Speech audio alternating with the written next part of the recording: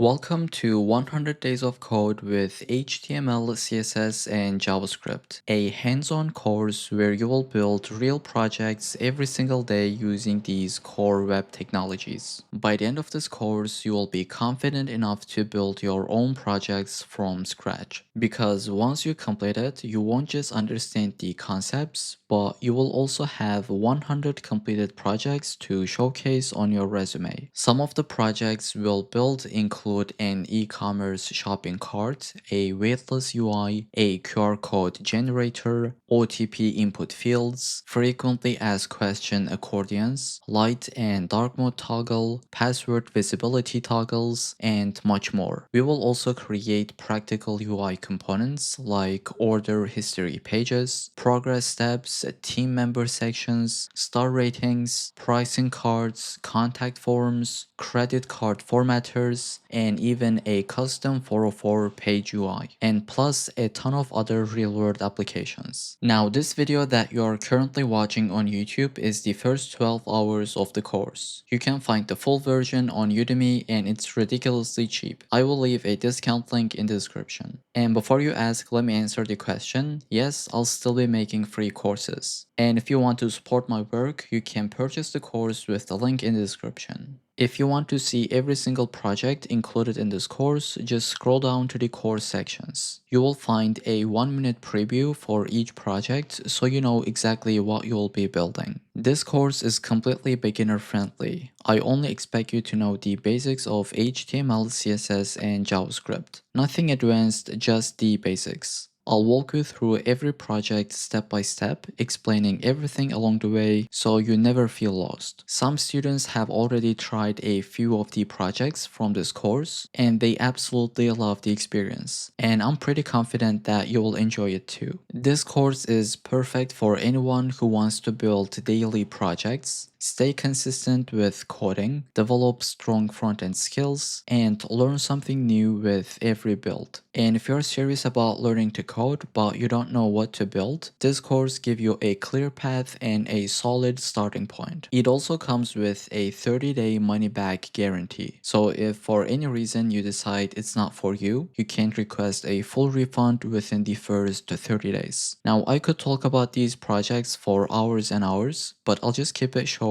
and I'll see you inside the course. I just wanted to let you know that recording this course took me a couple of months, but subscribing will take you literally a second. Alright, so before we start coding, let's try to set up our workspace. In this tutorial, I'll be using VS Code as my code editor. If you would like to have the exact same workspace that I do, you can go ahead and install it if you don't have it already. So just search for VS Code, click to the first link, and here you will see a big download button. Now it doesn't really matter if you have Mac or Windows or Linux, this tutorial will work completely fine. In this case, I'm using Mac, but once again, if you have something other than Mac, that's completely fine. Okay, go ahead and install it. Now then you need to open this up. And here I'll just show you my exact same workspace. So first off, for every single project, we are going to have 3 empty files. So we're going to have the HTML file, style.css, as well as the script.js. We will always start from scratch, like the content will be empty and I will walk you through it. Okay, so that's the first thing. Now in some projects, we are not going to have JavaScript. So in that case, we wouldn't have this file, right? Now let me walk you through the extensions that I have, or the most important ones. So a lot of people ask me what theme that I use. So it looks this clean, like the colors are looking very good. Let me just, I don't know, generate something. So for this color theme, I am using Houston. It is free. You can go ahead and install it. Once you install that, just say set color theme. Okay, click to it and you should be good to go. Now the other thing that I have is the live server extension. This is something that you should definitely have. Go ahead and install it. Now what this does, let me pretty quickly display. Here I have an empty, let me just delete this part. I have an empty index.html file, right? Here I'll put h1, I'll say hey, and I'll save. Now we'll say open with live server. Now when we go here, let me put them side by side. Alright, so I just have them side by side. Thanks to this extension, whenever you put something, and save, it'll reload immediately. But if you don't open this up with the extension, whenever you update, every single time you have to come here and then reload it, which is not really convenient. So that's one of the most important extensions. The other one that I'll be using in this course is the Google Fonts. Let's search it. I'll maximize the screen. Okay, go ahead and install it. Now, this is going to allow you to import Google Fonts while being within the VS Code. So once you install it, then you can come here, let's say, go after the title. You can press Command Shift P, okay? Command Shift and P. If you're on Windows, this would be Control. Go ahead and press that. You're gonna get a palette. Then here you can say Google Fonts. Then we'll just select the insert link. So click to it. After a couple of seconds, you're gonna see all the fonts that we have in Google. So we can say something like Poppins, right? And this is going to install the font family. And we'll be using this a lot. This also works in CSS file. Let's go right here. I'll just give you an example. Once again, Command Shift P, and we'll say Google Fonts. This time insert, insert as CSS import. So click to it. You can get any font family. As you can tell, it's going to import it. So this is something that we'll be doing time to time. For that reason, I want you to install this extension. Now, another important thing is the code formatting. So notice how if I add some extra spaces, once I save, it nicely prettify my code, right? For this, I'm using another extension called Prettier. Go ahead and install it. It should be this one. I'll zoom out so you can see it clearly. Okay, so go ahead, install that. Then scroll to the bottom and maybe copy this part, okay, the very first line. Once you copy it, you can press Command Shift P and you will say Open User Settings. Make sure you have, the JSON right here. Okay, go ahead and run this. You will get this file. Then you would like to paste it somewhere. It could be anywhere, like I would say go at the very bottom and paste that line. Since I already have it, it is warning me, but you get the point. You're not going to have this. So just go ahead and paste and save this file. The other thing that we would like to do, pressing Command Shift P, going under the settings. I'm sorry, we don't really need to go into the settings. So just stay in this file and here type this out. So I already have it. So you can again just have it at the very bottom. It's completely fine. Type this out. Let me zoom in exactly in this way. So editor.format on save and colon, then make it to be equal to true. Now what this does is basically whenever you save, right? Let's say once you save, it's going to format it on save. Now, one of the other extensions that I'm using is called VS Code Grade Icons. Okay, so I'll just try to zoom out so that you can see it clearly.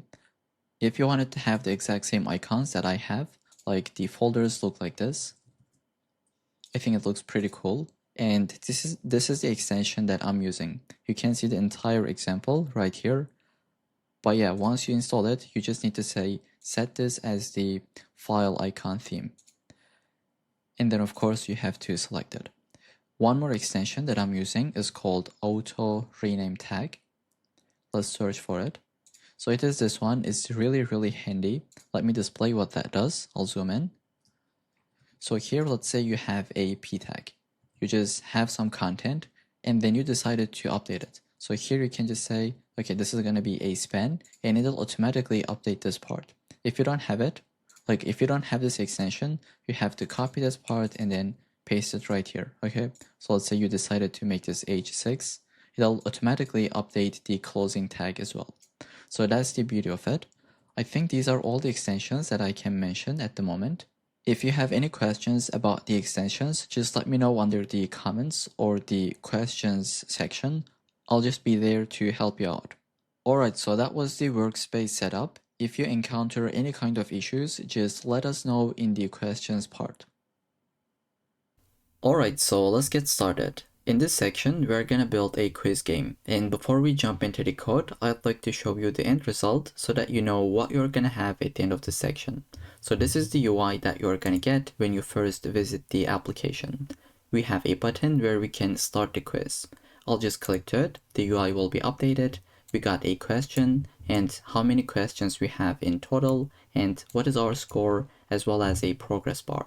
So let's go ahead and answer some of these questions correctly and some of them incorrectly. So here we go, we got different feedback depending on our answer, right? So let's try to complete it. Okay. Now, once we are done with it, we are going to get a feedback as well as how many correct answers we have.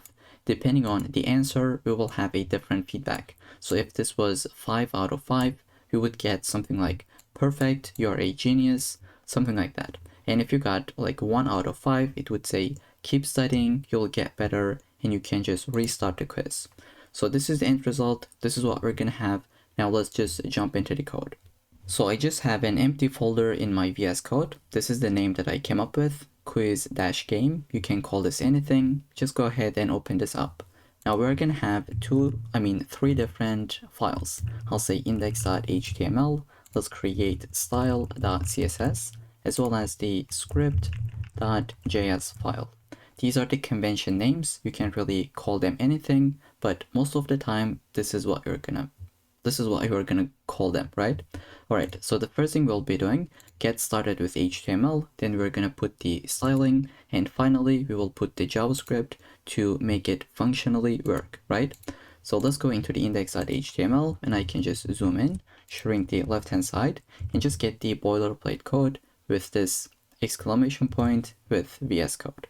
All right, let's just put the title, let's say quiz game, and then we can link our CSS file, right? We can say link :CSS. Here we go. If your file name was something like styles, let me put styles.css, then you would come here and update it. But if you go with the style, this is the benefit in VS Code, right? If you just say link CSS, it is the correct name. Okay, so this is one thing that I'd like to mention at the beginning. Now we'll go ahead and build the HTML part, right? The markup. So I'll go ahead just right inside the body. I'll say I'll have a div that will be my container.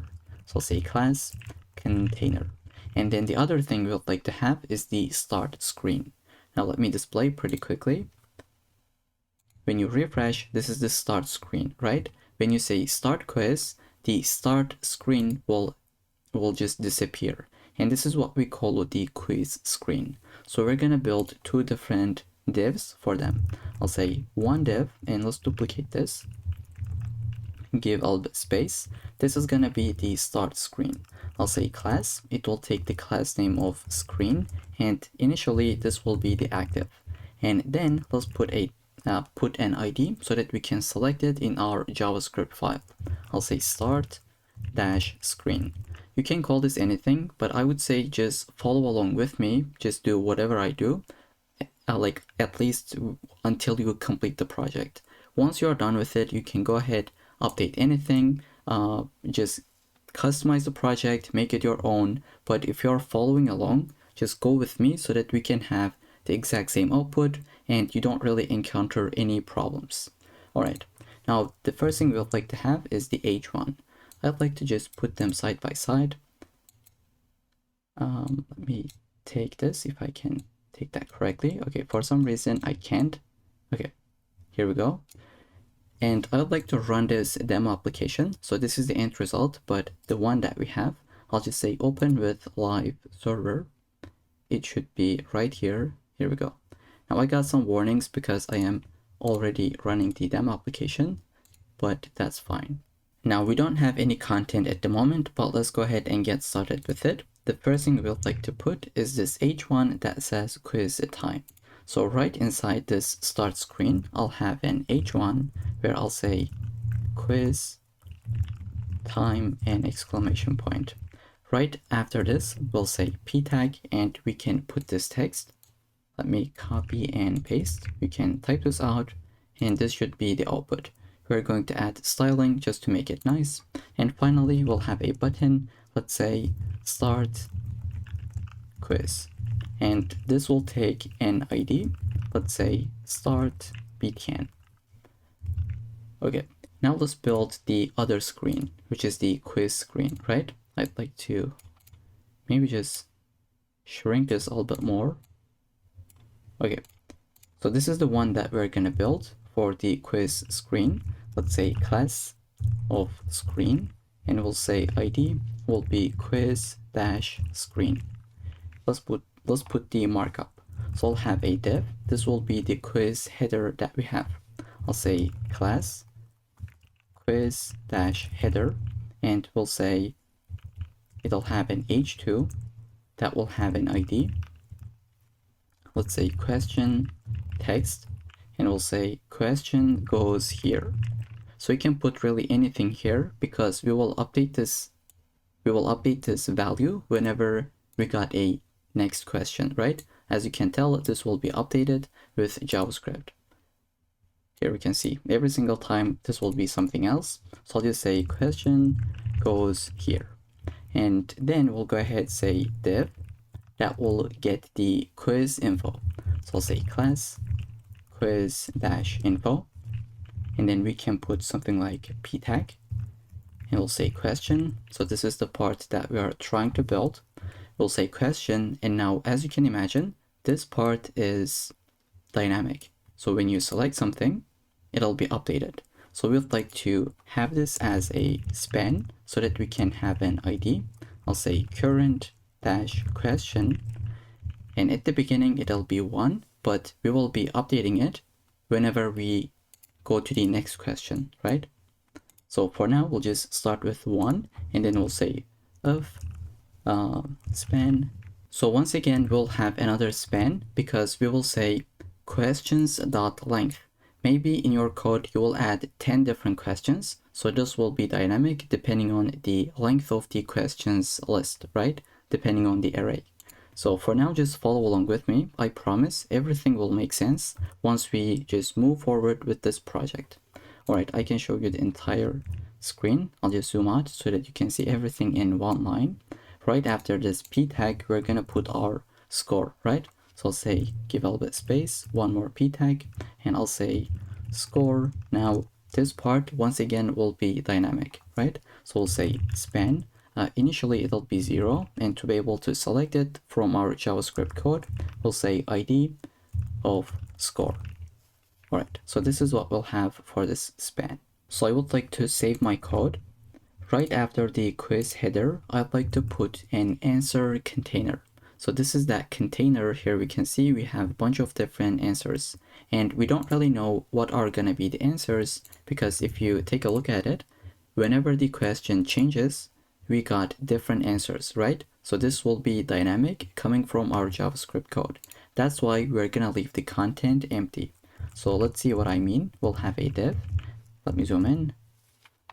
So we have the div, we'll say ID of, let's say, answers container, and this will take the class name of the exact same thing. Let's say answers container. So we'll use the class to give some styling, and we'll use the ID to be able to select that query selector, right?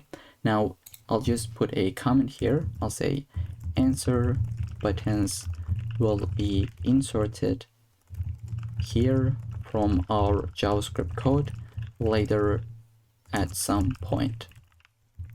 Okay, so this is what we're gonna have for the answers container, just an empty div.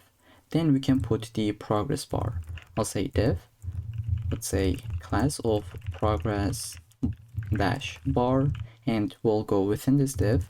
We'll have one more div with the, let's say, ID of progress and class of progress, just like that. The content will be empty. We will calculate it depending on where we are, right? Okay, now let's save. This is what we'll have. And finally, we're gonna have the result screen, right? Let me just pretty quickly complete this. Okay, so this is the result screen that we're gonna have. Right after the progress bar, as well as this div, which is our container for the quiz screen, right? We'll have one more screen. Let's say div, this is the very last one, and we'll say ID will be result dash screen. And at the beginning of this tutorial, I said we're gonna have 2 screens, but my bad. Turns out we are gonna have 3 different screens: the quiz screen, result screen, as well as the start screen, right?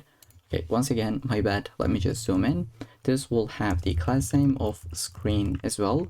And if you say active on this one, which is what we're gonna be doing once we complete the project, this is what you would see. But initially, this will not be the active. Then we can have an H1, let's say quiz results. Then we're gonna have this text, this one, and then the button. I'll just say div class name of result dash info will have a p tag. Let's say you scored in the span, because this will be dynamic. Let's say initially it'll be 0, and then ID of final score within this p tag, but outside of the span, we'll say out of. I'll just zoom out so that you can see it clearly. We'll put another span. Let's say this will take the ID of maximum score, and we can say something like 5. And right after this p tag, we would like to put the result message. So I'll just say div, let's take the ID of result dash message. And for now, we can say something like good job, but depending on your performance, you'll see something else, right? And we're gonna put this in our JavaScript code. I'll say good job. Then finally, I think that's it. The only thing we left is this button.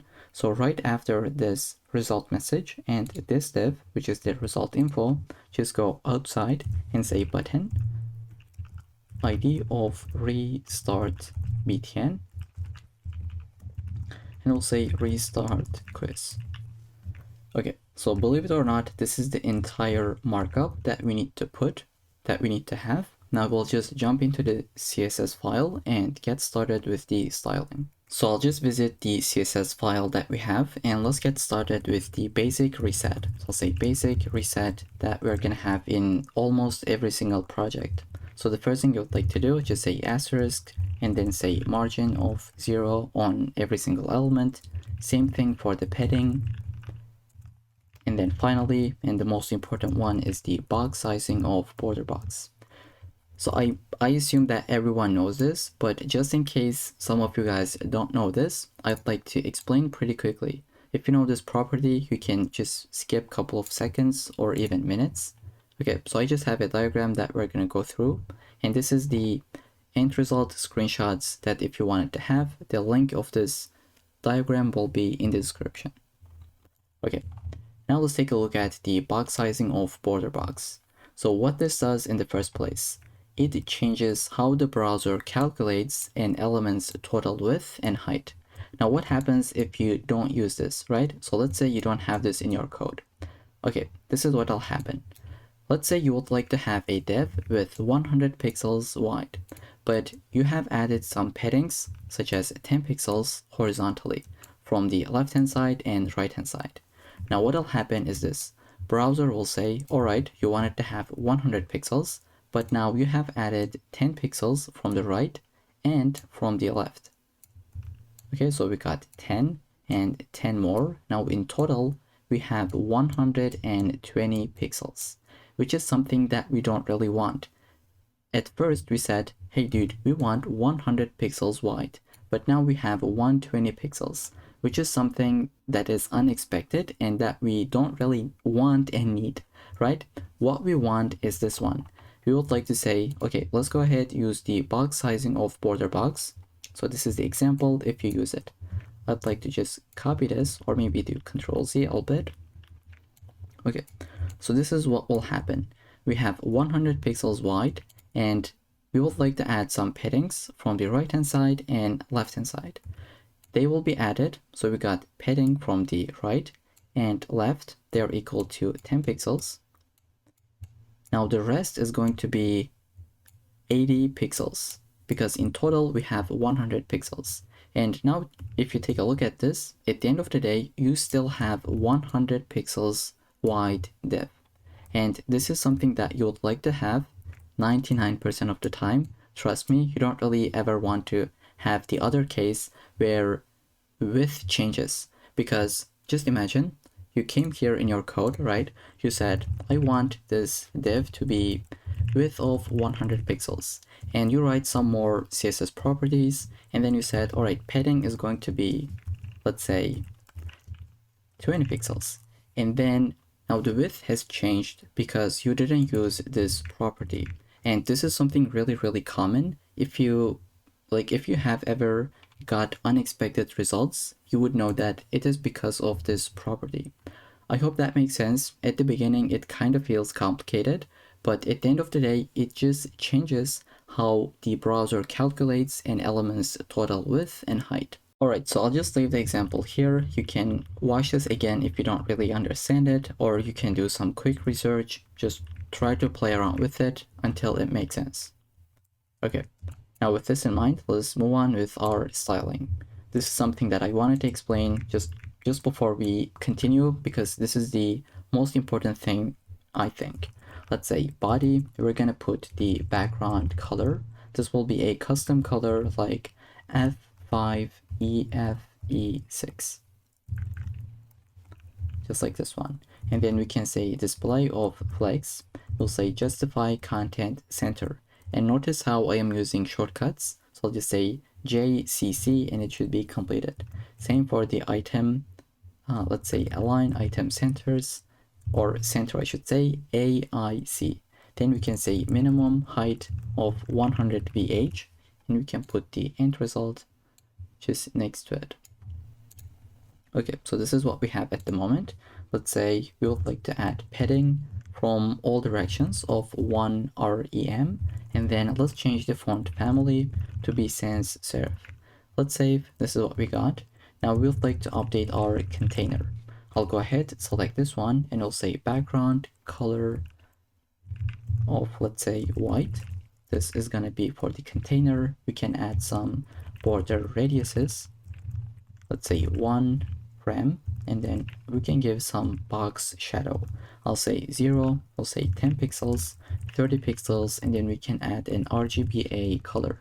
Let's say 0, and it'll be basically black, but we're going to change the alpha value. So I'll just say 0.1, which stands for 0.1. If you wanted to, you can change this, let's say like 0.7.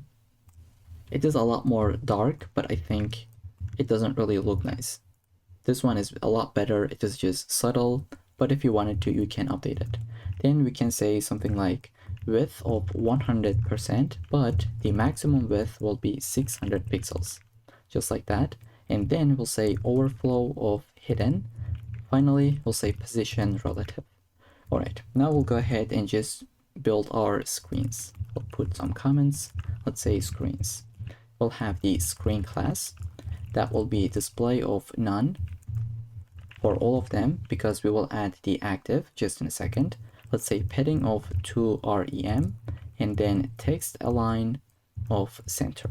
Now everything will be disappear. Let's comment this. Okay, this is what we're gonna have only if we have the active class. So we'll say if screen has the active class, we'll say display of block. Here we can see. And if you take a look at the HTML code, we have the active class. Let's see, we have the active class on start screen. If you cut it from here and put it onto the quiz screen, here we can see now this is active. So I hope that makes sense, but initially this start screen should be active. And by the way, I have an additional folder. It's because I am running the end result as well as this demo application. They are both on a different port. VS Code just added this. If you don't have it, it's not really important. It is just a configuration file that I'll delete at the end of this section. All right, now let's go into the CSS file and keep building our styles. Here I'll go ahead and just add the start screen. Okay, I'll select this start screen. Let's go ahead, select the ID. I'll say H1, and we can say color of, let's say, E86, A33. And I'll say margin bottom of 20 pixels. Then we can say font size of 2.5 REM. Okay, let's say if this is what we got. This should be active on the start screen. Okay, I have a typo, that's why it did not work. Here we go, now it has been updated. Now let's move on. I'll just go at the very bottom. I'll have the quiz screen. So I'll say dot quiz dash header. You'll say it'll be margin bottom of 30 pixels, or you can go with 2 rem. It should be the similar values. And then we'll say question dash text. We can add some more styling to the colors like 333, and then we'll say font size of 1.5 rem. Let's say margin bottom of 1 rem, and finally line height, let's just increase it by 1.4, and then we can say update the quiz info. I'll say quiz dash info. We'll go ahead and say display flex, and you can always take a look at the end result just by going into the diagrams. Okay, so we're going to be building the quiz info, which is this part, I believe, right? We have something on the left, something on the right, etc. And we'll say display flex. Let's say justify content.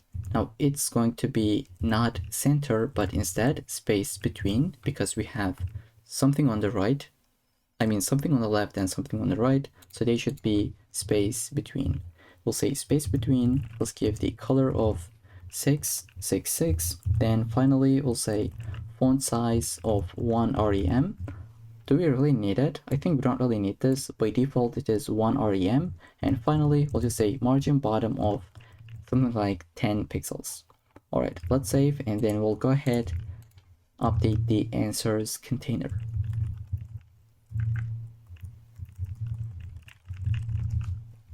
Okay, so right here I'll have display of flex, but this time it'll be flex direction of column, because as we can see we have something at the top, right? And then it is just going in the column direction. Then we'll go ahead say gap of 10 pixels. Finally, margin bottom of 25 pixels, let's say. Then we can put the answer button. So every single one of these that you see, let me change the color pretty quickly. So this is an answer button, this is an answer button, right? Every one of them is an answer button. So let's go ahead and build it. I'll say dot answer dash btn. This is the class that we had. Now we'll just say background color of this custom color F8, F0, and E5. Then we'll go ahead update the color itself. Let's say it'll be 333. Then let's update the border. I'll say 2 pixels in the solid, and color of EAD BC8. Alright, we'll go ahead say border radius.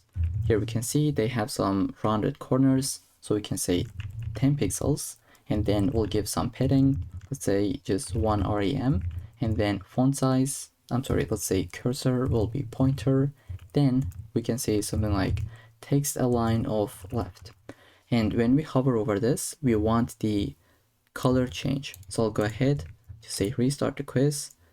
Here we can see the background changes. So we can say something like answer btn hover, and we'll say let's say background color will be updated to this value. I'll say EAD BC, but it'll be 8 this time. And then we'll say border color will also be updated. We can say border color. This will be DAC0AE. And let's actually take a look at what we have. So currently we cannot see that part because we don't really have the answers, right? We don't really have anything in the markup. This would be inserted. So we cannot really test it out, but we can take a look at the end result. And I want this transition to be like smooth, as you can tell right here. It just slowly fades in, so we can go ahead and add it right here. I'll say transition will be on everything, let's say all, and it'll be 0.3 seconds, and we can say the ease function. Okay, then we can change the correct and incorrect styles. I'll go ahead and say answer button dot correct. So if it is correct, we're gonna get this green feedback. I'll say background color, it'll be this one, E6, FFF, and 0. So it is kind of like greenish color. And then we'll have border color. It'll be something different, like A3F0C4. Finally, the color itself, it'll be 28A745. Now let's duplicate this basically. I'll select everything, duplicate this, but this time it'll be incorrect. And for the colors, please feel free to go ahead, pause the video, type this out. This is what I'll be doing, just copy and paste, and then we can move forward with the progress bar. Here I'll go ahead, say, select the class, and we can give it a height like 10 pixels. Then we can say background color of, let's say F8, F0, and E5. And this should have the hash at the beginning. Then we'll say border radius of 5 pixels. It is just a little bit subtle, as you can tell. Then we'll say overflow of hidden. Finally, we can give some margin top of something like, let's say 20 pixels. And then we'll just get the progress itself. So one of them is the container, right? This is the container, and this is the progress itself. I hope that makes sense. We'll say the height will be 100%, so it'll just fill the container. Then we can say background color will be something like this value, E8. Do we have it already? Okay, it is this one. As you can tell, we have used it previously in this button and in the title. Here I'll go ahead, say width of this. Initially it'll be 0%, right? When you first start the quiz, you don't really see it. It has width of 0. And as we move forward, as we select something, it'll just get incremented dynamically from our JavaScript code. Then we can add some transition, like transition will be implemented on the width, let's say 0.3 seconds, and ease. You can give one of them, but I'll just go with this one. Then we can finally add the results screen, which is going to look like this. Here, let's go ahead, select that one, and maybe I can add a comment like result screen, and just scroll a little bit to give some space. Here I'll just select my, let's say ID. I was going to say class, but it's an ID. Let's say result dash screen, and we'll select the H1. So I'll give the color, this classic color that we have, and then we'll say margin bottom of 30 pixels. Then we can select the result dash info. Here I'll go ahead, say background color will be this value. So it is F8, F0, E5, and we'll say border radius of 10 pixels. We'll give padding of 20 pixels, and finally margin bottom of 30 pixels. Then we can select the P tag itself. Here I'll say result info and P element. We'll say it'll have the font size of 1.2 rem. We can give the color, which is going to be 333, and finally margin bottom of 1 rem, let's say. And then we can select the result message itself, which is this one, right? We got the P, we got the H1. Now it is time to get the result message itself. I will select it with the ID. So this is the font size, the font weight, it'll be a little bit bold, right? And then the color itself. Now we can change the button itself in general, right? We can say just select the button elements. We'll say background color will be the primary color that we have so far. Then we can give the color itself to be white, and we can say border will be none.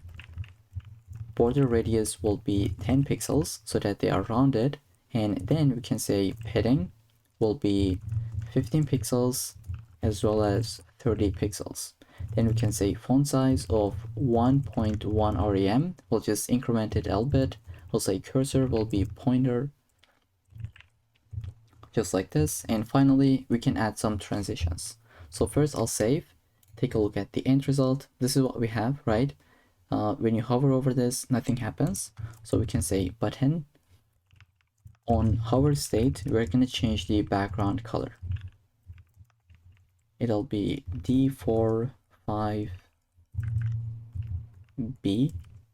as well as 28. but there is no any transition, so we can go ahead add the transition on the background color, just like what we have done previously. So now if you take a look at it, there is a transition. I think we are missing the margin top or margin bottom from this text. So let's see if I have a typo, then we can fix it. It should be in the start screen. So we are just missing this p tag margin bottom, and here is where it comes from. I'll just add this 5 lines of code. We selected the p tag under the start screen. We added some margin bottom and some other styling like color and font size. Let's save. Here we go, now it has been updated. And just before we jump into the JavaScript file, what I'd like to do, just scroll to the very bottom and add some media queries so that our application is responsive. Let's take a look at the end result. So I'll just try to refresh my page and try to open up the DevTools. So whenever we hit 500 pixels, just take a look at this. The UI will just change a little bit. So everything will shrink, as you can tell. Let's take a look at the quiz screen. Once I hit 500 pixels, everything just shrinks a little bit so that it is responsive and it is looking nice in our mobile phone. So this is what we'd like to do. Just update some stuff whenever we hit 500 pixels and below. So I'll just say responsive design, and we'll say add media. Then we can say something like maximum width of 500 pixels. So this will basically tell to the browser whenever we hit, so let me type, when we hit 500 pixels and below, go ahead and just implement the styles below. Okay, so I hope that makes sense. Let's try to get started with it. The first thing we would like to do, just maybe update the padding on the screen. So I'll just say we have the screen. We would like to change the padding to be something like, let's see what we had previously. I don't really remember. Let's take a look at it. Okay, so padding is 2 rem. By default, it is equal to 32 pixels. So we can basically shrink this to half. So I'll just say 1 rem, right? Then we can change the font size of the H1. So I'll just say start screen H1. It should be font size of, let's say 2 rem. What it was at the beginning. Did you update it? Okay, so it was 2.5. Now we'll just update it to 2, right? 2 rem. And then I'll add a couple of more things. That is not really hard. That's just super simple. This is what I have added. The question text, answer button, and the button itself. Now let's save and try to see. So this is our application. When we hit 500 pixels, it just changes a little bit, right? Okay. You can pause the video, change anything that you wish, but these are the values that I'll have. Now that we have the styling as well as the markup, we are ready to get started with the JavaScript file. Now, before we write anything here, we would like to link this file from our index.html file. So just right above the body, I'll say script and select this source option. We'll just say script.js. Okay, now this file is linked to our website, and that means we can go ahead and get started with it.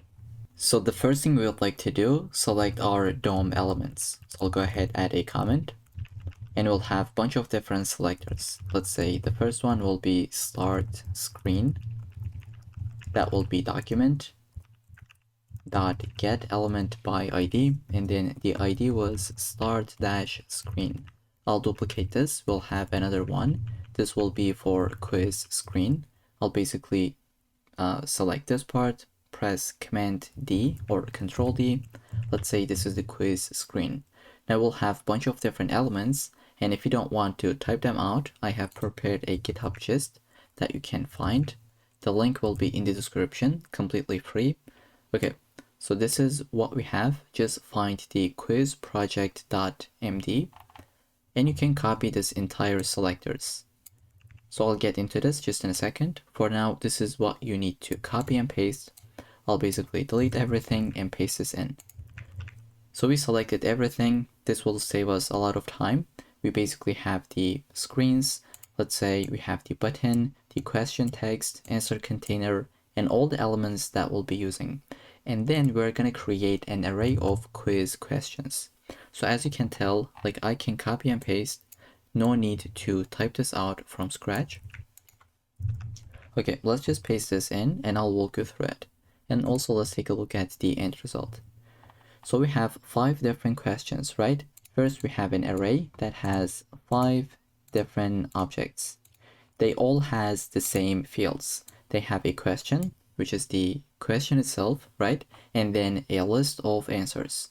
And each answer has a text, as well as if it is the correct answer or not. So in this question, the Paris is the correct answer, right? So that's why we said this is true, the others are false. And depending on this field, we will give this kind of an feedback. So I hope that makes sense. You can add a lot more questions, but for now, I'll keep it simple. Just have only 5 different questions. Okay, now we can shrink this list and just scroll to the bottom, get started with our variables. So I'll just say quiz state vars, and we'll have 3 different variables. So I'll say let current question index. At the beginning, once you start the application, you will start from the very first question. That's why we'll say 0. And we'll say let score, which will be equal to 0 at the beginning, and answers disabled boolean, which will be equal to false. Now, why do we have this field? It's because, let's say you click to this answer and you immediately click to it again. You don't really want the score to be incremented, right? When you first click to it, it'll be disabled until we get the next question. I hope that makes sense. Really important field that we should have. And then we can now update our question and total counters. So what do I mean? Let's say total questions span. This is the element that we just selected right here. We will go ahead, select this, and we'll say the text content will be equal to quiz questions dot length. So this is what I have explained previously. Let me go ahead and save. And if we say start quiz, nothing happens, but we will just see this in a second. Now I'll also say the maximum score span will be equal to text content of quiz questions dot length. Okay, we'll just see these 2 different lines, what they do in a second. Then we can add our event listeners. Let's say start button dot add event listener, right? Once we click to it, we would like to do something, which will be the start quiz method. Let's go ahead and create it. I'll say function called start quiz. For now, we'll just leave it empty. Or you know what, let's actually say console log quiz started. And let's duplicate this one. And this time it'll be for the restart button. Sorry, we'll say click restart the quiz. And this will be another function that we'll just build. So we can duplicate this one and say restart quiz. Okay, now let's open up the terminal. I'll just click to this one. Okay, what do we have? It says text content. Where do we have? Do we have a typo? Let's see. So I think we have some kind of typo because one of these is equal to undefined. So let's take a look at this. It is called total questions. I'd like to open up my index.html file. Do I have any typo? Let's say total questions. And it looks like I don't even have this field. Now let's see what are we missing. So right here, when we said one of, it should be 5, but we'll add this ID that says total questions. Okay, just go ahead, add this field. We forgot to add that, but now we should be good to go.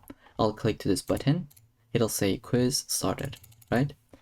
Okay, now that we have the methods, we can, I think, just start building them. So the first thing we would like to do, let me first zoom in. Once we start the quiz, we would like to just reset our variables. So here I'll say reset vars, and we'll say the current question index will be equal to 0 because we are just starting the quiz. Score will be equal to 0, and we will just update that span. Let's say score span dot text content will be equal to the score variable, which is equal to 0.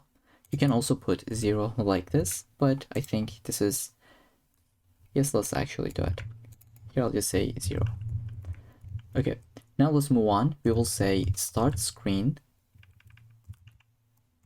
dot class list dot remove the active class, because we just started the quiz. We would like to make the quiz screen to be active. Here I'll say go ahead, select the quiz screen and add a class list of active. So I'll just save and test this out. I'll click to this one. Here we can see now this is active. The other one is not active. Okay, then we would like to say something like show question. So we're going to show one question at a time, and we can put it into this function. So let's copy the name and create a function right here. Okay, once again, we are going to reset the state. That will be answers disabled of false. Because if we are going to show the question, we would like to not disable the answers, right? Here I'll go ahead, get the current question. So I'll say const current question. And we can say something like quiz questions. And we can add our index, which is the current question index. We got the current question. Now we can update the question number, right? Which is going to be this part. So here I'll say current question span dot text content.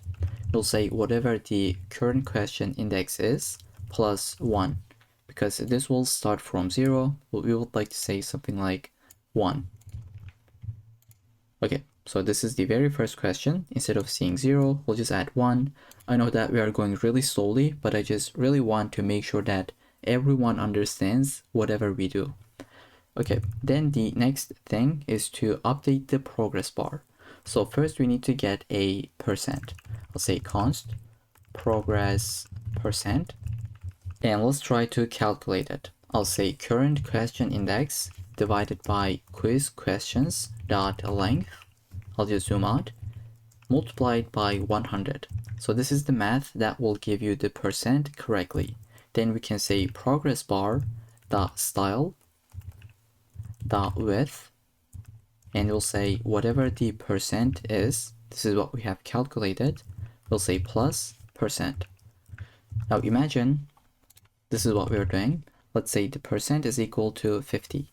Now the width will be 50%, so it'll be something in middle, right? This is exactly what we are doing. Then we can update the question text. Here I'll go ahead and say question text dot text content will be equal to current question dot text. I'm sorry, the question itself. Because if you take a look at this array, we have the field, which is the question. It is this part, right? And this is exactly what we are doing. And after this, we can clear the previous answer buttons. So I'll just say explain this in a second.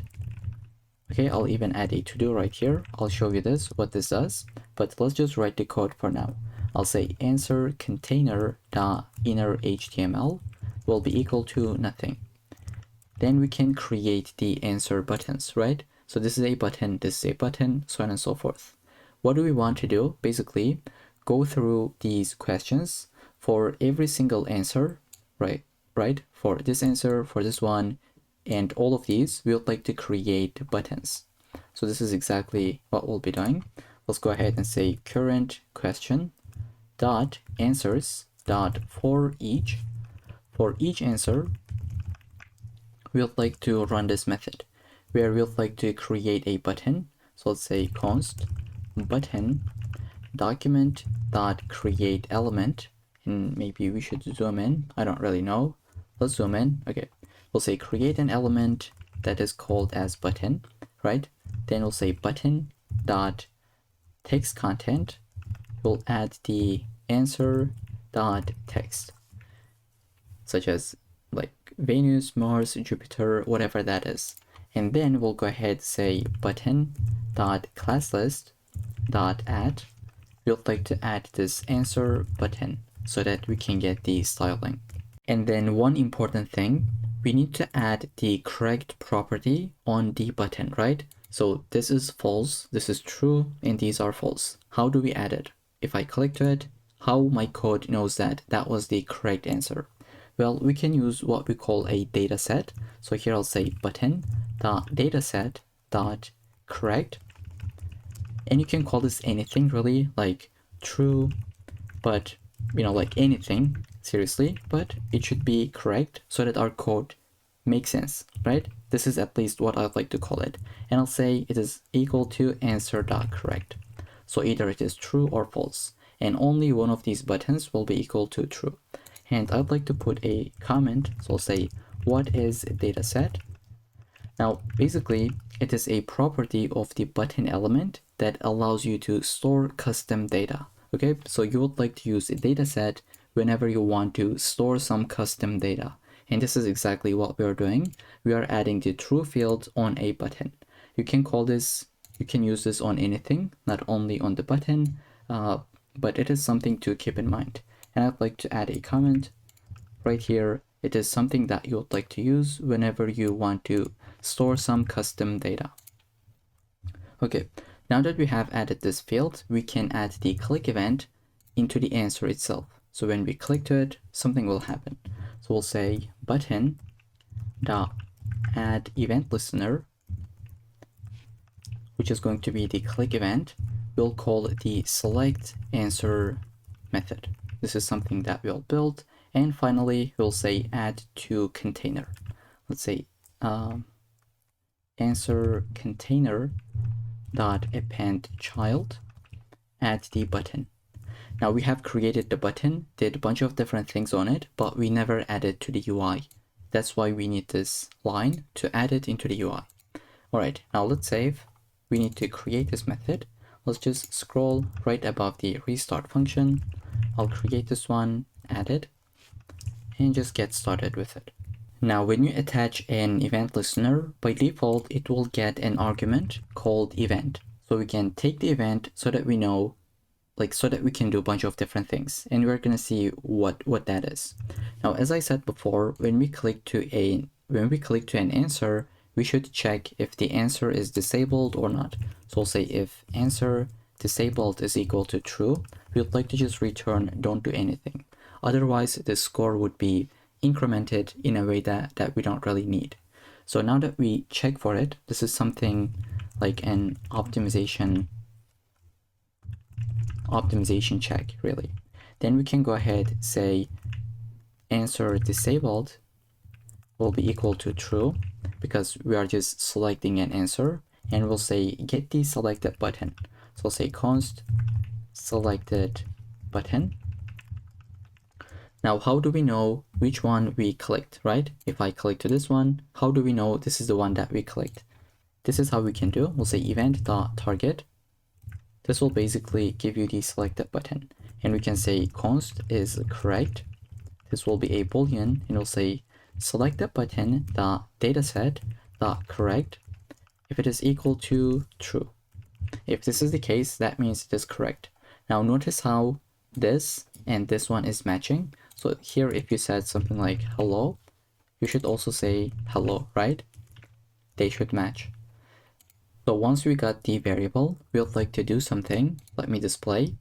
Now when we click to this one, we are getting some kind of a feedback. If you select the wrong answer, you get another feedback. So we would like to add a class that would update it. And this is exactly what we'll be doing.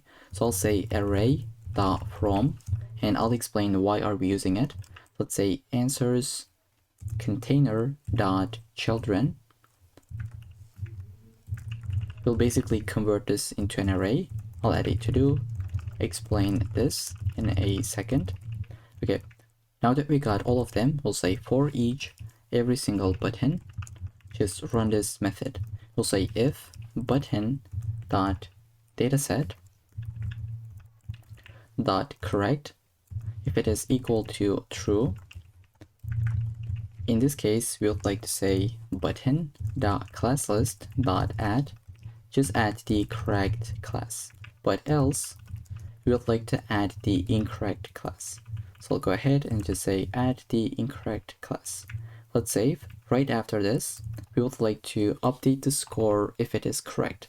So say if is correct, go ahead, say score plus plus, which is equal to 1, and we'll say score span dot text content is equal to score itself. Here we go. And just before we move on with the next question, we would like to just wait a second, right? Here we can see we have 1 second of delay right here, and then we move on. So this is what we would like to do. And if you want to add some delays, you would use the set timeout method, which would take a callback, as well as the timeout, which is going to be in milliseconds. So let's say we would like to wait about 1 second. So let's put 1000 milliseconds, and then we say current question index will be incremented. Then we'll say if current question index is less than quiz questions dot length. Now what are we doing here? Let me add a comment. I'll say check if there are more questions, or if the quiz is over. Because if the quiz is over, we're gonna see this screen, but else we'll just show another question. So if this is the case, that means we can show more questions. I'll just say call the show question method, but else we'll just say show results, which is another method that we need to create. So let's move on. We are almost, we are near to complete this file, and I'll walk you through it from start till the end. Okay, so if we want to show the results, we need to first hide the quiz screen and show the results screen. So this is what we'll be doing. Let's say quiz screen dot class list. You would like to remove the active class, and you would like to duplicate this. This time you would like to add the active class to the result screen, just like this. Then we would like to update the final score text content to be the score itself. Then we'll go ahead and say, so we will say something like good effort, or you're genius, or you're really bad, depending on the percentage, right? So here I'd like to say get the percentage. That will be equal to score divided by quiz questions dot length multiplied by 100, and I'll say if this is equal to 100, then we can say something like perfect, you're a genius. But we'll add a bunch of different else cases. So I'll say else if, and instead of typing them out, I just paste it. Here we can see we have else if of 80% and above, great job. Here 60 and above, good effort, all the way down to 40 and below. We'll just say keep studying. So this is really basic, that's why I didn't want to type this out. Let's leave the restart quiz functionality, or let's just build it. It's really simple. Then we'll just test out our application. Here I'll go ahead and say something like result screen dot classlist dot remove. It will just remove the active class. Then we can say start the quiz itself, because we're just restarting it, right? Let's save and give it a go. I'll refresh my page and say start the quiz. Here we go. Let's put the correct answer.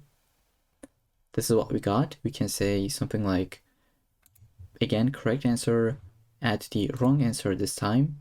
And there is one thing that is different from the end result. So if we select the correct answer, the wrong ones are also displayed. So we can fix it by scrolling to the top, where we have this else case. Here I'll say else if the button is equal to select that button, only then we would like to do this actually. Now let's save and give it a go. I'll put the wrong answer. This is what we got. We don't really see the wrong on all of them. I think it just makes it a lot more cleaner. Let's put the wrong one. Okay, so I hope that makes sense. Now we have some to-dos. Just before we get into it, let's complete the app, complete the quiz. Okay, we can restart it. Everything works as expected. Now let's take a look at the to-dos that we have. So I will just go ahead and delete this for a second and try to run my quiz, give it an answer. Now in the next run, as you can tell, the previous answers did not got removed, right? We got the new answers, but the previous ones are still here. So that's why whenever we show the questions, we would like to first get rid of the previous questions. So we say the answer container will be equal to nothing, right? Just go ahead, clear the content. I hope that makes sense. That was the very first to-do that we have. Now I can delete this to-do. And the other to-do that we have, let's just search for it. Okay, so we need to explain this array.from. Why do we need it in the first place? Now the short explanation is this is not an array. First we need to convert this to an array so that we can use dot for each method. But the longer answer is, let me try to explain by displaying it. So I will copy this, and whenever we start our quiz, I'll just say console log this into the terminal. Okay, let's open up our terminal and just try to see this in action. I'll say start the quiz. Now, as you can tell, this is an HTML collection, and you cannot really say something like children dot for each. So I'll try to do it. I'll say, get the element and say console log the element itself, right? Now, if you take a look at it, we should get some errors because you cannot really use the for each method on it. But if you wrap this with array.from, just like this, now this entire thing is an array. You can use for each on it. Let's save and take a look at it. Here we can see, even though we got undefined, but we didn't got any errors. That means it is working. And this is exactly what we are doing. So I would like to put a comment right here on this to-do. So I just deleted that to-do comment, and this is what you're gonna have instead in the source code. And there is one thing that we are missing just before we end this section, which is the progress bar. It's because I am missing, I am having a typo. This should be double S, so progress, just like this. Now if we save, hopefully it should be right here working properly. And the other thing that we have that is missing is the score variable. Now it is working correctly, but once we restart the game, it is going to crash. So notice how we have 3 in this game, and if I say restart quiz and go with this one, now it is 4. Well, the reason is when we said reset the variables, here I just said we are gonna add the score that will be equal to 0. And then for some reason I have deleted that. So I don't know why I've done this, but this should be right here so that when we start the quiz, it will be equal to 0. Now let's pretty quickly go over this once again. So we're gonna have maybe 3 points once again. But if we restart the quiz and go with the correct answer, it should be 1, not 4, right? So that's something to keep in mind. And with this, I think we just completed the entire project. Everything is working as expected. So with that, I'll see you in the next project. In this section, we're gonna build a color palette generator. And this is the end result. Let's take a look at it, how that works. And then we'll just jump into the code and build the actual application. So when you first refresh the page, you will get a different color palette that you can copy either from the box itself or with the copy button. And then you can generate a new palette as much as you want. Every time you will get different colors. So with this in mind, let's go ahead and build our actual application. Okay, so once again, I have an empty folder called color palette generator, and I have 3 empty files, right? 3 empty files. So let's get started with the HTML. I'll get my boilerplate and let's say color palette generator as our title, and then we can link our CSS file as well as the JavaScript file at the very end of the body. Maybe we can say source will be the script.js file. Okay, now we'll go ahead and just get started with it. So the first thing I'd like to have is this container, right? Let's say container, which will be this white box that we can see. And then we'll just put the generate button. So we'll say button, let's give it an ID like generate -btn, and then we'll say generate palette. Okay, now I'd like to have this icon, right? This tab icon on the left hand side. And how can we put this?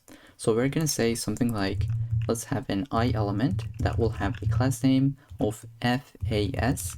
FA will say sync alt. But if you save and try to see the output, let's say open with live server, we cannot see anything. It's because we didn't import the favicon, right? So let's go ahead and get the URL. I'll say cdn.js. From this website, we can search for font awesome. Okay, just go ahead, copy the link tag. And then we can paste it right here below to the title. And we should be able to get this button, as you can tell. Okay, now that we have the generate button, we'll like to go below to it and we'll have another container. So I'll say class palette dash container. And I think we forgot to add the h1 that will be above the button, but still inside the container. I'll go ahead and just say h1 that will have the, actually no class names. We'll just say color palette generator. All right, then we'll go into the palette container. We will just build our boxes. So as we can tell, we have 5 different boxes, right? So let's try to build them. I'll say color box 1. We'll have a div with the class name of color dash box. Then we'll go within this div, create another div with the class name of color. This will not have any content, but we'll say style will be something like this. Background color of, we can give the value, so you can choose any value that you wish. I'll just go with this default value. Let's say E1F5FE.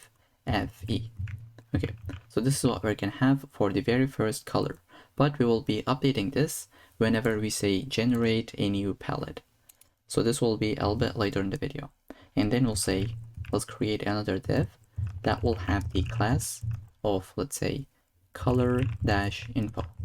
Then we'll go ahead, create a span that will hold the hex value and then an icon for the copy button. So this span will say this exact same value, but uppercase. So we'll say E1F5FE. Then let's give it a class. I'll say hex-value.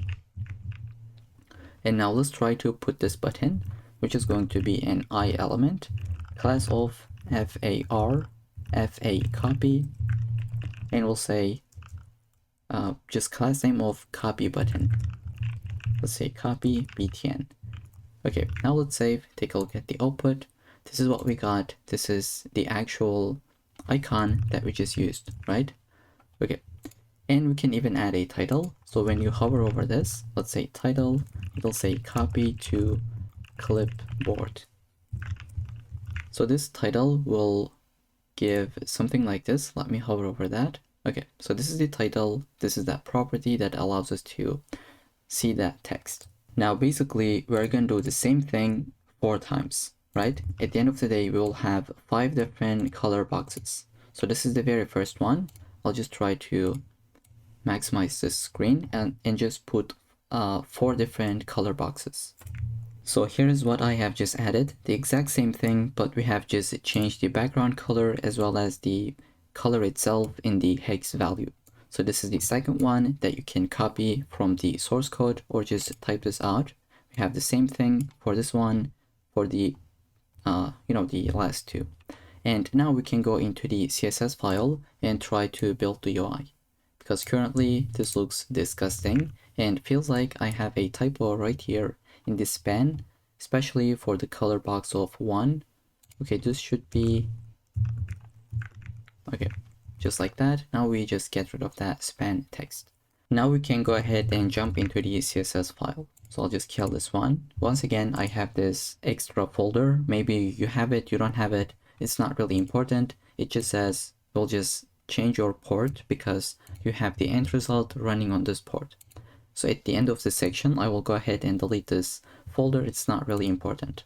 Okay, now we can just get started with our CSS file. So the first thing I'd like to add will be the basic reset. where you'd like to select every single element and say margin of 0 and duplicate this. Do the same thing for padding. And finally, we'll say box sizing of border box. Now, one thing that I'd like to do is to update the font family in my entire document. Now, the classic way of doing it, I'll show you a better way. So this is the classic way of doing it. You would just visit Google Fonts, right? Let's say Google Fonts, and then you would search for a font family.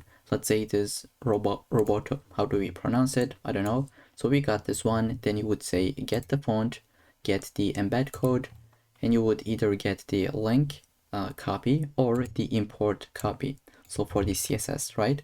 Let's say you would copy this and come back here, add this, then you can use it in your entire document.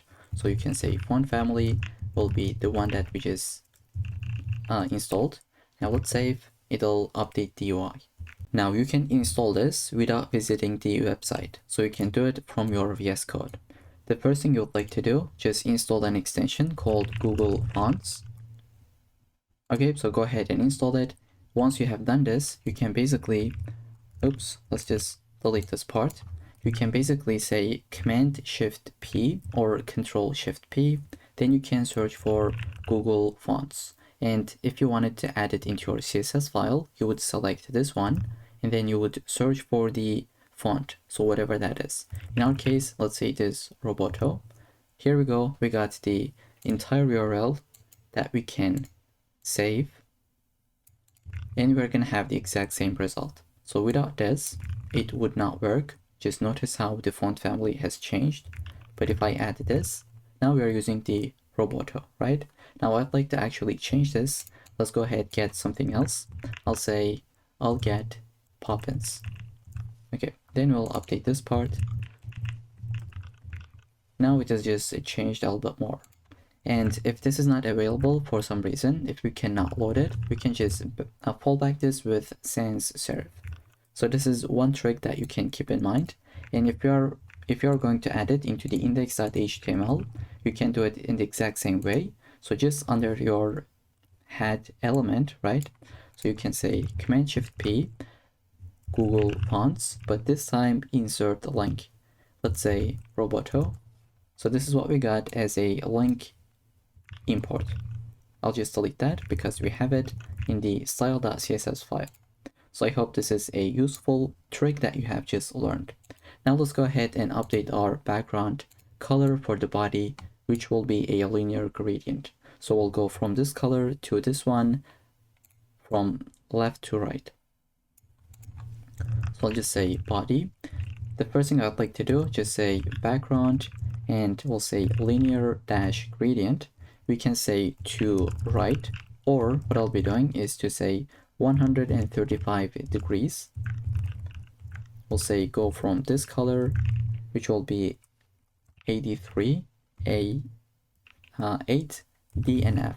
Okay, from this one to C3, CF, E2. Okay, then we'll just say minimum height of 100 VH, so it'll take the entire screen. We'll say display flex, align items centered, and justify content of center. Then we'll say padding of, let's say, 20 pixels. So this is the output that we got. Now we'd like to select the container, and we'll say the background color will be white. We'll say border radius will be 1 rem, which is equal to 16 pixels. Then we can add the padding of 2 rem. I'll say width of 100%, and the maximum width will be 800 pixels. Let's save. This is what we got, and I'd like to add some box shadow, just tiny bit. So I'll say 0 to 10 pixels, 20 pixels, and my color, which is going to be black. But we'll just change the alpha color to 0.1. It's really subtle, but if you'd like to increase it, you can definitely do so. Let's just actually go with this one. Then after the container, we can select our H1 and say text align of center. And then we'll say margin bottom of 1.5 rem. And we can maybe just zoom out a little bit. Okay, so this is the normal level that we should have. And then I'll say color of 333. I'll say position will be relative. You will see why. And finally, we can say something like padding bottom of 0.5 rem. Okay, now we'll be using position relative because I will create an h1 after element. We'll be using this after pseudo element to be able to add this underline. And this will be positioned absolutely right below to this text. Now let's see how we can make that work. Basically, we'll go ahead and just say position this absolutely, and then we'll say bottom will be 0, but we would like to position this in the middle, right? So we're gonna say take it from the left of 50%, and we'd like to take it back with transform of translate x of minus 50%. So this is that trick that we are using so that it is being centered correctly. And we'll say the width of this could be 50%. You can use any value, like I'll show this what this does in a second. Then we'll say height could be 3 pixels. So this is what we have, 3 pixels on the height, and we'll say background color could be this one. Let's say 667 EENA. Okay, then we'll say just add a border radius of 2 pixels. Now let's save. Probably we're not gonna see anything. It's because if you're using the pseudo element, you have to have the content property, right? I'll just add the content.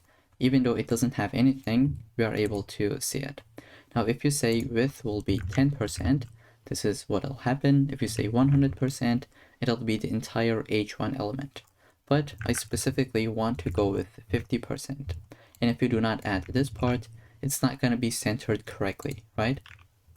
Because when you say left of 50%, it'll go from the left 50%, but it would be the starter point. So what you'll like to do, just take this 50% to the back. I hope that makes sense. Now this is working properly. And then we can now update the generate button. So I'll just scroll to right after this, and I'll say select the generate -btn. So I'll go ahead and say background. This is going to be a linear gradient from 45 degree from this color to this one. So this is what we got as the output. I'll just say the text color will be white. We can say the border will be none. Let's save. This is what we got. Now we'd like to say padding from top and bottom 0.8 rem, and from left and right 1.5 rem. So this is exactly what we got. Now we'd like to say border radius of something like 50 pixels. And then you will say cursor will be pointer. We'll say font size, or I'm sorry, font weight, let's say, will be 600. So it's a little bit more bold. Maybe we can go with 500. Okay, this is a lot more cleaner. Then we can say margin bottom of 2 rem. Here we go. And maybe we can update the font size, like let's say 1.1 rem. How would it look like? How about 1 rem? Okay, so we can definitely go with 1 rem, which is a lot more cleaner, right? Then we'll just go ahead, update the hover state. So I'd like to say generate -btn on hover state. We would like to basically translate this to the up direction, right? So I'll just say transform translate y -2 pixels. Now let's see, if I hover over this, it'll just go -2 pixels above. So let's say -20 pixels. It would be a little bit too much, right? Okay, and if you want this to go below, you would just say 2 pixels. Okay, I'll go with 2 pixels, -2 pixels, and we can give a little bit of box shadow on the hover state, like 0, 6 pixels, 10 pixels, and then our color, this will be a little bit different.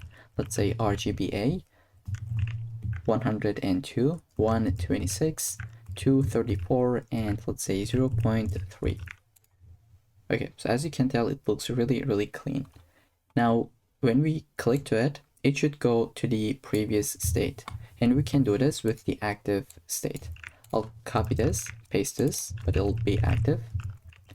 So we'll basically say transform will be translate y of 0 pixels, or just 0, right? So when you hover over this, it goes up. If you click to it, it'll just go back to the previous state. And after this one, we would like to add the palette container. Let's select it, and I'll say display of grid this time. We'll say, let's give it a gap of 1 rem. So basically, this is what we'd like to have, just a little bit of gap in between. And for the size, we will say grid template columns. We'll say repeat this. So the first option will be auto-fit, and we'll say minimum and maximum. We'll basically say in minimum it could be 130 pixels, and maximum it'll be just 1 fraction. Okay, now if you take a look at it, it'll be responsive, and we'll just even make it look cleaner. Let's go ahead, select the color box. I'll say this will have the border radius of 10 pixels. This will have the overflow of hidden, and we'll say give a little bit of box shadow, and I can just copy and paste this value. This will be, let's say, 0.01, so that it looks a little bit subtle. Then we can say the transition will be transform of 0.2 seconds. Then we can select the color box hover state. And let's go ahead, say on the transform, we'll say translate y of -5 pixels, so that we could have this exact same output, right? When you hover over this, it goes 5 pixels above. Okay. Right after this color box, we'll just say the color itself. This is another element that we have. Let's say height will be 120 pixels. Here we go. And we can say the cursor will be pointer. Okay. Now we can go ahead and select the color-info element. And it'll say background color will be white. We can go ahead and add some paddings. Let's say 0.7 rem. Save. Here we go. We'll say display of flex, so that we can say align items of centered and justify content space between, so they would be spaced out. And maybe we can say font size of 0.9 rem. I'll also go ahead, select the hex value, and I'll say font weight will be 500, and the letter spacing could be 0.5 pixels, so that it looks a little bit more clean. And then we can get the copy button. So I'll just say dot copy dash btn. Let's say cursor will be pointer, just like every single button. We can say color will be this specific one. I'll go with 64748B. Okay, this is what we got. Now we'd like to just add a little bit of transition, because in the copy button hover state, let's first add this one. We'll say color will change a little bit. That's going to be equal to this one, let's say. Now, if you hover over this, it'll just happen instantly. So we can say transition the color property with 0.2 seconds. Okay, so it's just a little bit more subtle. And then finally, we can make this a little bit more, let's say, responsive. I'll go ahead, add my media query. I'll say max width of 768 pixels. We would like to say palette container, and we'll just update the grid template columns. Let's say repeat. Here we'll say auto fit, but we would like to change the min-max function with 100 pixels to 1 fraction. Here we can see once you hit 600, let's just take a look at it. Once you hit this breakpoint, which is 786 pixels, notice how from here, once we hit that, so it is right here. Once you hit that, it'll just change a little bit, so that it is responsive and it's working correctly in the mobile phones as well. Okay, so with that, that's gonna be it for the CSS styling. Now we can go ahead and jump into the JavaScript file where we can generate the palette and copy the values. So let's go ahead, close this file and open up the script.js. And the very first thing we would like to do, select our DOM elements. So let's say const, let's get the generate button, and I'll say document get element by ID, and let's put the ID, which was a generate dash btn. Now I'd like to duplicate this, I was going to say, but let's actually type this out. I'll say palette container. We're going to select this one as well. That will be document.query selector this time, because we're going to select it with the class. So say palette dash container. This is what we have in our code. Now we'll go ahead and just add an event listener, right?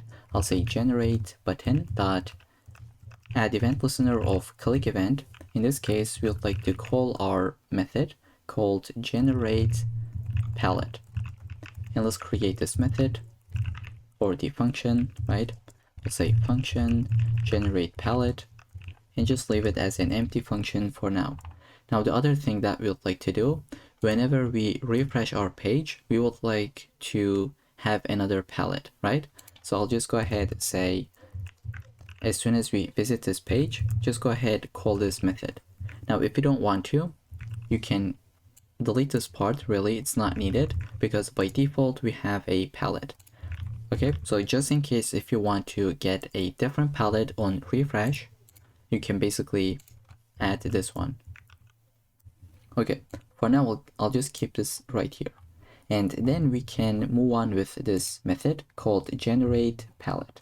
So in this method, we'll have a colors array that will be empty initially. Then we'll go ahead, create 5 random colors, and then we'll just push it into this array. So say for let I starts from 0 all the way up to 5, so that we can just run this 5 times. And then in this case, we'll like to say colors dot push, and we'll say generate a random color, which is going to be the method that we're gonna build right now. Generate random color. Now in this function, we're gonna have a constant called letters, and this will start from 0 all the way up to 16. So we'll go like from 1 to 9, but then we'll say A, B, C, D, E, F. So this is up until 9, and then 10, 11, because this is how it works if you want to create colors with hex values, right? As you can tell, we have letters from A to F. Okay, so once you have this in mind, we can say let will create a color basically. The first value always will be this hash, and on top of it, we'll add some random values, such as this one, or any kind of value that you can imagine.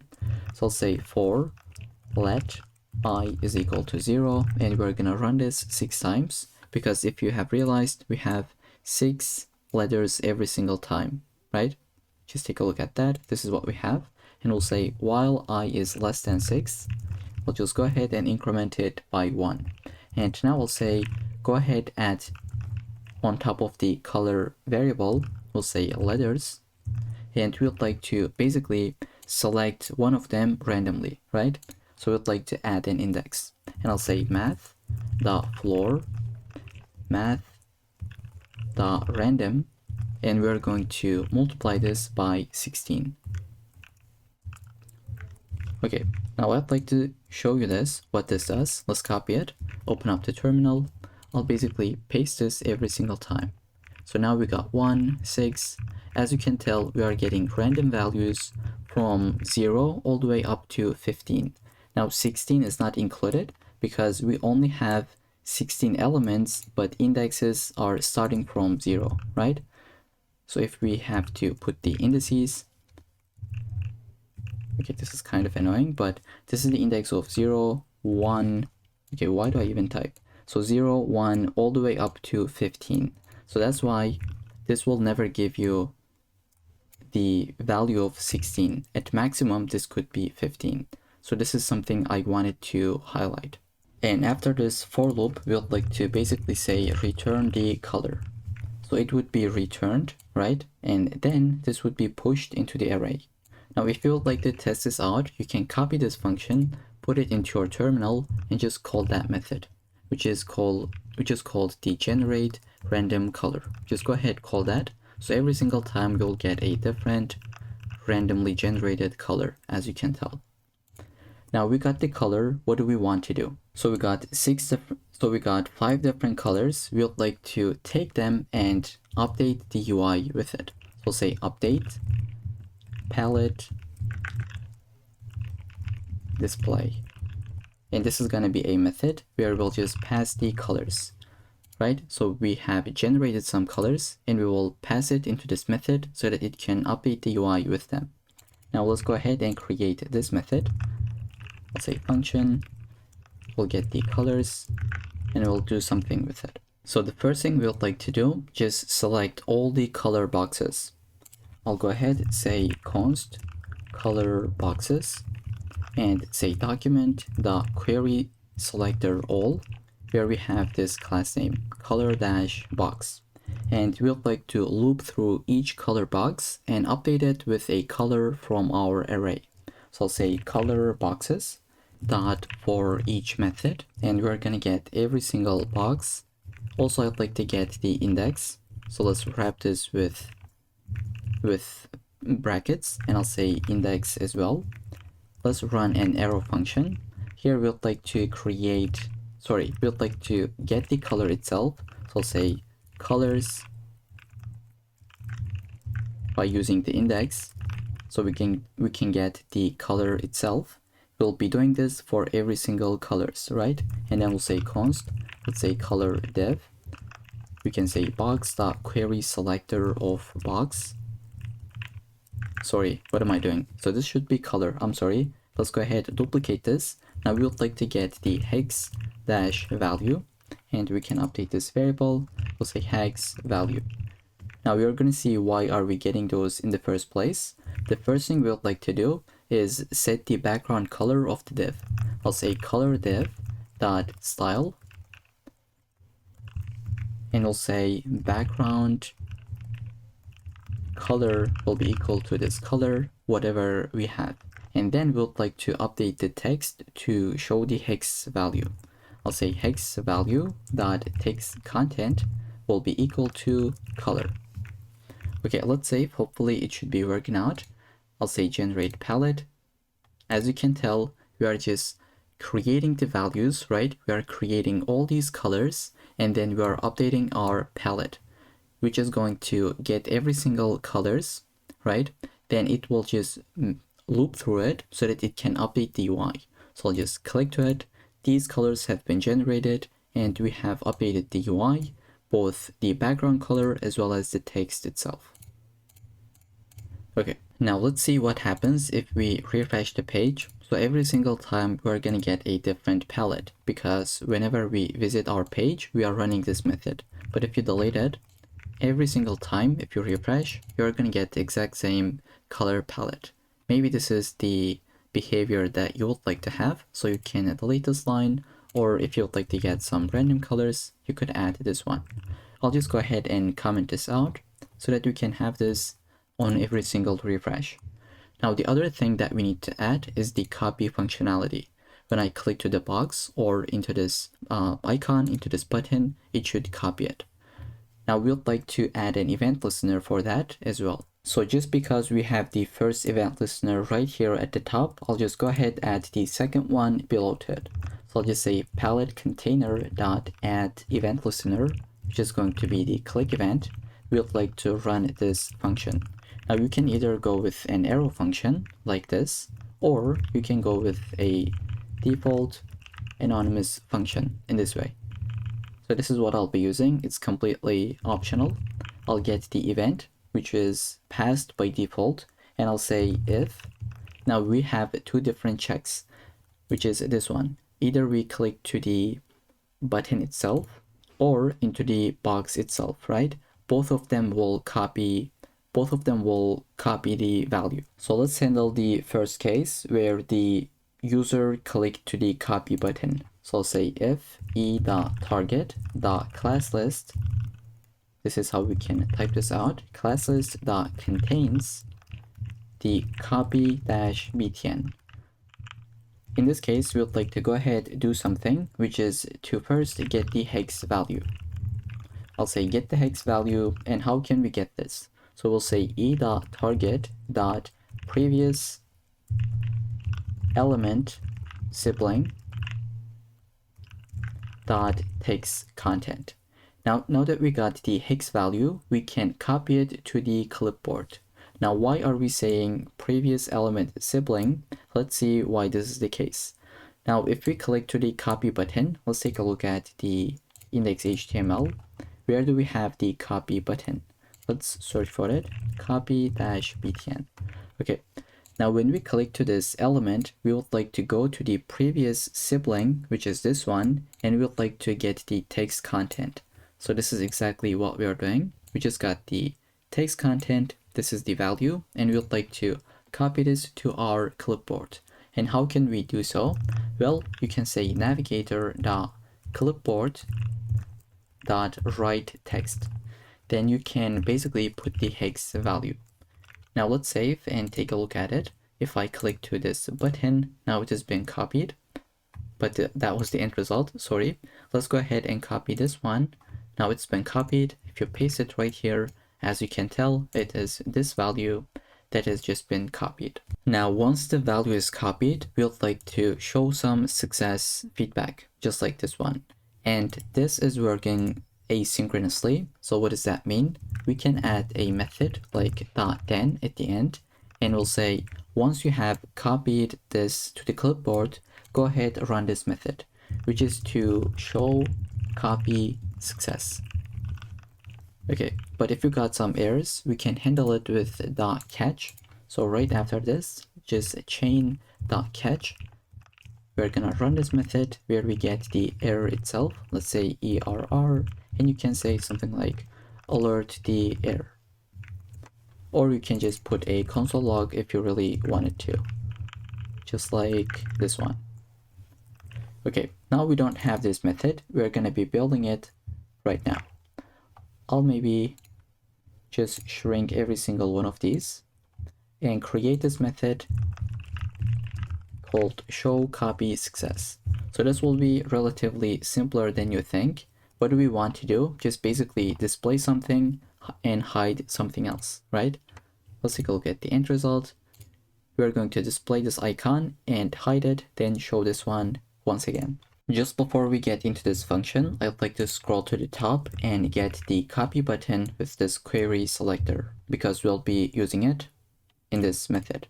So the first thing I'd like to do, just say copy button.classList.remove this one, let's say FAR and FA-copy. Then we'd like to add another one, so that will be FAS and FA check. And this should be add. Then we would like to change the color as well. So I'll say copy button.style.color will be this green one. So I'll say hash 48 double B 7 and it should be 8. Let's save, take a look at it in this one. Okay, so for some reason this has been updated. Why this is the case? I'll refresh. I'm clicking to this one or this one, but the very first one has been updated. So it is strange that we're gonna take a look at it. I think it's because we didn't completed the else if case. We'll get into it just in a second. For now, let's move on with this method. So what do we want to do? Once we copy it, after 1.5 seconds, we would like to go back to the previous state. And if you want to add some delays, you can use set timeout method with the callback as well as your timeout. So I'll go with this value, which is equal to 1.5 seconds.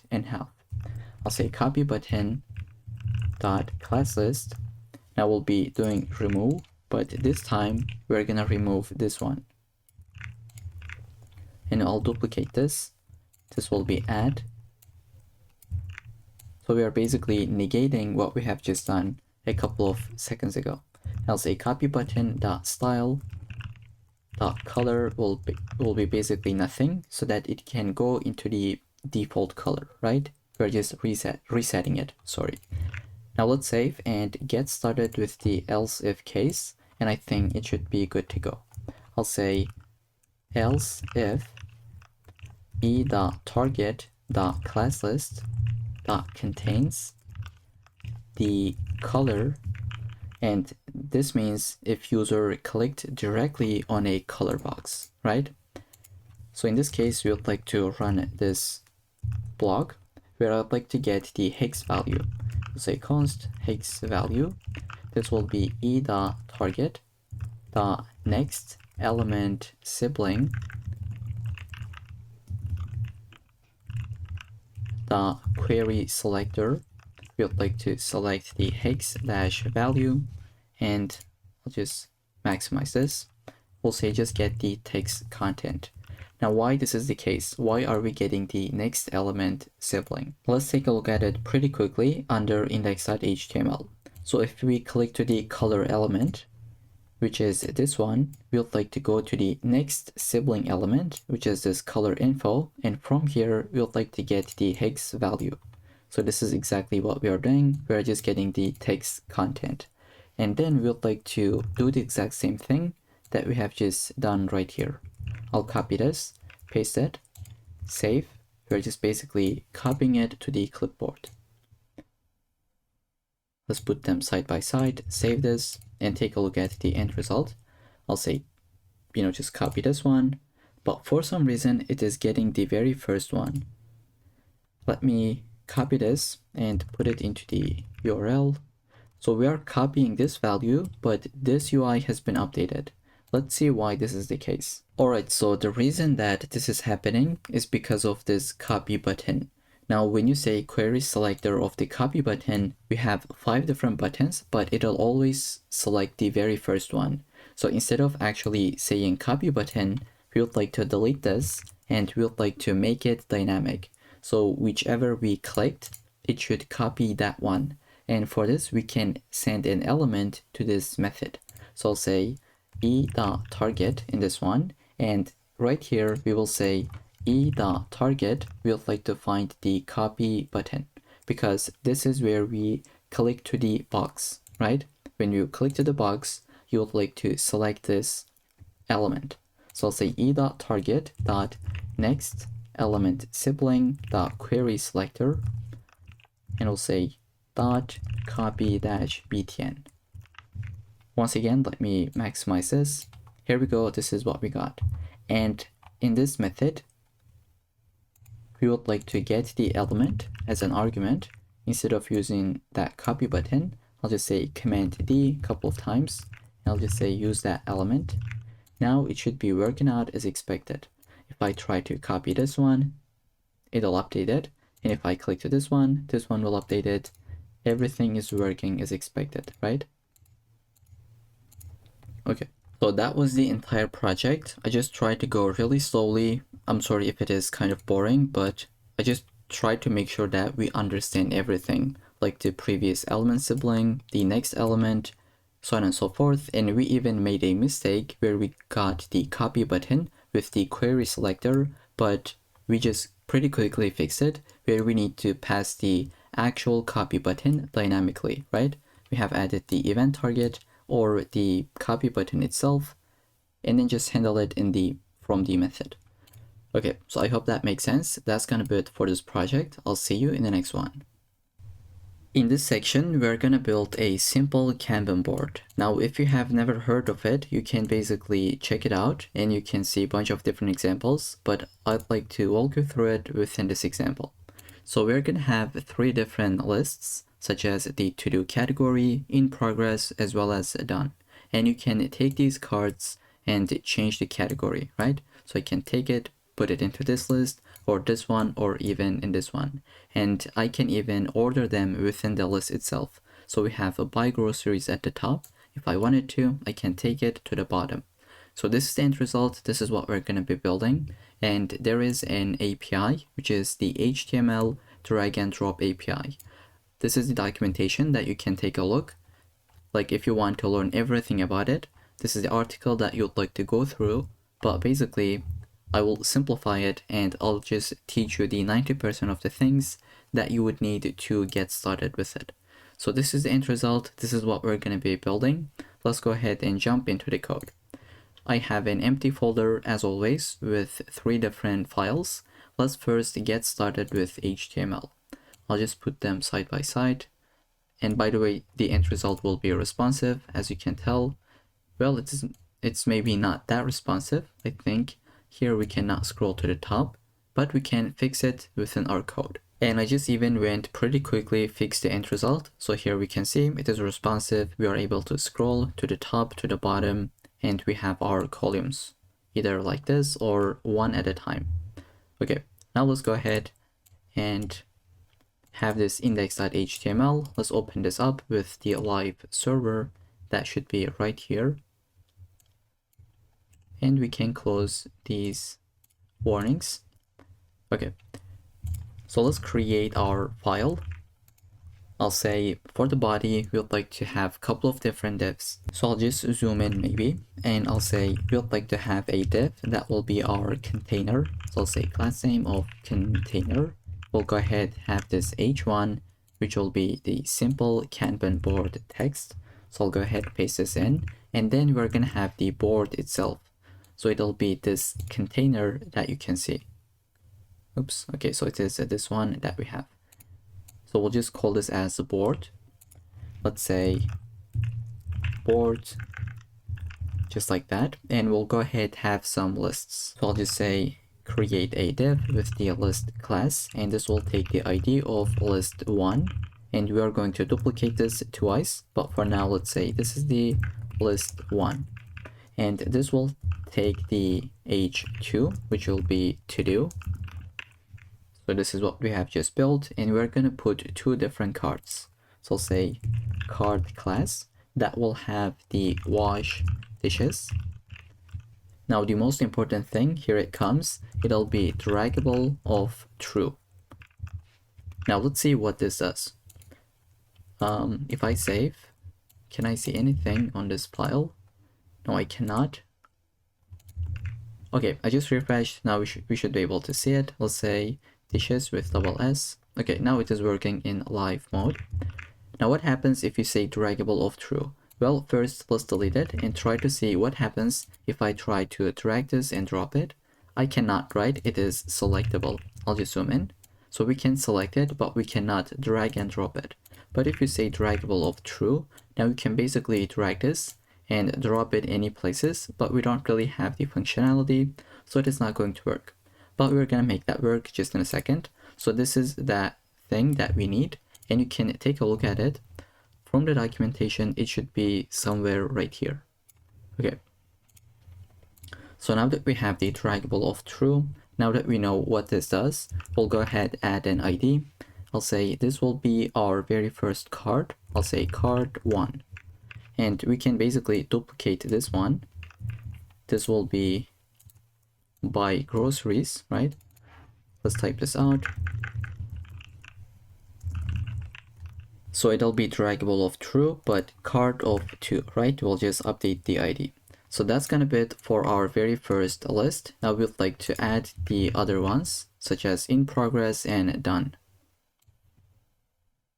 So I have just zoomed out. Right after the list 1, we'll go ahead add our list 2, which has the in progress, because this is what you have when you refresh the page. You have one item here and nothing on the done list. So this is exactly what we have done. We have one card in progress and nothing in the list of 3, which is done. Okay, so that's gonna be it for the HTML file. Now we would like to link our CSS file. I'll just say link CSS, which is the style.css file, and let's say Kanban board, because why not?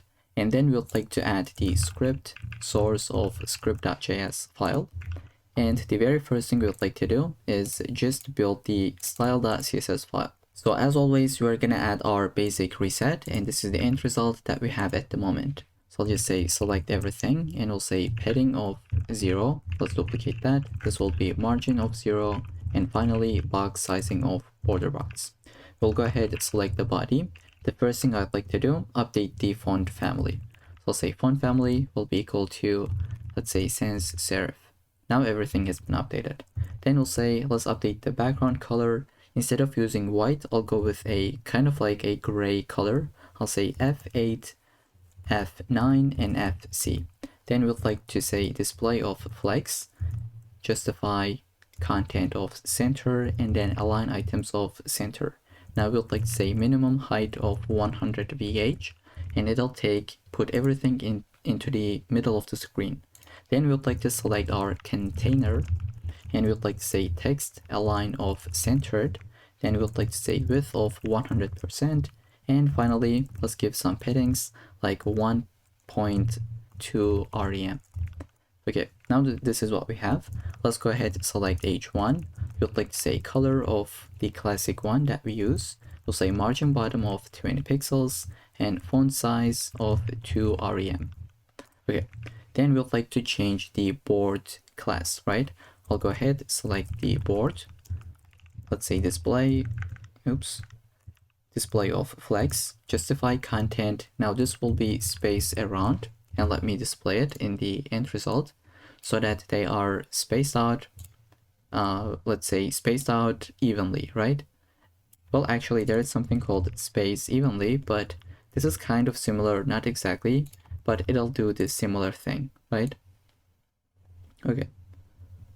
And then we'd like to say something like align items of start, actually flex start, just like this, and we'll say width of 100%, but we'd like to give some maximum width, which is going to be 1200 pixels.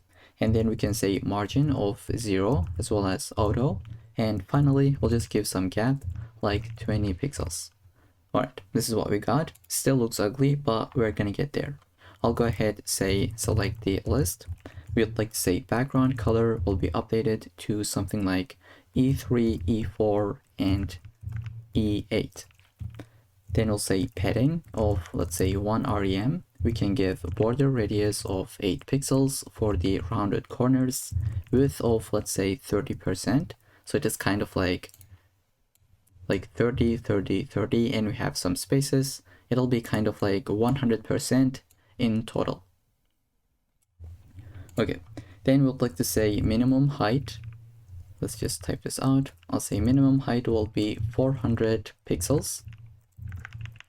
And then we can say, let's just give some box shadow, right? I'll say 0 and 4 pixels, 8 pixels. Then I'll say RGBA. Oops, if I can type correctly. Let's say RGBA.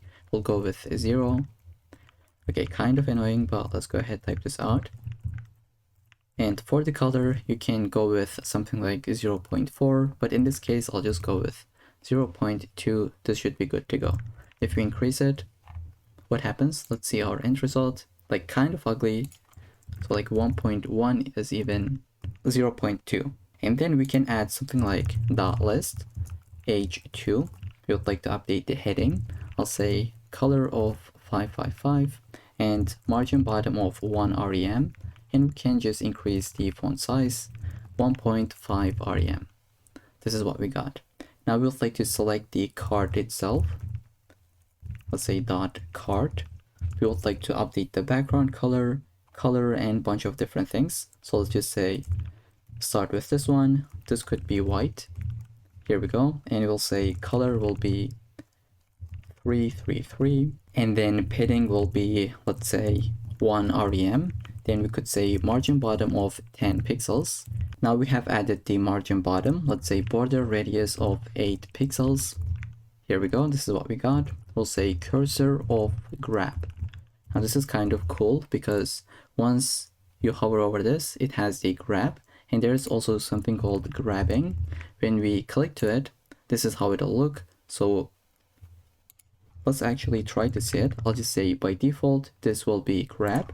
But if we say card.active, it should be cursor of grabbing. Now let's see, this is grab and this is grabbing. Pretty cool, right? Then we would like to add one more thing, which is going to be box shadow. I'll say 0, 2 pixels, 4 pixels, and the same exact color, but like the copy and paste. Now we would like to add some transition.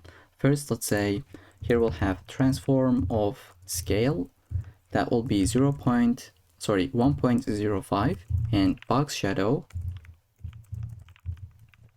we would like to just update it a little bit. I'll basically copy this entire thing, but duplicate it. I mean, increase it by 2, right? I'll just say this will be 4 pixels. We'll basically multiply it by 2. Now let's say active. This is what happens, but there is no transition, right? It is happening immediately. And we can go ahead and add it by adding the transition field. We'll say implement for the transform with 0.2 seconds. And we can add a comma, and we can say box shadow. This would be, let's say, box shadow. This could also be 0.2 seconds. Let's save. Now it's like a little bit more smooth. I'll delete this just to see, like, it is happening instantly, but once we have it, it's a lot more cleaner, right?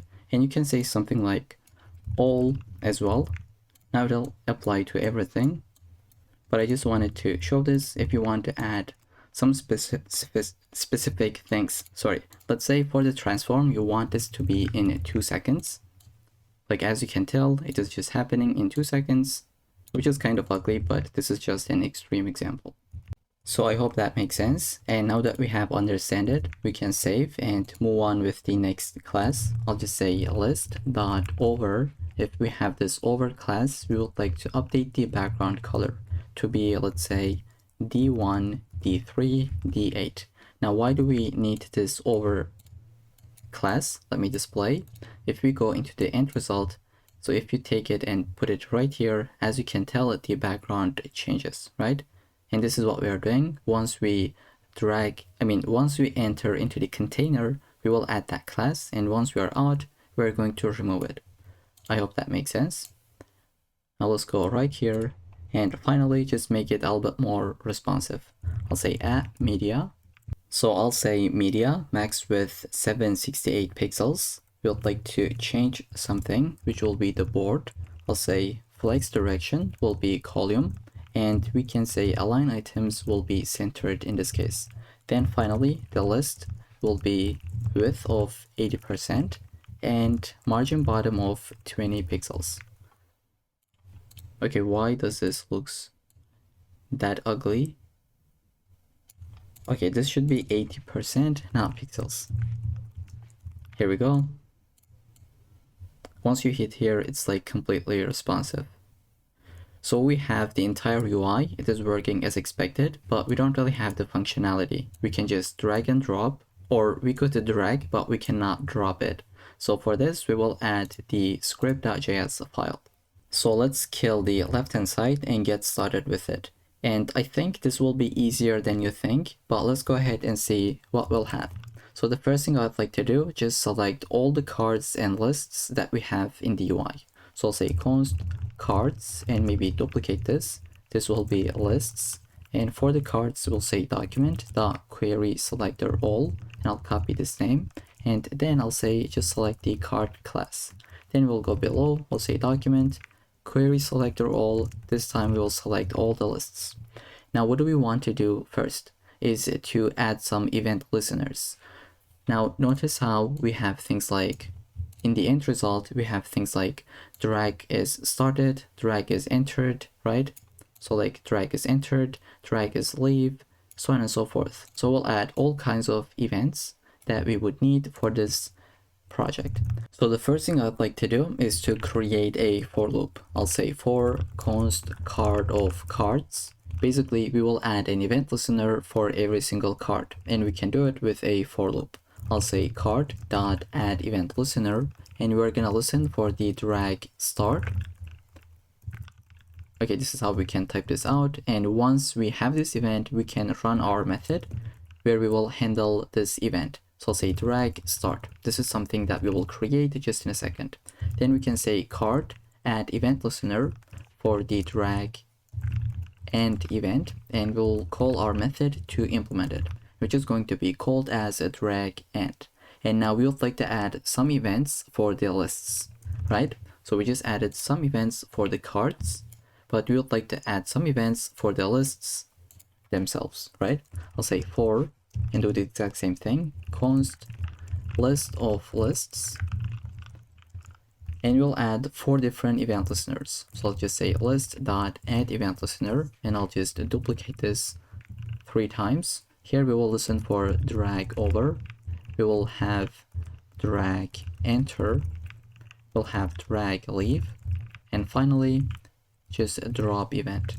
Now all of these events are coming completely from the documentation. You can double check, but I'd like to simplify it and walk you through it within this project. Okay, so we are listening for these events. We would like to handle them within a function. So I'll just say drag over for this one, and we'll do the same thing for drag enter and these last 2.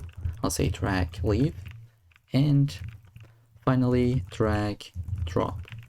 Now let's get started with the drag start function. Let's create it. So here is how I created it, and by default this will take an argument which is going to be the event. So the first thing we would like to do is this one. We'll say e.data transfer, just like this, and we'll say .set data. Now this is exactly coming from the documentation. Let's type this out and then I'll explain what this does. So we'll say text / plain, and we'll just say this .id. So this basically will set the ID, and I'll put a comment. This allows the drop location to know which element is being moved when you release it. So I hope this makes sense. You can take a look at the documentation. Let's just search for text plain.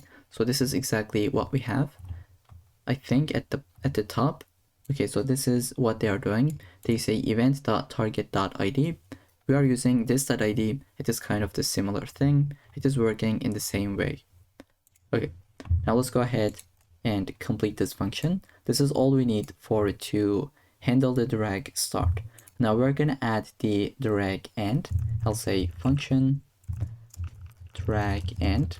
Now you can do anything that you wish within this function, but for now I'll just say console log drag ended. Now I'm not implementing anything at the moment, so just to see this event is actually existed, this is why I am implementing it right here, right? So we got the function, it's really simple, and now let's handle the drag over method. Once again, it will be super simple. Let's say function drag over, and we'll just take the event and we'll say something like event.prevent default. Now, why do we need this method? Why do we need to say event.prevent default? So if we have to explain it with a single sentence, this is what it would be. This line is important because by default, browsers don't allow you to drop elements onto other elements. So this is exactly what we are doing. We will just prevent the default behavior. Now, the other method that we would like to implement is the drag enter. If we take a look at the end result, as I said previously, when we enter into something, we will just see this different background color with the help of this over class. So this is what we have added, list.over. The background color will change. So this is exactly that method that we will handle. So let's say function drag enter now, right? And we'll take the event. We'll say first let's prevent the default. It's the same reason that we have above. Finally, we'll just say this dot class list. Go ahead, just add the over class. Now if we save, hopefully it should be working as expected. If I take this one, okay, why this does not work? Maybe we still didn't complete our code. That's the reason, but let's see how it'll happen. We just need to add one more method, or maybe even 2. I'll say function, basically copy this, duplicate it. This will be drag over. And in this case, all we want to do, just remove the over class, and one last function that will be drag drop. So I definitely understand this might be kind of complex or even overwhelming, but everything that you have seen here are basically coming from the documentation. And personally, I didn't really memorize any of them. So if you delete this entire line, or if you delete this entire file and ask me to do it tomorrow again, maybe I'll just forget some part, which is completely fine, right? You don't need to memorize any of them.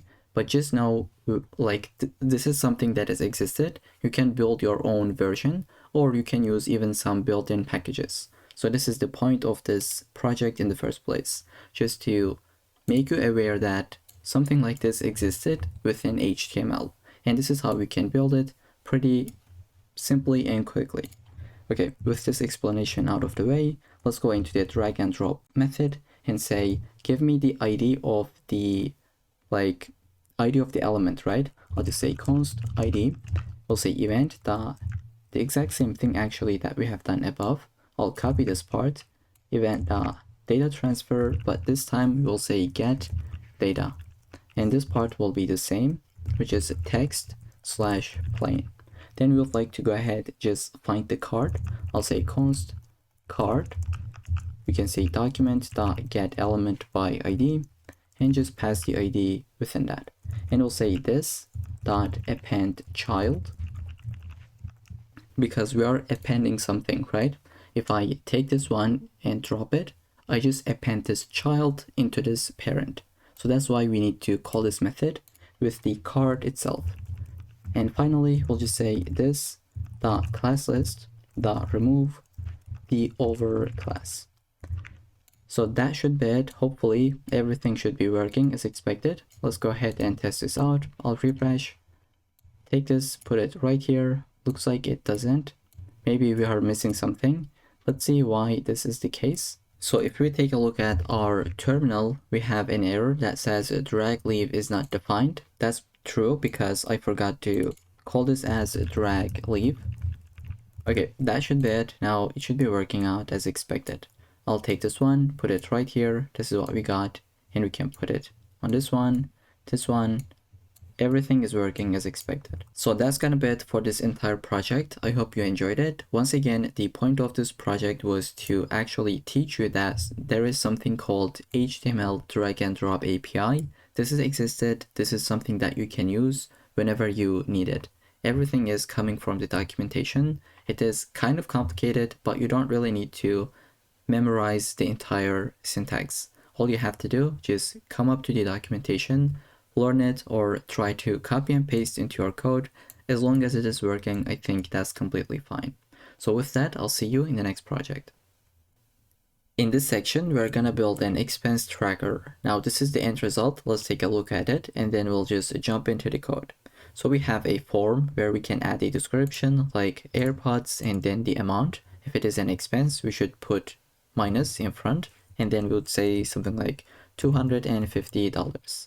Now, if you say add a transaction, it'll be added to the list with a nice animation, and your expenses will increase, as well as your balance will be updated.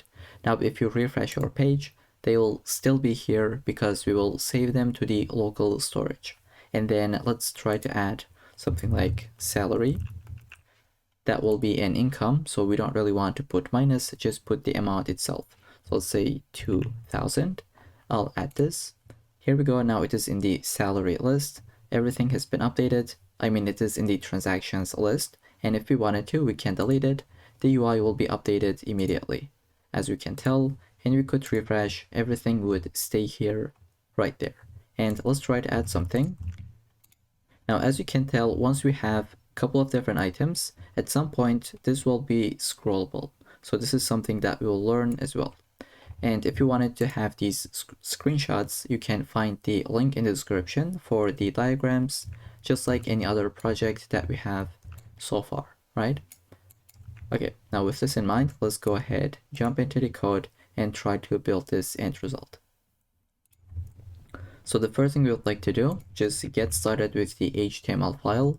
As always, I'll put them side by side and we'll just take a look at the end result as we go. And here we can see it is responsive as well. So even if you're in the smaller screens, it'll just work properly. Here we have a little bit of flaw, but I think that's fine. We could fix it in this, like in this project. Okay, so let's go ahead, get started with the HTML file. Let's put the title. I'll just say expense tracker, and we will link our CSS file. And let's go ahead, use a font family, just like we have done previously. I'll say Command Shift P. I'll say Google Fonts, and I'll just select the insert link. And for the font family, you can choose anything. I'll go with Poppins. Here we go, we got the import, and we can go into the body, create our container class.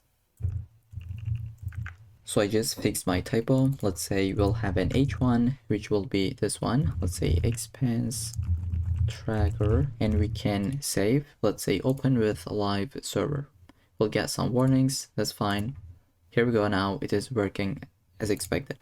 Now the other thing we would like to add is the balance container, right? So it is this one that we see.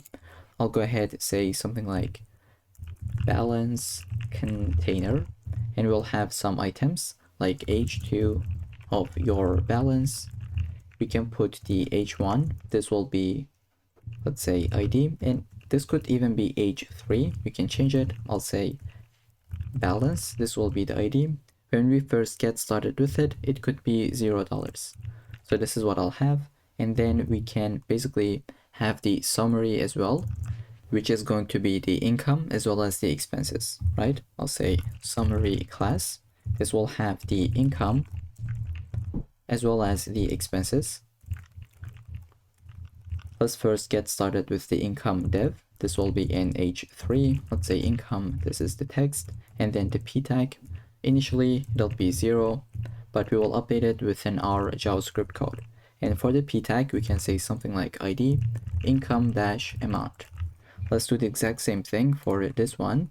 This will be h3 of expenses. And we can basically duplicate this, put it right here. This will be expense amount. Initially, it'll be 0 as well. So outside of the summary, right, go ahead, find this one. And then outside of the balance container as well, we'll go ahead, put the main container, right? So this is what we have.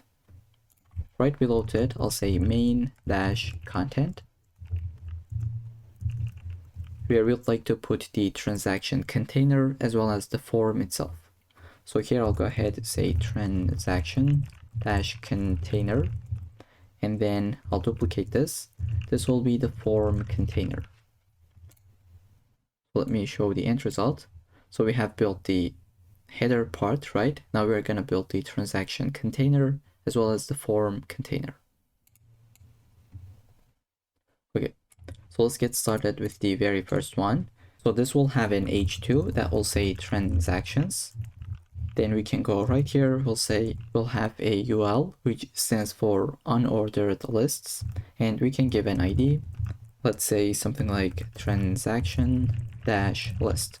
And now for the content, we are not going to have anything initially. This will be added with our JavaScript code. So I'll say transactions will be inserted here, right? And then right after this UL as well as the div, we'll go into the form container where we'd like to have the h2 that says add transaction. Then we can have our form. Now this is not going to have any actions, but it'll have an ID of transaction form. Then we'll go within this form, we'll have a div that will have the form group. So I'll say class form-group, where we'll have a label as well as an input. Now let's say this will be the description. This is the first input that we are building, and we can give it a for that will be description. And then we'll create the input. Let's say type will be text, ID will be description. Placeholder, it could be something like enter description and ... Finally, let's say this will be required. Now, why did we put for, that is for the ID of description? Well, it's because if you click to the label, it should focus into the input. So this is some best practice, one of the best practices that you should keep in mind. Okay, now that we got the very first form group, we can duplicate this. I'll basically copy it and paste this right here. This will be for the amount. For, let's update it, that will be amount. Type will be not text, but number this time, and this will be required as well. For the placeholder, we'll say enter amount, ... and after this div, but still within the form, we'll have a button. Let's say type will be submit. And we can say add a transaction. Just like this. But I think we are missing one more thing, which is this small element, right? Right below to the input, I'll say small, and we can say use negative for expenses. Okay, so with this, that's gonna be it for the entire HTML file. Let me show this from start to bottom. So we got the style.css length, we got the Poppins font import, we have the container with the balance container as well as the main content. Okay, so that's the entire file. Let's go ahead, link the JavaScript file as well. First, we will build the style.css and then we'll get into the JavaScript. So I will kill this file and let's shrink this so that we can see them side by side. And by the way, this is the end result that we have. Looks terrible, but we're gonna make it look nice. So the first thing we would like to do, as always, just put the margin of 0, add the padding of 0 and box sizing of border box so that we just have our basic reset. Then we can say body, and I'd like to put my background color, which will be a linear gradient within this degree from this color to this one. Now it is repeating itself, so we can say something like min height will be 100 VH. Here we go, now it has been fixed, and I'd like to add the font family. Let's say it'll be Poppins, and just fold it back with the sans serif. Then we can say display of flex. You can just say df, AIC, and JCC. Now everything should be centered. We could give some padding, such as 20 pixels, and then just update the color. That will be 2D 3436. Okay, this is what we have at the beginning. Now we'll update the container. I'll say width of 100%. Here we go. We'll say maximum width will be 1200 pixels. Background color, let's say, will be white. You can either say white or use the hash value, FFF. Let's say padding will be 2rem. Let's give some border radiuses, such as 24 pixels, and then some box shadow. Let's say box shadow, and maybe just before that we could save. This is what we got. Let's say box shadow 012 pixels, duplicated, RGBA, and we'll go with the let's say black color, but for the alpha I'll say 0.15. So we have this subtle box shadow. If you wanted to, you could increase it, but I think this doesn't really look nice. This is a lot more cleaner. And then we can move on with the H1 element. So I'll go ahead, say H1, select this. Let's say text align will be centered. Here we go. We'll say color will be updated to something like 1A200, 2NC.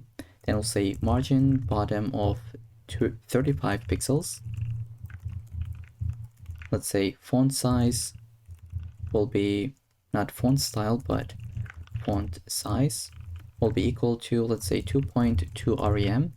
Then we can say font weight will be 600, and let's just say letter spacing. Now we'll be using minus, so we'll say 0.5 pixels. So notice how they are just squeezed. If you say plus, this is what'll happen. Let's say like 5 pixels, too much wide, but we would like to go with minus in this case. Then let's select the H2. I'll say the color will be 2D 37 and 48. Here we go. We'll say margin bottom of 1 rem.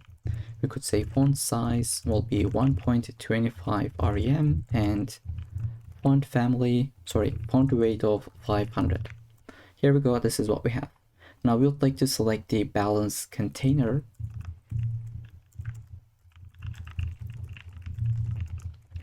And say something like text align will be centered. Then we could say margin bottom 35 pixels, padding will be 34 pixels, and we would like to update the background color. Now this will be a linear gradient as well. This is what we have. Now we would like to add some border radius, such as 15 pixels, or maybe let's just say 1 rem. Here we go. Then we could add some box shadow on top of it.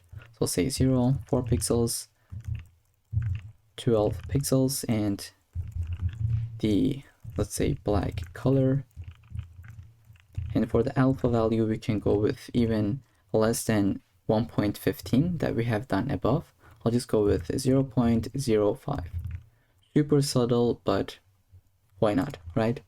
And then we can select the H1. I'll say balance container H1, font size 3 rem. We could say margin will be 15 pixels to 0, and margin bottom specifically will be 20 pixels. And what happens if you delete this one? I think there isn't that much of a change, and if you're wondering which H1 is it is this one. You could basically add this line to be able to see an element. This is a really nice trick that you could add in any place. Let's say you are wondering which one is the balance container. You could say, let's add a border, 1 pixel solid red. Here we can see this is that container that we have selected. So this is some kind of like a debugging tool that you should keep in mind. Now we can go ahead, build the summary container. I'll say display will be grid, and we'll have 2 columns, right? Let's take a look at the end result. Here we go. We have 2 different columns. They will be side by side in large screens, but once we hit here, I think we could make them like 1 column at a time in our media queries. But for now, let's focus on this UI. Here I'll say display grid. Grid template columns will be 1FR, 1FR. Now they are side by side with the same size. Gap of, let's say, 24 pixels. And then we can say margin top of, maybe we could just say something like 24 pixels. Then we can go below. We'll select the main content. I'll say display will be grid for this one as well. And we'll do the exact same thing that we have done above. So I'd like to copy this and put it right here. Now they are side by side, and we can give some gap like 24 pixels. And then we can select the income as well as the expenses. So we can just separate them with a comma. Then I'll say the background color will be white. So I can say white just like this. And we can say padding will be 24 pixels. Let's save. This is what we got. We'd like to give some border radius of 1 rem. And you can add some box shadow, just like what we have done above. So I'll copy this, put it right here. Okay, now when we hover over this, we'd like to do something, which is to kind of like translate them in the Y direction, in the minus direction specifically. So I'll say transition, that will be on the transform, let's say 0.2 seconds, and you can use a method like ease. And then I'll say income hover state, and let's select the same thing for expenses. What we would like to do is basically say transform. Okay, why do I have a typo right here? Let's say transform will be translate Y minus, let's say something like 2 pixels. So this is what'll happen in the end result. Now we can update the titles, right? I'll just say dot income dot age 3. This will be color of kind of like a green color. Let's say it'll be 059669, like 9669, exactly like this. Then we can say font size will be 1.1 rem, and we can say font weight could be maybe like 600, just like this. I can go ahead and duplicate this for the expenses, but this time the color will be updated to something like DC, let's say 2626. It is this red color that we have. Then we can go ahead, select the p tags and update them as well. I'll basically do the exact same thing, maybe this one, put it right here. This will be p tag, and I will duplicate this, but this will be for the expenses. Okay, so we just basically selected the p tags for both of them, and we'll say the font size could be 1.75 rem. Here we can see they are just greater than the age 3, and we can say font weight for this one, let's say it'll be 500, and for this one it'll be 600. Then for the color, we are not going to put it right here, but we'll say something like margin top of, let's say 8 pixels. Okay, because the colors will be different. I'll basically get this one, say the color will be the exact same thing that we have right here, and we'll do the same thing for expenses. So I'll copy this and put the exact same color. Here we go. And the next thing that we would like to do, select the transaction container and put them in the, let's say, the column direction, right? So I'll go ahead right here. I'll say select the transaction container. This should be class. And I'll say something like height of 100 pixels, sorry, 100%.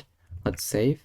Now this will be updated later in the video. Let's say display of flex and flex direction of column.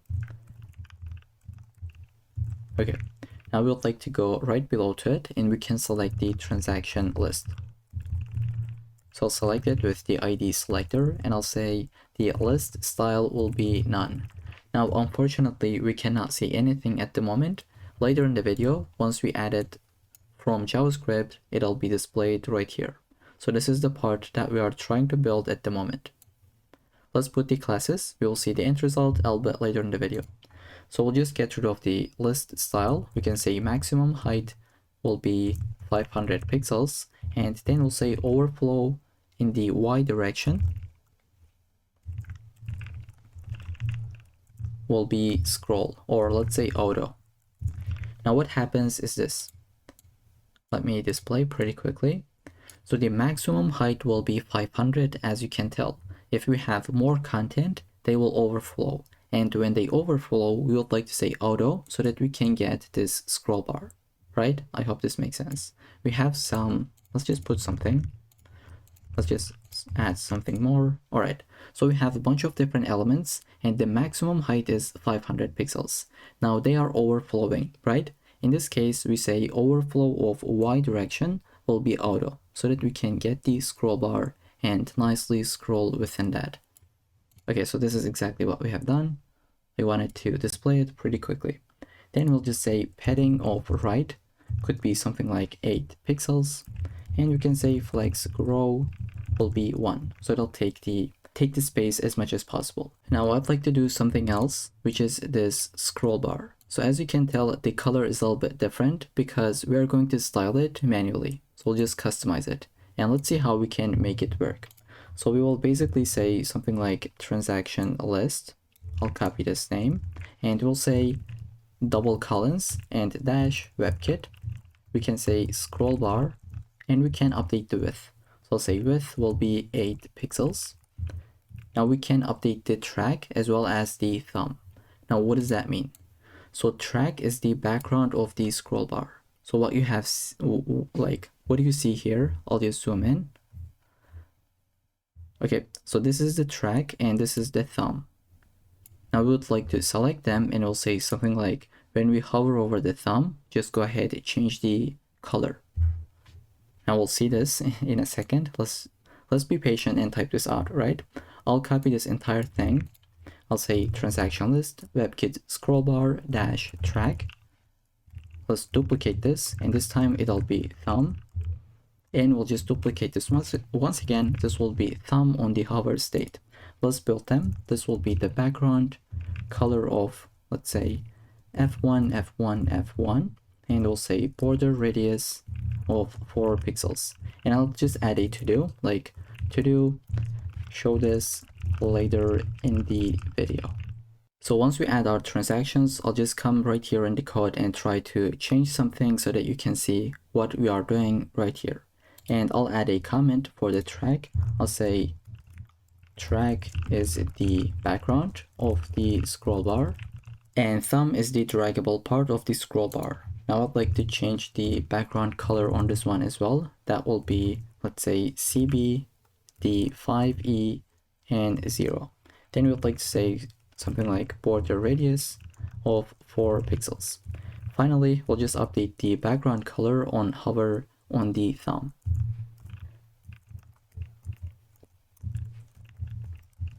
Okay, so this is the color that I'll be going with.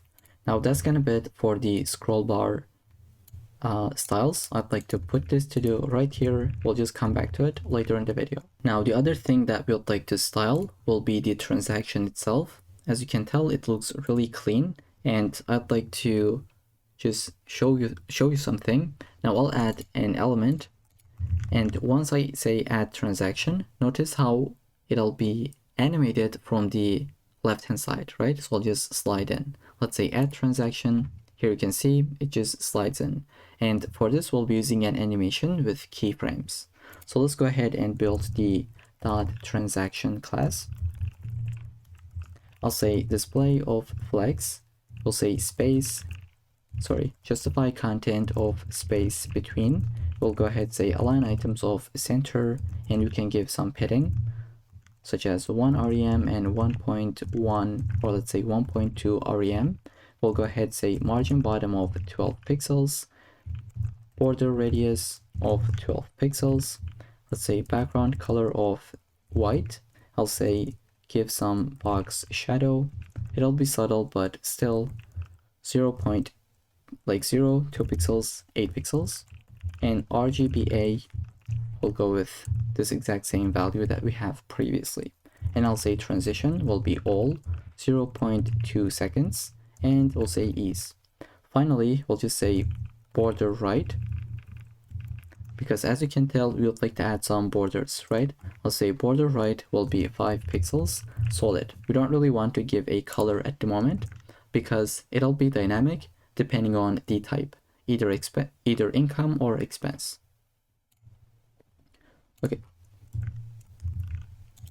And one very last thing, that will be the animation. And we can call this anything. I'll call it as slide in. Let's give something like 0.3 seconds, and I'll say ease. Now let's build the slide in animation. We can build it with keyframes. I'll say slide in. So whatever you put here, it should be right here as well. So if you said hello, this is the name of your keyframe. So you would say, here is my animation. I hope that makes sense. Now we would like to add 2 different props. We'll say go from this styles to this one. And now what is happening? Let's refresh. If you notice, like it is happening pretty quickly, but we are going from opacity of 0, say opacity of 0 to opacity of 1, and we are updating the transform on the X coordinate. So we'll go from left 20 pixels to the initial state. Now with the help of this one, right, we are starting from here going to this one. That will make it to slide in from the left hand side. Okay, so we're gonna see this later in the video in action. And finally, we can add some hover states, update the transaction income, expense, etc. Now, I know that we are going really slowly, but I just want to explain every single thing in this style.css file because we are learning a lot of different new concepts in this tutorial, right?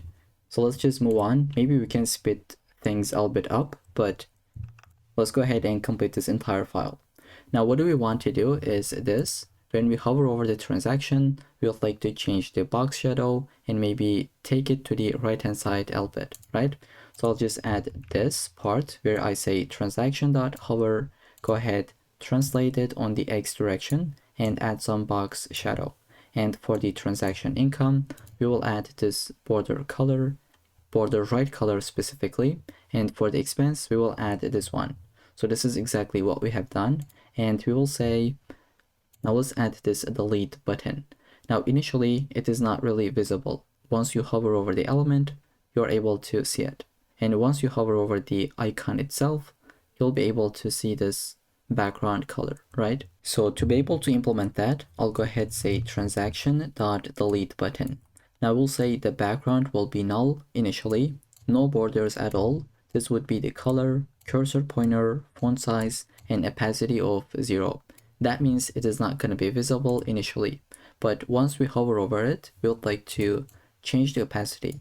And also we have like transition, some paddings, border radiuses, and some margin on the left hand side. So I'll say once we hover over the transaction, go ahead, select the delete button and say opacity will be 1. That will give this exact same behavior.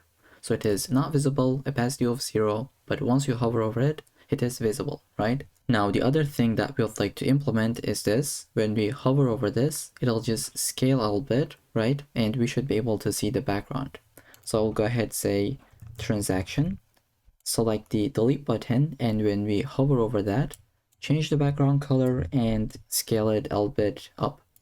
Now I'm just copying and pasting, but explaining every single line. So I don't really think this is counted as copy and paste because we're explaining every single line.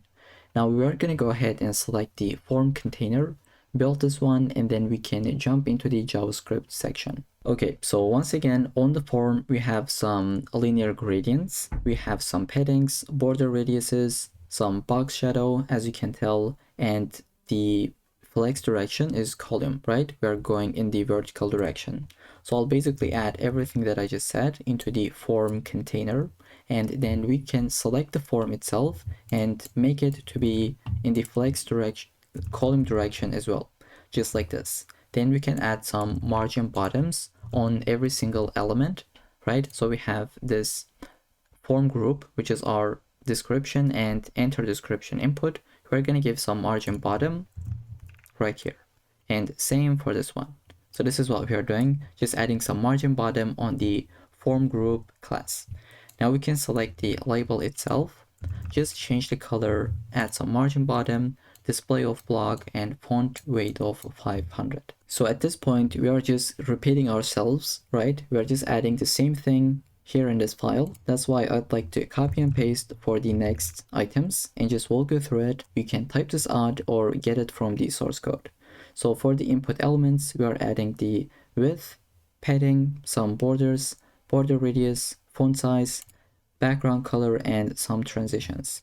Now when we focus into the input, we're going to add some box shadow and we will update the border color.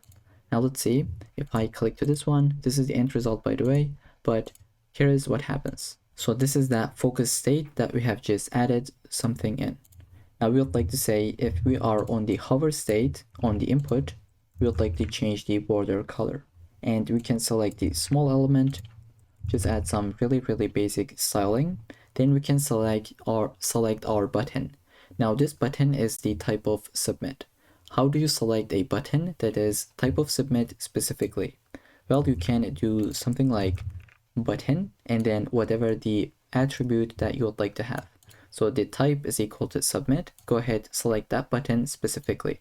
So if you had a button right below to it and the type of this, let's say something different like menu, then this styles would not be implemented on this button. I hope that makes sense.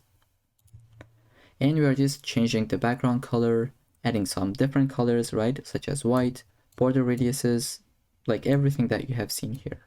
Super simple. I don't really want to go through it. So we'd like to add the hover state as well as the active state on the button, right? On the active, we'll say translate y of 0. So first, when you hover over it, it is a little bit up. And once you click to it, it'll just go down. Okay, so that's the entire CSS that we need. The only thing we left is the responsiveness. Here I'd like to add my media queries pretty quickly. This is the first one that we'll add. And the other one is for even smaller screens, like for the mobile phones. Here are the stylings that I've just added. Super simple. These are the things that we have learned previously. So I'd like to just skip this pretty quickly. So 300 lines of CSS, that's huge, but we have learned lots of different new things in this project itself. Now in the next part, we can build the script.js file to implement the actual functionality. And this is the end result, by the way. The styles that we have written is working as expected. It is completely responsive up until here. So there is no issues at all. Okay, now we can just jump into the script.js and get started with it. So the first thing we would like to do, as always, just go ahead, get the DOM elements. Now I'll just paste this list because I don't want to type this out. And if you don't want to type this out as well, I have prepared a list for you The link will be in the description. You can find the expense tracker.md file and go ahead, copy this entire thing, paste this in. So we're basically getting the balance element, income amount, expense amount, and everything that we would need. Now the first thing we would like to do, just get the transactions. And as I said previously, the previous transactions will be stored in the local storage. So if you refresh this page, like you will see the previous data. And for this, we can say something like let transactions. Initially, this could be an empty array, but we'll say or if we have something in the local storage, go ahead and get that. I'll just say get item transactions. Okay, now since we are getting something from the local storage, we would like to wrap this with json.parse so that we can get the structured data instead of a string. Okay, here we go. This is what we're gonna have in a single line. And we would like to update these transactions list whenever we add something or whenever we delete something, right? Let's take a look at this part, by the way. Now, the first thing I'd like to do, get the transaction form element, right? On this one, we are gonna listen for the submit event. So I'll say transaction form element, the event listener, listen for the submit event, and we would like to run a method called add transaction. And this is what we would like to create now. I'll copy the name. Let's say function, paste this in. Okay, now this will get the event by default. So for now, if you just save this file and try to submit this form, so here I'll just say AirPods and let's say 200. If I say add the transaction, notice how it'll refresh my page. So this is the default behavior on forms, right? When you submit something, it'll go ahead and refresh your page. And what you'd like to do is just say event.prevent default so that it doesn't really refresh the page. Now we can go ahead, save this file, and let's test this out once again. We'll put something, let's say submit that. Now it doesn't really refresh my page, right? Now we're gonna go ahead and get some values, such as the form values, right? I'll just say get the form values. The very first one is the description. I'll say description element dot value. Let's say value, just like this. And we can say dot trim. Okay, we just got the description. Now we can get the amount. I'll say const amount. Let's say amount element dot value. And what I'd like to do, convert this to let's say integer. I'll just say parse float. Here we go. Because by default, the type of it would be string. Let's actually try to see. I'll just say console log type of amount. Without doing this, let's see what'll happen. What are we gonna get from the terminal? I'll say like 200. Add the transaction. Okay, it says description element is not a function. What do you mean? Okay, it should be value, but without, like it's not a method, it's property. Let's save and add something like 200 and put something. As you can tell, the type is string by default, but if you add the parse float, here I'll just wrap it up.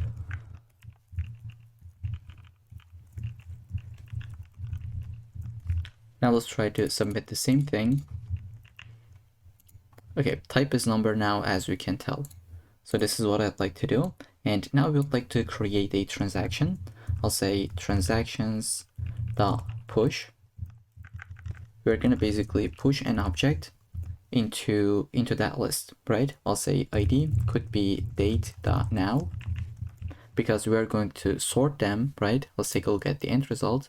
If you add something new, let's say 100, it will be added at the very top. So notice how it is right here, and this is how we can sort them depending on the type, or we can reverse them. That's another thing, but I'd like to just add a unique ID, and this is what we can use. Then we can say description, just add that. So you can say description, this is the key, and the value will be this one, but since it is the same thing on both sides, you can delete it and shorten this. And let's do the same thing for the amount. Okay, now we have updated the transactions list. We would like to save this to the local storage as well. I'll say local storage dot set item, set it into the transactions. and we would like to say json.stringify. Whenever you want to add something to the local storage, you would like to stringify it first, and then whatever that is. In our case, it is the transactions array. Now that we have saved to the local storage, we can update the UI. So let's say update transaction list, call the method. This is something that we're gonna build, and then let's say update summary as well. So this is another method that we're gonna build. Once we have done this, we can basically reset the form. I'll say transaction form element dot reset. It should be reset just like this. Okay, so let's get started with this method. I'll say function update transaction list, and we'll go inside. The first thing we'd like to do, just clear the previous list. So I'll say transaction element list element dot inner HTML will be nothing, because basically we're just resetting it at the moment, and then we're going to add whatever we have. Now I'd like to sort the transactions by the most recent first. So I can say something like const sorted transactions. Just get everything that we have under the transactions, and we'd like to reverse this. Here we go. You can also use the date, right? You can use the ID, sorted depending on the ID, but this would also work without any issues. And now we would like to add each transaction to the list. I'll say sorted transactions dot for each.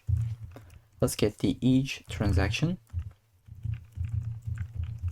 and run this method where we'd like to say create transaction element, which is going to be a method, and we'll just say transaction, pass it into it. Then we would like to build this method. This will give us the list item, right? It'll give us the, let's say, transaction element,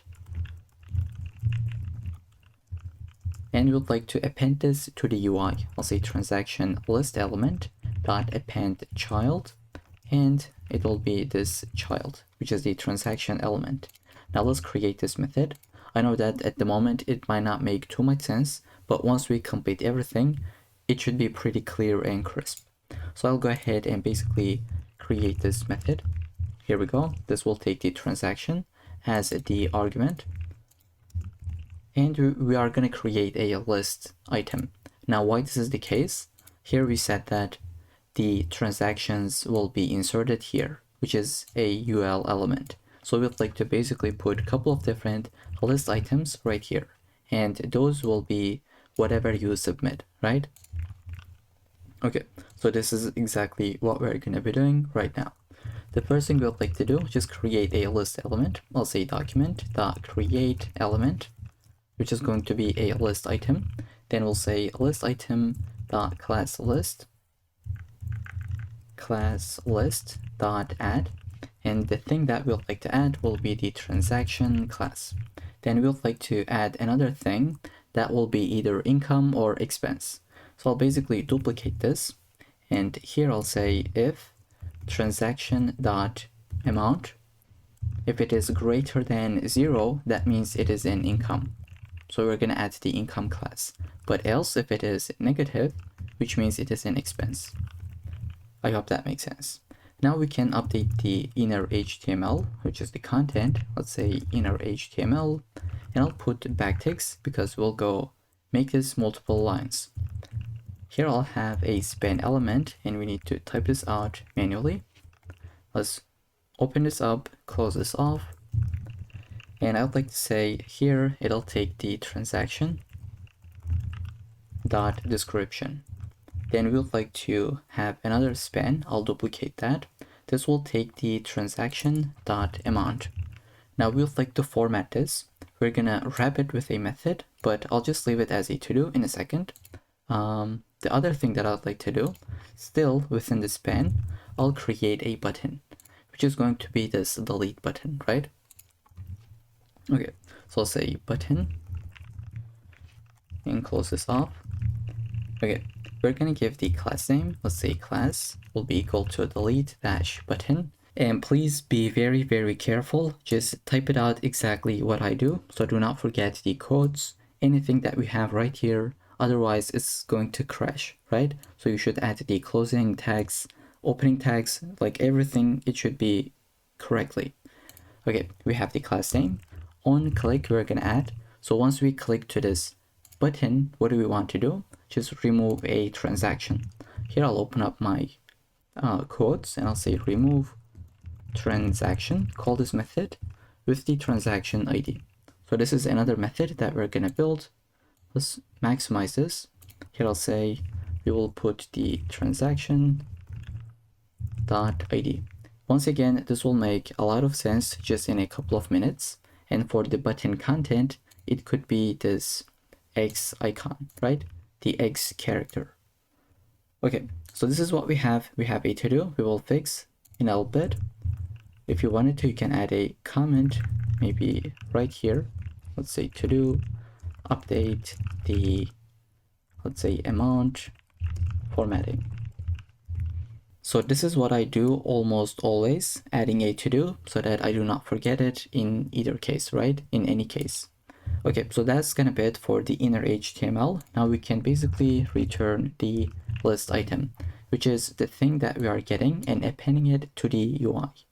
Okay, so that's gonna be it for this update transaction list method. The other thing that we need to build is the update summary method. For now, I'll comment this out and just test it out just to make sure that everything is working as expected.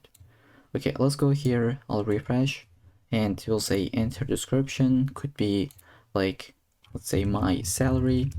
And for the amount, let's just go with 500 and I'll say add the transaction. As we can tell, it has been added without any issues, right? If we click to it, nothing will happen because we haven't built the method, but this is a bit later in the video. Okay, now we have updated this part, but the summary has not been updated. This is something that we'd like to do right now. I'll go ahead, uncomment this one, copy the name and create the method at the very bottom. Let's say function. This will not get any arguments, but we'll just go right here and try to calculate the total balance. Okay, so the first thing I'd like to do, just say const balance. This will be the total balance. We'll say transactions, and we can use the reduce method. Let's say reduce, and you can use this on arrays. This is an array method, and since the transactions is an array, we can safely use it. And here's how that works. So this will basically take a callback and then an accumulator, right? And we are gonna start with 0 and we'll add on top of it.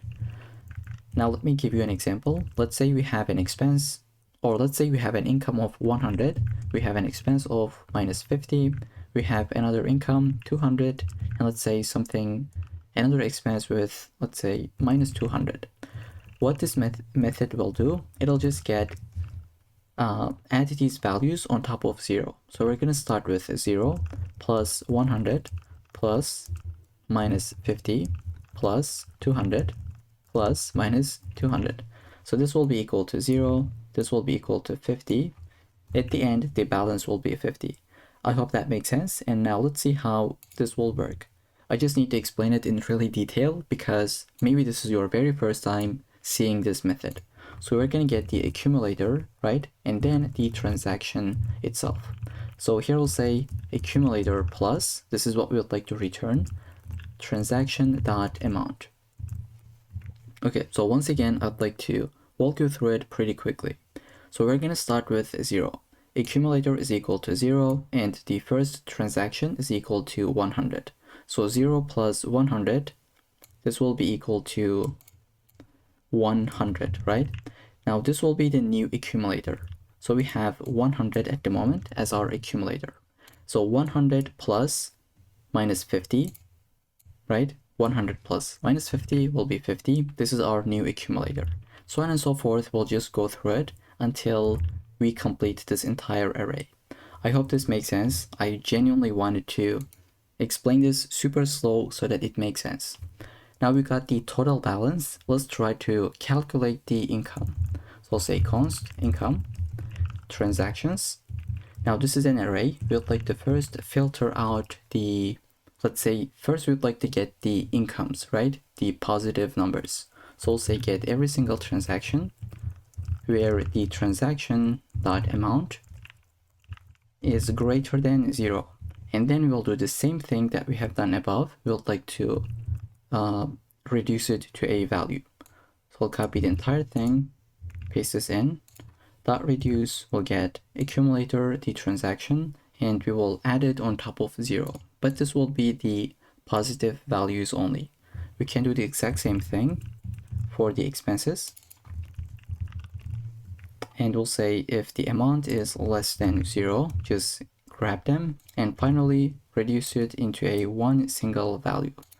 Now that we got all the values, we can update the UI. We'll say update UI.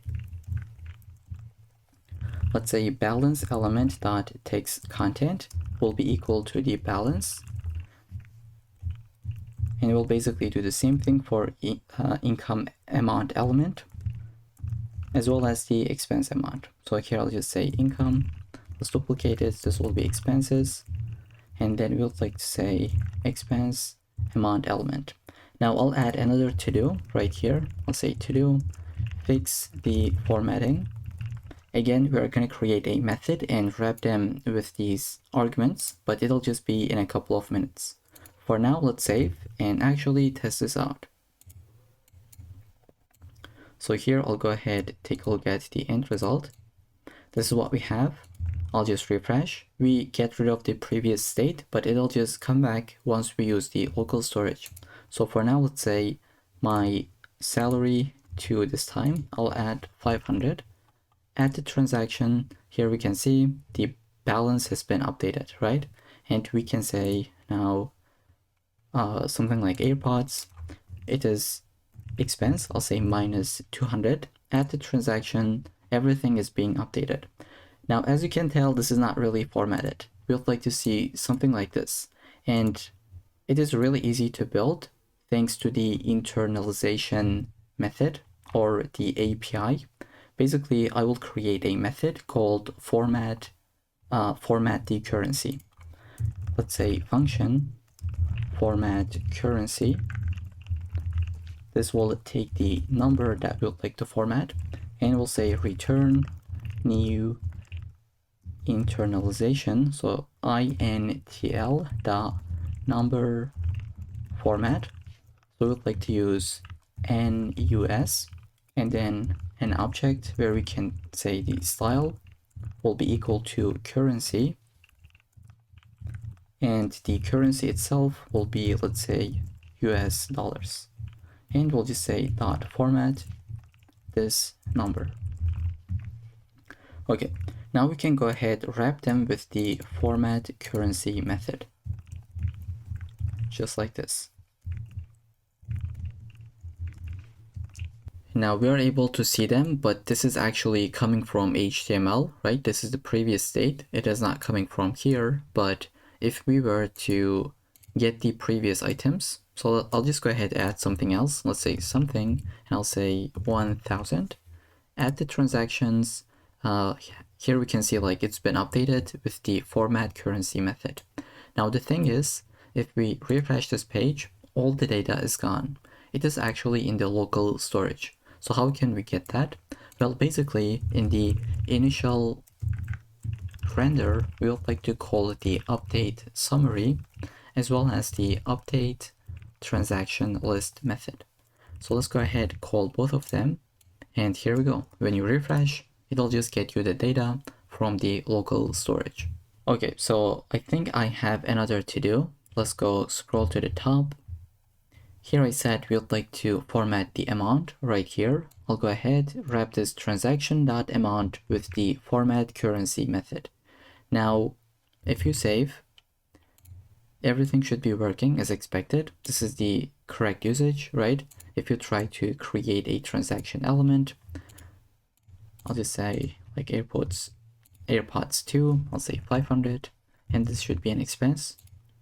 As you can tell, it has been formatted right here as well. Without this, it wouldn't be. Okay, now I think the very last thing that we need is the remove transaction method. When we click to this button, it will run, but we don't really have it. So let's go ahead and create it. I'll say function remove transaction, and this will get the ID of the transaction so that we can identify which one is that we are trying to delete. So here I'll just say basically filter out the one we want to delete. Okay, we'll say the new transactions will be equal to transactions.filter. We're gonna get every single transaction, but we'd like to get the specific one and just filter that out, right? Like get rid of that. I'll say transaction.id. If it is not equal to this ID that we have, just keep it in the array. But if we have that, get rid of it. So this is how that works. And we'll say, now that we have updated it, let's save it to the local storage. So basically we will update our local storage, which is the transactions. And we'll say json.stringify, put the new transactions. Okay, finally we'll just update the UI, right? I'll say update transactions list, and finally update summary. So this is the beauty of having methods. So we don't really need to write this entire logic again and again. Whenever we need it, we would just call it, just like right here and even up here, as you can tell. Okay, now we can delete this to do, save this and give it a go with the remove functionality. So I'll delete the something. As we can tell, our income has been updated, the transaction list has been updated, and we can add more things. I'll basically go ahead and add some AirPods. So let's say minus 200. Let's add another thing like salary, 500. Basically anything. I'll just try to show something.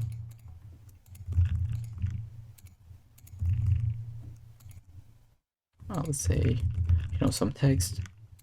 Okay, so I said we're gonna have some to-dos in the style.css file when it comes to the WebKit scroll bar, right? Okay, now let's try to go over it once again. So I just said that the scroll bar track would be the background. Let's say the background color will be red. As you can tell, the background of the scroll bar is red at the moment. So this is something that you can play around with. I'll bring this back, and the scroll bar thumb is the scrollable element itself. So let's say the background will be blue. As you can tell, it's been updated, right? When we hover over this, it changes thanks to this line. Okay, so these are the some values that you could play, and I wanted to add a to-do so that we can just go over it pretty quickly. Let's say you want to update the width. So this is how it'll look like. I think that this is a bit too much, so we can go with 8. Okay, so with that, that's gonna be it for this entire project, where we have learned about a bunch of different things when it comes to the CSS. And for the very first time, we have worked with the local storage in this series. So I hope you enjoyed the entire project. I'll see you in the next one. So in this section, we are gonna build a bookmark saver application. So here's how that works. We can add a name as well as a URL. So let's go ahead and add something like, I'll say Twitter, and I can say HTTPS, and I can zoom in. Let's say twitter.com. Add the bookmark. Now it's been added. If we click to it, this is the page that we will be redirected. And if we wanted to, we can delete it. And everything that we have here will be saved to the local storage. So if you refresh the page, they'll still be here. Alright, so you can see the screenshot within our diagrams. Now let's get into the application. The very first thing I'd like to do, just build the HTML, then we're gonna get into the CSS and then the JavaScript file. Okay, so I'll maybe zoom in, just like this, and this is the end result, by the way. Let me update the title for that. I'll say end result, and we're gonna build our own document now. Let's say bookmark saver. Okay, let's open this up within a new tab. Okay, here we go. This is what we have. Now the very first thing I'd like to do is link my CSS file. Here we go. And then we can get started with the UI. So I'll just have an app container.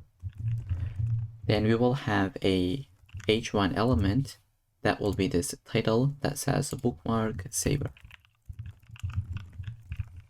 Okay, then right below to it, we'll have an input container, right? I'll say input dash container. Here we go. And we're going to put two different inputs, both of these, and then a button. So I'll say the very first one will be input, which is a type of text. We can give it an ID like bookmark dash name, and then a placeholder, which can be bookmark name, just like this one. Okay, then I'll go ahead and duplicate this one. The type for this will be URL.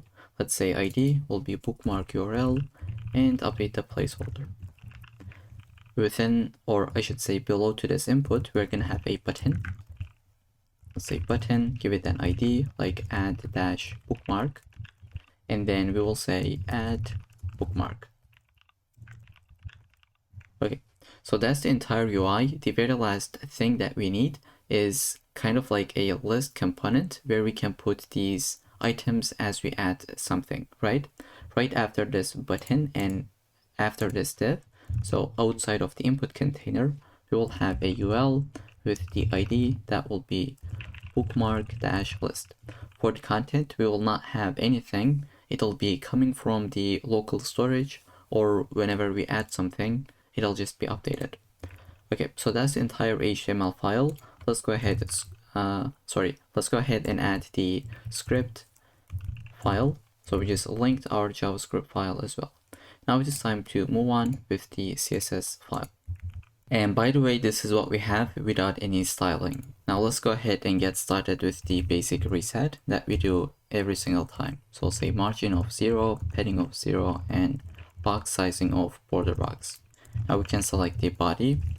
Let's say font family will be sans serif. We can change the background color. Instead of the white value, I'll just go kind of like grayish, which will be this value. And then let's say color will be like 3 couple of times, and display of flex, justify content center, just like this, and then align item center. Now finally, we'll say entire height will be equal to the entire screen. Now everything has been centered. Now we would like to select the app container. We can say background color will be FFF, just like this, and padding, let's say 20 pixels from all directions, and let's give some rounded corners. I'll say border radius of 8 pixels, and some, let's say, box shadow that will be 0 to 4 pixels. Let's duplicate it, 8 pixels, or let's go even with 10 pixels. Then finally the color, I'll say RGBA, we'll go with the black one, 0.1. Okay, this is what we have. Now we'd like to say maximum width will be 400 pixels, and then the width will be 100%. Here we go. And then we can say text align will be centered. And instead of 100% width, I'll go with 90% so that it is not touching the corners. Here we go. Then I'll just say H1. Let's select the color and update it to be a green value like 2ECC71. Then we can say margin bottom of 20 pixels. This is what we got. Now we can select the input container itself. Input dash container. We'll go ahead and say display flex so that they are side by side. We can say flex direction of column because we want them to be in the column direction. Here we go. If you don't add this, by default they would be side by side. And then we'll like to say gap of 10. Then finally we can say margin bottom of 20 pixels from the list item that we'll have later in the video. Then we can say the input. That could be padding of 10 pixels. Then we can say give some border radiuses like 4 pixels. Then we can update the border itself. I'll say 1 pixel solid DDD. Here we go. Then we can select the button. I'll say padding of 10 pixels. Then we can say background color will be this exact same value.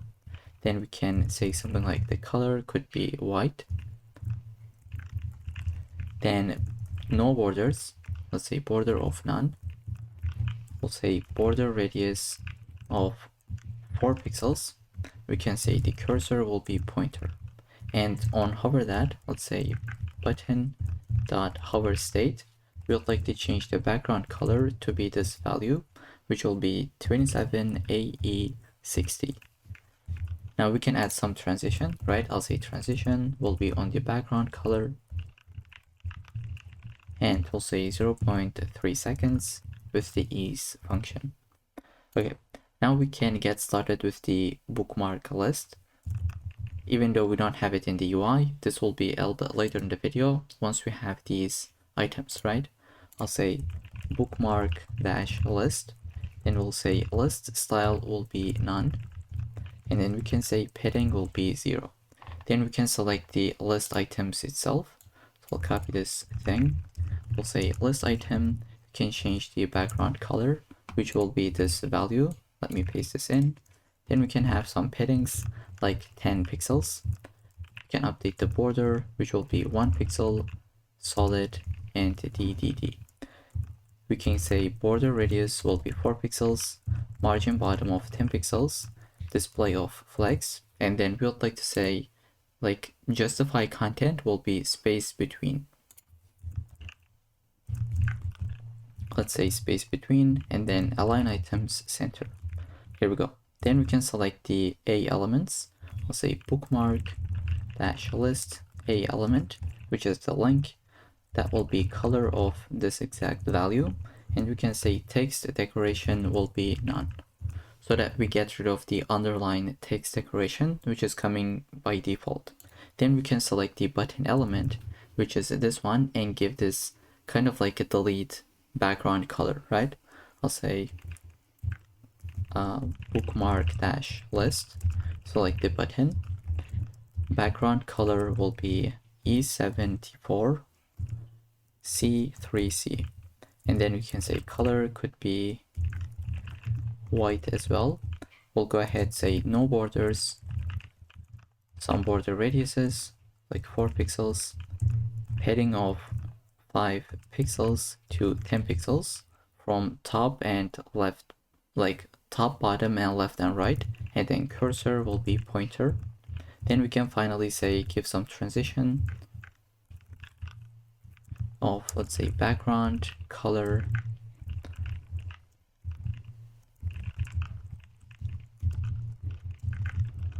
okay, so 0.3 seconds with the ease function.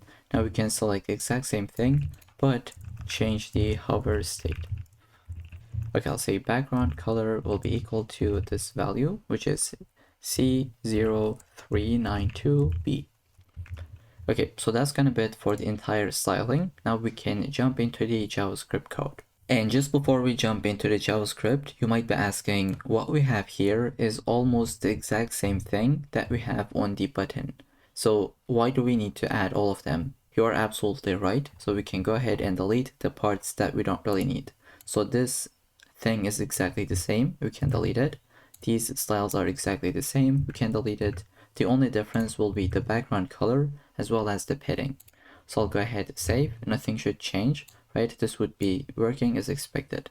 Now this is not what we have, but this is what we have at the moment.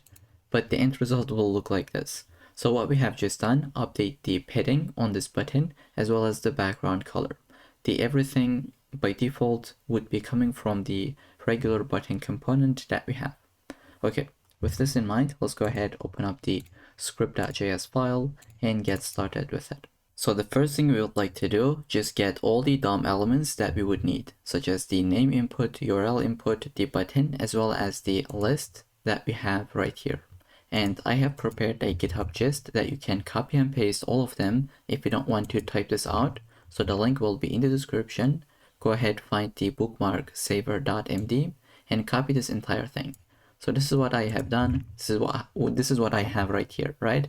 So we are basically selecting every single element with their IDs and assigning them into some variables. So the first thing we would like to do, whenever we visit this application, we want the bookmarks that we have in the local storage to be loaded immediately, right? So they are going to be coming from the local storage. So I'll just say document.add event listener whenever the DOM content loaded, basically whenever the website is loaded, we would like to call a method called load bookmarks, and this is something that we're gonna build in a couple of minutes. For now, let's just leave it as an empty function. Okay, so that's the first thing. The other thing we would like to say is the add bookmark button event listener, right? We are going to add an event listener, which is going to be click, and we're going to call this anonymous function. So let's go ahead, create it, and just try to get started with it. So when you want to add something, the first thing we would like to do is get the name as well as the URL. So this is what I'll be doing. I'll just say const name bookmark name input dot value, and we can just trim that down. Let's duplicate this. This time this will be for the bookmark URL input, so we're going to get that value and assign it to URL. Okay, we got both of these values, but now if one of them is not provided, it'll say please enter both of them. I'll just put something here and try to add. As you can tell, it just crashes, right? So I'll say if there is no name or if there is no URL, we would like to alert something. I'll say please enter both name and URL. And we would like to just return out of it. So we don't really want to do anything else because they just failed. But in the else case, that means that they have provided both of them. We can go through a quick validation check. Now, what does that mean? I'll add, let's say, YouTube, but for the bookmark, I'll just say youtube.com without HTTP or HTTPS. Here we'll get an alert that says, please put one of these at the beginning. So this is what we're going to be doing. I'll say if URL that starts with, well, actually not starts with. So if this is the case where it does not start with HTTP, and we'll say if it does not start with, I'll basically copy this entire thing and I'll say HTTPS. If this is the case, we can show an alert. Let's say please enter a valid URL starting with HTTP or HTTPS. And we'd like to return out of this method if this is the case. But in the else case, we can just go right here, call a method called add bookmark. This is something that we're going to create where we would like to add the name as well as the URL. And we also want to save this bookmark to local storage. So I'll say save bookmark, and I'll say add the name as well as the URL. Then finally, we would like to reset the form. Once we add something, it should update the UI, right? Let's take a look at the end result. I'll say HTTPS. Add this form has been resetted. So we'll say bookmark name input dot value will be equal to an empty string. Let's do the same thing for bookmark URL input dot value. Okay, now it is time to build these methods. So the first thing I'll be doing is to build the add bookmark, not btn. This just should be add bookmark because it is a function that we are about to build. We're going to take the name as well as the URL, and we'll go ahead create a list item. We'll say document.create element. That will be a list item, and then we would like to create another element that will be a link. So here I'll say link, and then we would like to say link.href will be whatever the URL is. Then we can say link.text content will be whatever the name is. And when we click to the link, so notice how it'll open up in the new tab.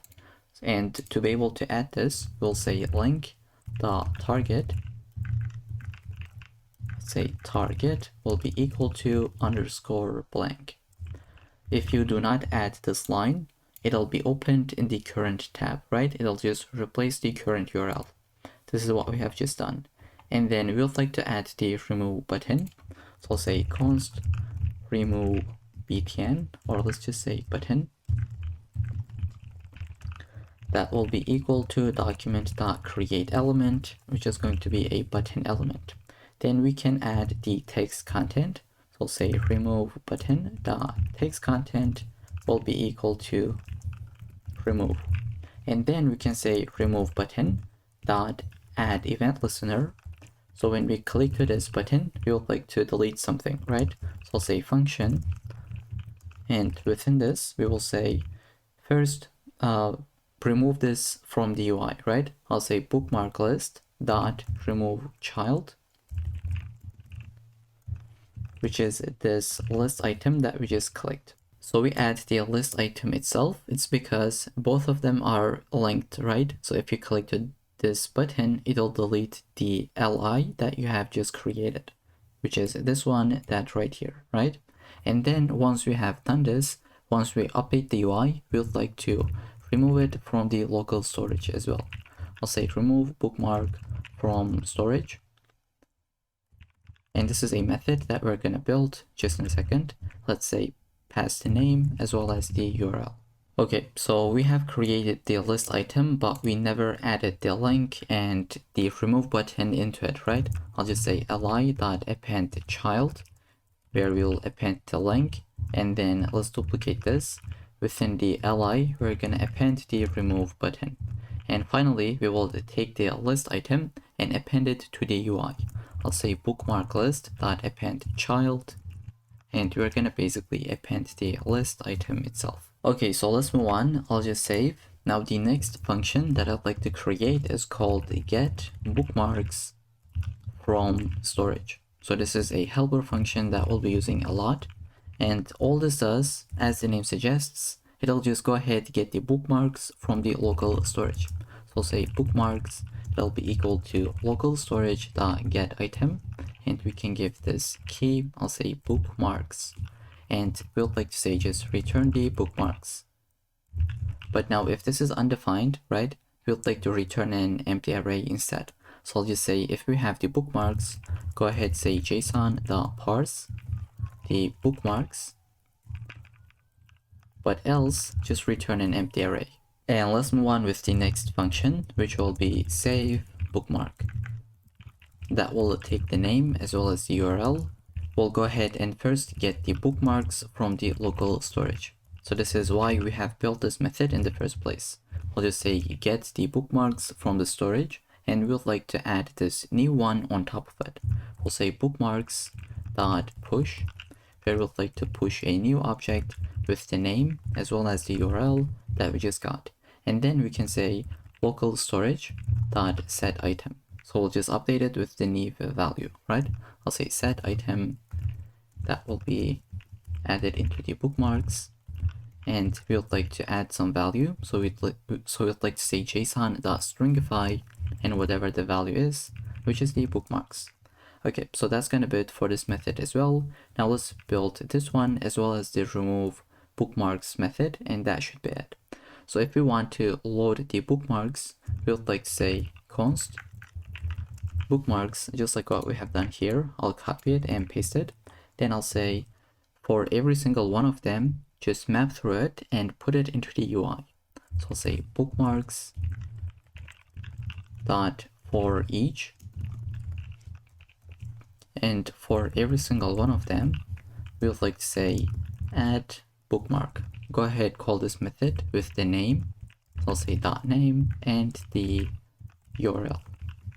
And that should be it. This is going to update the UI. And finally, this is the very last function, I promise. I'll say remove bookmark from the storage. That will take the name as well as the URL, and we'll go into within this function, and let's grab every single bookmark that we have from the storage, and then we can filter this out, right? We're gonna delete this one that we would like the user wants to delete.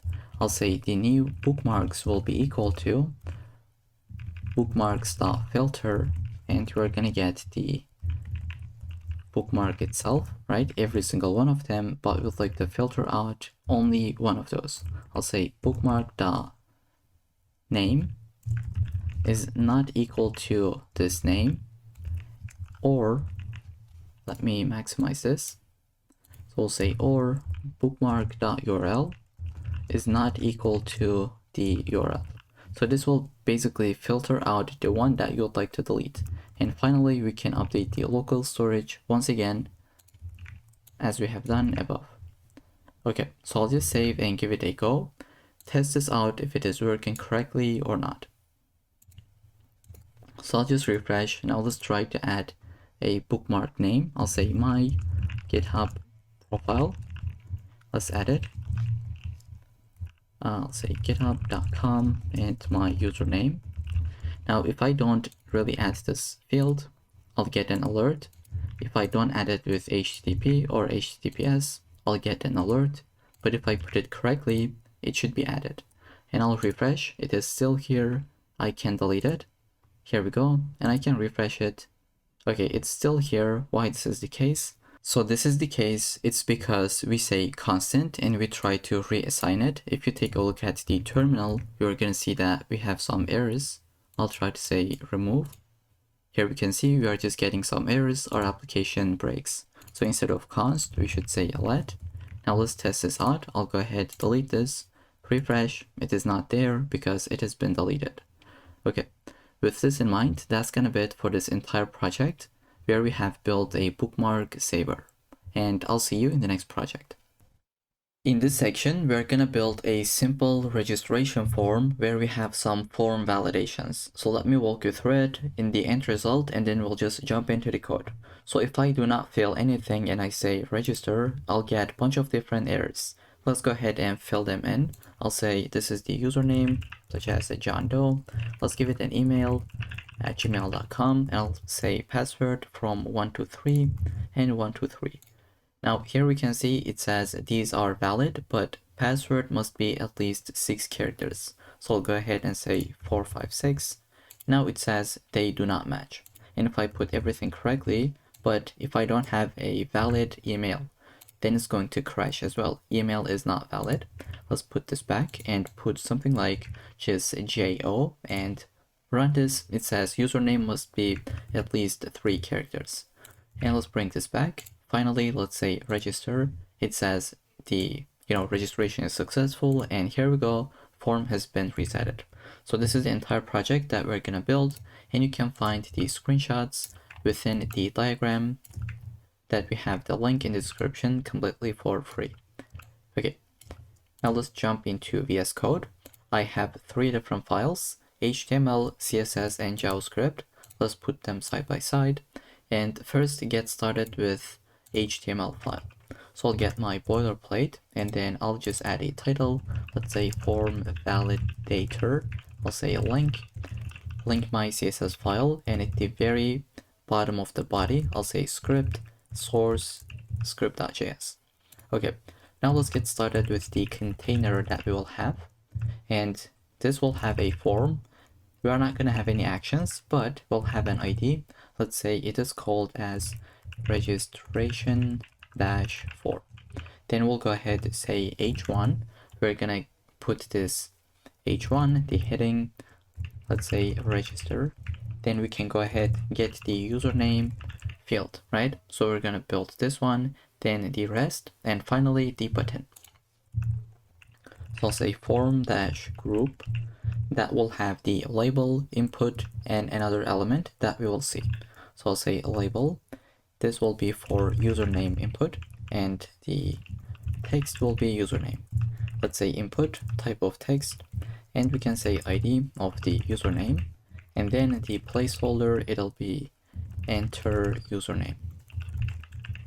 And we can run this file, by the way. Okay, so this is what we have. If we click to the label, it will focus because of the linking that we have. We say this label will be for the input that has ID of the username. So if I click to it, it focuses. And then we're going to create a small element that will be empty. And we're going to fill this in whenever we have an error, right? So this is that small element that will be hidden by default, and it's not going to have any content. So we're gonna see this in a couple of minutes. All right, now what we can do is basically duplicate this for the email.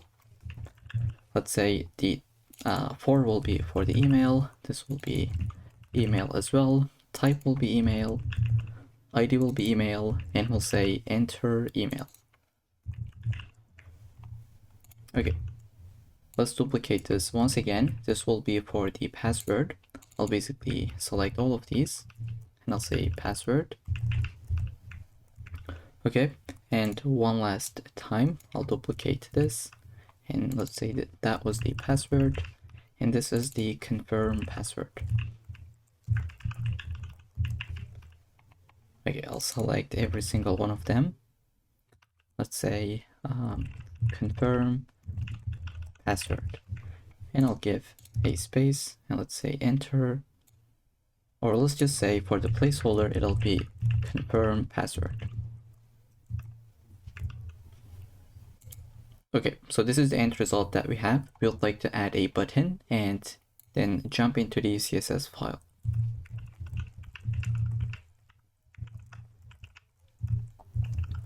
Let's say type will be submit and then the content will be register, just like this. Now let's save and go back into the CSS file that we have and get started with it. The very first thing I'd like to do, add my reset. So I'll say margin of 0, padding of 0, and box sizing of border box. I'll select the body element. I'll give the background color. Instead of white, I'll go with this hash value of F9 a couple of times. Here we go. And then I'll say font family. We can go with sans serif. If you'd like to change it, definitely feel free to do so. Then I'll say display flex, align item centered, justify content centered, and we'll say minimum height would be 100 VH. So we are basically setting up the height to be 100 VH and centering the entire content in the middle of the screen. Then we'll go ahead and select the container element. We'll say background color will be white. Here we go. We'll say border radius will be 8 pixels. So this is what we have. Maybe it is not really that visible, but this is that container we just created. And then, okay, this should not be a background repeat, but border dash radius. And then we'll say box shadow. I'll say 0 pixels, 5 pixels to 15 pixels, and then the RGBA of the classic color that we use. So I'll go with black, and for the alpha, I'll say 0.1. Here we go. Then I'll say width will be 100%, but the maximum width will be 400 pixels. And then we can say, give some headings, such as 30 pixels, and then we could say overflow of hidden. Then I'll get the H1 and say text align will be centered. Then I can say color will be 3 bunch of times, and then margin bottom of 20 pixels, let's say. Here we go. You can also use REM. I'll just go with 1.2 REM. Then we can select the form group element. I'll go ahead and say margin bottom will be 20 pixels. Now we also want to add the position of relative, and because let me display, we'll say position will be relative because on these small elements we will position them absolutely. So that's why we are saying this is the position of relative. Then we can go ahead update our labels. We'll say select every single label, just say display of block. Then we would like to say something like margin bottom of 5 pixels. Then we can say color will be updated to 555 and font weight could be a little bit bold. Here we go. Then I'll select my inputs. I'll say border will be 2 pixels. It'll be solid, and then hash value of F0 bunch of times. All right. Then we can say the border radius will be 4 pixels. We could say display will be block. Here we go. Then we can say width will be 100%. Then padding of, let's say 10 pixels. And on the input element, I'll say font size will be 14 pixels. And finally, the transition will be on the border color with 0.3 seconds. So this is what we have. Let's go ahead and add the focus state. I'll say input. If it is focused, go ahead say there is not going to be any outline, but we would like to change the border color, which is going to be 3498 dB. Okay, let's try to focus on it. As you can tell, the border color will change. And then I'd like to select the small element. So here I'll say small. The visibility will be hidden by default. And I'll explain just in a second. Or actually, let me do it immediately. So when we have an error, so I'll refresh. So by default, it is invisible, right? We don't have any content. But if we cut something, if we have some errors, it'll be visible. So this is exactly what we're doing. By default, it'll be not visible, but then in a couple of minutes, we will say visibility will be visible.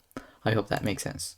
Then we can position this absolutely to, let's say, bottom minus 80 pixels or 18 pixels and left of 0. Then finally, we can decrement the font size to be 12 pixels. Now I'll just save this file. Let's take a look at the end result. I'll try to visit the index.html, and here on the very first input, I'll say on the first small element, I'll say username is required. Let's save. Now it is not really visible because of this line. Let's delete it. It's right here, as you can tell. Okay, and these errors will be added dynamically from our JavaScript code. And after the small element, we can select our button and style it. I'll say select the button. I'll say cursor will be pointer. Then we could say background color is going to be this exact same value that we had above, the primary blue button. We don't really want any borders, so I'll say border of none. Color could be white. Let's save. This is what we have. Now we're going to give the display of block, and then we'll say font size could be, let's say font size will be 1 rem. Then we can give some margin top of, let's say, 20 pixels, and most importantly, the padding of 12 pixels from all directions. And let's say border radius, border dash radius will be, let's say, 4 pixels. If you wanted to, you can increment it. And I'll say width will be 100%. It'll take the entire width. And finally, the transition will be added on the background dash color with 0.3 seconds. Let's go ahead and say button. If it is on the hover state, we'll update the background color to be this value, which is going to be 2980 B9.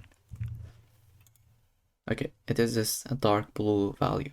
So the only thing we left is the error and success states. And let me once again demonstrate this pretty quickly. If we have an error on username, the error class will be added right here, right? If we have an error on email, it'll be added right here. So just keep this in mind. But if it is successful, it would be success. Okay, with this in mind, let's see how we can update our states. I'll just say form group dot error without any spaces because it'll be in the same element. And then I'll say select the input element, go ahead, update the border color to be this error color, which is E74C3C. Okay, and maybe we can just duplicate this and update this to be form group but success case. We're gonna give a green color like 2ECC71. And then finally on the error case, so I'll say form group dot error. We're gonna select the small element and we'll say visibility will be visible, and we would like to update the color to the exact same error color. Okay, so that's the entire CSS file that we would need. Now we're gonna jump into the JavaScript file and get started with the functionalities. So the first thing we would like to do is get our DOM elements. And for this, I have prepared a GitHub gist that you can find the link in the description. So go ahead, find the form validator.md and basically copy this entire elements that you have seen. We're gonna get into this in a second. For now, just ignore that. All right, so we got the form, we got the username, email, password, as well as the confirm password inputs. The first thing we would like to do is add an event listener on the form. So I'll say add event listener, which will be listening for the submit event. And we'll say once we got that, go ahead and handle it within this function. So we're going to take the event as we have talked about it in a previous project. The very first thing you would like to do is say e.prevent default, right? So we don't really want this page to be refreshed. So if you don't add this, and if you say like submit this form, it is going to refresh the page. So just notice how it's going to refresh it. But if you add this line, it's not going to refresh that, right? And then the very first thing you would like to check if all the fields have been filled in, right? So when you just say register, the very first check will be just to check if any of these fields are empty, right? So let's say const is required valid. You can call this anything, but this is the name that I'll have. And we're going to call a method called check required. And this is a method that we're going to create. Let's say function check required. Now this will take an array. Let's say we're going to put the username, email, basically all of our inputs, password, as well as the confirm password. So we're going to pass this as an array so that it's a lot more comfortable to handle it. Can we just minimize this? It's already minimized. Oops. Okay, I'll just leave it here. All right, so we just sent this array that we're gonna check within the method in a really easy array. So I'll just say get the input array, and we'll basically run a for each on this input, on the input array. So first I'll say let is valid. That will be equal to true. So by default, we will think that it is valid, but we will update it. Let's say input array dot for each. For every single input, we're gonna run this method. So I'll say if input dot value dot trim. So we're going to trim this down, and if it is equal to an empty string, that means it is invalid. We would like to throw an error. So I'll say show error, and this is a method. Once again, we are going to build, and this will take two different arguments. So the first one is the input itself. So we need to say which input has an error. Let's say you filled this in, but you did not fill these, right? Okay, so the show error will be run on these inputs, and this is exactly what we are passing. I'll say the input so that it knows which input to show the error, and then we will say like the message. Here I'll say something like is required. But what is required, right? Is it password? Is it confirm password? For this, we can say the input itself. But now if you put it like this will look kind of not formatted. So it will say something like password is required. But what we want to do is take the very first letter and capitalize it. So this is what we would like to have. So for this, I will create a method that will format the input. I'll cut this for a second. I'll say get field name. Let's say input. This will basically format it. Let's create that method, and let's actually call this as a format field name so that our code is a lot more readable. And I'll paste this method. It's super simple, and I even added some comments. So if the input ID is equal to username, it'll take that and capitalize the very first letter. So this is how we do it. We'll say input.id, get the first character and uppercase it, and then put the rest as it is. I hope this makes sense. Now this is working properly. Now that we got an error, we'll say is valid is equal to false. But in the else case, we can show a success message.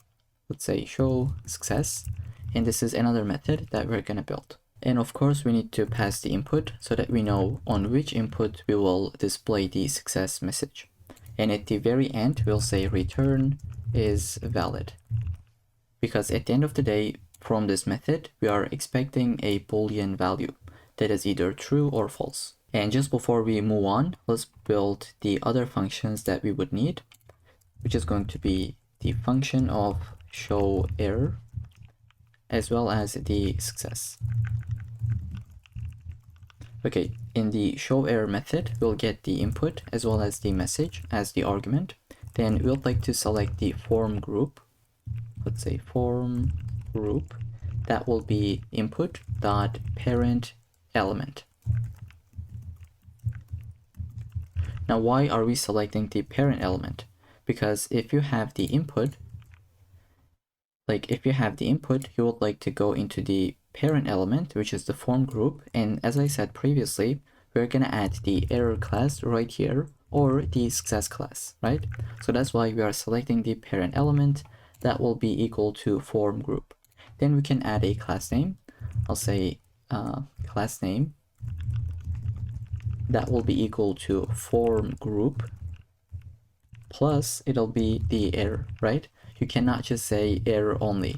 This will delete the form group and add only the error. I hope that makes sense. So we'll add both of these.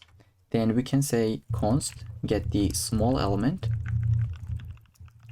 I'll say form group query selector. We'll just get the small element and update the text content, right? I'll say small. You can also say inner text is equal to this message. So that's it for this method. And let's handle the success case. We'll get the input. Let's get the form group in the exact same way. And for the class name, we'll say success instead of error. Okay, so that's it, because in the success case, we don't really add any messages, as you can tell. So with this, maybe we can give it a go. Let's see if it'll work or not. As you can tell, this is the demo application that we have, and we are getting all these fields with some errors. Let's fill them in.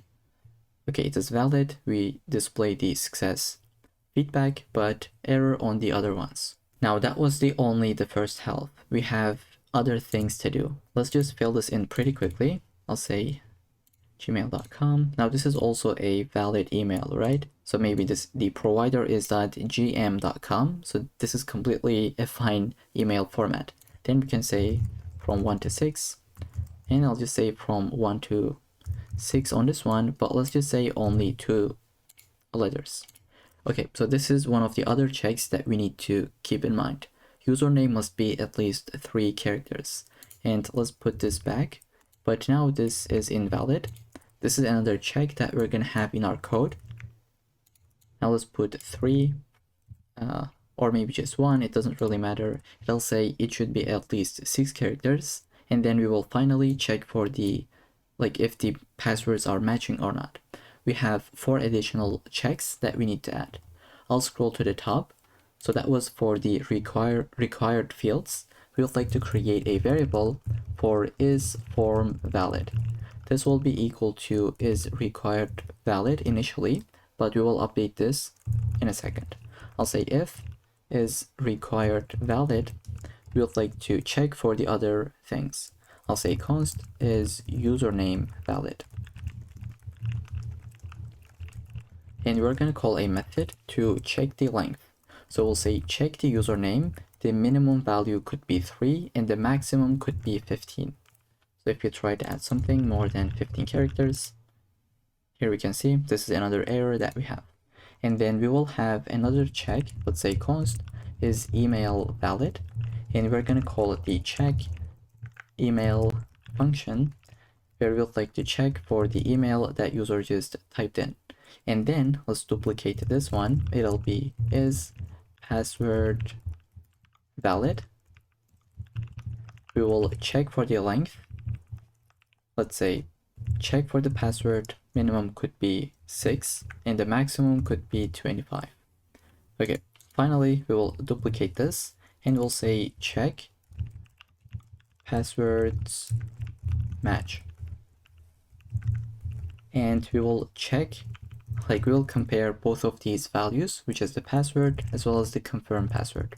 And for the variable name, we could say is passwords match. Okay, now we need to create all these methods one by one. So let's scroll to the bottom and try to build it. First, I'll shrink every single function that we have so that it's easier to build. I'll say function check length, where we'll take the input as well as the minimum and maximum values. So the very first if check will be this one, if input dot value dot length, if it is less than the minimum value. In this case, we would like to show an error. Let's say show error, call the method on this input, whatever that is, and then we'll say something like must be at least minimum characters. And let's put the money sign, and finally whatever the input is, but we would like to format it just like what we have done previously. So we'll say format field name, and we're gonna pass the input as the argument. Okay, and we're just gonna return false from this method, from this call. Now this will be equal to false if we hit this if check, and then else if we have the maximum case, input the value, the length, if it is greater than the maximum value. I'll basically get the exact same thing, but we'll say it must be, let's say, less than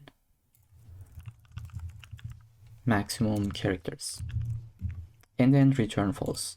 But else, that means everything went successfully, so we can say show success on this input and return true. Okay, so that's the very first method that we would need. The other one will be to check email. So here I'll just put it right here. Let's say function check email, where we'll take the email and handle the method. Now we're going to be using a regular expression. If you don't know what that is, I can give you an example. So the first thing I'd like to do, visit that GitHub gist, and I'll copy this email regular expression. So let's go ahead and copy this, and we're going to test this out right now. Okay, I'll just open up my terminal, or the console I should say. I'll paste this in. So this is a regular expression that will check if an email is valid or not. So let's paste this in. We have this variable. Now we can say email regular expression. Okay, let's get this one, and we'll say test. And we can test anything. Let's say a.com. Is it an email or not? Obviously it is not, so it'll return false. Let's put something correct. I'll say gmail.com, but let's say john@gmail.com. Okay, this is equal to true. So here we can see this is not valid, it'll return false, and this is valid, it'll give you true. So this is what we have. This is really easy to build with regular expressions. And just before we move on, if you delete this part and tell me to type this out, honestly, I cannot do it. And I don't have to, and you don't have to neither. So this is something that you would mostly get from, online, or you would get it with AI. So, okay, just keep that in mind. If this looks complicated, maybe you are thinking, how do I memorize this? How do I learn this? Absolutely not needed. Then we'll go ahead and say if, basically what we have done in the terminal. I'll say email regex dot test, and we'll basically test the email. So I'll say email dot value dot trim. If this is equal to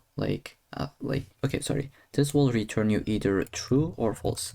If this is true, then we can show a success message. But if it is equal to false, that means we need to show an error in the else case. Here I'll say show the error, and here we'll just call the show success method, and I'll pass the input, and then here we'll pass the input as well as the message. Here we'll say email is not valid. Here we go. Then we can return false from here and true within this if check. Okay, so that's gonna be it for the check email method. The very last one that we need is the check passwords match function. That's gonna be super simple. Let's go ahead and paste it. This will take the input 1 as well as the input 2. Here I'll say if input 1 value is not equal to input 2 value. In this case, we're going to show an error. This is the input 2 that we're going to show the error, and we'll say passwords do not match. And then we can say return false. But if this is not the case, we'll just say return true. Okay, now that we got all these methods, we can move on with this if check, where we need to just update this variable, right? I'll go ahead and say is form valid. And by the way, I have a typo. This should be valid at the end. I was just missing AD.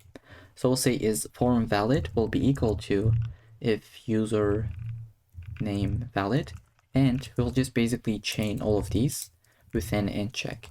So if every one of them is equal to true, form is valid.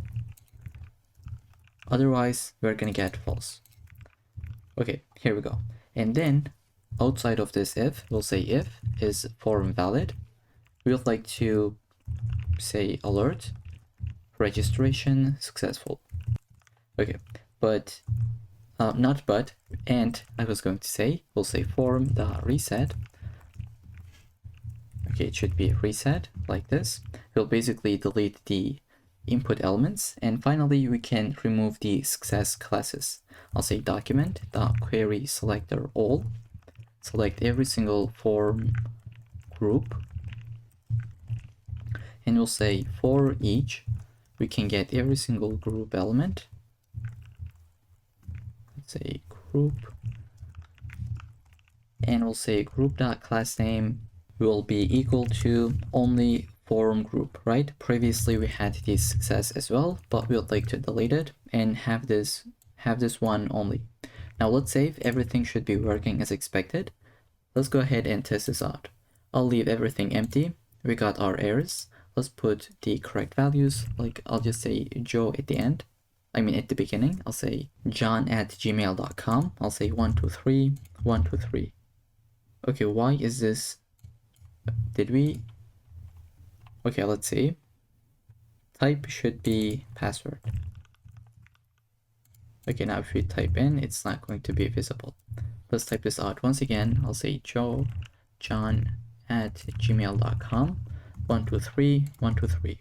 So we got an error which says username must be at least 3 characters. Let's say John, and have another error. So we should got an error, but looks like we didn't. What are we missing in our code? Let's take a look at it.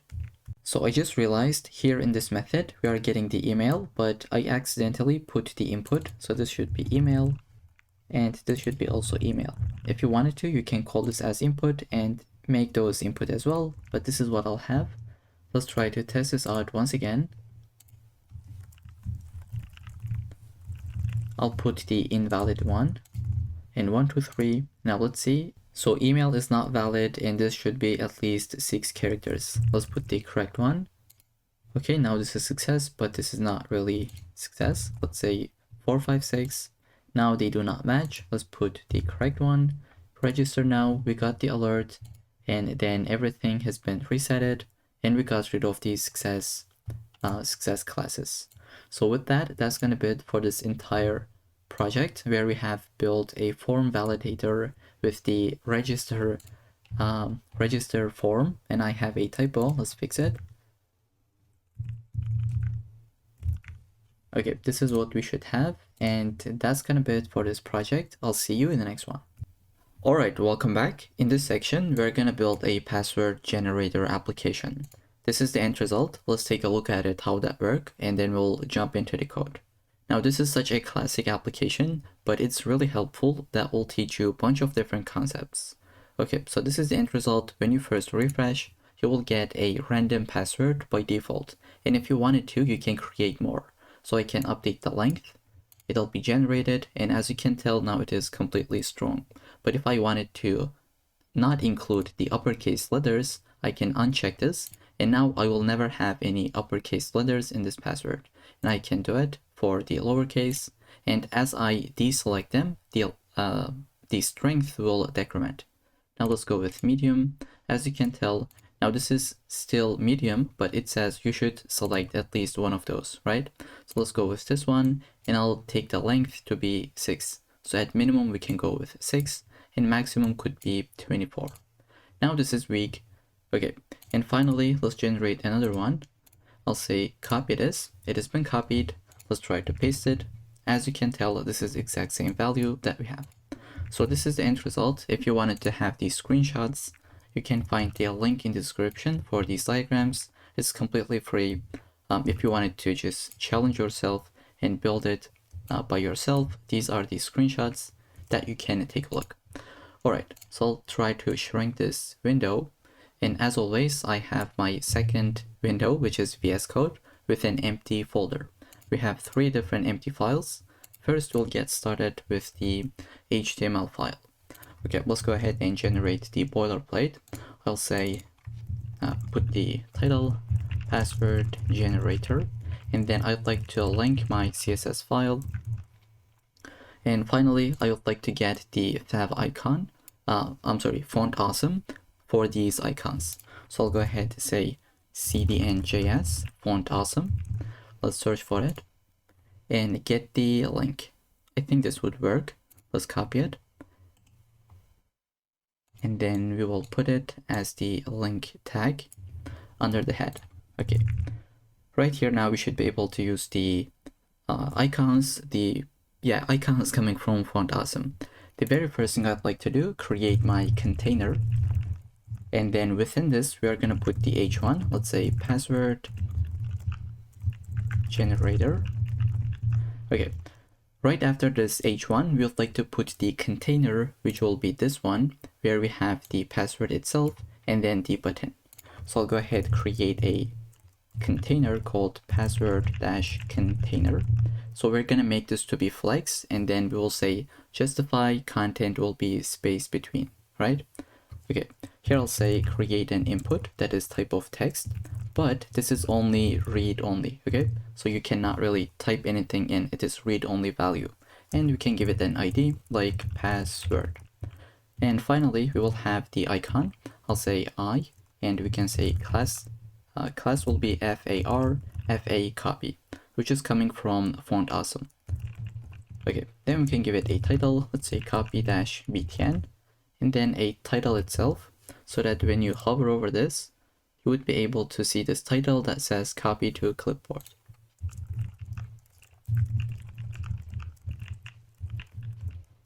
Now let's see, what do we have? I'll say open with live server, and we'll get the warning as always. But here we go, this is what we have. Icons are working correctly. And you cannot type something in. Now I'm pressing some keys in my keyboard, it does not type. Okay, the other thing that we'd like to build is our options. So right after the password container, I'll go ahead, add a comment, let's say options. And I can even say password container contain. All right. So under the options, I'll have the options class, then we'll have the password length at first. I'll add comments. You don't really have to, but this is really convenient if you are following along with the source code. I'll say dot option. So the very first option we'll have is the password length. So I'll add a label. Let's say this is for the length, and let's say password length. So we just created the label. Now let's create the range container. Now this will be a container because we do not only have the input, but also we have the value output. So I'll say range-container, and I'll say the very first one will be input. That is a type of range, right? And then we can say ID will be length. Then finally, we'll say minimum value, maximum value, and then the value itself. So at minimum, as I said, we could have 6, maximum could be 24, and by default, it'll be 12. So I'll say minimum 6, 24 as the maximum, and the default value will be 12. So whenever you move this around, this would be updated from our JavaScript code. This is a bit later in the video. And then we can have the span tag that will hold the value. By default, it is 12, and we can say ID length dash value. All right, so this is the very first option that we have. Right after this one, we would like to create the include uppercase option. So I will add my comment. And then we'll have the option class, right? Within this div, we will have the label that will be for the uppercase, and text will be include uppercase. We'll have the input. This will be type of checkbox. And then we can say ID will be uppercase. Finally, we'll say this would be checked by default. Okay, let's save. To get this formatting, I'd like to copy this entire thing. This would be for the include lowercase. So I'll say Command D a couple of times and just say lowercase. Here we go. Then let's copy this once again, duplicate it. This would be for the include numbers and then symbols. Let's duplicate this twice. I'll say this would be numbers. So I just paused the video and put them in. This is the numbers and then the symbols. It's the exact same thing that we have above, but basically we change the ID and then the text as well as the label for attribute. All right, let's save and take a look at the output. This is what we got. We're going to be changing the colors a little bit later in the video, but now it is time to add the button as well as this container for the password strength. Okay, so let's move on. Now what you'd like to do, go ahead, scroll to the top, shrink the options container because we'll go outside, and we're going to create a button that will hold the text that says generate password. And just before this text, we would like to add an icon. I'll say class will be equal to fa-key, and we can give it a ID, and we can give it an ID to this button that will be generate -btn. And finally, we're gonna put the strength meter, right? I'll save to get this formatting. Right below to this button, I'll say strength-container, and we're gonna have a p tag that will say password strength. Okay, now as you can tell, this value will be dynamic, right? And the styling is a little bit different. I'm not really sure if you can see it, but it is font weight of bold. So we'd like to select this with a span tag. So I will say still within the p tag, but it will be under a span tag. I'll say medium. You can call this anything because we will update it. But let's go with medium, and then I'll add an ID. Let's say strength-label. Okay, finally, we're gonna put the strength meter container that you can see. So this one is the container and this is the value itself. So still under this strength container div, I will have strength-meter. This is the container that we have, and then strength-bar.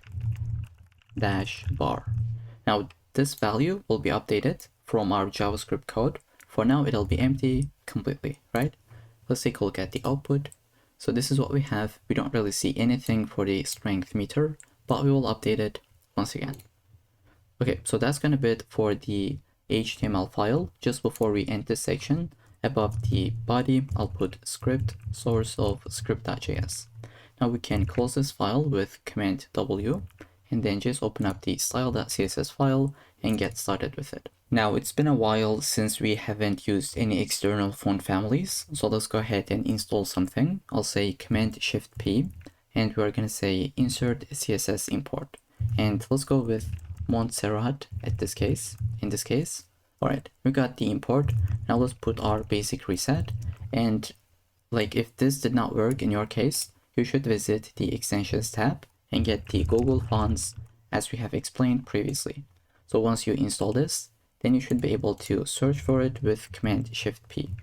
All right, so we're gonna select everything, and I'll say margin of 0, padding of 0, box sizing of border box, and let's say font family will be Montserrat that we have just imported. And we can fold this back with sans serif. Now what I'd like to do, select body, and just say minimum height will be 100 ph. We'll say display of flex, let's say df, JCC, right? Justify content centered, align item centered, color could be 333, and then we can say padding will be 20 pixels. Okay, so everything has been, let's say, centered in the middle of the screen, and I'm just too much zoomed in. This is what we have. Now in this section, I'd like to use what we call CSS variables. You're gonna see it's really cool and easy to get started with. Now I'll create it. This is how you would do it. You would say :root, and then you can create anything that you wish. So we're gonna put primary color, and let's add it to be 2B5876. Now why are we creating this? So let me just showcase it pretty quickly with an example. Now let's say you have really large CSS file. Basically you have a button, let's say you're selecting a button, let's say you select the label, so on and so forth, you select your cards, and in all of them you would say something like color, and you would use this value. Let's say you got this value, and you did the same thing for all of them, but now some of your friends told you that this color is not really good. Go ahead and update it with this one. Now what you'd like to do, copy this from here and update it on every single places, right? And if you imagine like you have 100 instances, you have to just scroll to the bottom and update every single one of them, which is not really acceptable, right? You definitely don't want to do something like this. So instead, if you used, let's say, CSS variables, I'll do Control Z, get the exact same value. Okay, just imagine you are using the CSS variable. So instead of this, you would say var and use the primary color. Now, if you do the same thing for all of them, let's put it. Okay, now this is how your code looks like, and your friend told you that this color doesn't look really nice. You should update it with this one. Now all you have to do, only update this part, because every single one of these are using the same color, right? It's been updated here, here, and on this one, and let's say on the next 100 instances. I hope this makes sense. This is why most of the time you would like to use CSS variables. It is really useful. All right.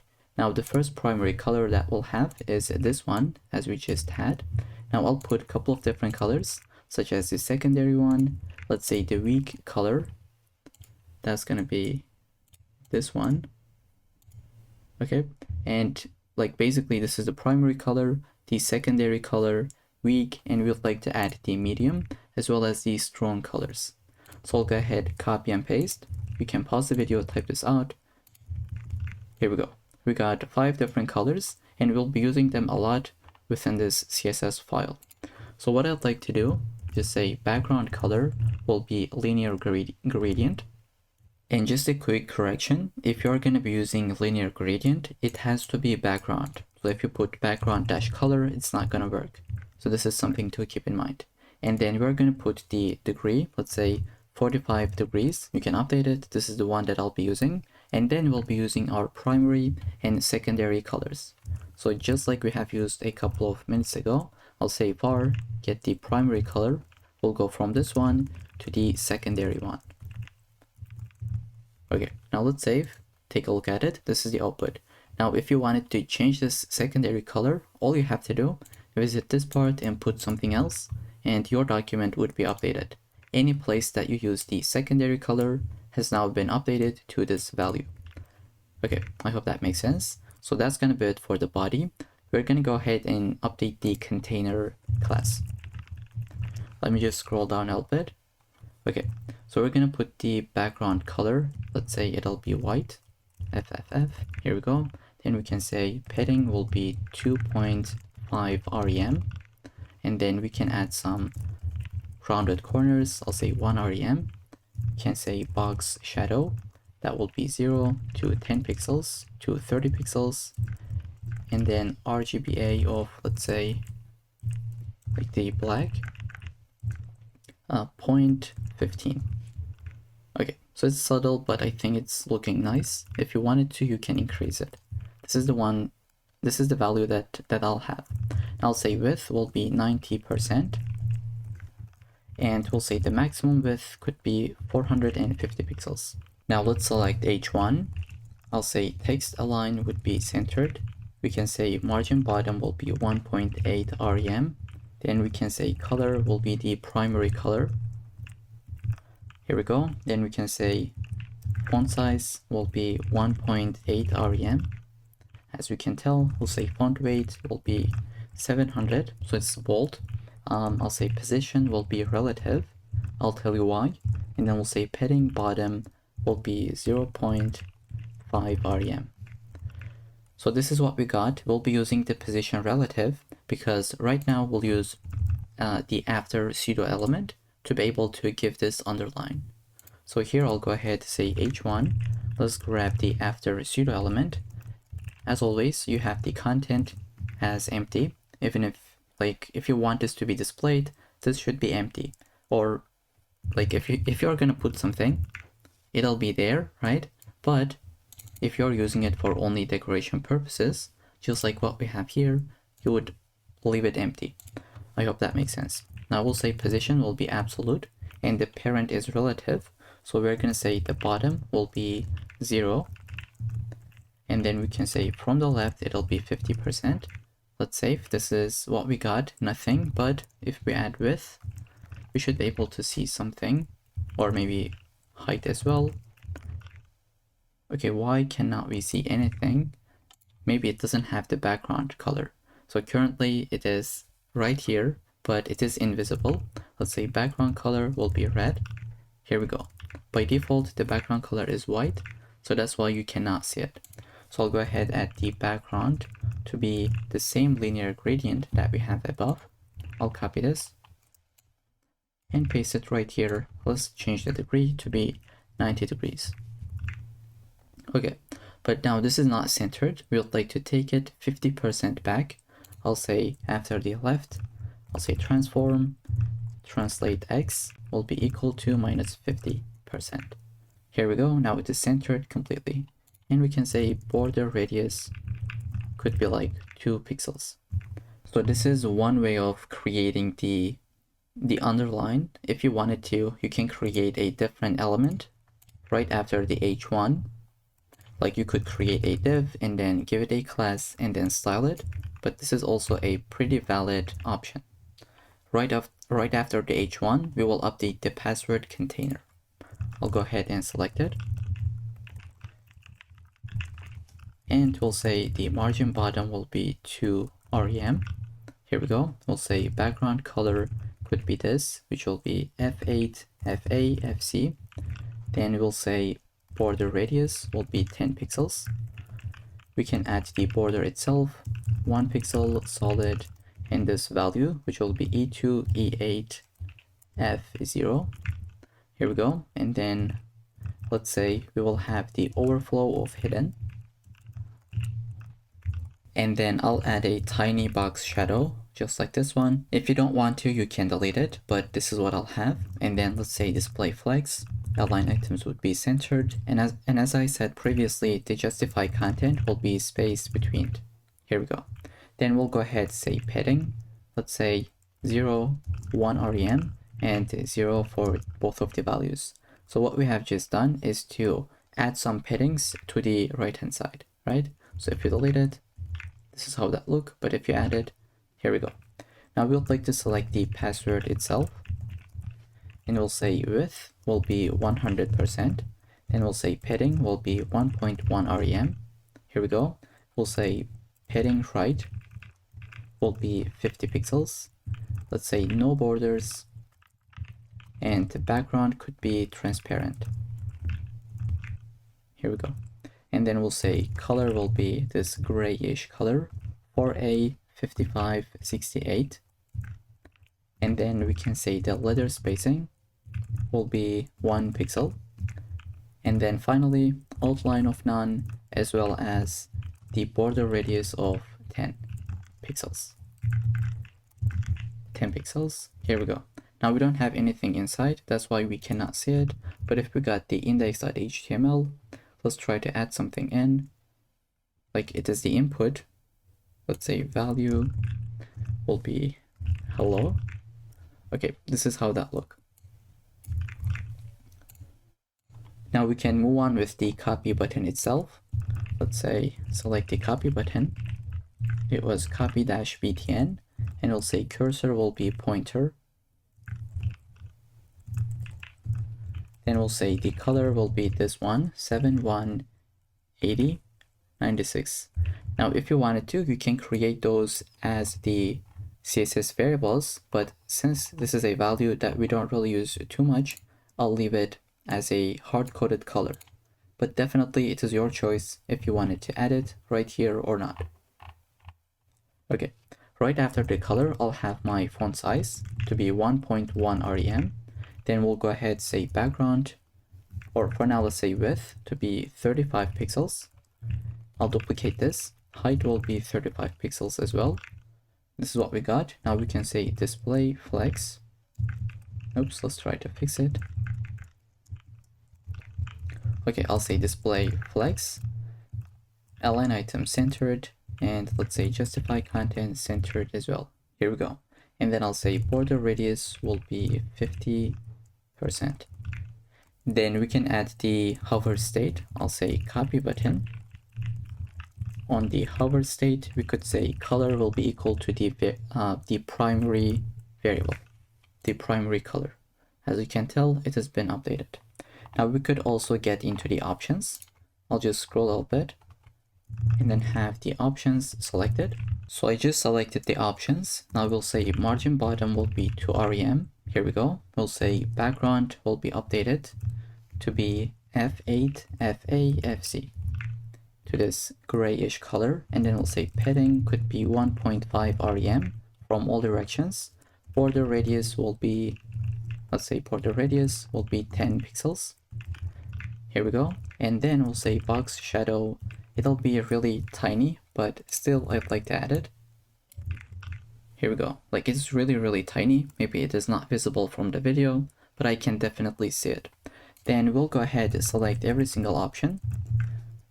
So we'll say display will be flex, justify content, space between.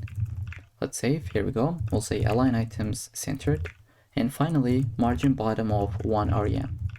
Okay, now the problem here is that the very last one also got some margin bottom.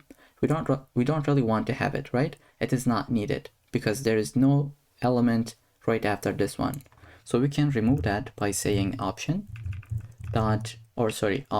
colon last child. So we're gonna select the last child and we'll say margin bottom will be 0. Here we can see it's been updated. So this is another trick that you can keep in mind for these situations. And then I'll say dot option where we'll get the label itself, and we're gonna say font size could be something like 0.9 rem. It's been updated. We can say color will be, let's say 4a this value. So once again, if you wanted to, you can take this and make it a CSS variable. I'll just skip that. Let's say font weight will be 500. Here we go. Then we can select the range container itself. And then we're gonna say display of flex, align items would be centered, and gap of 10 pixels. Let's save. Like, I think we cannot see the difference for now because it is in the smaller screens. But now let's try to put it. I'll just put that, and I think I should put them side by side to be able to see it. Now I will save. Okay, so as you can tell, there are some differences if we delete the gap or if we add it. This is now a lot more visible. Now let's go ahead and change the width itself. I'll say this will be width of 60%. Here we go. Now let's say I'd like to select this input specifically, which is the type of range. How can I do it? I'll say input where the type is equal to range, right? And then I'd like to change this color, which is called the accent color. I'll say this will be the primary color that we have. Here we go. And then I can say the height could be something like 5 pixels. It's been updated. If you wanted to, you can change it to be 50. I don't know what is the maximum value, but let's go with 1 pixels. It's really tiny. I'll go with 5 pixels. Then you can say something like cursor will be pointer as well. And finally, I'll just say flex of 1. Okay. Now what I'll be doing is to select the checkbox itself. So it's the exact same thing, but type will be different. Let's say checkbox. And on the checkbox, I'll say width will be 20 pixels and same for the height. Let's save. Here we go. It's been incremented a little bit. Now I'll say border will be 2 pixels, solid, and I'd like to give the variable of primary color. Now it's not been updated, right? And for this, we can say appearance will be none. Now, as you can tell, it got updated. If you delete that, it will not, but this is the style that make it work. Then we'll say border radius will be 4 pixels. Here we go. And I'll say cursor will be pointer. And I'll say outline will be none. So for now, that's gonna be it for the checkbox. We will update it just in a second. For now, I'd like to select the exact same element and we're gonna update the checked state. Okay, so if it is checked, what do we want this to happen? I'll say the background color will be equal to the primary color that we have. Now let's save and give it a go. Every one of them is checked, right? Because this is what we said in the default state. Let's see. All of them are checked, as you can tell. I'll delete the include uppercase. Now this is not checked by default, but we would like to have this checked immediately. If you click to it, now it is unchecked, right? Now we don't really want to have the background itself. We also want to have the check mark icon, right? For this, we'll go into the checked state and we will update the after pseudo element. So I'll say checked and get the after pseudo element where we'd like to add the content.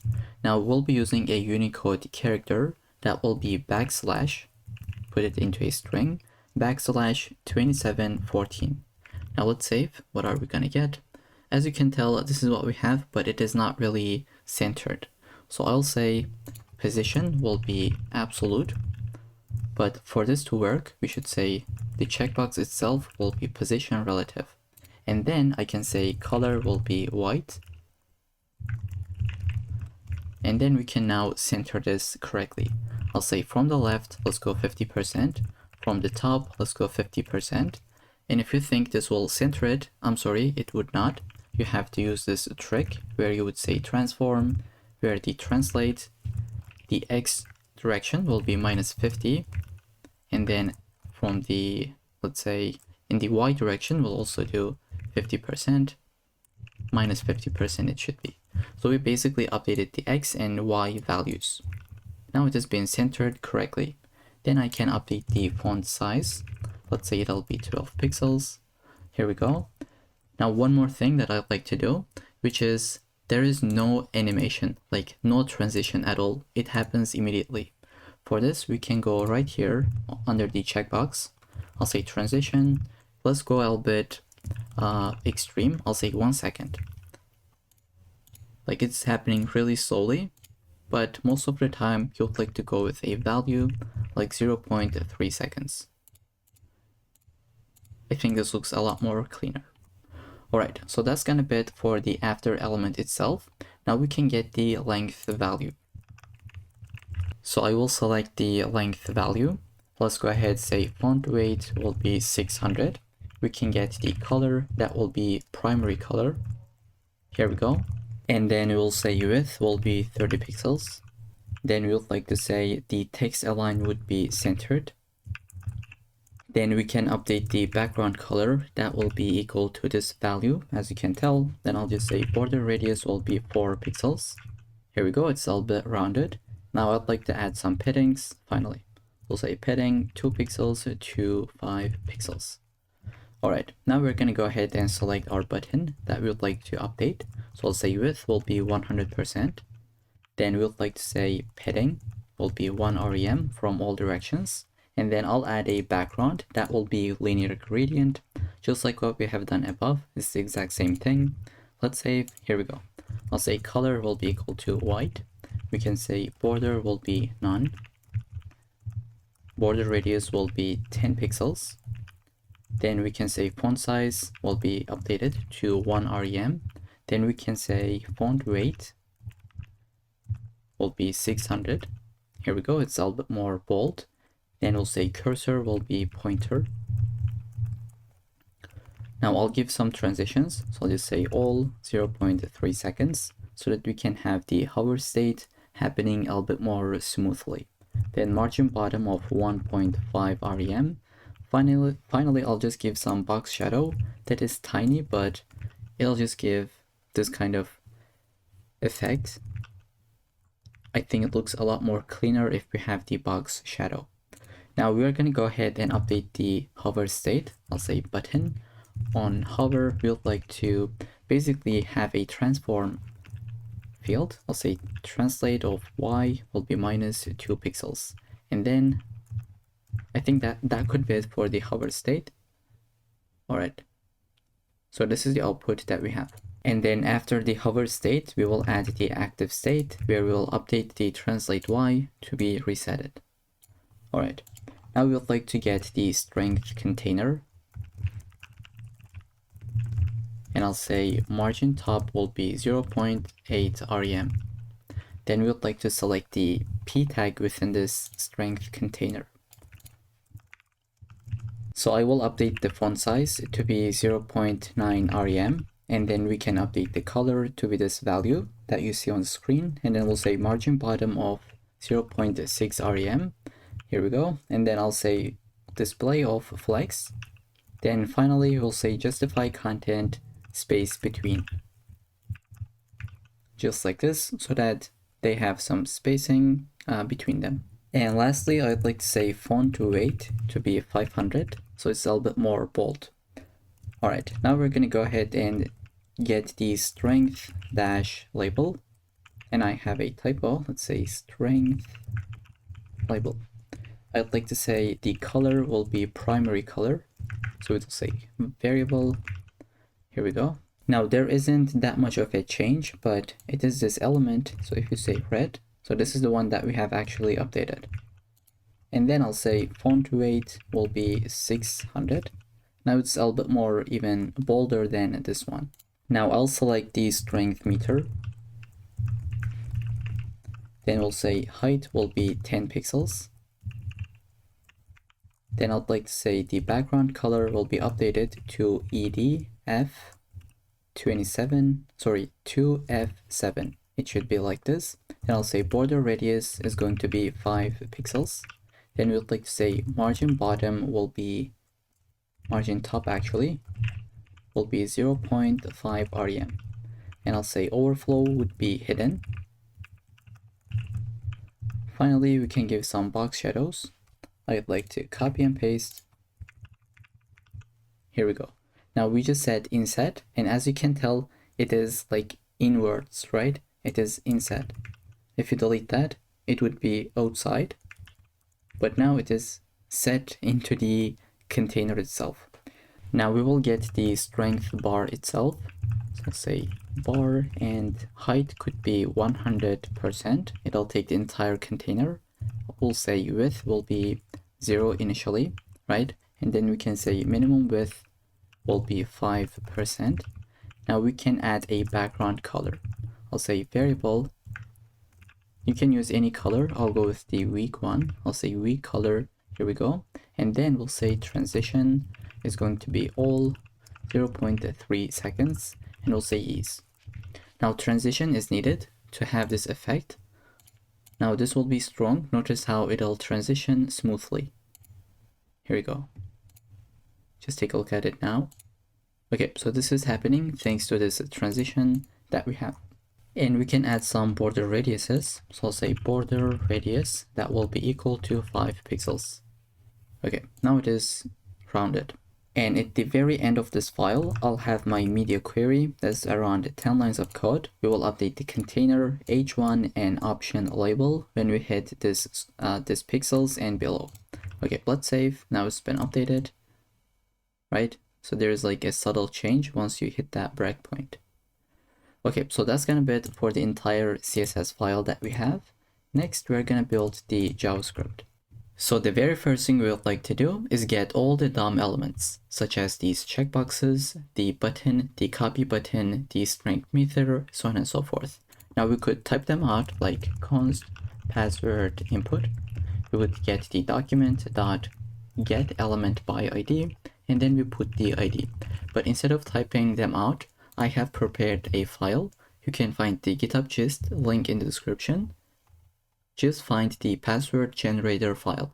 Go ahead, copy everything that you have seen here. This is what I'll be doing. And I'll just delete this, paste this in. Now these are all the elements that we'll be using.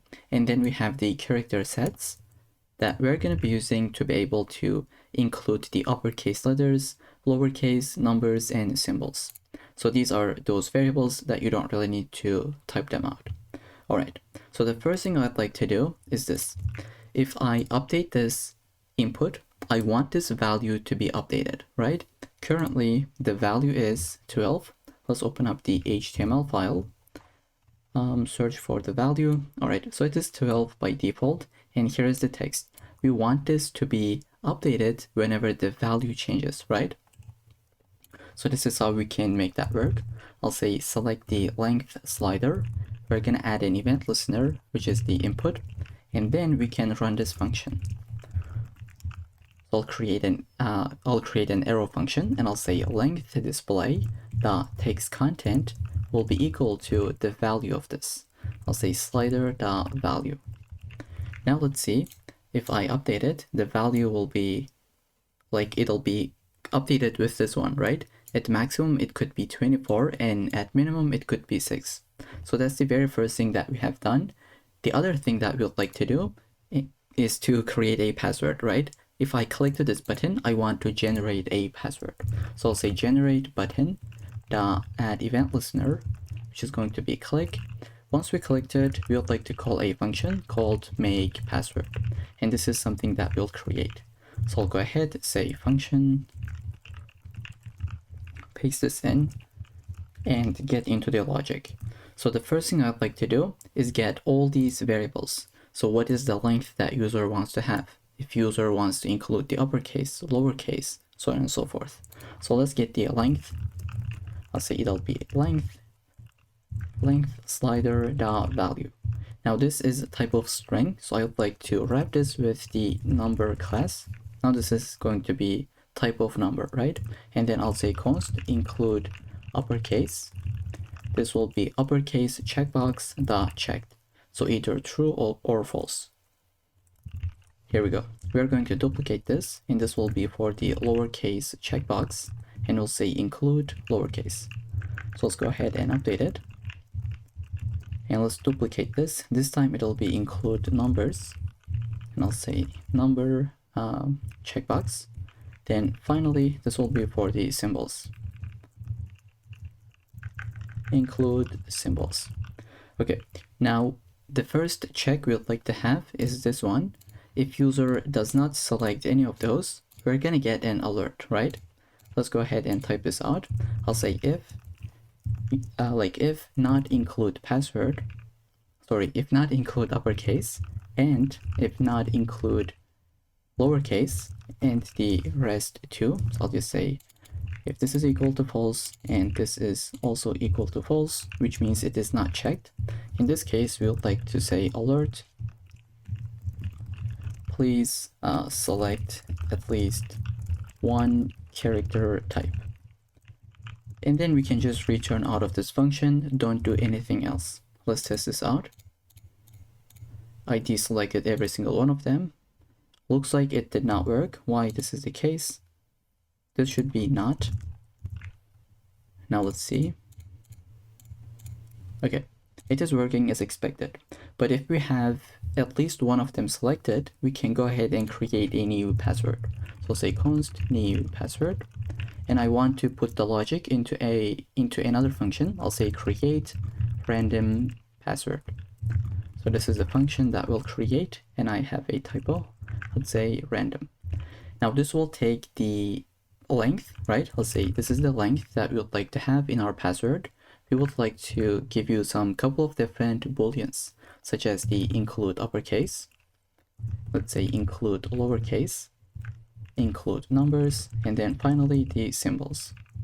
Okay, once we got the new password, we'd like to say password input dot value will be equal to this newly created password.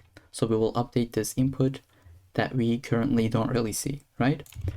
Okay, let's save. Now we'll go ahead, create this function. Okay, let's go here. Let's say the first thing we'll take is the length, and then we will get those variables, right? You can say something like use uppercase, but I think I'll just go with the same name, like include uppercase, which is equal to true or false. For the numbers, lowercase, symbols, just make sure they are all in the exact order that as I have. Okay, now we'll go ahead and create a variable called all characters. Initially, this will be equal to an empty string. Depending on these selections, we are going to update these characters. Now let's say if user wants to include the uppercase letters, we would like to go ahead and just say all characters will be equal to or it would be updated with the uppercase letters. And then we'll say if they want to include the lowercase letters, we would like to do the exact same thing with the lowercase letters, right? Okay, now since these are just one-liners, I can delete the curly braces. This is completely fine. And I think this looks a lot more cleaner. Now let's add the if check for the last two. I'll say if include numbers, go ahead and update the all characters variable with it, and then we'll add the symbols. Now if all of them is equal to true, right? If all of them are true, if they are checked, what'll happen in this characters string? Basically, it'll be equal to this one, where we have the first uppercase letters, right? It has been added, and on top of it, we have added the lowercase letters, then numbers, and then finally these symbols. Now everything is selected. We're gonna go ahead and select something randomly, right? So we're gonna get one uppercase letter, we're gonna get one lowercase, number, symbol, and this will happen randomly, right? But if user had, let's say, only uppercase letters, this would be the all characters variable, right? And then we would select some values randomly. I hope that makes sense. Now we'll create a variable, let's say let password, that will be equal to an empty string, but we'll go ahead and update it. So I'll say for let I is equal to 0, while I is less than the length. We could say just increment it by 1. Okay, so we will say password plus equal to something, right? And for this, we need to create a random index. So in every single iteration, we're gonna get a random value, right? And to be able to select those values, we need to get a random index. I'll say const random index, and this should be a variable name. I'll say math.floor, we'll say math.random, call the method, and we're going to multiply it by all characters length, right? Depending on this length, we're going to get a different random number and floor this down so that it is a valid index. And we'll say password now will be equal to all characters random index. So here we go, the password will be updated with the length, whatever that is. And finally, we can return the password.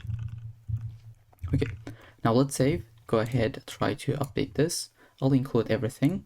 Here we go, this is the output that we got. It just works without any issues. Now I'll just say only include symbols. This is exactly what we got. Let's say only lowercase and some uppercase maybe. Here we go. So that's gonna be it for this method as well. Once we update the UI, we would like to update the strength meter as well. And I'll put the logic into a function. I'll say update strength meter, call this with the new password. Now let's build this method or the function, however you'd like to call it. I'll say this will take the new password.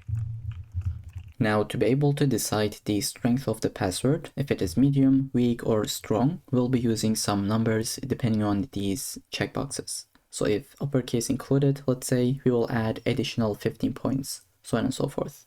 Now instead of calling this as new password, I'll just call it as password, so it's a little bit more easier to type out.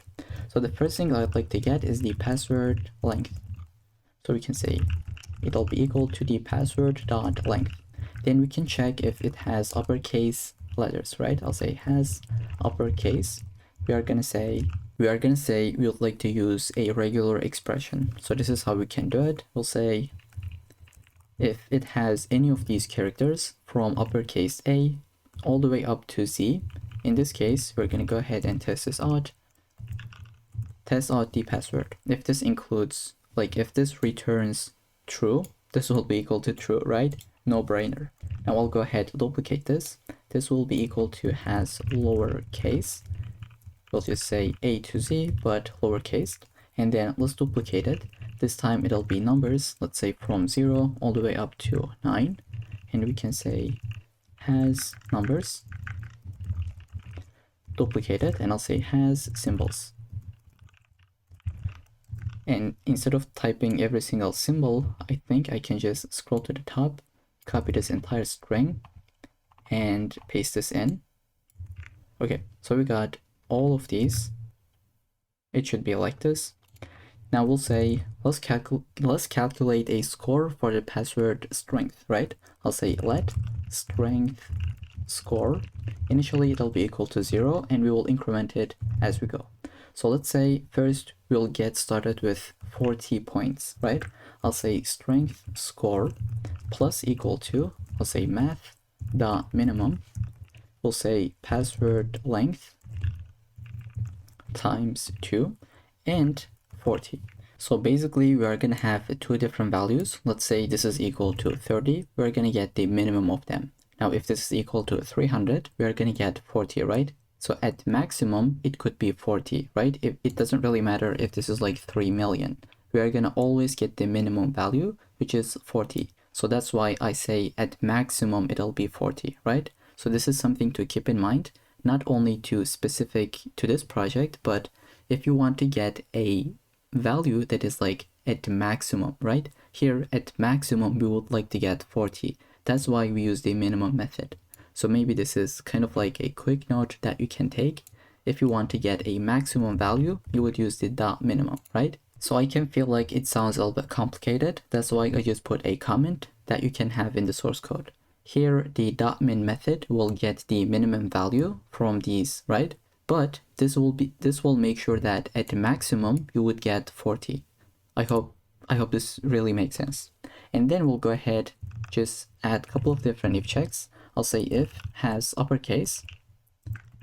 We would like to increment this strength score. Let's say strength score plus equal to 15. I'll duplicate this 3 times. And I'll say if we have some symbols, if has numbers, I think this should be numbers. Okay, and then I'll say has lowercase. So we'll just add additional 15 points for every single one of these options. And then we can enforce the minimum score for very short passwords. I'll say if password length is less than 8, I would like to run this if check. I'll say strength score will be equal to math.minimum strength score and 40, right? We're just gonna get the 40 depending on this, like thanks to this minimum method. If this is equal to 100, we would still get the 40 because length is less than 8. We want to just enforce the user, right? I'll say enforce minimum score for every short password. All right, now we'll go right below to this if check and I'll get some variable called save score. And I'd like to add a comment. Now, why do we need this? So basically, I would like to ensure the width of the strength bar is a valid percentage. So we don't really want to have something like -50 or 1000, right?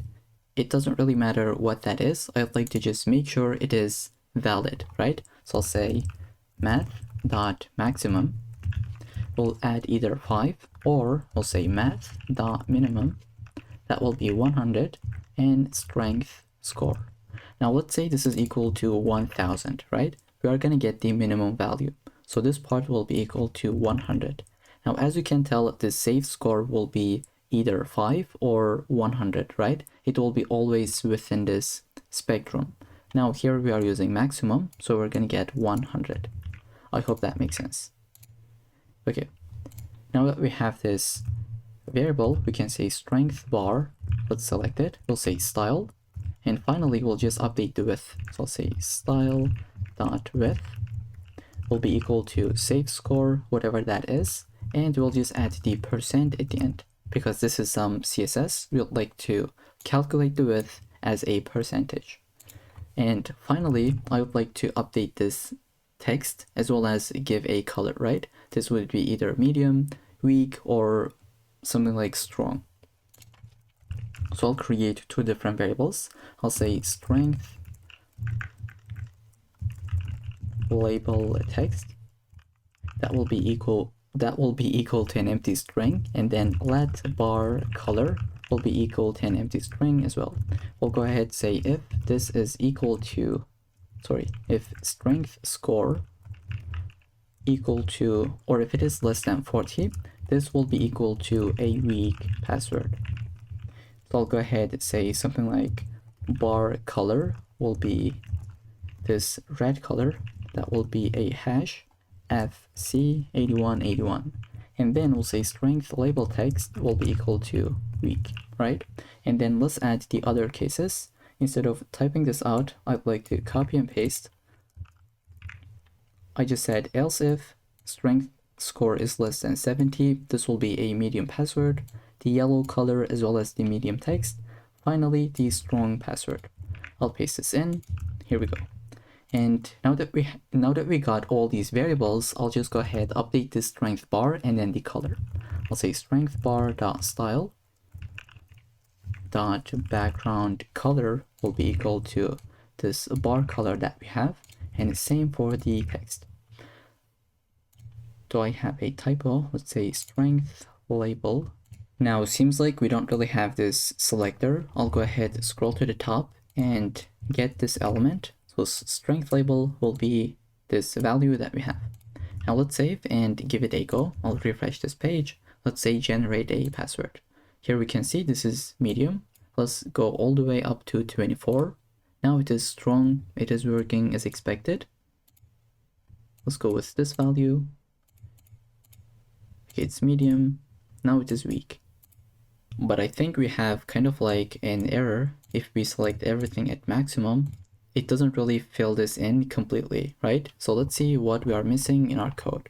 So I have just paused the video and find the solution. Now this has symbols regular expression is not really correct. Notice how we have the opening and closing brackets. We are missing it right here. So first I would like to add the opening brackets, and then let's go ahead, close this off right here. But still this is not really valid because here we would like to add a backslash. Now this should be completely working out. Again, really weird, really complex, but this is what we would like to use with a regular expression, right? So I'll go ahead and save. Now let's give it a go. I'll maximize this, select everything. Now it is 100% as we wish. So I hope that makes sense. The very last functionality we left is this copy button. If we click to it, we want this value to be copied. Update the UI, and after 1.5 seconds, like we have some delays, and then it'll go back to this icon, right? Let's go ahead and add it. And just before to it, I would like to add one more thing. So if you reload this page, when this page loads, we don't really get a new password. So we would like to have this behavior every single time we refresh, we're gonna get a different value. So it's really easy to build. All we have to do, add an event listener. I'll say window dot add event listener that is DOM content loaded. We'll call our method, which is to make a password. Now let's refresh every single time. By default, we're gonna get a new password. And then if we wanted to, we can create more and more. Now I'll create that copy functionality. So I will go at the very bottom of this file and I'll say copy button dot add event listener, which will be the click event. We would like to call it this function. Now you can create a different function, but I'll just put it in line. So I'll say first let's add in like optimization check. I'll say if password input does not have any values, we could just return don't do anything, right? But if we have something, we can go ahead, select the clipboard and say write text into it. And the text that we would like to copy will be password input dot value. Now this will take some time, right? This is asynchronous. So we can say dot then. Once this is completed successfully, we would like to show copy success. Let's call this method. We are going to create it in a second. And if we got any errors, we're going to catch it with the catch block. So I'll say catch. You can do anything like displaying an alert. I'll go with a console log. Let's say could not copy. And then we can put the error message into the terminal. Okay, let's save and now create this function. I'll go ahead, create that. It'll be really simple, really basic. All we have to do, just change the icon first. I'll say copy button dot class list dot remove. We're gonna remove the classes coming from font awesome, which is this one, as well as fa copy. Now I'll duplicate this, and we'd like to add another one. So we just remove this, right? We are going to remove this and add this check mark, which will be FAS and FA check. Also, I'd like to change the color to be this green one. So I'll say copy button dot style dot color will be equal to this hash value, which will be 48BB78. Okay, now let's save and give it a go. I'll click to it, but now this will stay just like this forever. Instead, we would like to update it after some time, and if you want to add some delays, you should remember the set timeout method. So we got our callback as well as the timeout. Let's say after 1.5 seconds, we'll say copy button class list. Now remove the check mark, right? And then I'll duplicate this. Instead, we would like to add the copy button itself, this icon. And then let's update the color. This will be the default color. I'll just leave it as an empty string. Okay, let's save and try to see. I'll click to it. It's been updated, and let's see if we got this value. I'll just paste. Here we go. This is what we got. Let's generate another thing. Copy it. Okay, so it's the exact same value. Alright, so that's gonna be it for this entire project. I hope you enjoyed it and learned something new from it. I'll see you in the next one. So in this section, we are gonna build a Todo app. This is the end result. Let's take a look at it, how that works, and we'll jump into the code, build it from scratch. So we have an input element where we can add things, right? I'll say learn Python. I can either add this by pressing enter or clicking into this button. It should be added to the list. I can delete them and check them as completed. And we can have some filters. So I'll just say only show me the ones that are active and completed ones. If I say clear the completed, it'll go ahead to delete all of them. And now we only have these active ones, right? And the best thing about this app is that this data will be saved to the local storage. So if you go ahead and refresh this page, it'll still be there no matter what, right? Alright, and you can have these screenshots from the diagrams. The link will be in the description, just like any other application that we have. Okay, so this is the end result. Now let's go ahead, create an empty folder called Todo App and have our 3 different files. They are empty at the moment, but we're gonna build them one by one. So let's put them side by side. So grab this and put it just like this. Let's get an empty HTML file. I'll say this is the Todo app, and let's put the link CSS, which will be style.css, and let's link the script file. I'll say script.js, and we can put a div that, let's say, class name of app. You can call this anything. This is the name that I'll be going with. Now we're gonna have the header section, which will be this, my tasks, as well as today's date. Now this is correct. This is not something hard-coded, and I'll show you how we can build it to be dynamic, right? So if I open this up tomorrow, this will say May 6th. And also it'll say Tuesday. So with this in mind, let's go ahead and put h1. We'll say my tasks. Now the other thing that we need to add is this icon. For this, we'll be using Font Awesome. So first, I'd like to say just open this up with live server. We got some warnings, but that's fine. Here we go. And let's grab the CDN link. So I'll say cdnjs, cdnjs.com, libraries, and Font Awesome. Go ahead, copy the very first one, and then put the link right here. Now we should be able to use those icons. So I'll put the I element. Let's say class will be FAS, FA check dash circle. And then I'll save. Here we go, we got that circle. And after this H1, we'll say P. Now this content will be empty for now. We'll say ID will be date. Later in the video, once we get into the JavaScript part, we will make this text to be inside, right, within this p tag, but it'll be dynamic. All right, After the header component, we'll say div that will take the class name of todo-input. We'll go within this div, we'll say create an input that is type of text, and we can add an ID like task-input, and then placeholder, so this should be task input, and then placeholder, it'll be what do you need to do, just like this. And then right after this input, I'll put a button that will be ID of, let's say, add dash task, and I'll put the I element, the I tag, let's say class FAS FA plus. Okay, so this is the end result that we have at the moment. Right after this div, which is the to do input, we'll go ahead and add our filters. So these three filters, I'll say dot filters, and we're going to create a span. Let's say the class will be filter, and this will be active initially, which is going to be the all filter, right? And I'd like to add a data-filter attribute. I'll say this will be all. Now we'll be using these later in the video. For now, just go ahead, duplicate this twice. This will be filter but not active. This will not be active as well. This will be for the active one. Let's say active, and this will be for the completed.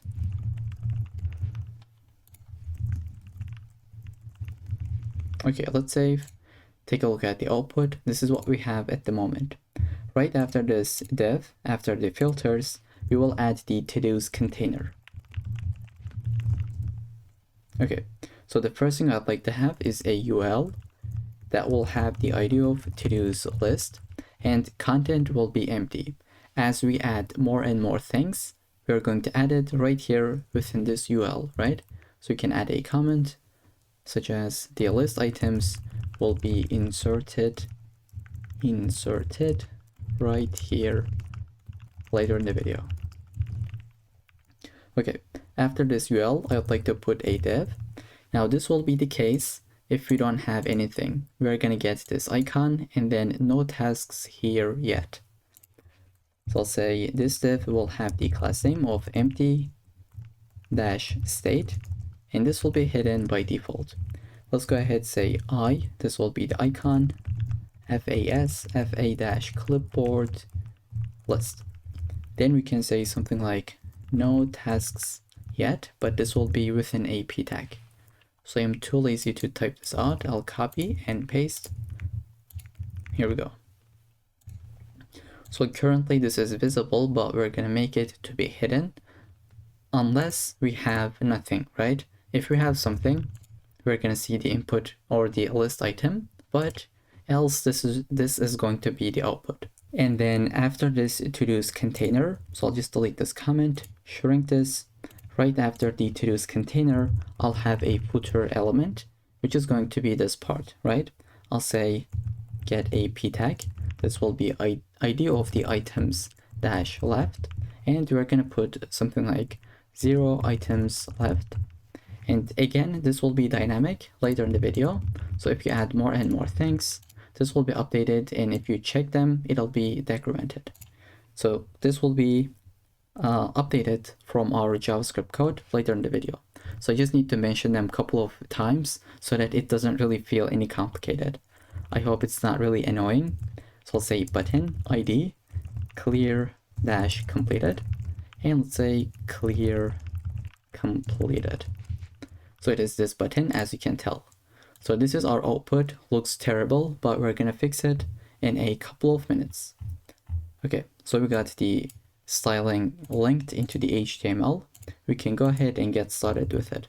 So let's get into the style.css file. The first thing I'd like to do, just add my reset. So I'll select everything and I'll say margin of 0, padding of 0, and then box sizing will be equal to border box.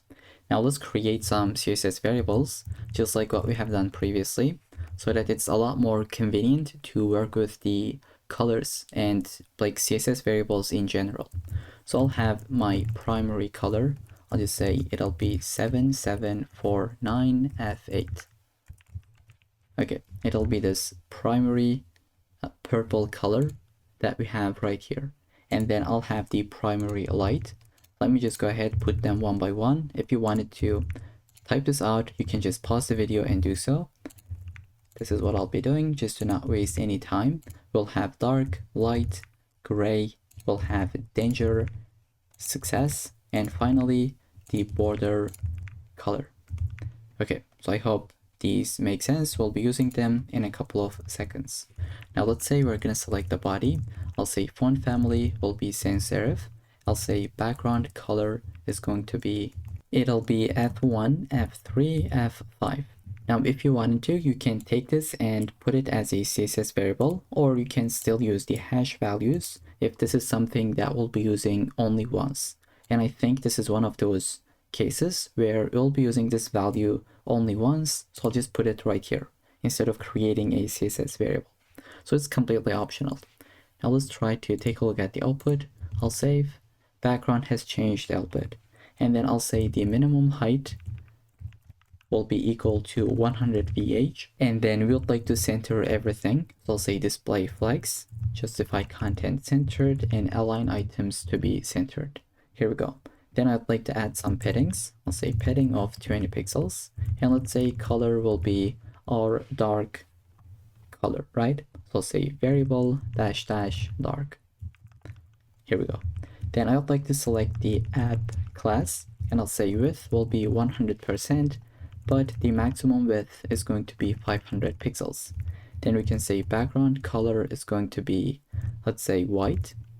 Here we go. And I'll say border radius will be something like 12 pixels. And we can say overflow will be hidden. And finally, we can add some box shadow so that it is looking kind of like box shadowed, right? I don't really know what to say. Let's go ahead, copy, paste this. Okay, so if you wanted to, you can increase the value, but I think this is a bit too much and extreme. We can go with something like 0.1. I think it looks pretty clean. Now the other thing that I'd like to do, just get the header component. So I'll say select the header element. I'll say background color will be the primary color. So I'll say variable dash dash primary. Okay, now I'd like to say color will be white, and padding could be something like 20 pixels to 25 pixels. Here we go. And this is a bit zoomed in, I believe. Let's see if this is the case. No, it's not. It's in 100%. So it is the normal level that you should have. And then we can get the H1. So I'll say header. Go ahead to select the H1 element. Font size could be incremented to be 24 pixels. Or I think this has been decremented, right? Now if you delete this, it's a little bit larger. So I'll say 24 pixels. Let's say margin bottom of 5 pixels. And then I'll say font weight of 600. And then I'll go ahead and get the P tag. So I'll say header P. Now currently we cannot see it, but it'll be the state that we have. So this styles will be visible later in the video. I'll say the font size will be something like 14 pixels. And let's say opacity is going to be 0.9. Okay, now let's go ahead and get the to-do input. So I'll say to-do dash input. Let's say padding will be 20 pixels to 25 pixels. Here we go. I'll say display will be flex. Gap will be 10 pixels. And then we can say background color will be light. And then we can say border bottom is going to be 1 pixels, solid, variable of border. Here we go. Then we can go ahead and get the input within this to-do input. So I'll say flex will be 1, which means it'll take the entire space that is left. So I'll say padding will be 12 pixels to 15 pixels. Here we go. We'll select the border. Let's say it'll be 1 pixels, solid, DE, like DEE, 2E and 6. Then we can get the font size. Let's say it'll be 1 rem. Then we can finally get the transition to be all 0.2 seconds. Now I'll go ahead and get the focus state. within this input. So here we'll like to say no outline. So outline will be none. Let's say border color will be updated to the primary color. And then we can add some box shadow when we focus into this input. Okay, just like this. This is what we have. Now I think we also want to add some border radiuses. So I'll say border radius could be 6 pixels. Here we go. And then after the focus state, we can get the to do input button this time. So we're going to update this button on the right hand side. So I will say background color will be equal to the primary color that we have. And then we'll update the color to be white. Here we go. We can give some paddings, or maybe instead of paddings, I'll go ahead and give the width to be 40 pixels and same for the height. Okay, so this is what we have. Now let's say we don't want to have any borders. And then we'll say border radius, again, it'll be 6 pixels so that it is consistent. And we can say cursor will be pointer. And finally, I'll say transition will be all 0.2 seconds. Let's update the hover state. I'll say to do input. We're gonna get the, let's say get the button, hover state. Background color will be primary light this time. Okay. And then right after this selection, we can get the filters. So I'll say display of flags. We can give a little bit gap of 15 pixels. Let's say border bottom will be equal to 1 pixel solid and the border color that we had. Finally, I'll say padding will be 15 pixels to 25 pixels. Okay, so this is what we got. And now on every single filter, we would like to do something. So I'll say filter, go ahead, get them. We'll say padding will be 5 pixels to 3 pixels. And then we would like to say cursor will be pointer so that it feels like as a button. I'll say color will be gray, but it should be wrapped with variable. I'll say gray, here we go. And then I'll say border bottom, I'll say 2 pixels solid and transparent. Now we would like to go ahead, get the transition. I'll say all 0.2 seconds. Then we can go ahead, get the filter dot hover state. We will update the color just like in the end result. So when we hover over them, it'll be updated. So I'll say hover. I think we can say color is going to be the primary color. Okay. And then after this one, I'll say if filter is active, we would like to say color is going to be primary one.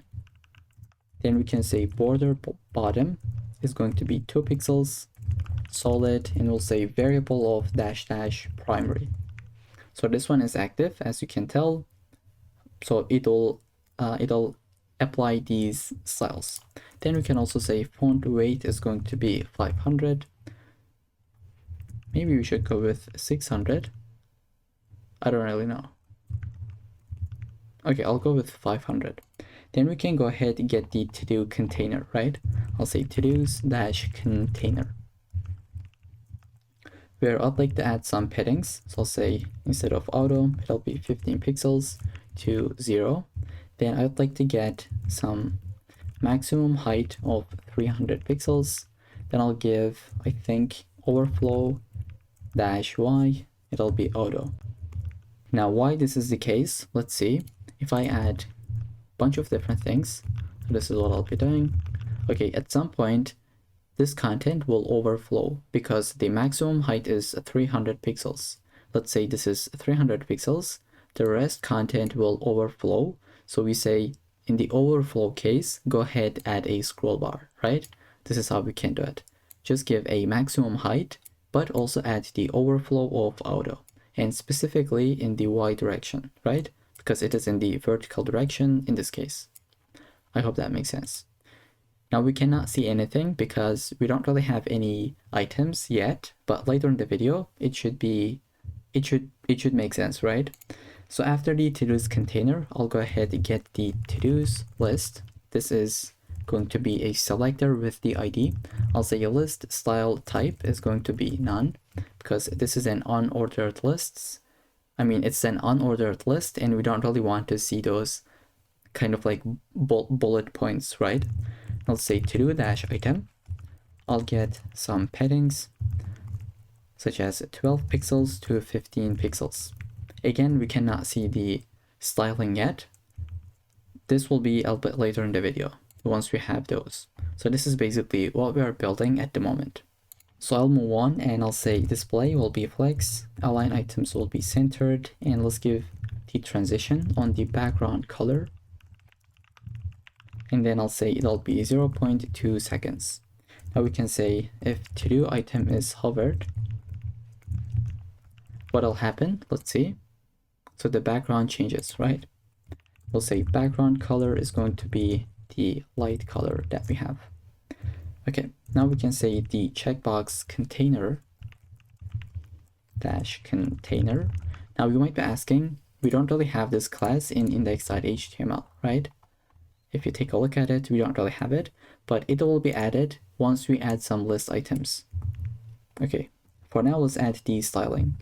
I'll say the checkbox container will have the margin right of 15 pixels, as you can tell, and then we'll say the to-do checkbox will have the opacity of 0 and position will be absolute. Let's save. Again, we cannot see anything. We don't really have any items, but we'll get there. Then we can go ahead and get the checkmark itself. So at this point, I'd like to copy and paste and walk you through it line by line. So we'll say display of inline block, width and height of 20 pixels, some borders, border radiuses, position will be relative, cursor pointer, and some transitions. And just before we move on, I'd like to update the index.html file with some hard-coded data so that we can see something on the UI as we go, right? So I'll go ahead and add a list item that has the class name of to-do item and just make sure that this is under the UL element. So we have a label with the input as well as the span. Then we have another span that says buy groceries and then a button with this icon. Now let's save. This is the output. Now we're going to add some classes to make that look nice. So without this, let's see what would happen. You cannot really see the check mark, right? So this class is updating check mark. Let's see which one is this. Okay, it is the span that we have. Now let's move on. I'll say right after this, I'll say to-do dash checkbox. If this is checked, we would like to say plus dot check mark. Now what does that mean? So we just said if to-do checkbox is checked, if to-do checkbox is checked, right? If this input is checked, go ahead, select the very next span that has the checkmark class. So I hope that makes sense. Now we are going to select this one and we will update the background color. That will be, let's say, variable of success. And then we'll say border color will also be success. And let's see this in output right here. Okay, so the background is success as well as the border color. Let's see if we can see this in action. Here we go. Now, if we don't add the border color, let's see what would happen. So only the content itself is green. I hope that makes sense. So this is the check mark that we just updated. But now I'd like to draw this check kind of div, right? So here I'll go ahead and say to do checkbox. If it is checked, we would like to select the check mark and we are going to add the after element. So I'll say content will be nothing. It'll be position of absolute. Let's say position will be absolute. Then we'll say left will be 6 pixels. Top will be 2 pixels. Width will be 5 pixels. Height could be 10 pixels. Now let's save. This is what we have at the moment. Basically nothing, but let's go ahead and move on. I think on the check mark, I was going to say, did we forget the position of relative? No, we don't. So that's great.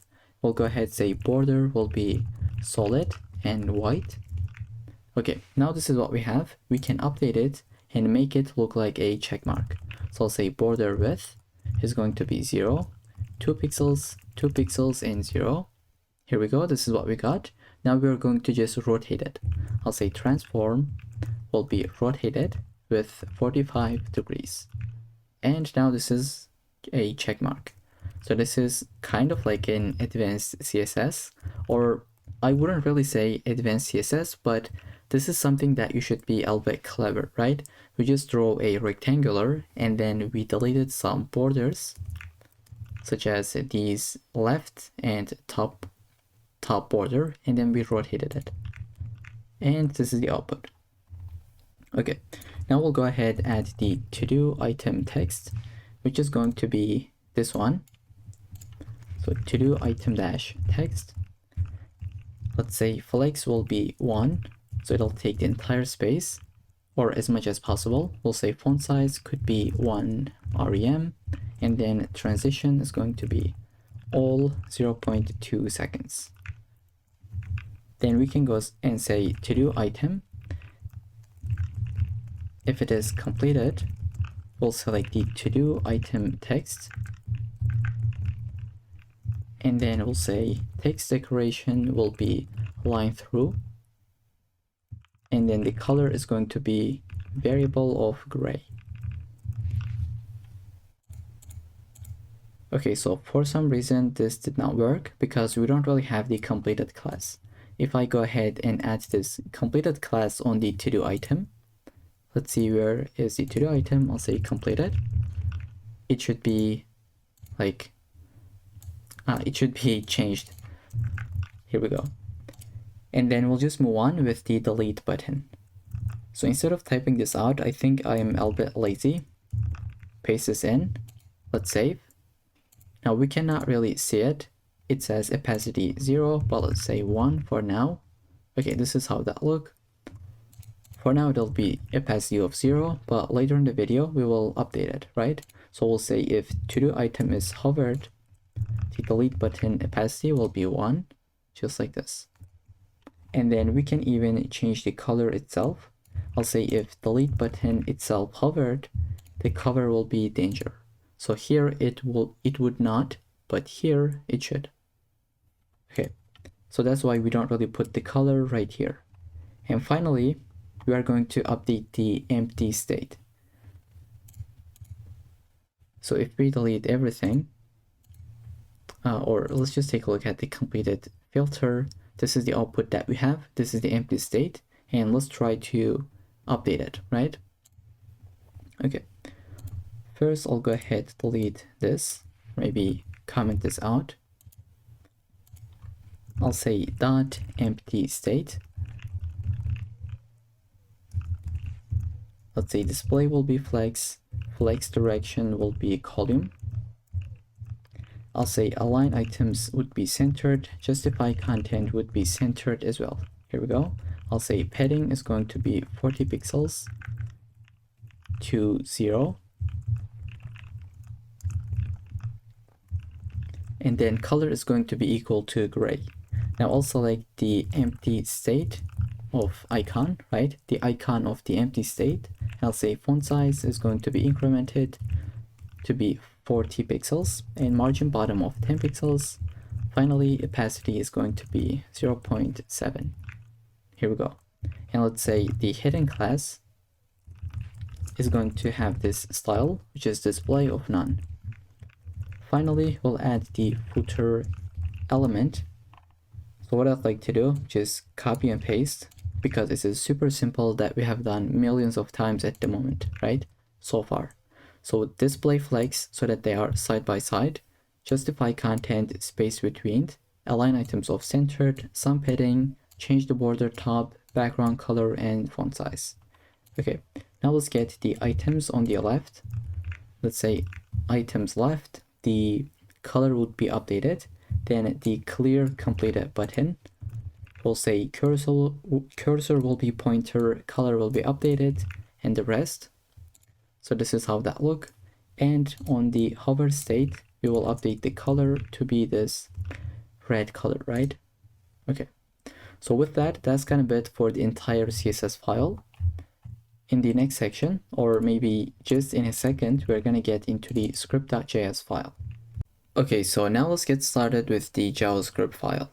Now we would like to get all of our DOM elements so we can type them out, or the better option, I have prepared a GitHub gist that you can find the link in the description. Go ahead and find the todoapp.md file and select everything that you have seen here, copy it and paste it right here. So we got a couple of different items, a couple of different elements that we'll be using.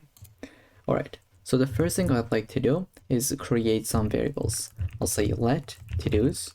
This will be an empty array initially, and then we'll say let current filter is going to be equal to old. So this is the default value that we'll start with. And then I'd like to add some event listeners. So I'll say add task button dot add event listener, which will be the click event. Once we clicked it, we're gonna run this arrow function where we would like to call it the add to do method with the task input dot value. So whatever you put here, it would be sent to this method. And I also want to add another method, or sorry, I'd like to add another event listener that will be for the enter, right? So we can either add something by pressing to this button, or we can press enter. So they are right here. I'll say task input dot add event listener. This will be key down, where we would like to get the event. I'll say if event.key is equal to enter, we would like to go ahead and run this add to do method with the task input dot value. Now, since this is only a one line, I can go ahead, delete it, and just put it side by side. This is what I'd like to do most of the time. If I just have an if check with a single line, I just put it next to it rather than creating curly braces. Okay, now I'd like to create one more event listener. I'll say clear completed button. We'll listen for the click event. So when we click to this, we would like to call this method called clear completed. For now, I'll just have it as an empty function. Later in the video, we're going to build it. So the first function that we would like to get started with is the add to do, right? Add to do function, which will take the text, and we would like to just check if this is empty. So if you do not add anything and press this, nothing should happen, right? I'll say if text.trim, if this is equal to an empty string. Now we are using trim is because if user wants to add an empty string, still nothing should happen. We'll say if this is the case, just return don't do anything. But else we can go ahead, create a to-do. Let's say to-do, which will be an object. And here we'll be having an ID. I'd like to make this to be unique. So I'll just say date.now.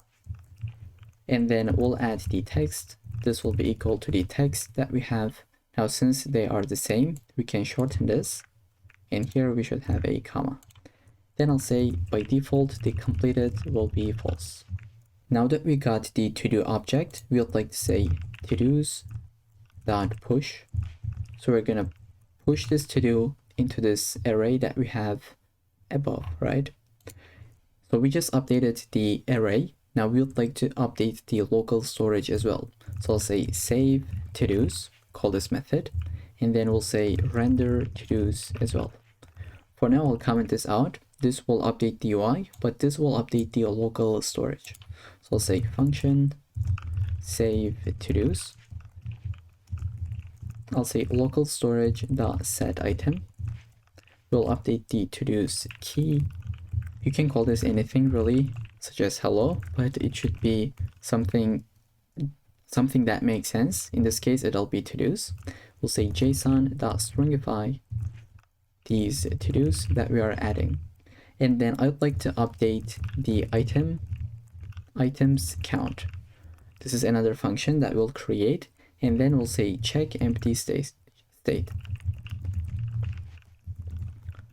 So this will check if user should see this kind of a UI, or if they should see this kind of UI I was going to say, but let's say this kind of UI, right?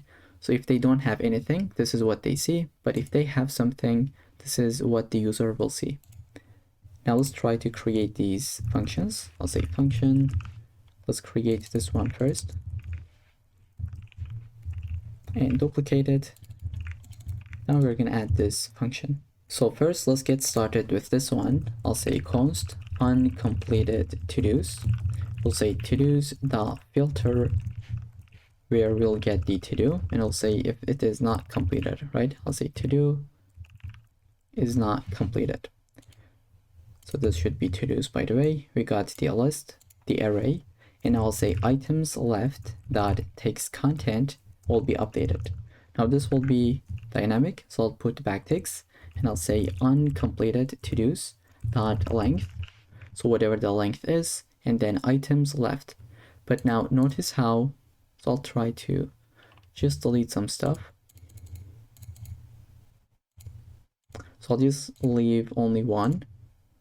If it is only one, you will see item, but if it is multiple, it would be items.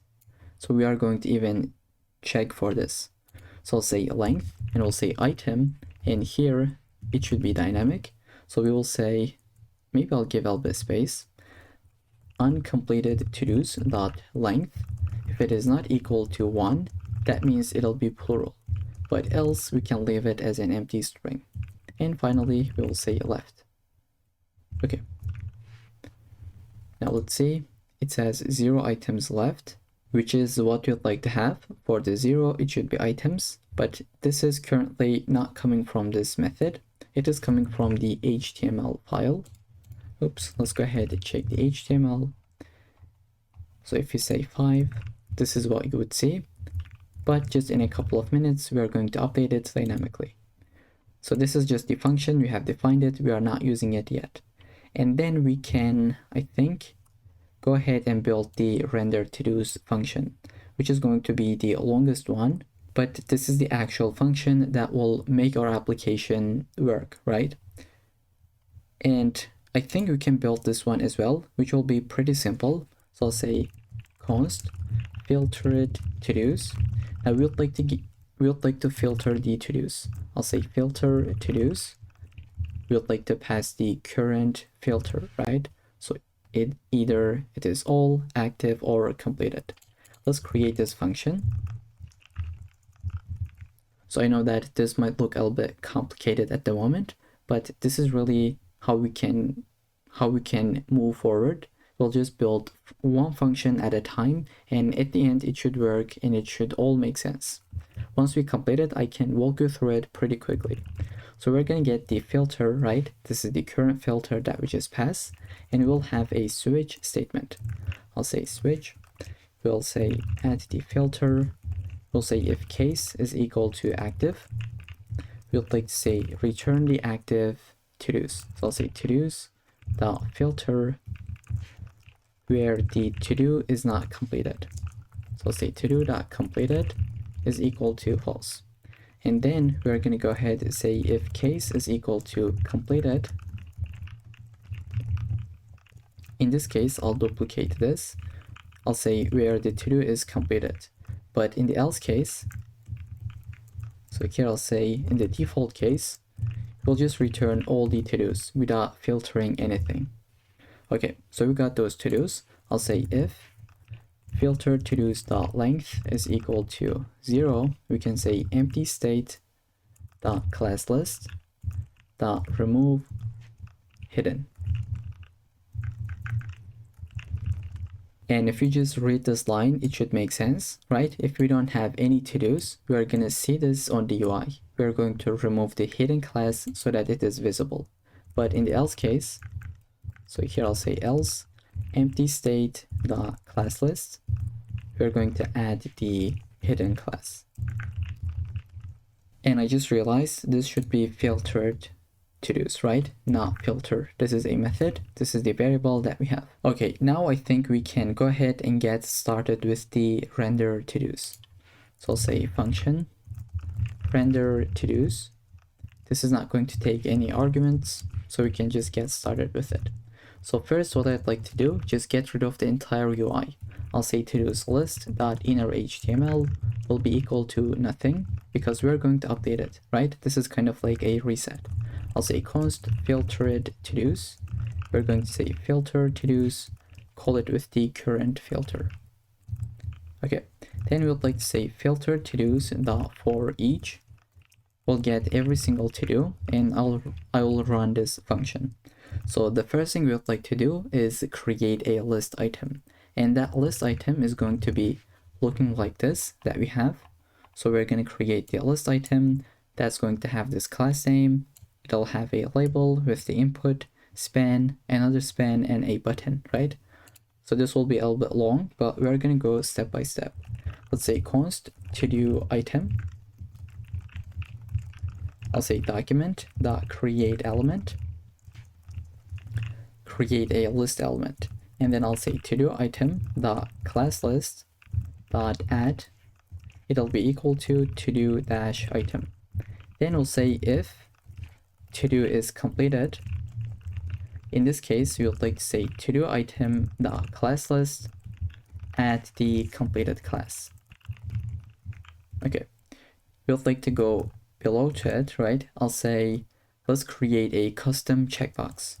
I'll say const checkbox container. Let's create it. I'll say document dot create element. This will be equal to a label element, and then we'll say add a let's say class list, add a class that called the checkbox dash container. So we just created the container. Now it's time to create the checkbox itself. I'll say this will be equal to document.create element, which is going to be an input, and the type of this input, type of this checkbox, is going to be equal to checkbox. Let's say checkbox. Here we go. And then I'll add a class list.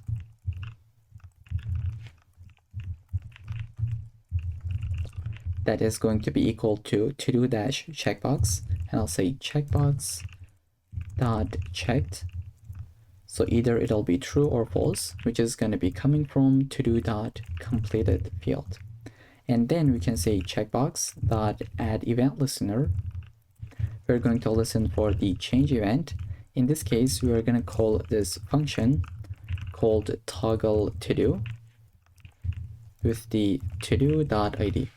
We're going to pass the ID so that we know which to-do that we're updating, right? So we're going to toggle the state whenever we click to it. And let's create this function as well. I'll duplicate this. Let's say toggle to do. This will take an ID. We're going to build it in a little bit later in the video. And now let's create the check mark itself. So we created the checkbox. Now let's create the check mark, which is this one, right?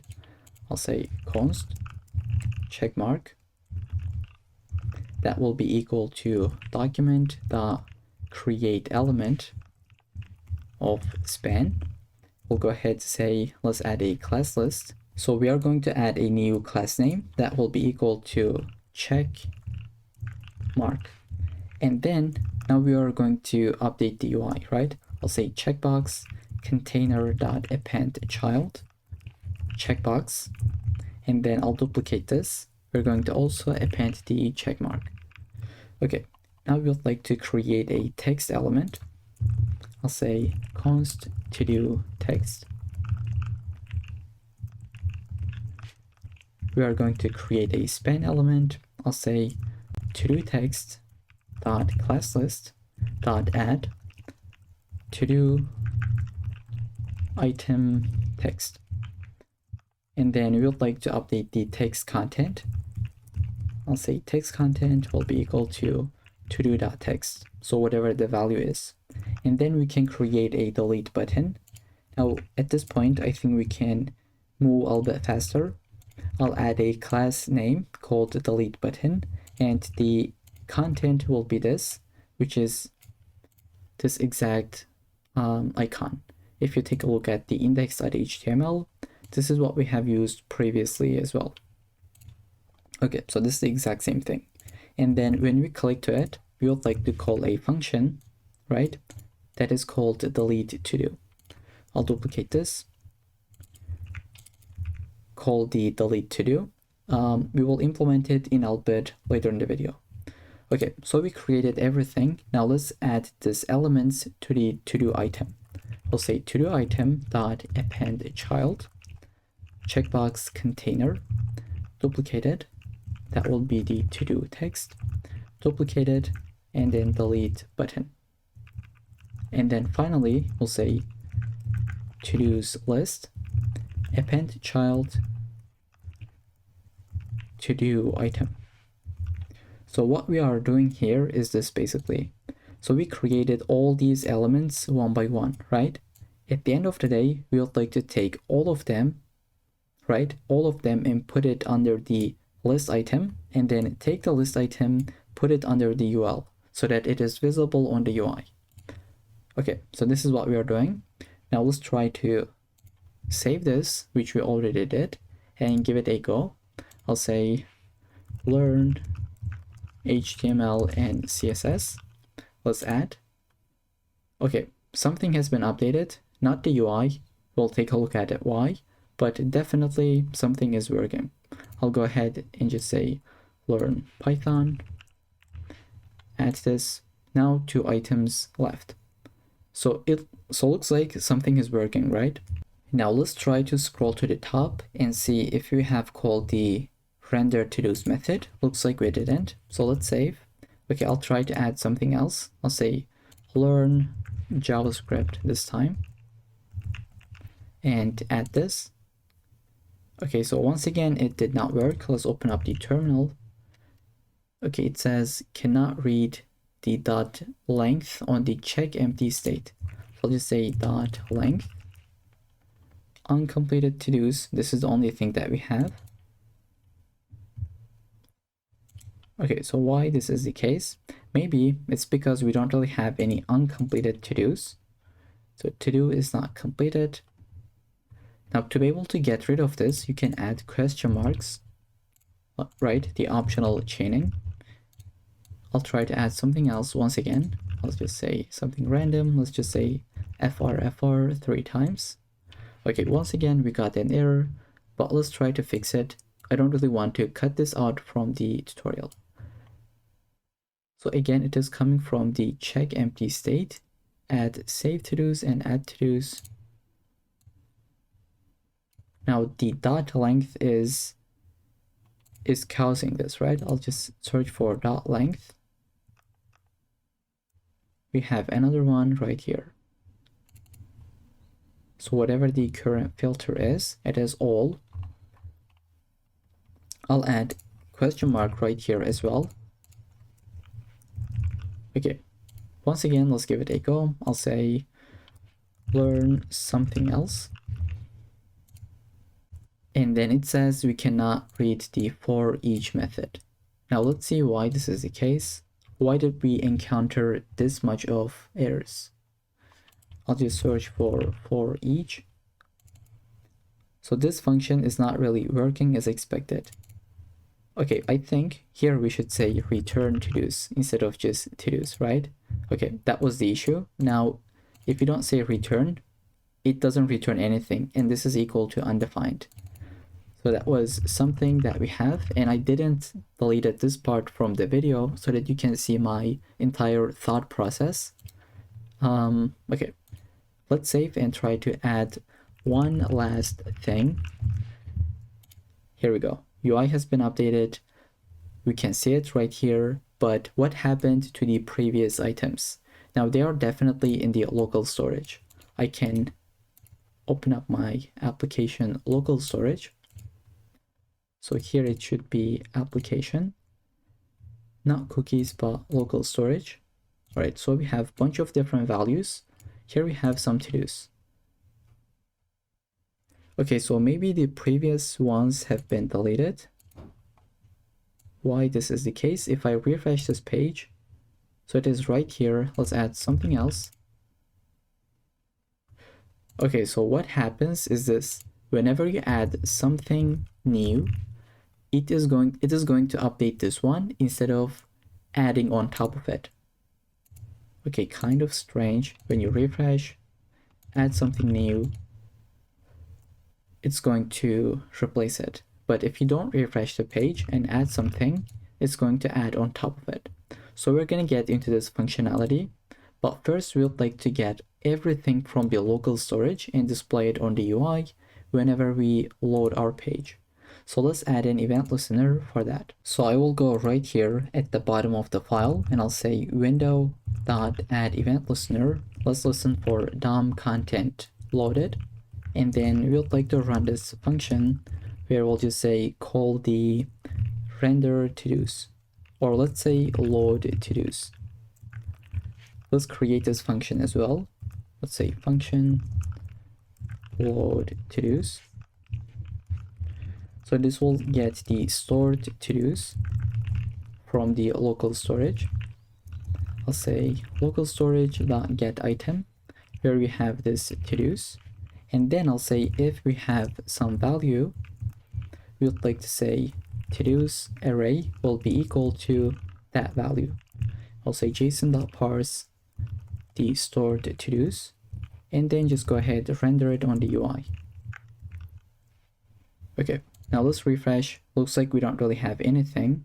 Okay, so of course it is not going to work if you don't call this function. Let's go ahead, call this and save. Here we go. These are the values that we are getting from the local storage, right? Let's try to delete them manually. Here I'll go ahead and get the application. Let's get the to-dos and I'll just delete them. I'll press delete. They are gone. Now if we refresh, they are not going to be there, right? Now let's add something like learn Python, add this, refresh, it should still be here. That means this is working as expected. Now let's scroll to the top. I'd like to add more things when we say add to do. So we're going to render the to-dos, but also we would like to reset the form, right? Currently, if I say learn JavaScript, it has been added, but this is not getting updated. So let's say task input.value will be equal to an empty string. Let's add something. It'll just reset itself without redoing anything. And now we can add the function where we would like to delete the to-do itself. So here we'll get the to-do ID. I'll go ahead and say this to-dos will be equal to to-dos.filter. So we're gonna filter out the one that has just been deleted. We'll say get every single to-do and check if to-do ID is not equal to this ID and include it, but else go ahead and delete that. Then we'll just save the to-dos to the local storage and I will say render the to-dos. Okay, let's go ahead and give it a go. I'll try to delete this one. Now it is not here and the local storage has been updated. Let's refresh. As you can tell, it is not here. Now the other method could be to toggle the state, which is this one, right? Let's give all the space. I'll say, we're gonna say the to-dos will be equal to to-dos.map. We're gonna get every single to-do and then run this function. Here I'll say if to-do ID is equal to this ID, we're gonna go ahead and update the completed field. So I'll say return all the previous fields of the to-do and update the completed state, right? We'll say it will be equal to to-do.completed, but we're going to negate it. So if it is equal to true, it'll be false. If it is equal to false, it'll be true, right? And if this is not the case, we'll just return the to-do as itself. Okay, and then we'll say save this to the local storage and then update the UI. Okay, now let's give it a go. I'll say complete it, refresh. It is still this value. I can complete this one, uncompleted, refresh, and this is what we got. Now the other functionality that I'd like to add is this button. Let's just search for it where we have the clear button, clear completed button. We have added this function, which is this one. So when we click it, it's going to delete the completed ones, right? So let's say this one is completed. If I click to it, this should be deleted. I'll go ahead and say maybe to-dos. It'll be equal to to-dos dot filter, right? We're gonna get every single to-do. So with this, we only have the uncompleted to-dos, right? We'll say save to-dos. Go ahead, call this and render to-dos. Okay, I'll click to it. Now UI has been updated. And then we have one more thing. Let's try to refresh. Now when we refresh, it says 0 items left, but we actually 1 item left. So we'd like to fix this as well. And to be able to update it, once after we get the to-dos from the local storage, we'll just say update the UI with the update items count, right? Let's refresh. Here we go. We have 1 item left. When we refresh it, this is what we got. Let's add more things. Okay, now I'll just say this one and this one is completed. If we take a look at the active, looks like UI is not being updated. Okay, we're gonna take a look at it. These does not work. And to be able to make them work, we can add an event listener, which will be click, right? We're gonna add a click event listener to this one, this, and then the completed one. So let's go ahead and try to do so.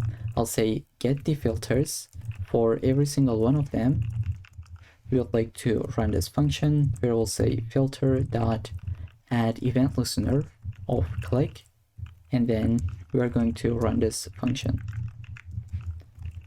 So I'll say set active filter. And how do we get the filter on all of them, right? How do we know if this is the all, if this is active, and this is completed? So we have added some attributes like data-filter, right? And they have all these values. This should be a lowercase, by the way. I don't know why I put it as uppercase, but it should be a lowercase like this one. Here we go. So just update that. Now we'll say set active filter. We'll say get the filter, get the attribute, which is called as data-filter. So this will give you the value. And then we can build this method, which will be easier than you think. We'll say function, where we'll get the filter as the argument. And then we can say, first, let's grab the current filter, which is this one. And then you'll say filters. So filters for each, every single filter, we will run this method. And I'd like to maybe just call this as item so that it's not really confusing. I'll say if item.get attribute, get the attribute of data-filter. If this is equal to the filter that we have, in this case, we'll just say item.classList.add the active class. In the else case, we'll just say remove it. Okay, so this will just make sure that only one of them is active at a time. And then once we have done this, we would like to update the to-dos. And now it should be working out. I'll say active. So we only see the active ones. If I say completed, here we go.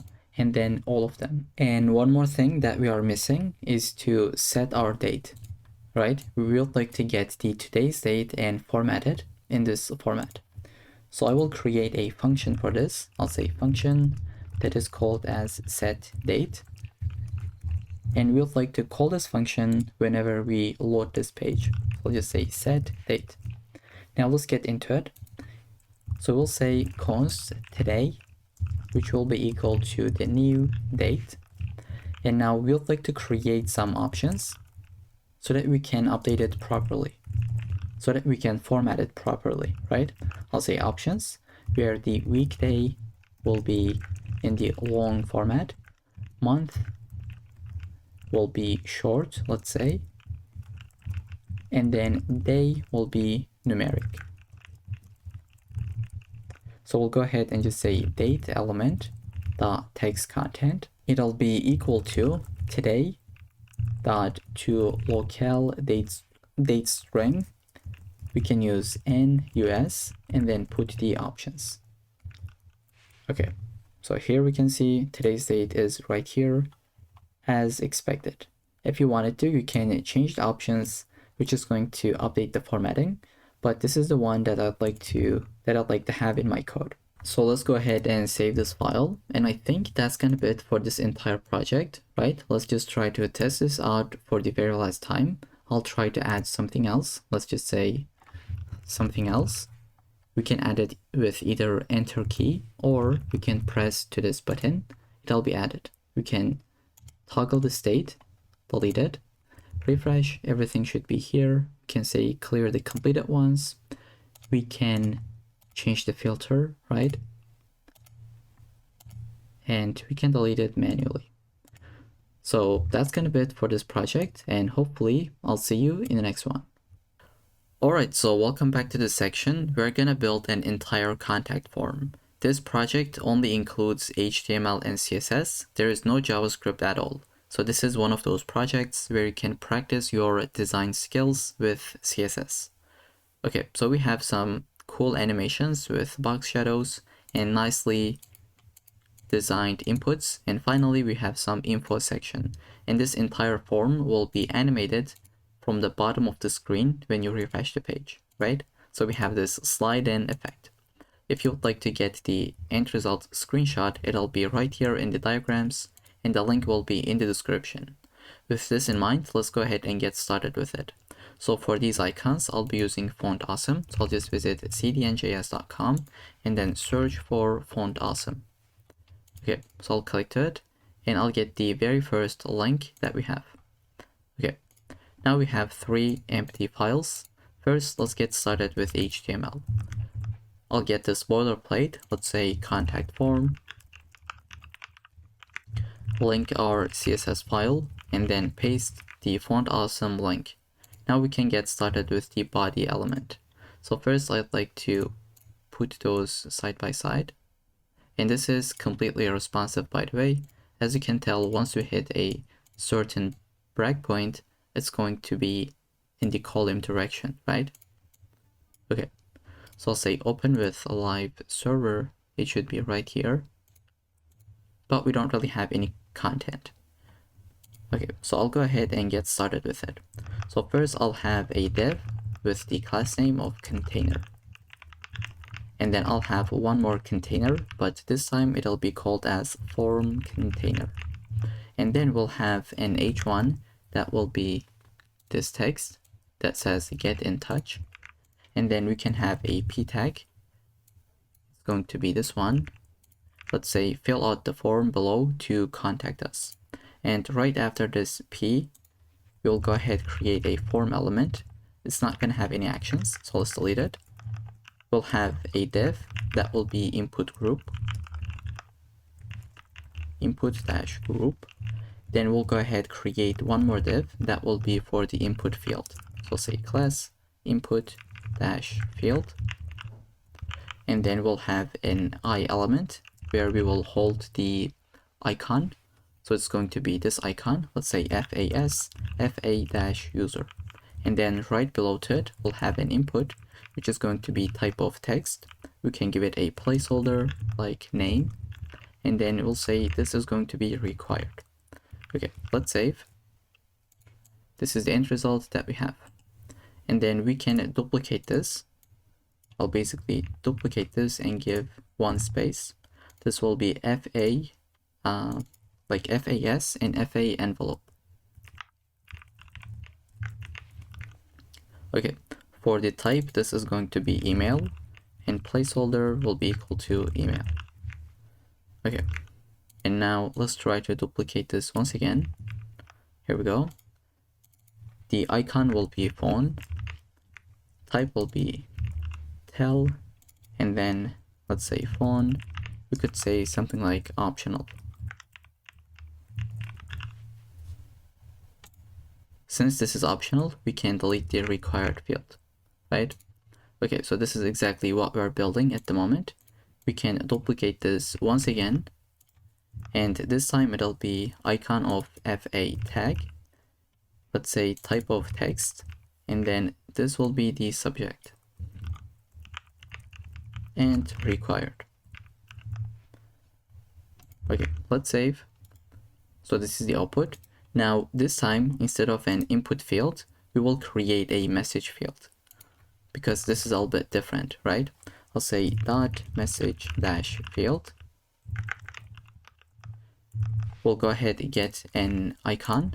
This time it'll be FA message, and we can delete this empty space. and then I'll have a text area component or the element. So I'll delete the ID and then the name. Let's say placeholder will be your message. And then I'll say it'll be required.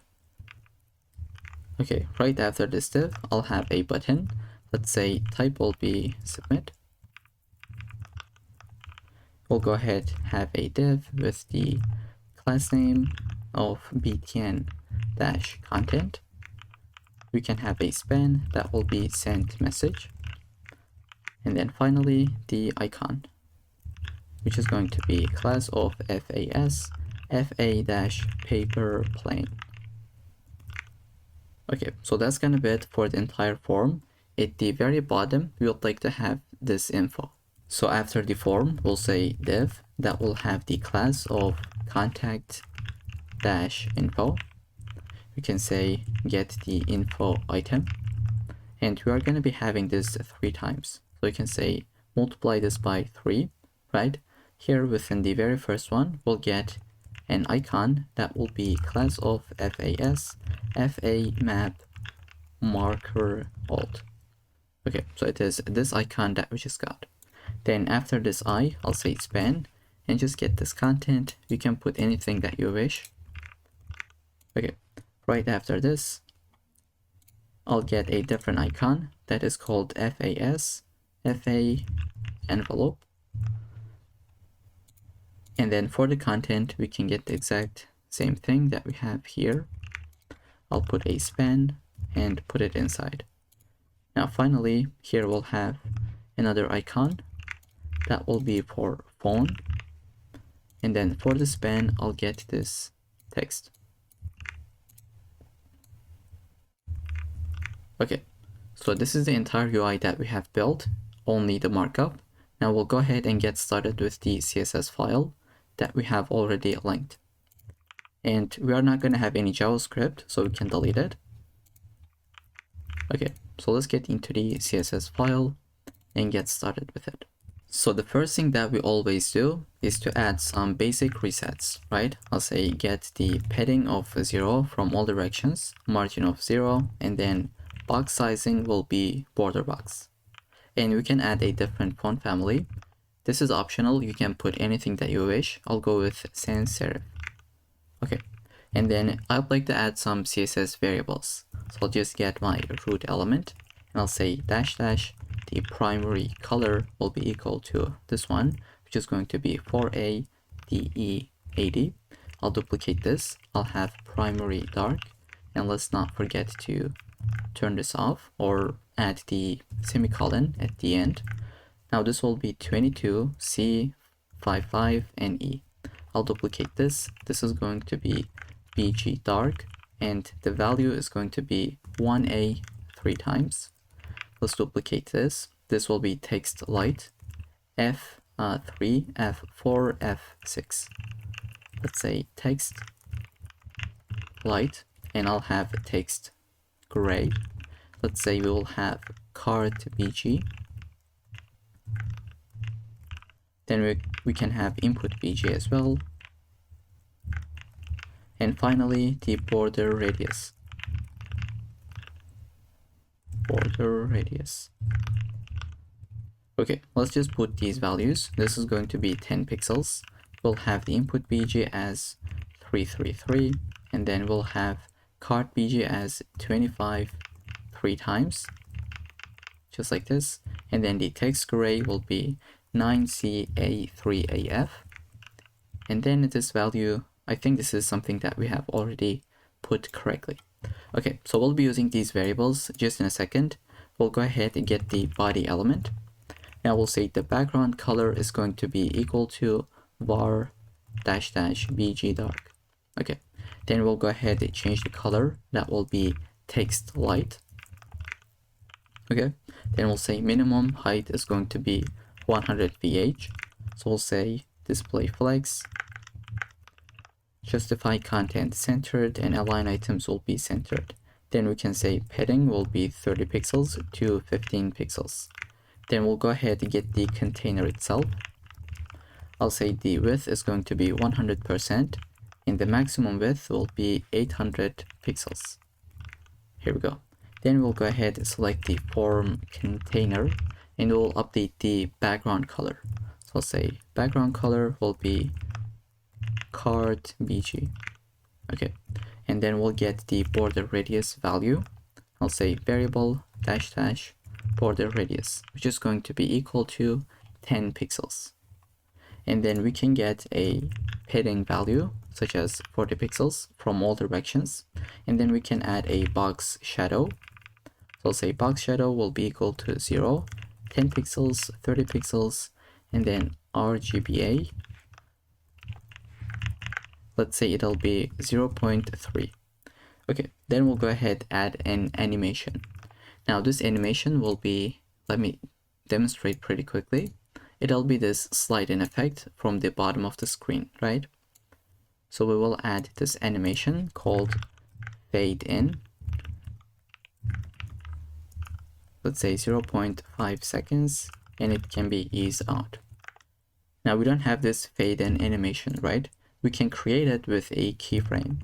So I'll say keyframes, and the name should be fade in. We'll say go from these styles to this one. And here from will be opacity of 0, and then we'll say transform translate Y of, let's say, 20 pixels, because we'll be coming from the bottom, right? And now 2, which is the end result, will be opacity of 1 and transform of, let's say, just reset it, which is going to be 0 pixels in the Y direction, right? Now let's save and take a look at it. Okay, whenever I refresh, it'll be like fade in from the bottom of the screen. Now we can add more things, but I think this is already looking pretty nice, so I'll just leave it as it is. Then I'd like to select the H1. Let's give a little bit of space. I'll say the color is going to be primary color that we have. Here we go. And then I'll say font size will be 2.2 rem. Then we'll go ahead and say margin bottom will be 10 pixels. And then we can select the P tag. I'll say margin bottom will be 30 pixels. And then color is going to be text gray. Okay.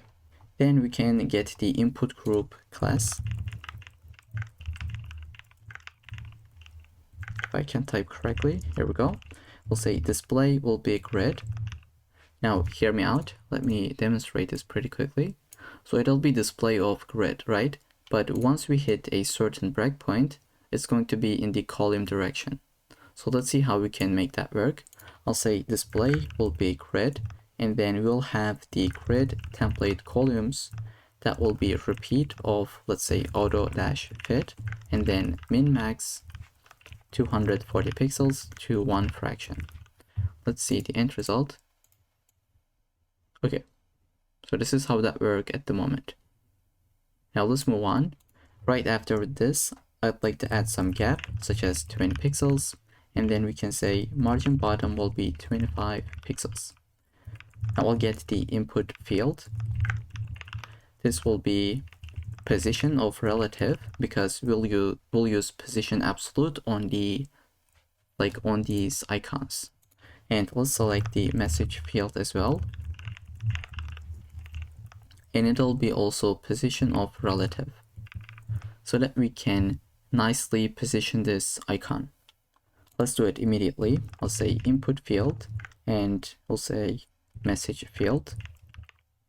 Now we'd like to select the icon within the message field, as well as the icon within the input field, right? So I'll select both of them, and I'll say position will be absolute. It'll be top of 50%. From the left, we can say 15 pixels. Transform on the translate Y is going to be minus 50%, so that it is centered vertically. Now let's save, and let's see what we're gonna get. Okay, so it is overflowed within this, and we'll say color is going to be primary color. And then finally, font size of 1.1 rem. So this is what we have. Now currently it looks not really good, but once we format the input as well as the text area, it'll look nice.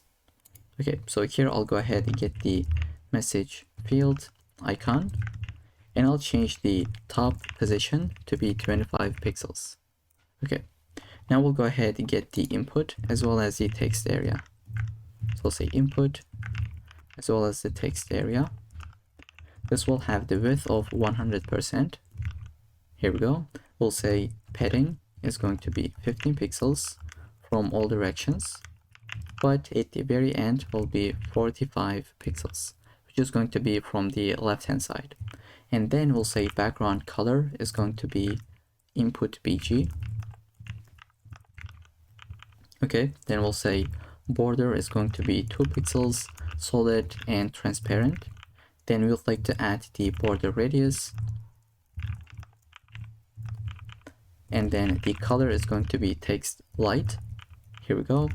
And then I'll say font size will be 1 rem, and finally the transition from everything, let's say 0.3 seconds in ease.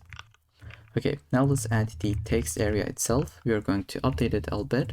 I'll say the height is going to be 150 pixels. Let's save, and then I'll say the resize is going to be equal to none, because currently I can't resize it, right? And since we have some transitions, it is happening really slowly, but we are going to get rid of this resize property. And I just realized this should be text area. I had a typo. Let's save. Now we don't really have this resize option. I'll say margin bottom will be 35 or 25 pixels. Okay, now we'll go ahead and get the focus state on both input as well as the text area. And we'll say the border color will be updated. Let's say border color, not the background. It's going to be primary color that we have. And then outline is going to be none. And finally, I'd like to add some box shadow. So if we don't add the box shadow, this is how it'll look like. It's still looking pretty nice, but I'd like to have this effect as well. So I don't really know if it is visible from the video, but there is definitely a subtle change which is happening thanks to box shadow. So let's go ahead and add it. I'll say box shadow, and I'd like to just provide the value. Box shadow, everything 0, but then 3 pixels, and then we have this green color. Now let's see the end result. Okay, so this is what we have at the very outside layer. Then we can get the placeholder styling. I'll say input placeholder element and duplicate it. This will be for the text area. I'd like to change the color to be text gray. Alright, so it's been updated, a subtle change, but I think it's looking pretty nice. Then we'll go ahead and get the button itself and say the background color will be updated to primary color that we have. Then we can get the color itself, it's going to be black. And then I'll say font weight of 500, or let's go even with 600. And then I'll say font size will be 1 rem. Here we go. We can give some border of none. We'll just get rid of that. And then border radius of border radius variable that we have. Headings will be 16 pixels to 30 pixels. Then we can say cursor is going to be pointer. And then I'll say width will be 100% no matter what happens. And then the transition will be for everything 0.3 seconds, and we can say ease. Okay, now on the hover state, let's try to update something, which is going to be the background color itself. It'll be primary dark, and then we'll update the transform. So I'd like to say translate y of -2 pixels so that it would go up a little bit. But then I'd like to add this box shadow, right? Kind of like neon effect. I think it looks pretty nice. And let's see how we can add it. I'll basically grab the same value. Okay, so it's the exact same color, I believe. Let's see. Okay, it's the same thing, but 0.3, and we update these values. Okay, so this is how that look. This is how you can give the hover effect with the box shadow. And then I'd like to add the active property. So I'll say button on the active state. We would like to take the transform of translate Y and bring it to the previous state. Okay, so I'll hover over this and click to it. It just goes to the previous state. Now we can get the button content. So I'll say dot btn content, and I'll say display of flex, so that we can say gap of 10 pixels. But without display flex, I think it's not going to have any gap, right? It does not work really properly. So let's say 100 pixels of gap, but if you delete the display flex, you cannot really see it. And now let's say it'll be 10 pixels. Let's say justify content will be centered. Otherwise, it is on the left hand side. And then we can say align items will be centered as well. Here we go. Then I'll go ahead and get the contact info. Contact-info. I'd like to get the margin top of 40 pixels. I'll get padding top of 30 pixels. Border top, let's say, will be 1 pixels. Solid. RGBA of white, which is going to be 255 3 times. And then we'll say 0.1. Let's save. Here we go. And then I'll say display of flex, but in the vertical direction, right? I'll say flex direction is going to be column. Then we can give the gap of 15 pixels so that they are nicely separated. I'll say info item. We would like to say display of flex. Let's say df, and then I'll say align items to be centered, so that this text as well as the icon is nicely centered. And then we'll say gap of 15 pixels. Here we go. And I'll get the info item icon, and I'll say color is going to be, let's say, primary color that we have. Then I'd like to update the font size. Let's say 1.2 rem. Okay, if you don't add this align items, like, I think we cannot see it yet, but let's just be extreme. I'll say 2 rem. Okay, as you can tell, now it is not really centered nicely. If you say align item centered and accept this, okay, now it is centered, as you can tell. But now we'll go with 1.2 rem. Okay, then we can give a width such as 20 pixels. Okay, let's say 20 pixels. Okay, then we'll get the info item span. Say info item span elements that we have, where we'll update the color itself to be text gray. Okay, and finally we can add some media queries. I'll say media, let's say maximum width, but we need to wrap this with brackets. Let's say 600 pixels, and below we would like to add the form container to be padding of 25 pixels. Let's see now. Okay, what the hell? This button is not really looking correct. We're going to fix it. Okay, so I think all we have to do is just say input group is going to be grid template columns, right? I'll just say 1fr. Let's see now. Okay, this doesn't really fix it. We're gonna take a look at it. But we can say something like h1 font size is going to be equal to 1.8 rem, right? Now let's see why this is causing it, right? I think, let's see, in the index.html, this button should be outside of this div. Okay, now it is working correctly, just like in the end result, but this is not width of 100. We can take a look at that. And to be able to make this text area 100% width, we can basically take this entire message field, so just cut it from here and put it right after this div. Now this should be working correctly. Okay.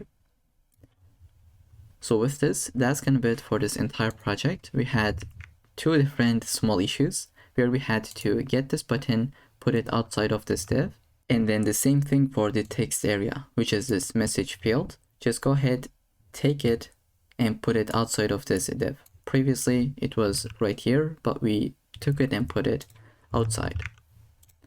So that's the entire project. We have learned a bunch of different things with the grid to, let's say, box shadow to animations. Now, if you want to change the entire theme, all you have to do, visit the style.css file. You don't really need to change anything here in these styles. Just change the root CSS variables. Let's say we would like to go with a blue theme. I'll go ahead, change them. Let's say we're gonna have this one. And if you save, now everything is in the blue theme. So this is the beauty of using CSS variables. So I just bring back the previous colors. I hope you enjoyed the entire project. I'll see you in the next one. Alright, so welcome back. In this section, we're gonna build these pricing cards that you can see on the screen. This is a really popular component that almost every single company uses nowadays. And if you ever wondered how to build one of those, this is what we're gonna be doing in this video. And at the very bottom of this page, we have this testimonial component, which is also pretty popular, right? And this entire website, this entire UI is completely responsive. So once you hit a certain breakpoint, this is what you're gonna get. And then finally, one card at a time. And you can scroll to the bottom. Everything is working without breaking anything. Alright, so if you would like to get the screenshot, here I have it. The link will be in the description for this diagram. And then for the icons, we'll be using Font Awesome. So head over to cdnjs.com and search for Font Awesome. I'll copy the link, kill this website, and put them side by side. So I have the two different empty files. We're gonna get started with the HTML. So let's get the boilerplate. I'll say the title will be equal to something like pricing cards. And I'd like to link my CSS file and then just paste this link that we have just copied. Okay, we can go into the body and create a container. Let's say something like hello. I'll save and open this with the live server that we have. Okay, so this is the end result. Now let's go ahead and get started with it. So I'd like to show you the actual end result as we go so that I can reference it. And I said, currently we are building this. I can say something like we're currently building this button, so on and so forth. So under the container, we're gonna have a header component where we can put the title as well as the p tag. So I will say h1, choose your plan, and let's try to capitalize them. Okay, then we're gonna go ahead, create a p tag where I'll say select the perfect. And you know what? I'll just copy and paste because why not? Here we go. I just got the p tag. Right after this header, I will create the pricing cards container. And then we're gonna have the basic plan. So this will be our card and it'll have the card header initially, where we can store the icon, this rocket icon, the basic text, whatever the plan is, right? And then the price, and finally the description. Okay, so under the card header, I'll say plan-icon, where I'd like to put the I element with the class name of FA rocket. And then after this div, I'll create h3, I'll say basic. And then after the h3, I'll say price, because we're gonna have three different elements. So we're gonna have a span with the currency class, and then I'll duplicate this twice. This will be amount, and then the period. So either it is monthly or yearly, right? I'll just say /month. And then we're gonna put the amount for the basic plan, which is 9, and then the currency, which will be dollars. Okay, and then after this price, we'll put the p tag with the class name of description. Okay, I'll copy this entire thing, paste this in. This is what we have at the moment. So right after the p tag, as well as this div, which is for the card header, right? Just go ahead, shrink this. Right after this one, we'll have the card-body. And then this will get some features under the UL element. So I'll say features. Let's put all of them one by one. We'll have the list item with the icon that will be for the check mark. So I'll say class name of FAS, FA check, and next to it we'll put, let's say, we'll put a space and I'll say 5 projects. Okay, let's save. So this is what we have at the moment. Now I will go ahead and duplicate this a couple of different times. So we're gonna have for the 20 gigabytes storage, basic support, email notifications, advanced analytics, and then finally the custom domain. But these two will have different icons. So I'll just say FA times for both of these, and they will be disabled. So I'll just say class name of disabled. Let's copy this and put it right here, right? Let's update the content. The very end one will be custom domain, and this one will be advanced analytics. Okay, now we're gonna build these three. So this will be 20 gigabytes, right? I'll say 20 gigabytes projects, sorry, storage. Here we go, if I can type it correctly. And then we'll say basic support, and finally the email notifications. And let's capitalize this correctly. Okay, so that's gonna be it for the card body. I'll shrink this, and finally we'll have the card footer, which will get this button. So I'll go right below it, card dash footer, that will get the button. Let's say class name will be btn, and we can say get started. Okay, so that's gonna be it for the basic plan. Let's go ahead and shrink this entire card, and this is the end result, but we're gonna make that look a lot more better, right? So I'll have my pro plan. This is basically the same thing, but we'll have different content as well as different, let's say, class names. So I'll say it'll get the card as well as the popular class name, so that we can have different styles on it. And then we'll put the, let's say, popular dash badge, which is going to be this one. We can say most popular, right? We will position this absolutely to the top right corner. And then we can have the card header component that will get the icon. So it's the exact same thing. I'd like to copy and paste. If you want to, you can pause the video and type this out. So under the card header, we got the exact same content, right? We just changed the icon, and then we have the price. This is the pro plan. We got the currency, amount, and period, as well as the description. And then right after the card header, let's go ahead and shrink this. I'll have the features. Sorry, we'll have the card body. Now what I'd like to do, just go into the basic plan, copy the entire card body, and then paste this in. We will just change the content. Okay, so this will be the same. Everything will be the same, but the advanced analytics will not be disabled. Let's go ahead and delete that. And this will be a check mark as well. So I'll just say check. Here we go. And there is nothing different, like nothing is different than this one. We can leave this as it is. And then at the very bottom of this card body, we will create a card footer. We'll just say this will have a button with the class name of btn and also btn-accent. And I'll just say get started. Okay, so that's gonna be it for this plan as well. Let's go ahead and shrink this. Finally, we're gonna put the enterprise plan. And by the way, this is the output that we have. So right after this one, I'll say enterprise plan.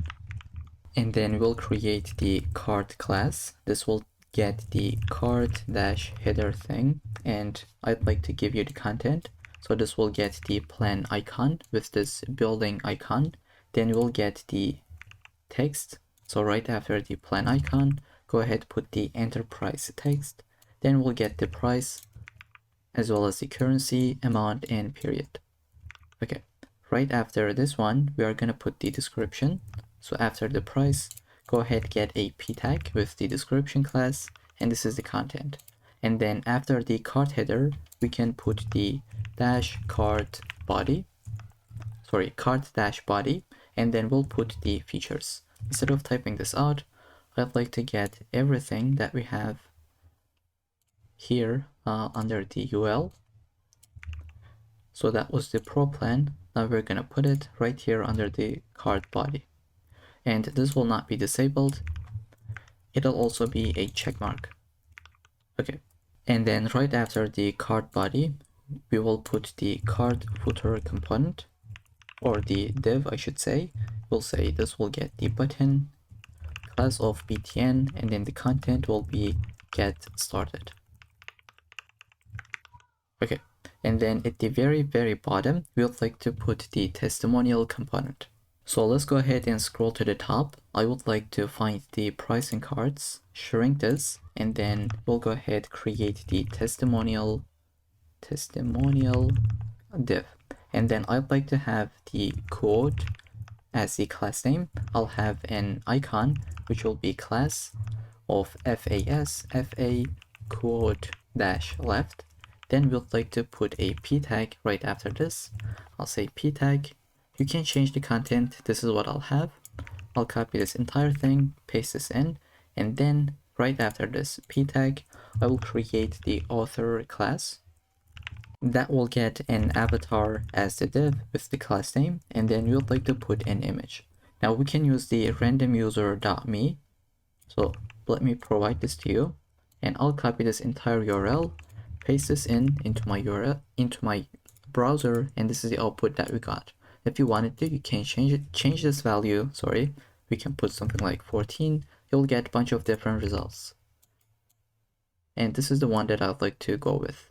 Let's add an alt tag. I'll say this is the customer that we have, and then after the avatar, I'll say the info, which is going to be this part. We'll just say h4, put the name, and then we'll have a p tag that will be their title. Let's say marketing director. Okay, so that's kind of it for the entire markup. Next, we would like to build the CSS file. So let's go ahead, open this up and get started with it. So the first thing I'd like to do, as always, get our base styles. I'll say margin of 0. This is the basic reset that we always do. Then padding of 0, box sizing of border box. And then I'd like to change the font family. Let's say it'll be equal to sans serif. You can use anything that you wish. Now I'd like to get some CSS variables so that we are consistent in our code. And now these CSS variables will be really helpful if at the end of this project you want to change the entire color. All you have to do, just update these CSS variables, right? So let's say at the end of this section, you would like to go with a yellow theme or a blue theme. All you have to do, just update a couple of different values right here. And now instead of typing everything, I'll just type out the very first one. Let's say primary dash color. We can put this value. I'll say 4ADE80. Now we'll have a bunch of different values, and instead of typing them out, I have prepared an entire GitHub gist that you can find the link in the description. Go ahead, scroll, and somewhere in at the bottom, you should find something like pricingcards.md. So copy this entire file and paste this in. Here we go. We got the primary color, the dark one, light, and a couple of different values, as well as some shadow values, right? For the box shadow. We'll be using all of them. Now let's scroll to bottom. I'll have the body selector, and I'll say the background color is going to be this BG dark. Okay, now we'll use the color. It will be text light. And if you want to use a CSS variable, you should wrap them with the variable, as you might already know. And then I'll say minimum height is going to be 100 VH. Here we go. We'll just say display of flex, justify content centered, and then align items will be centered. Then we'll say padding will be 40 pixels to 15 pixels, and we can change the align height, could be something like 1.6. Okay, now after this, I'd like to select my container. I'll say container, that will be width of 100 pixels, 100%, but the maximum width is going to be 1200 pixels. And then I'll say margin is going to be 0 to auto. Then we can get the header styles. I'll say header, it'll be text, align of centered. Now it's been centered, and then we'll say margin bottom of 50 pixels. Then I'd like to get the header h1.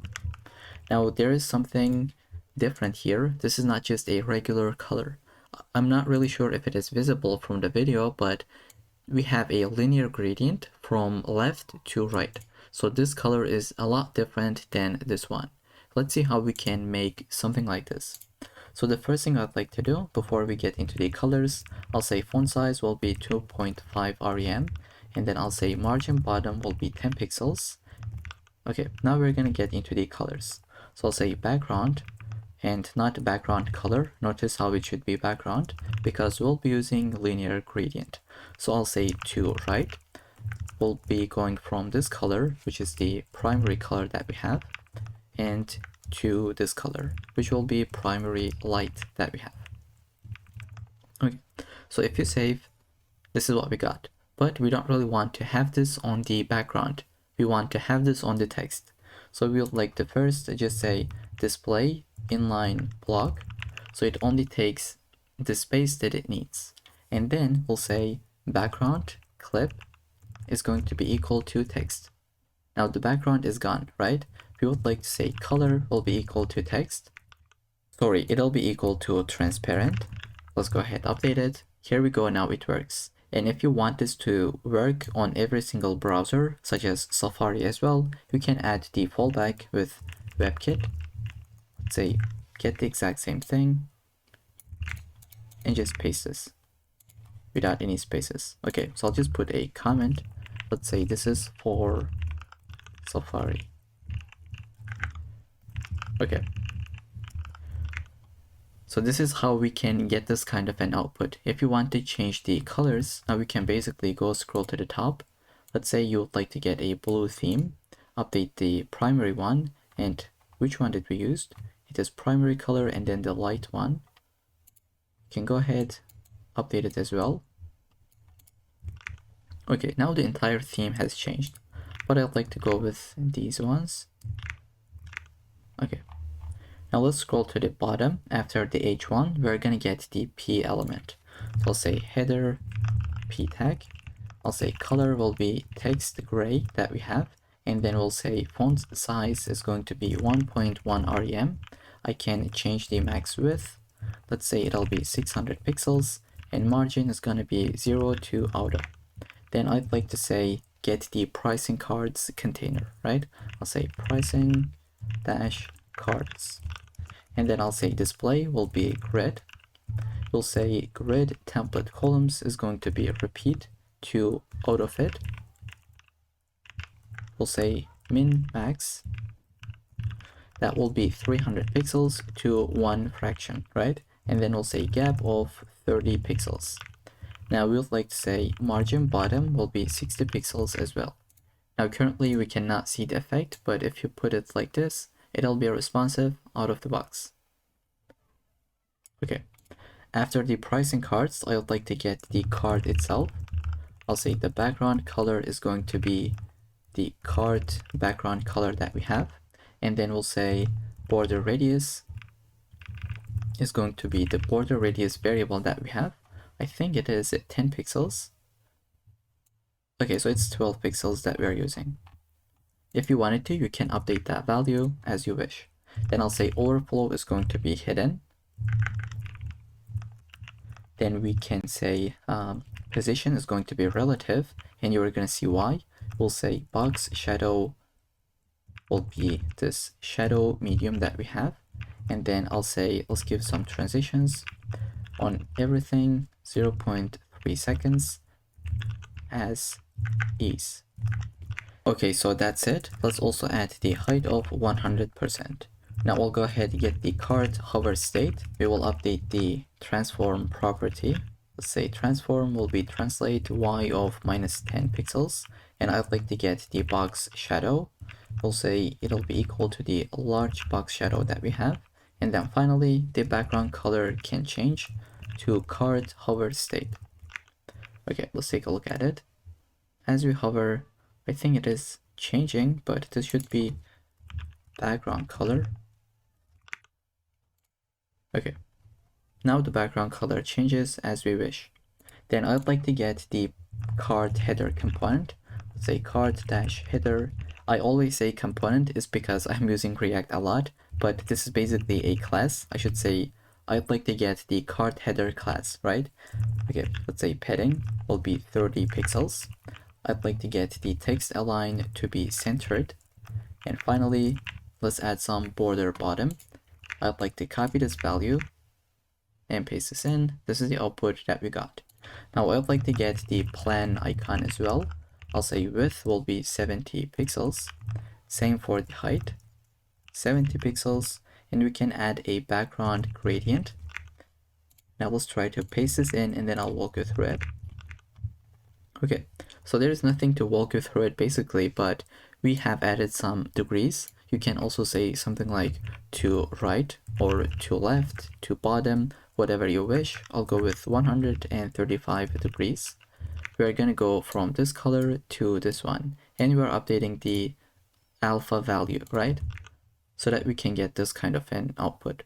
And then I'd like to change the border radius to be 50% so that it's a complete circle. And then I'll say display flex, and then so that we can center this icon within that, right? I'll say display flex, align items to be centered, and now let's say justify content centered as well.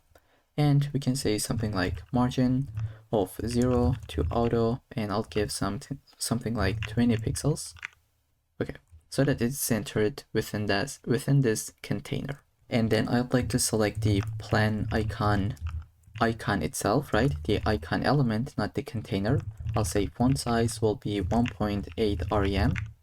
It's been incremented, and we can say the color is going to be primary color that we have.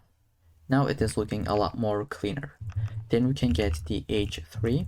I'll say font size will be 1.5 rem. We can give margin bottom of 15 pixels. Okay, then I'll get the price itself. Let's say margin bottom will be 15 pixels as well.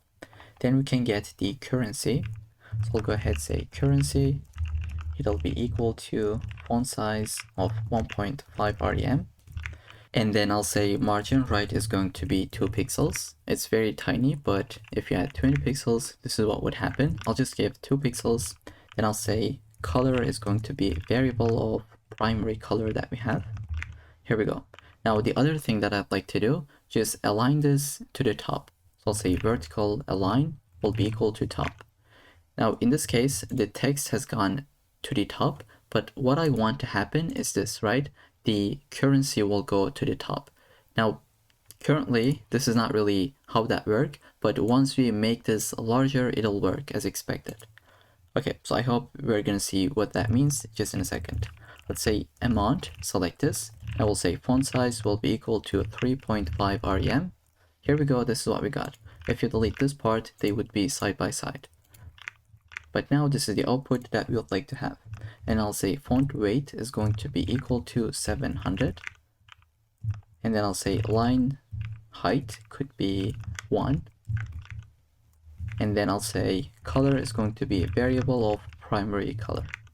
Okay, now we'll go ahead and get the period itself.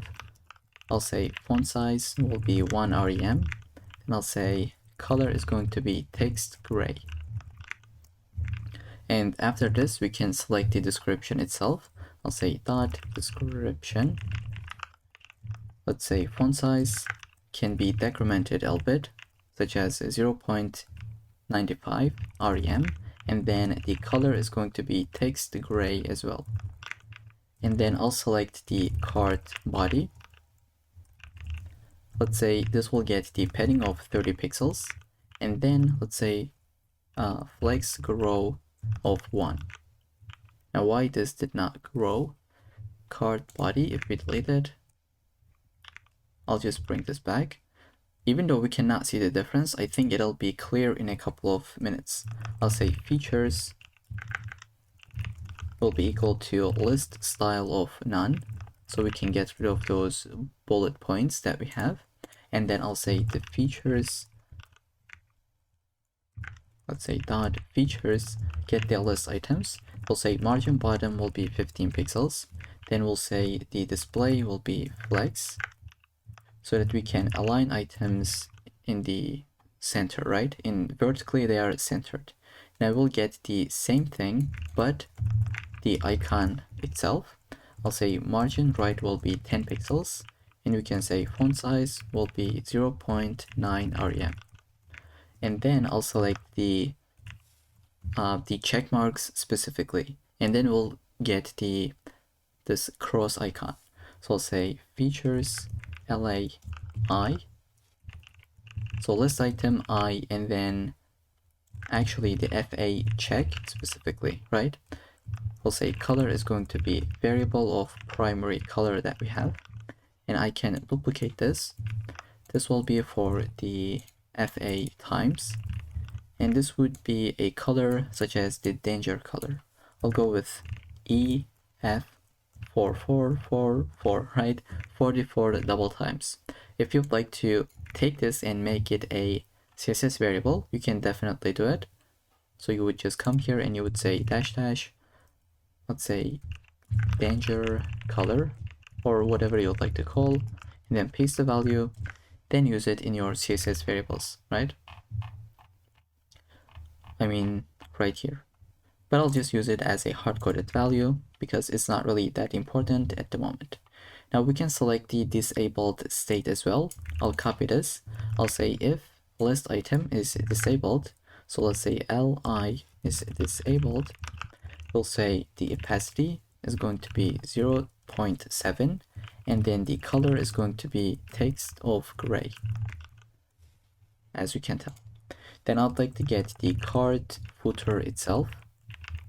I'll add some paddings, such as 20 pixels to 30 pixels, as well as the 30 pixels as well. Then we're gonna get the button itself, because currently it looks terrible. I'll get the button, let's say display of block. Then I'll say width is going to be 100%. I'll get the padding itself, let's say 14 pixels. And then font size could be just 1 rem.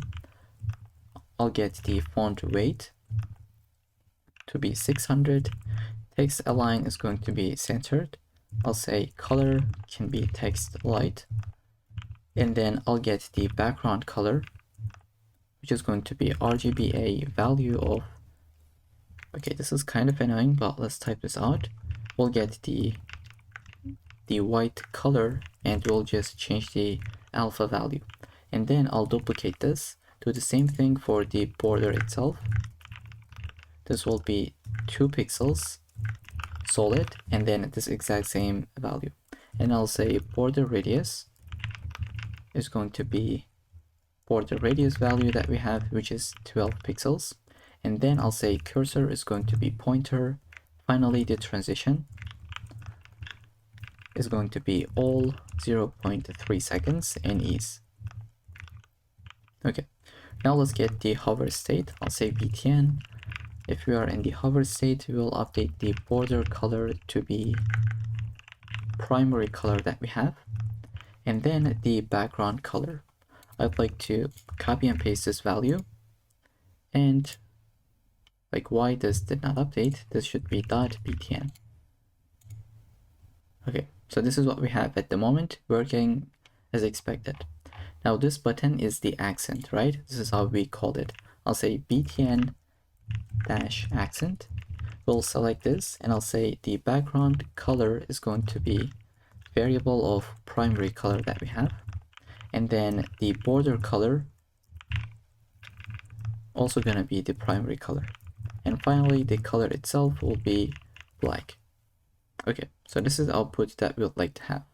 Now on the hover state, I'll update some stuff. Let me copy and paste, super simple. We'll change the background color as well as the border color itself. Now the other thing we would like to do is take the popular card and scale it a little bit, right? It's larger than these two. So how can we make that work?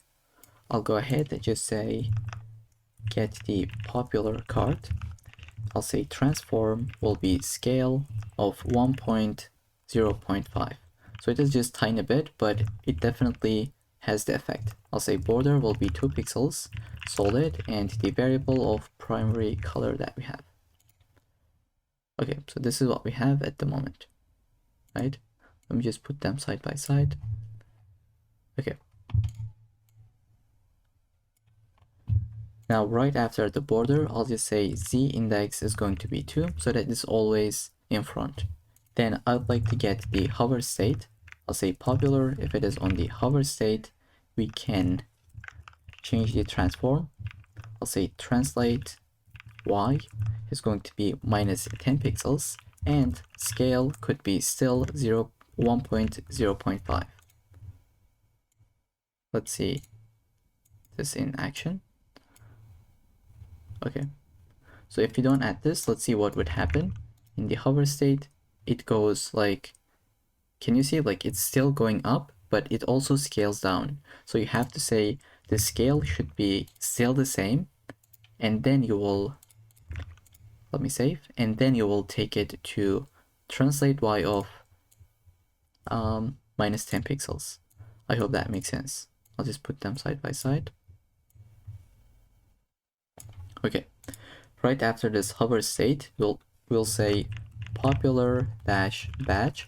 And as I said previously, we're going to position this absolutely to the top of 15 pixels and let's say right of 15 pixels as well.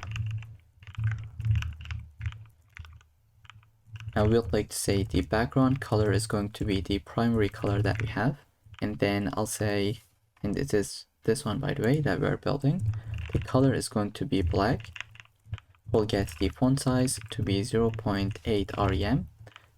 Font weight, let's say 600. Let's say padding is going to be 5 pixels to 12 pixels. And then border radius will be 20 pixels. Okay. And if you want this to be always in front, just to make sure, you can add the z index such as 3. So what we have done is to set the popular z index to be 2, and then this is larger than this, right? If you don't add them, let's see what would happen. Maybe nothing would change, but you just want to make sure that this badge is in front of the card itself, right? You don't want this to be like back of this card because it would be invisible. So what you would like to do is just add this double check where you would put the z index on the popular to be something like 2, and then this would be larger than this. Okay, so that's gonna be it for the cards. Now we can build the testimonial component itself. I'll go ahead, just get the testimonial. I'll say margin top is going to be 60 pixels. Does that work? Let's say 600 pixels. Okay, it's working. I'd like to get the display of flex and justify content to be centered. Now I'll go ahead and get the code. I'd like to say maximum width is going to be 700 pixels. Background color could be the card BG that we have. Let's save. Like, is it updating? I don't really see. Background color, let's say it'll be red. Okay, seems like we have a typo. Let's visit the code. Okay, so it's actually correct. That's strange. Now let's say the border color is going to be 1 pixel solid red. Okay, so it is not working because I have a typo. This should be code correctly. Now let's save. We can see the output, but this should be the variable of card background. Then right after this background color, I'll have the border radius value under the border dash radius. And I think I'm missing the semicolon. And also I am missing this variable at the, like in front, right? After the border radius, we'll add the padding of 40 pixels from all directions. And I'll say position is going to be relative. And finally, let's give some box shadow, which will be the shadow medium.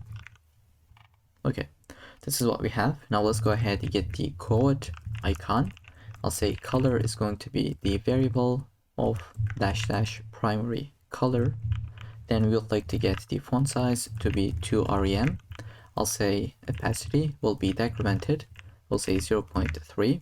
This is looking a lot more cleaner, I think. If you wanted to, you can increase it or even delete the opacity itself. This is what I'll have. And then I'll say the position is going to be absolute to the, let's say, top of 20 pixels and left of 20 pixels. Okay, then I'll go ahead and get the code p tag. I'll say font size can be 1.1 rem. I'll say margin bottom 20 pixels, line height, and just make sure to put the semicolon. I'll say line height will be 1.7, and let's say position will be relative.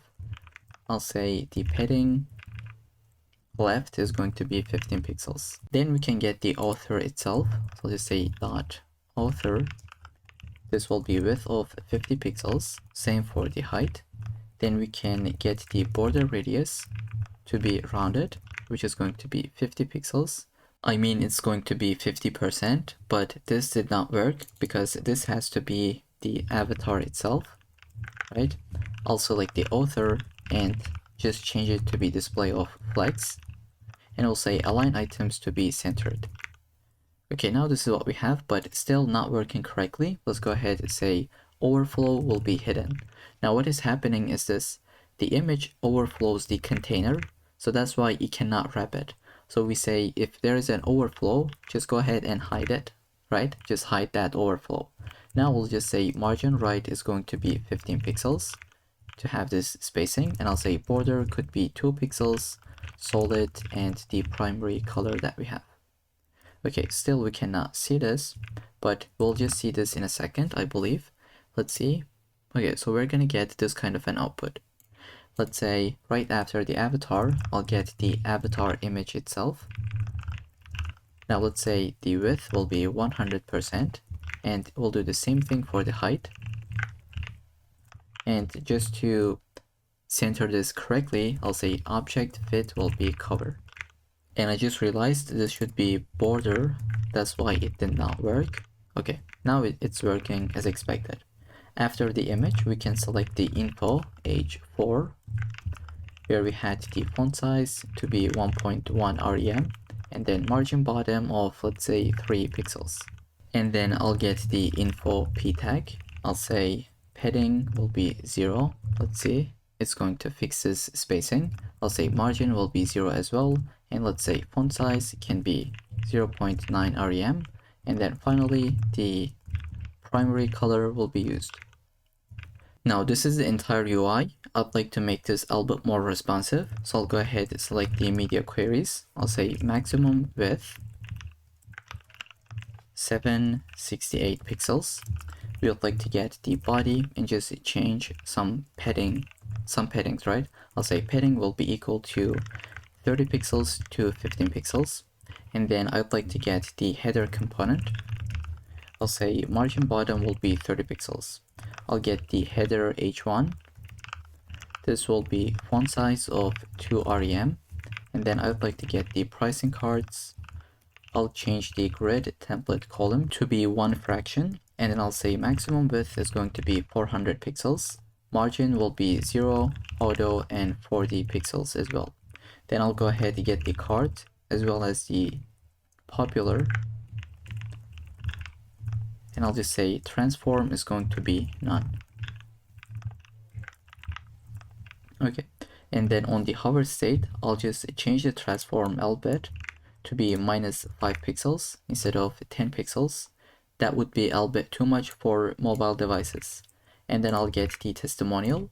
I'll say margin top will be 40 pixels. And finally, for the code, we'll say 30 pixels. Okay, so this is the entire application that we have built. We are just missing one thing, which is this animation that we have on the button, right? We want this to be infinitely working. So I'll go ahead, put them side by side, and get started with it. So we would like to create a keyframe, right? So that it is going infinitely.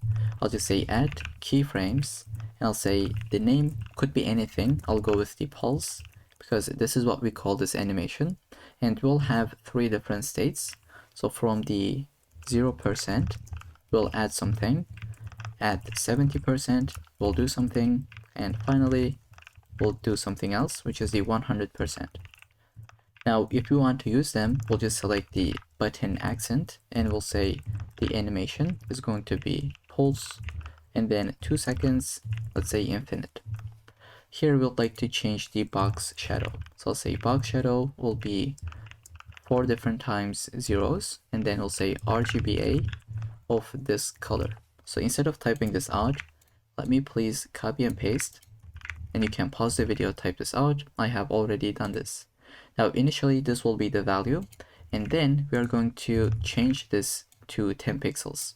So it's the exact same value with a different opacity, and then finally at 100% we will add this value.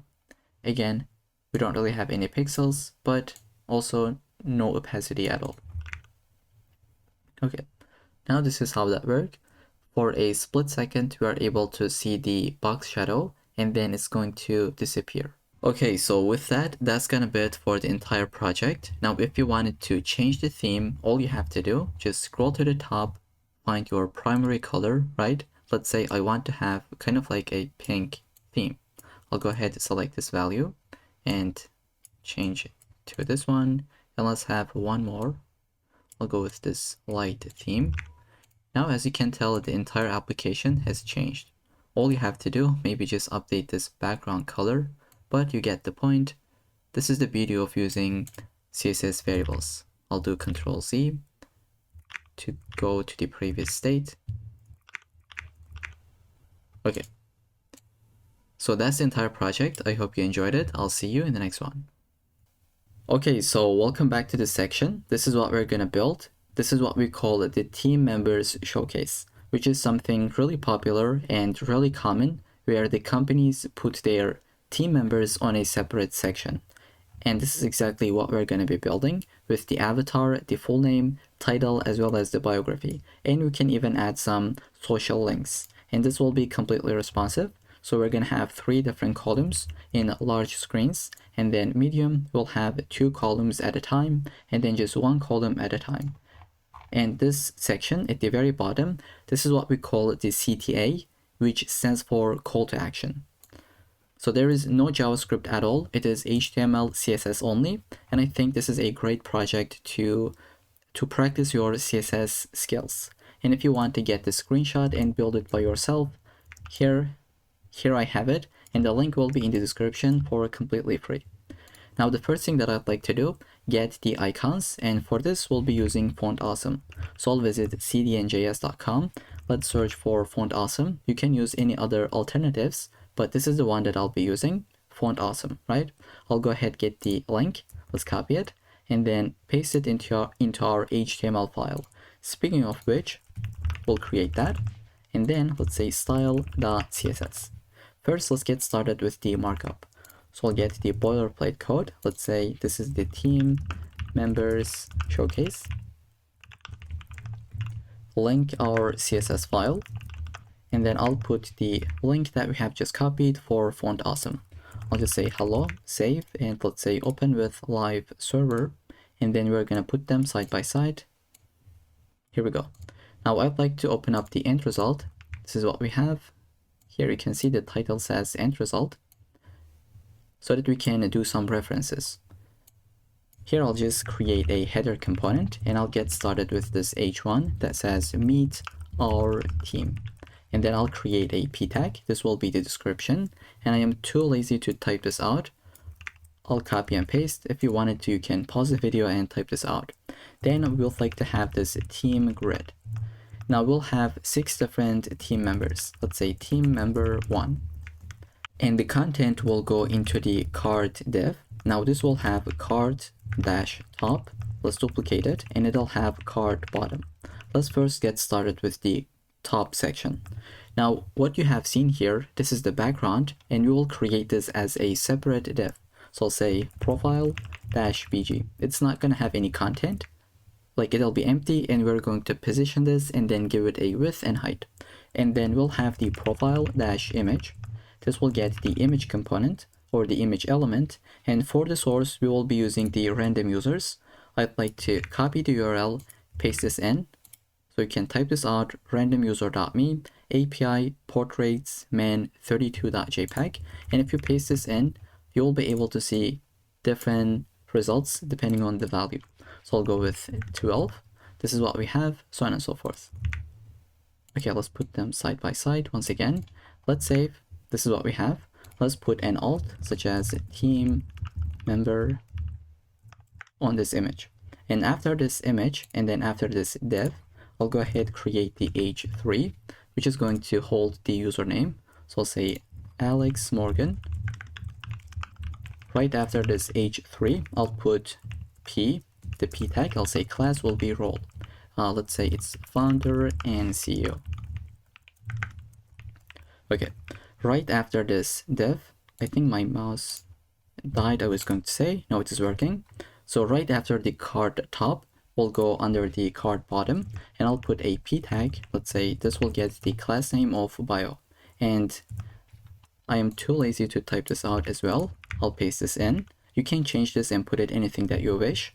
And then after the p tag, I will create a div with social links class. Now we'll have 3 different links. This is not going to take us to any website. I'll just leave it as a hashtag, right? A hash, and I'll say class name. Let's say this will be social-icon. Now let's put the actual icon. Let's say class name of FAB, FA LinkedIn-in. Okay, let's save. Now let's duplicate this twice, 1 and 2. This will be Twitter, right? And then the very last one will be GitHub. Let's save and take a look at the end result. This is what we have. Now we don't really want to type this out 6 different times, right? It's the exact same thing. All you have to do, copy it, paste it, and then change the value. Now there is no need to waste any time. So I have prepared an entire GitHub gist. Let me get this. Here we go. Okay, so you should be able to find this link in the description. Go ahead, find the team members showcase. So copy the entire markup. And we have some CSS code that we're going to get into in a little bit. But basically, this is the entire team grid that we have. Okay. So this has no logic at all, just pure markup. That's why I'd like to copy and paste. I'll delete this entire team grid and paste this in. Let's save and take a look at the output. Okay, so this is the exact same data that we have right here. And now we'd like to put the CTA section. So I'd like to scroll to the top. I'll shrink the team grid component. So we have this div, let's shrink this, and we'll create this team-CTA, which is going to take an h2 that says want to join our team, ? And then p tag. Let's say we are always, and copy and paste. We are always copying and pasting. Here we go. And then we'll just put a button or a link that will take us to nowhere, but the class name should be CTA button. And CTA stands for call to action. I'll say view open positions. Okay, so this is the entire markup. Next, we are going to build the CSS. So I'll go into this file, shrink the left-hand side, and get into this file. Okay, so the first thing we would like to do is to get our basic resets. Now, I know that this is kind of repetitive and it might sound a little bit annoying, but we have to do it if we want to get rid of all the default paddings, margins, and add this box sizing of border box. We have explained this in the previous sections, so I'll not go over it once again in this project. Let's save. This is what we got, and I'd like to update the font family to be, let's say, sans serif. As always, if you wanted to, you can change this and make something completely different if you wish. Now, I'd like to get some CSS variables. I'll get my root element, and instead of typing them out, I don't really want to waste any time, so that's why I have prepared this entire list. So just go ahead, find the team members showcase. This is the HTML that we have copied, but I have a complete CSS code, around 10 lines of code. Let's paste this in. So we have a bunch of different colors for primary, for the text, and we have some values for border radius. We have some box shadow values, and then a couple of different values as well. So we'll be using all of them in the incoming minutes. So we'll kill all these websites. Okay, now let's get started with the body element. I'll say body. let's say background color will be equal to variable of bg dark. I'd like to get the color that will be text light, and I'll say min height is going to be 100 ph. And then I'd like to get the display flex. Let's say justify content centered, align items to be centered. Let's give some paddings. I'll say 50 pixels to 15 pixels. Finally, line height of 1.6.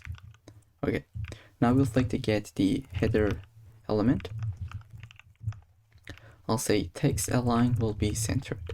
Then I'd like to say margin bottom of 60 pixels. Okay, so we'll go ahead and get the header h1. Let's say font size is going to be 2.7 rem, which is this one, h1. Now I can see that everything is side by side. I think we forgot to wrap everything with the container component. So I will visit index.html. Okay, right after the body, I'll create the container div. Let's copy this and just put it right before the body closing tag. Now I'd like to go into the style.css and I'll select the container itself.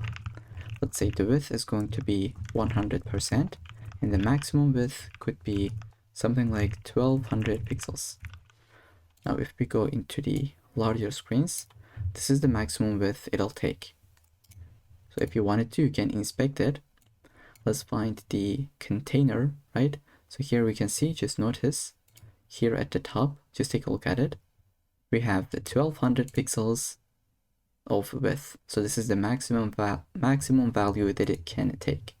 Okay, so with this in mind, let's put them side by side once again. And just move forward.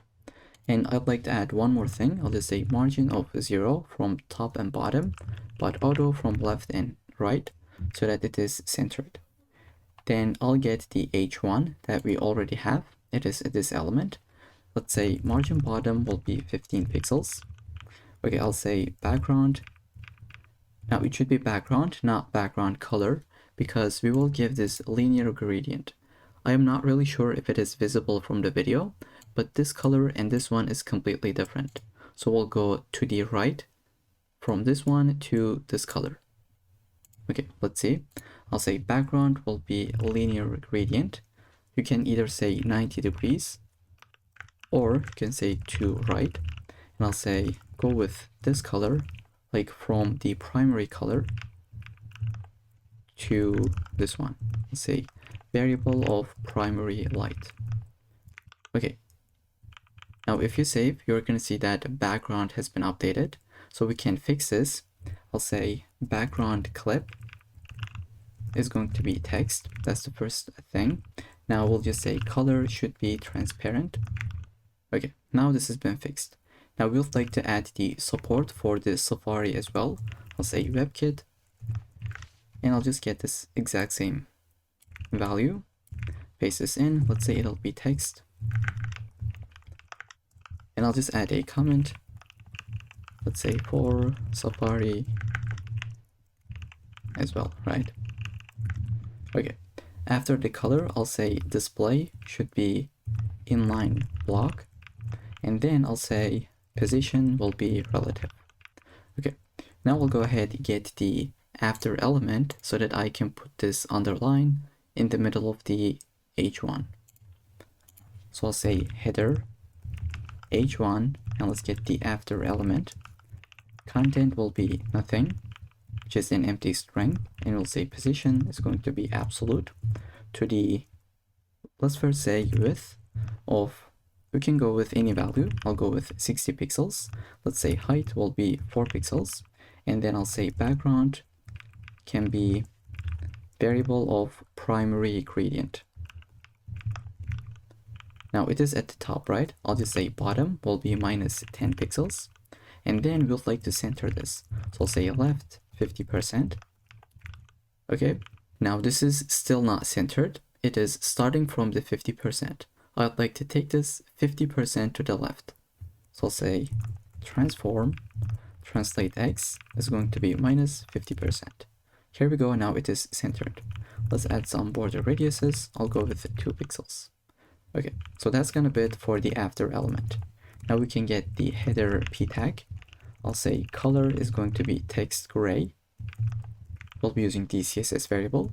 I'll say font size will be 1.1 rem.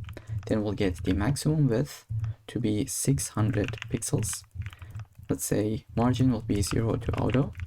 So if we do not add this, what would happen? I think it would not be centered correctly, but let's bring this back, save.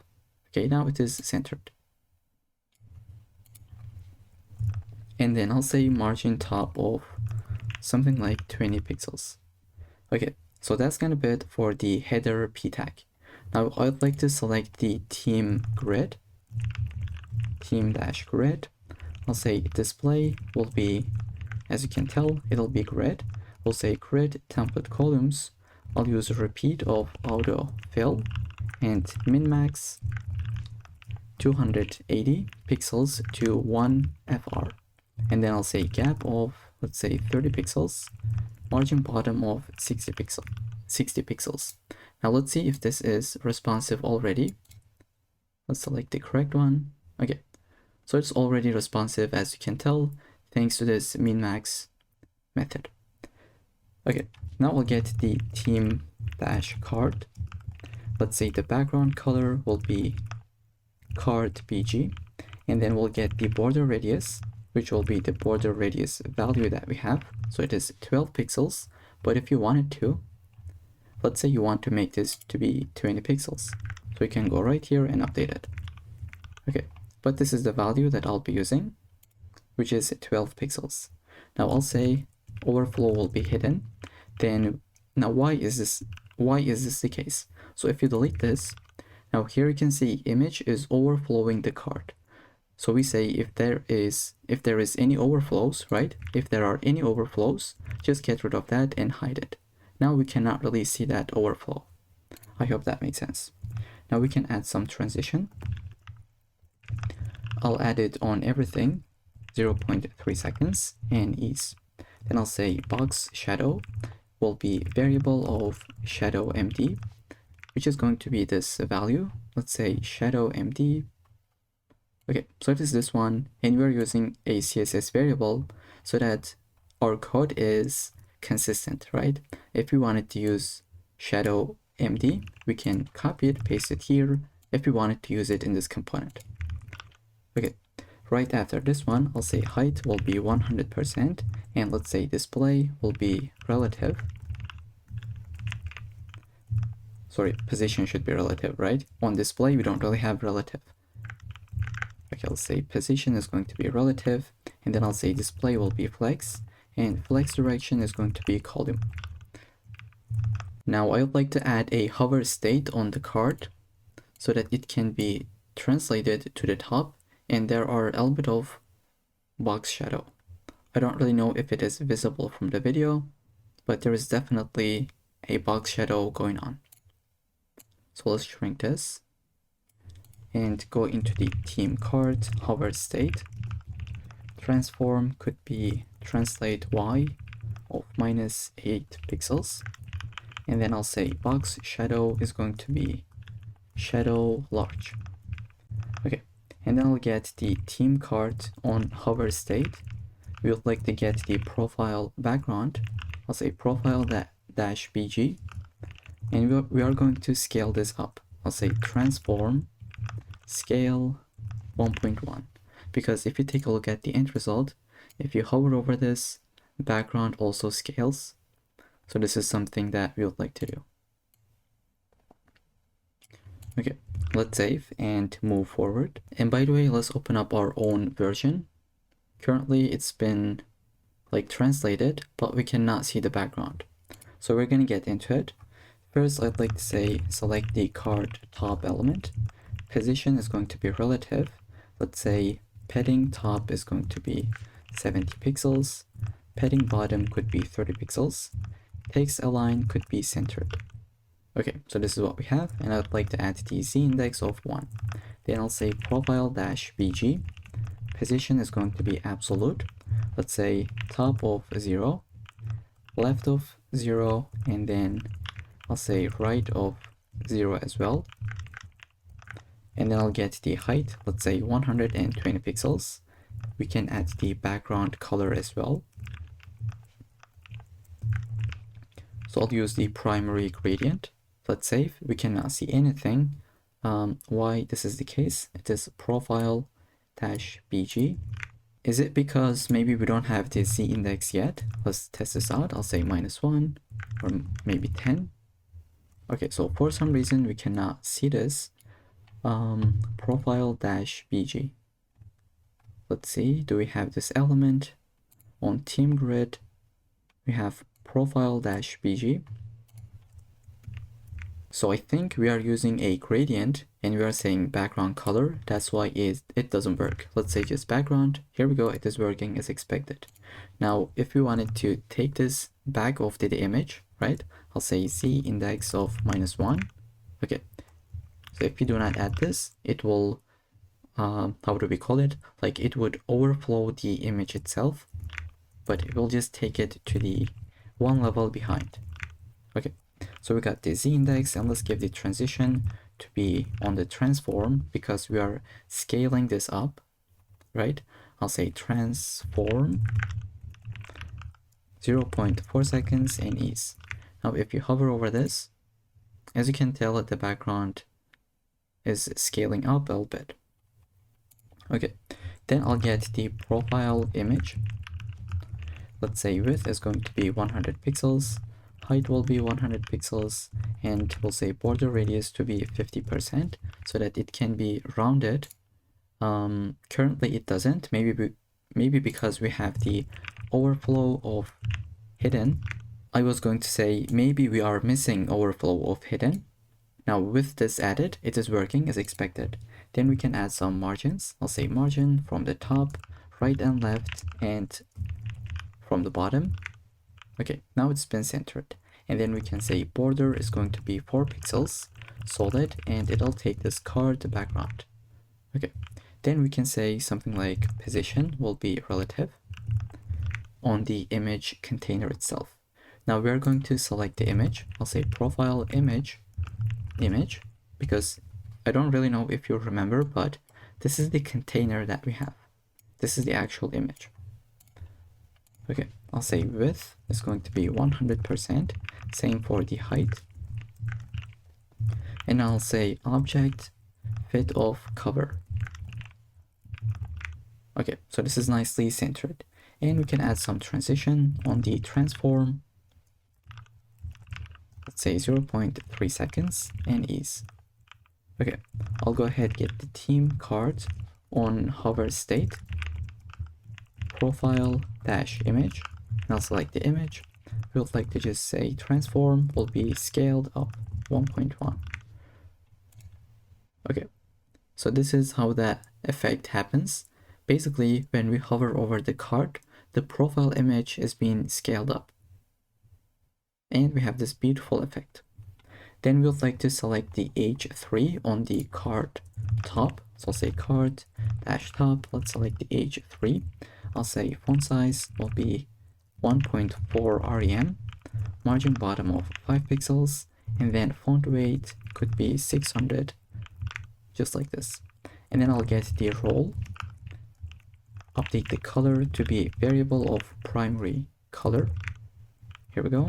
And I'll get the font size to be 0.95 rem, and then font weight could be 500. I'll get the card bottom class. Let's say padding is going to be 20 pixels from the top, 25 pixels right and left, and 25 pixels from the bottom. Okay, then we'd like to add the flex grow of 1, and then I'll get the display of flex direction of column. Let's save. This is what we have, and then I'll say justify content to be space between. And then finally, I'll say border top is going to be 1 pixels solid variable of border light. Okay, now I'll go ahead and get the bio. We'll say color will be text gray. The font size, let's update it to be 0.95 rem. We can say The margin bottom will be 25 pixels. Flex grow is going to be 1. And finally, the line height could be 1.6. Okay, and then I'd like to scroll a bit. I will select the social links. I'll say display of flex so that we can give some gap of 15 pixels. And I'll just say justify content will be centered. Okay, and then I'll select the social icon itself. Let's say display of flex, justify content centered, align item centered. I'll say width will be 36 pixels. Same for the height. And then we can get the border radius to be 50%. Okay, then I'll say text decoration is going to be none so that we can get rid of this underline. Okay, I'll update the, let's say, background color that will be equal to background overlay. Okay, so this is the background that we are building. That's why we said give some height and width and height. Otherwise, this is how it would look like. And if you do not add the border radius, it's going to be a square. Okay, after the background color, we can add the color to be text light, just like this one. And finally, I'll just add some transitions to be on everything, 0.3 seconds, and let's use ease. And then I'd like to update the hover state. So I'll say social icon on hover. We would like to get the background color to be updated to the primary color that we have. Then I'll say the color is going to be text gray. And finally, we can give the transform of translate y. That's going to be minus 3 pixels. Let's save and give it a go. When we hover over this, this is what we got. Now I think color is not really visible, so we can update it on the hover state. Let's say this will be dark. Okay, now this is a lot more readable and accessible. Okay, now let's move on with the CTA section, because at the moment we have built all of our cards working properly. Okay, now we're gonna build this section. So I will select the team-CTA class and I'll say text align would be centered. And let's scroll to the bottom so that we can see it in action. I'll say margin top is going to be 30 pixels. Let's say padding will be 40 pixels as well, just like this. And then I'd like to update the background color to be variable of background overlay. Then I'll get the border radius value that I already have, just like this one. And finally, let's say, not finally, but a couple of different things. So we would like to say position will be relative, overflow is going to be hidden, and then box shadow will be shadow empty. Okay, now we are good to go. Then I'd like to add this kind of like UI where we have the, how do we call it? Like kind of like border top, but I'll be doing this with the after element. Or like we have used after element a lot, let's go ahead and use the before element. Let's say team.cta. Let's get the before pseudo element. We can add the content of nothing. If you add something, let's see what'll happen. It'll be added before to this component itself. Now we don't really want to have any content. This will have the position of absolute, top of 0, left of 0. We can add the background, not background color, but background, because we'll say variable of primary gradient. And then we can get the width of 100 pixels, sorry, 100%, height of, let's say, height will be 5 pixels. Okay, this is what we got. It's working as expected. I would like to get team CTA H2, update the font size to be 1.8 rem, and then I would like to get the margin bottom of 15 pixels. Let's say color is going to be variable of primary light.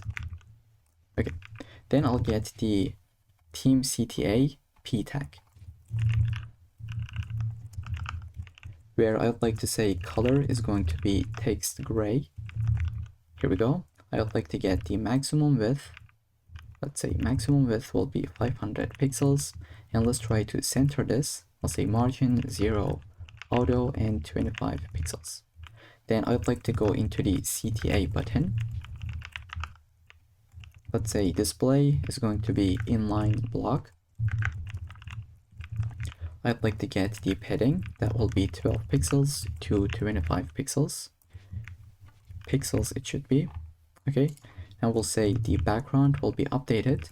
Again, background, not background color, because we'll use the primary gradient.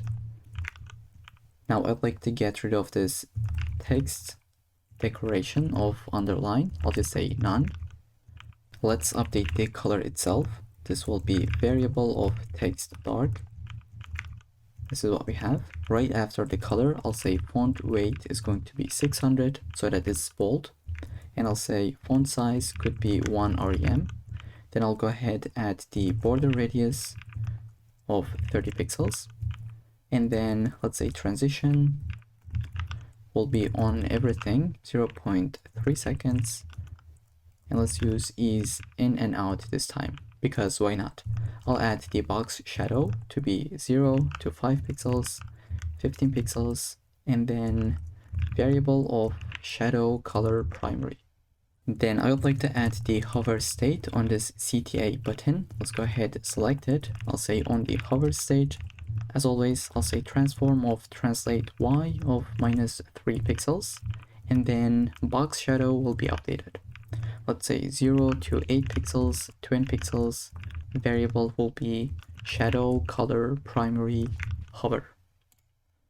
Okay, so this is how that look. I think pretty clean and sick. And with this, we are pretty much done with the entire project, but I'd like to add some media queries just to make this completely responsive. I'll say maximum width of 768 pixels. We would like to add some additional styling. I'll say header is going to be margin bottom of 40 pixels.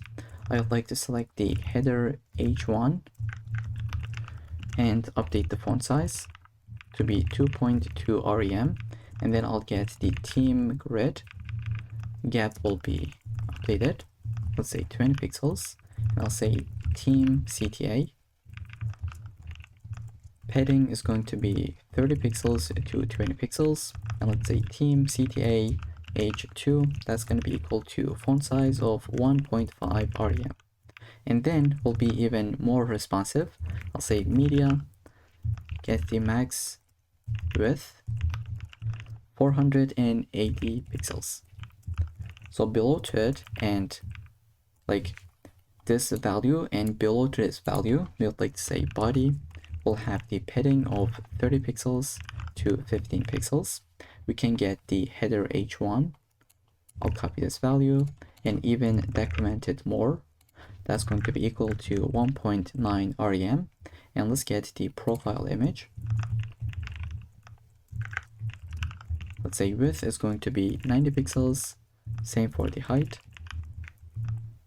And I'll say card top of H3. Font size will be 1.3 rem.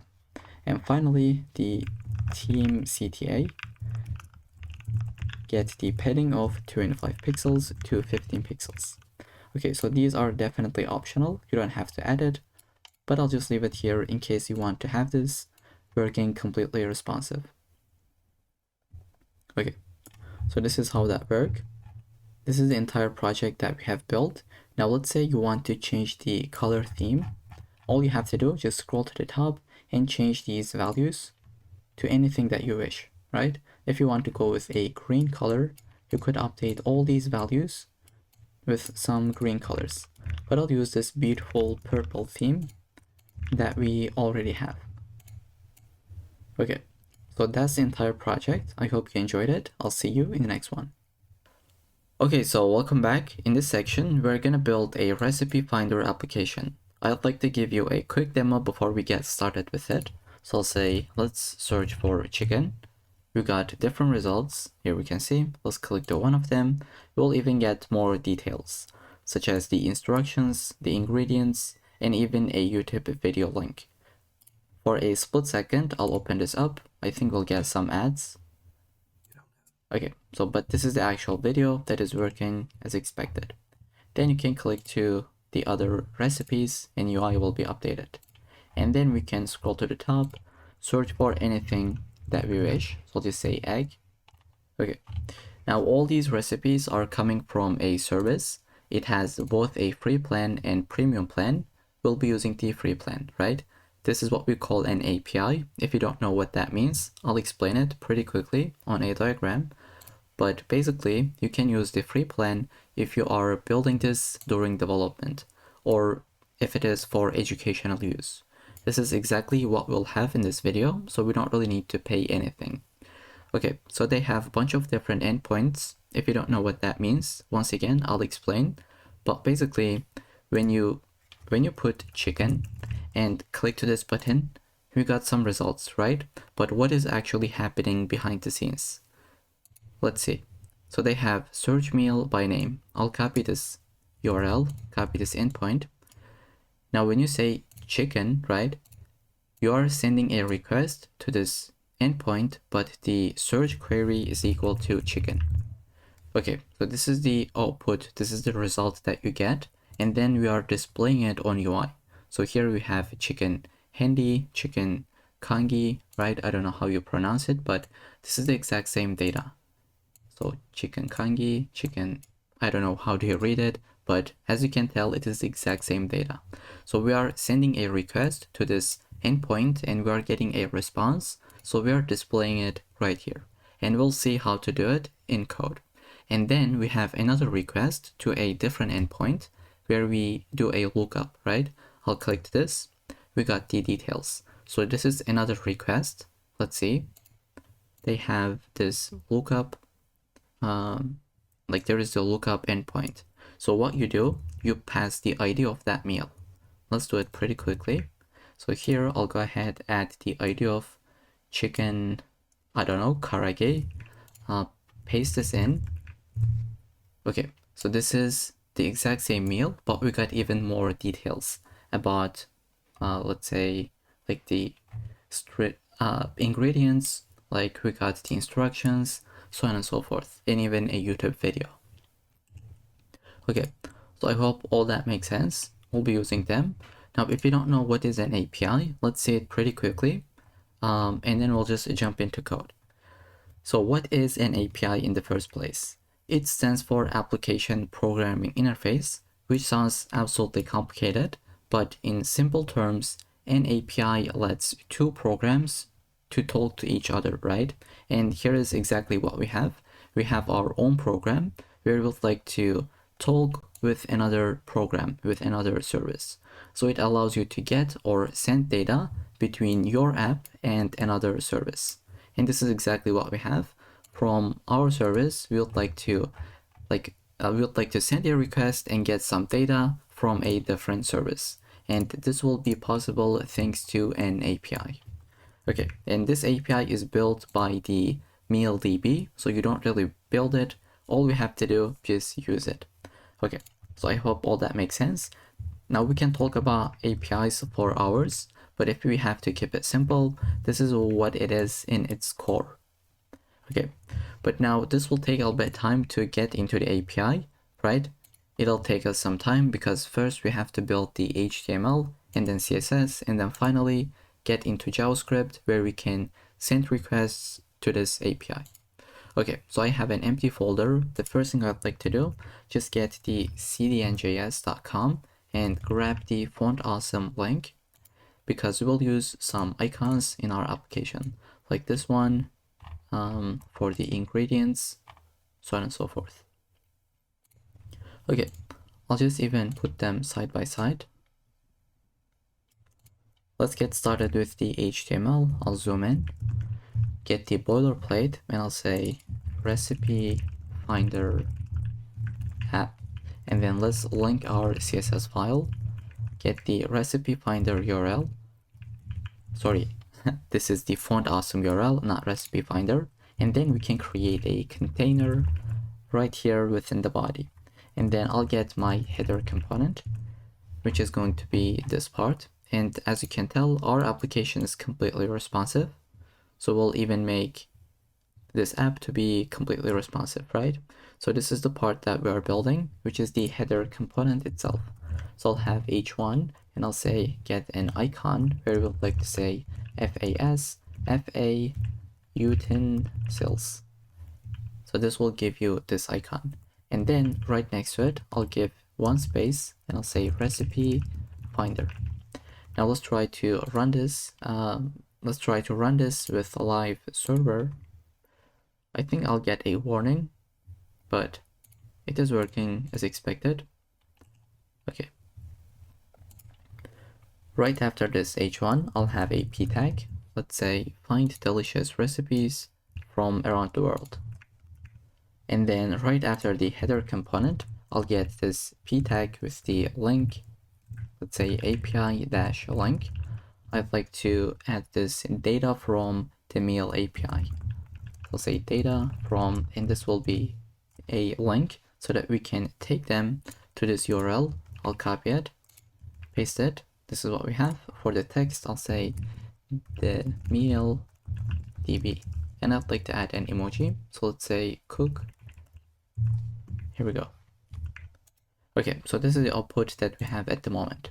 And right after this p tag, we'll go ahead and just say search dash container, where we'll have the input that will be type of text. Let's say the ID will be search dash input. And then I'll say placeholder is going to be search for meals or keywords. Okay, so after this input, I'll put a button where we can add the ID that will be search dash btn, and then let's say search will be the text. Right after this search container, we will put the error container itself. Now this will be hidden by default. Let's say class. Sorry, this should be ID by the way, not class. This is going to be ID, and then the class will be hidden by default. Now we're gonna get errors if we search for something that does not exist, right? So we got an error, and by the way, let's say back to recipes. So I'll just refresh and search for something that does not exist. This is the output that we're gonna get, and this container will be hidden by default. Once we have an error, only then we will display it. So this is what we have. For the content, we can say p tag of this no meals found. Try another search term. Now we can actually like leave this content completely empty, but this is what I'll have by default. And then we can change this within our JavaScript code. Now finally, we can add another thing, which will be the result heading. So let's search for something like egg, which has existed. So we're gonna get this title, right? I'll say have a div with the ID of result dash heading, and the content will be empty at the moment. Then we'll have the meals ID, which is going to be the meals container.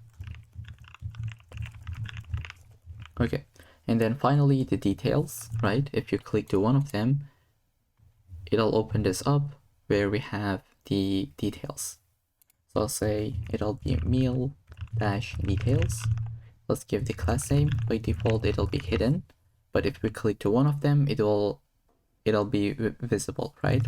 And then I'll get a button. Let's say ID will be back dash btn, which is this button, and then we can give it a, let's say we'll give the icon, which will be class name of FAS, FA arrow dash left, and for the content, I'll say back to recipes.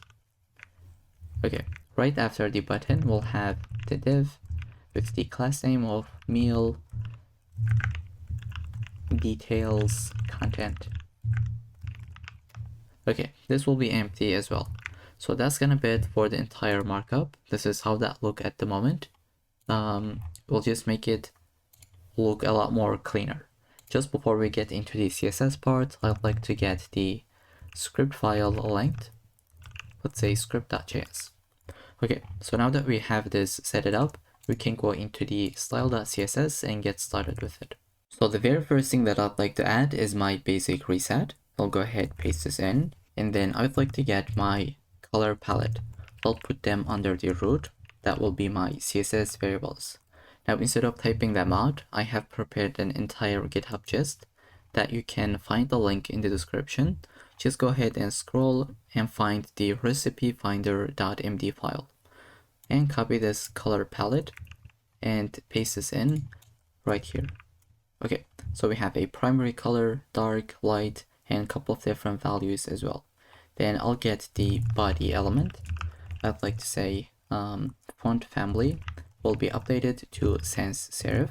You can use something else. Then we can get the background color, that will be background light, and then color is going to be text dark. And then I'll say the line height is going to be 1.6. Okay, so that's going to be it for the very first selector. And then we can get the container itself. Let's say the width is going to be 100%, and then the maximum width. Okay, let's try to put them correctly. Max width could be something like 1000 pixels. And then I'll say margin will be 0 to auto, and the padding is going to be 2 rem to 1 rem. Okay, then we'll go ahead and get the header itself. That will be text align of centered, and I'll say margin bottom of 2 rem. Then we can get the h1, that will be font size of 2.2 rem, and then the color is going to be primary color that we have. And then I'll say margin bottom will be 0.5 rem. Here we go. And I'll get the icon itself. I'll say margin right could be something like 10 pixels. Okay, then I'll get the header p tag. Let's say header, get the p tag. That will have the opacity of, let's say 0.7. If you want, you can delete that, but this is what I'll have. And then I'll also update the color to be text dark. Okay, then I'll get the storage container. Let's say display will be flex. Then I'll say margin bottom will be 2 rem. Here we go. And I'll say gap will be 10 pixels. Max width is going to be 500 pixels. And we can say margin is going to be from the left of 0 and from the right 0 as well. And let's actually say auto instead of 0. It'll be centered correctly in a second. So I'll save and let's move on. We'll get the input, that is type of text specifically. So I'll say where the type is equal to text. We would like to select that input, and I'll say flex is going to be equal to 1. Okay, now it is taking the entire space. And then we'll say padding is going to be 10 pixels to 16 pixels. Let's say 16 pixels. And then I'll say font size will be 1 rem. Then we can say border radius is going to be the border radius value that we have. Then right after this, I'll add a border that is 1 pixel solid, and this color that is DDD. And I'll say background color will be the background that we have. And then color will be text dark. And I can say outline will be none. Okay, so this is the output, and I'm really happy with it. Now I'd like to select the focus state on this input. I'll say if it is focused, go ahead, update the border color to be primary color. Okay, and then we can select the button and try to update it. I'll say the background color will be updated to the primary color that we have.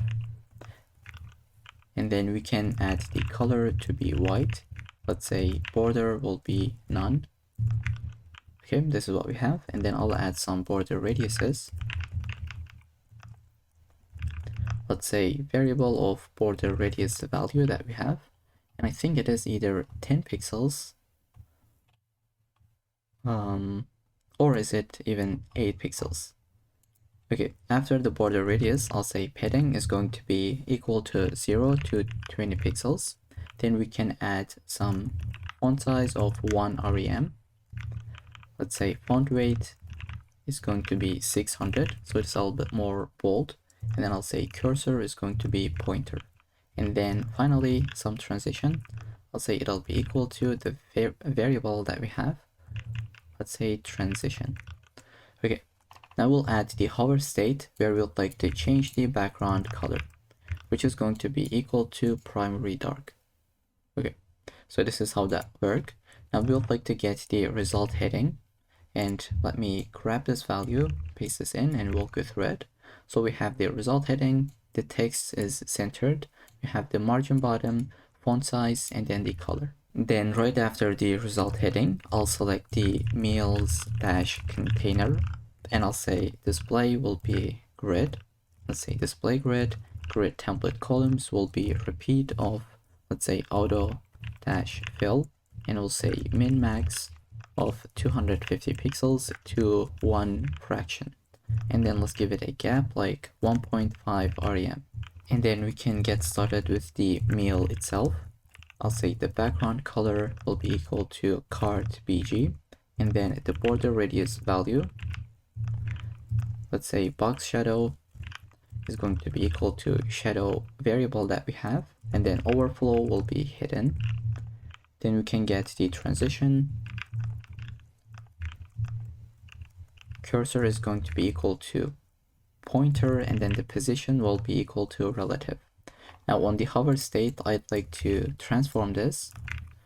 Now let's see the end result. When you hover over these items, they are just translating to the top by -5 pixels. And we have some box shadow going on as well. Right here you can see it on hover state. So this is exactly what we have just added.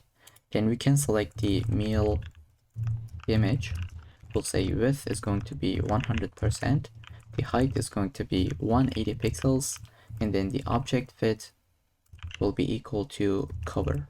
Okay, so we can save this, and then I'll say dot meal dash info. That will be getting padding of 1 rem, and then we'll get the meal title. Let's say font size is going to be equal to 1.1 rem. I'll get the margin bottom of 0.5 rem, and then color is going to be text dark.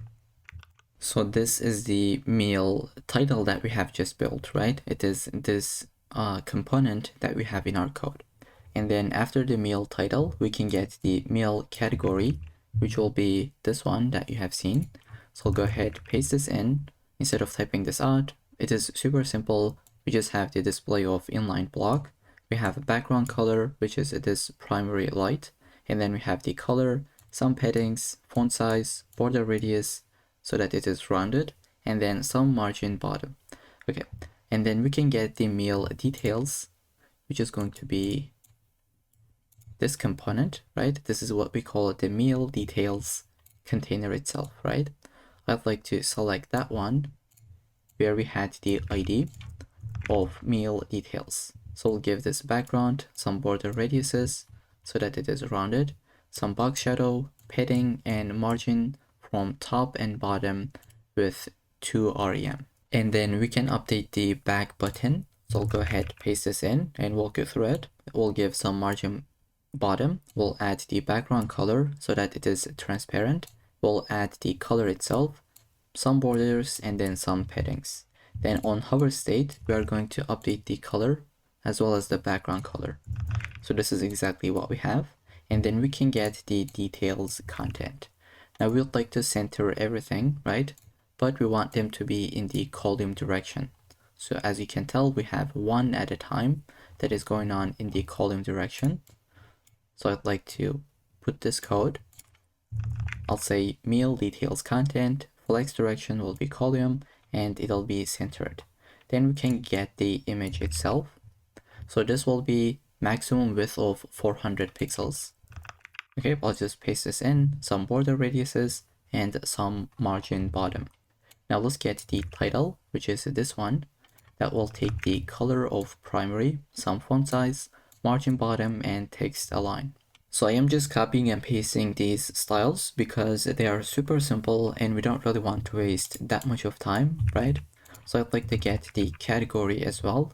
We'll say margin bottom and text would be centered. Now we can get the span itself. this is what we'll have. And if you remember, we had the span, or do we have it? Let's see the category. Okay, so I think we don't really have this span at the moment, but once we take this data from the API and once we display it within this div, we will just have the content within a span, right? So for the category specifically. So it'll make sense once we get into the JavaScript part. Okay, so these are just some basic styling, and let's get the class for the instructions as well. We'll get the h3, where we update the margin bottom only, and then we'll say the ingredients list, which is going to be this list that we have, and then we can get the list items as well as their icons.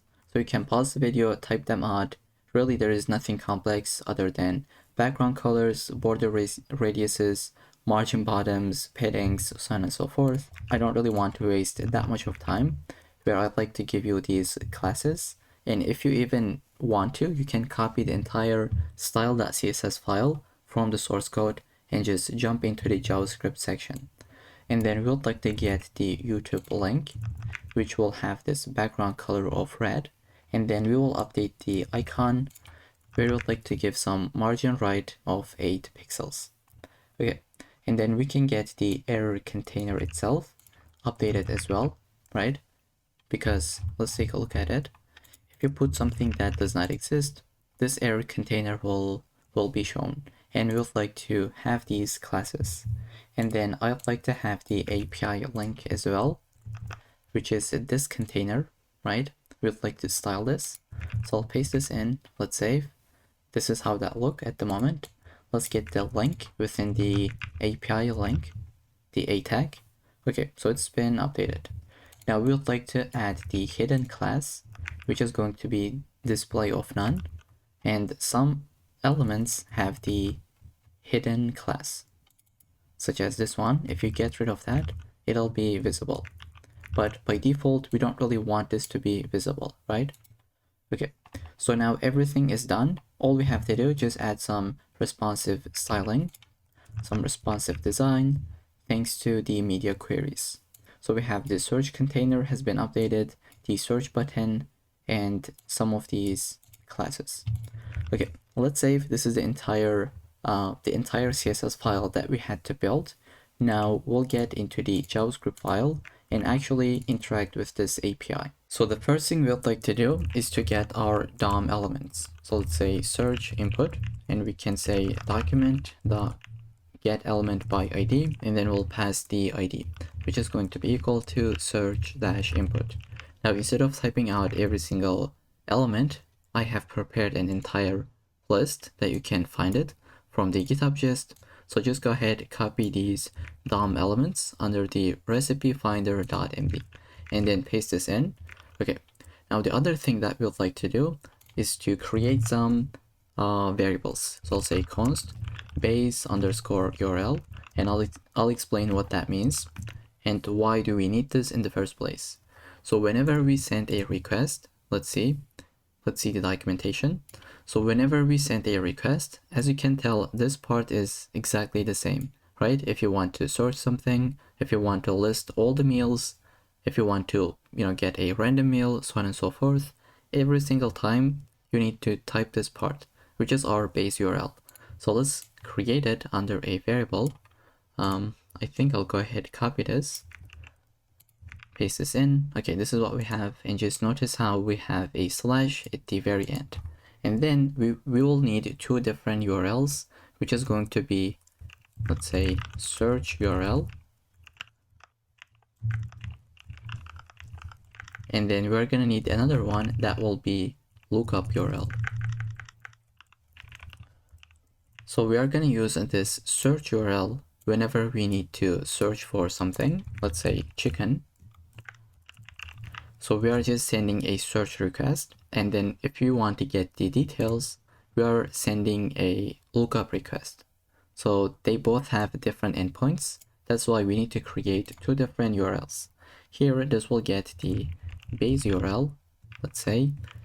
This will take the search.php question mark s equal to and that's it, right?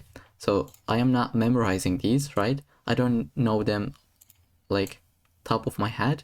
Everything is coming from the documentation. This is for the search meal by name endpoint, right? So here they have arrabbiata. What does that mean? I don't know, but looks like it is this food. Okay, it is this one. And if you search for something like chicken, this part would be updated. So this is exactly what we are trying to do. And then for the lookup, this is what they have. Lookup.php question mark I n equal to. So let's go ahead, just copy this, paste this in, but this should be lookup.php I n equal to. Okay, so I hope all that makes sense. We'll be using them just in a second. And then we can add some event listeners. We'll say search button dot add event listener, which will be click event, and we're gonna call it the search meals function. And then we can add another event listener. Instead of clicking, when we press enter, it should also search, right? So I'll say search input dot add event listener. Let's say key press. In this case, we would like to get the event, and we'll just check if this event dot key is equal to enter, right? I'll say if it is equal to enter, just go ahead, search for the meal. I'll say search meals, and we don't have this function, so let's create it. I'll say function search meals. But now, since we'll be using the fetch request, since we'll be using the fetch API, this needs to be, let's say, async function, so that we can use await. Okay, so I'll say const. Let's first grab the search term. So whatever user types in, I'll say search term. We'll say search input dot value, and we'll like to trim this down. Let's say value dot trim. Now what happens if they don't put anything? I'll just search. They say please enter a search term. Let's try to handle this case. I'll say if search term is equal to an empty string, or you can say if it is not valid, right? If it is a falsy value. In this case, we'll say error container dot text content will be equal to please, let's type it correctly, please enter a search term. And then we can say error container dot class list dot remove the hidden class so that it can be visible. And then we don't want to do anything else from this function. We'll just say return out of it. Let's save and take a look at this actual application that we are building. I'll say don't put anything and search for it. Here we go, this is what we got. And I'll do the same thing with enter key. I just press enter. This is the UI that we got. Okay, so this is the edge case that we just handled. Let's say handled the edge case. And then now we'd like to actually fetch the data. So I'll say try and catch block. We'll try to do something successfully, and if it fails, it'll hit the catch block where we can handle the error itself. So in the try, we would like to first show some kind of a loading message. So notice how if I send a request to chicken, we are gonna see something like loading for a split second. Okay, so it says searching for chicken. Let's do it. In the try, I'll say result heading dot text content can be equal to this dynamic value that will be searching for, let's put the actual search term. And then we can even add 3 dots at the end. And then we can say meals container inner HTML is going to be equal to nothing. And then we'll say the error container dot class list dot add hidden. Now, since we are just starting to search, we're going to get rid of the error container, right? We're going to just hide it. But if we have some errors, then we can display it under the catch block. Okay, now it is time to actually fetch the meals, right? I'll say fetch meals from API. And to be able to fetch something, we can use the fetch API. So I'll say await fetch and we'll put our search URL, right? I'll just say search URL because we are trying to search for a meal, and then we'll put the search term. We'll say search term.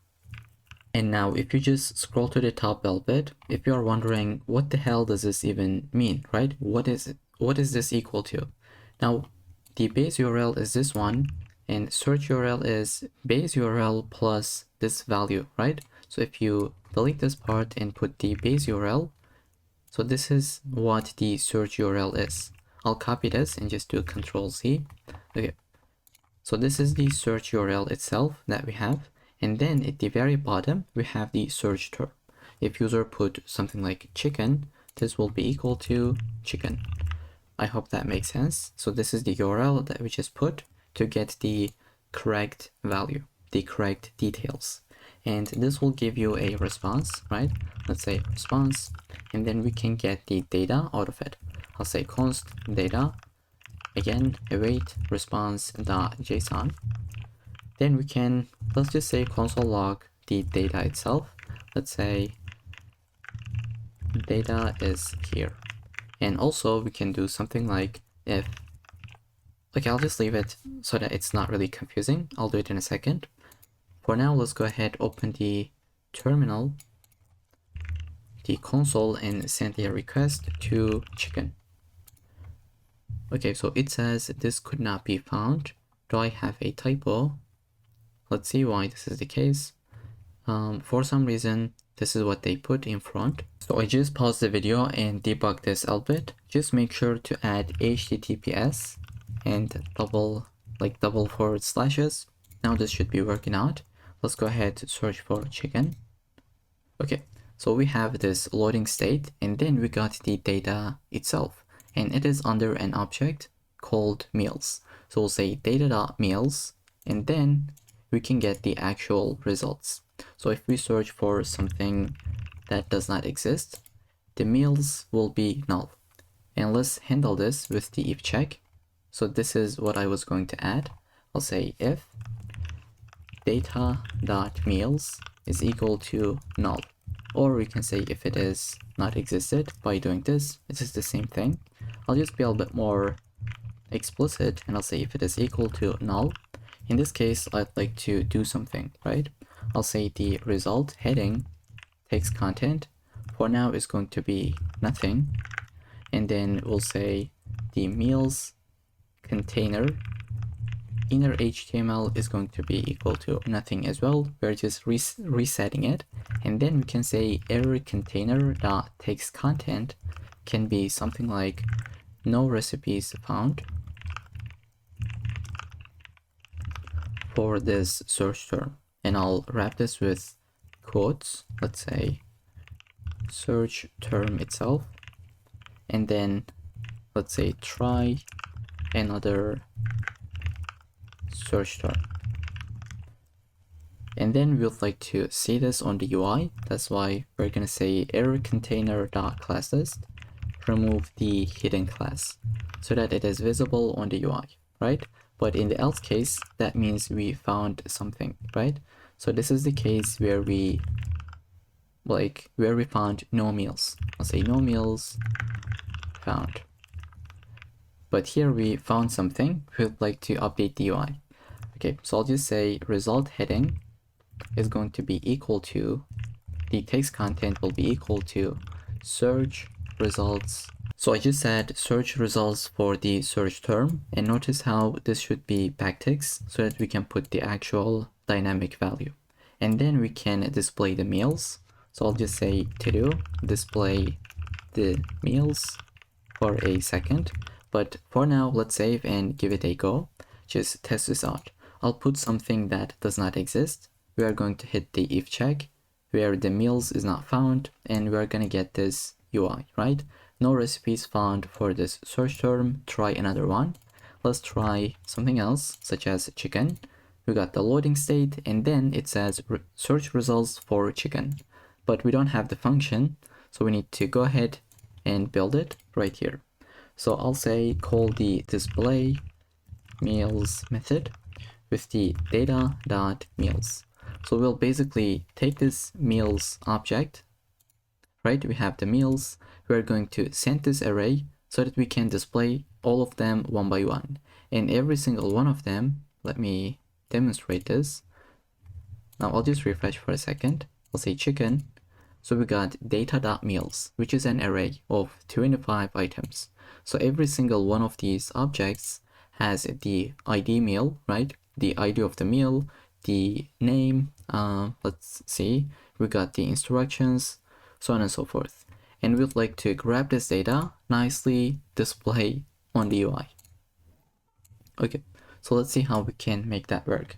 And once we search for it, once we display the results, maybe we can get rid of the search input, right? I'll just say once you display them, you can say search input dot value is going to be equal to nothing. And then in the catch case, let's handle that one as well, where we can say error container dot text content is going to be equal to something like something went wrong, right?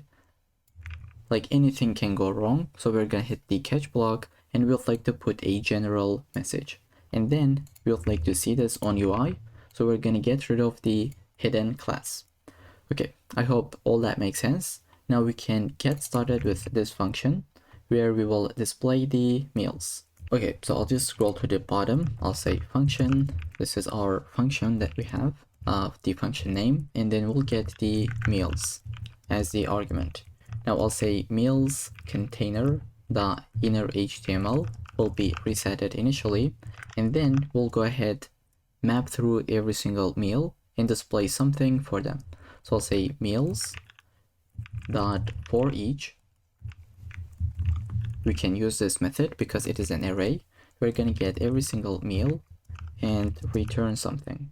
So here I'll say meals container dot inner HTML is going to be updated. So I'll say just concatenate it with this value. So every single time we will update this container, right? And what do we want to add? So we'll say we'd like to have a div. Now you need to be really careful and type this out correctly.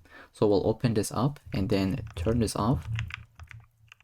Now, if you don't want to type this out, once again, I have prepared the GitHub gist. I'll copy this entire thing, paste it, and I'll walk you through it. So we are basically looping through meals and creating a card for every single one of them. So we got the meal and we will put this div for every single one of them, which is this output that you have seen. So it has the class name of meal and we added this data meal ID. We'll be using it in a second and it'll get the ID meal field. Then we have the image. This is coming from the API. We got the name and then the category. Okay, let's save and take a look at it.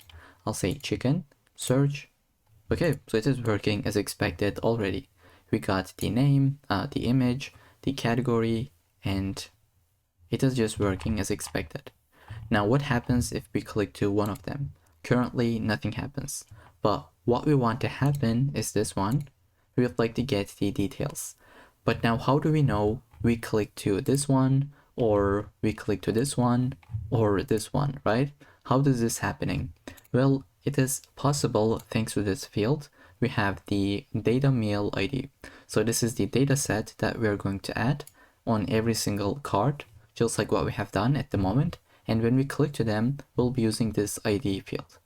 I hope that makes sense. If not, it'll do just in a second. For now, let's put them side by side and get started with this functionality where when we click to a card, we would like to have this UI updated. So let's go ahead and get started with it. So the first thing you should notice is that we have a click event, right? So let's scroll to the top and add one more event listener. I'll just say the meals container dot add event listener of click event. And then in this case, we would like to run the handle meal click. Okay, so this is the function that we are going to create right now. And then one more thing, when we click to this button, what happens? The meal details is going to removed, right? It'll be hidden. So I'd like to add that one as well. I'll say if back button is clicked.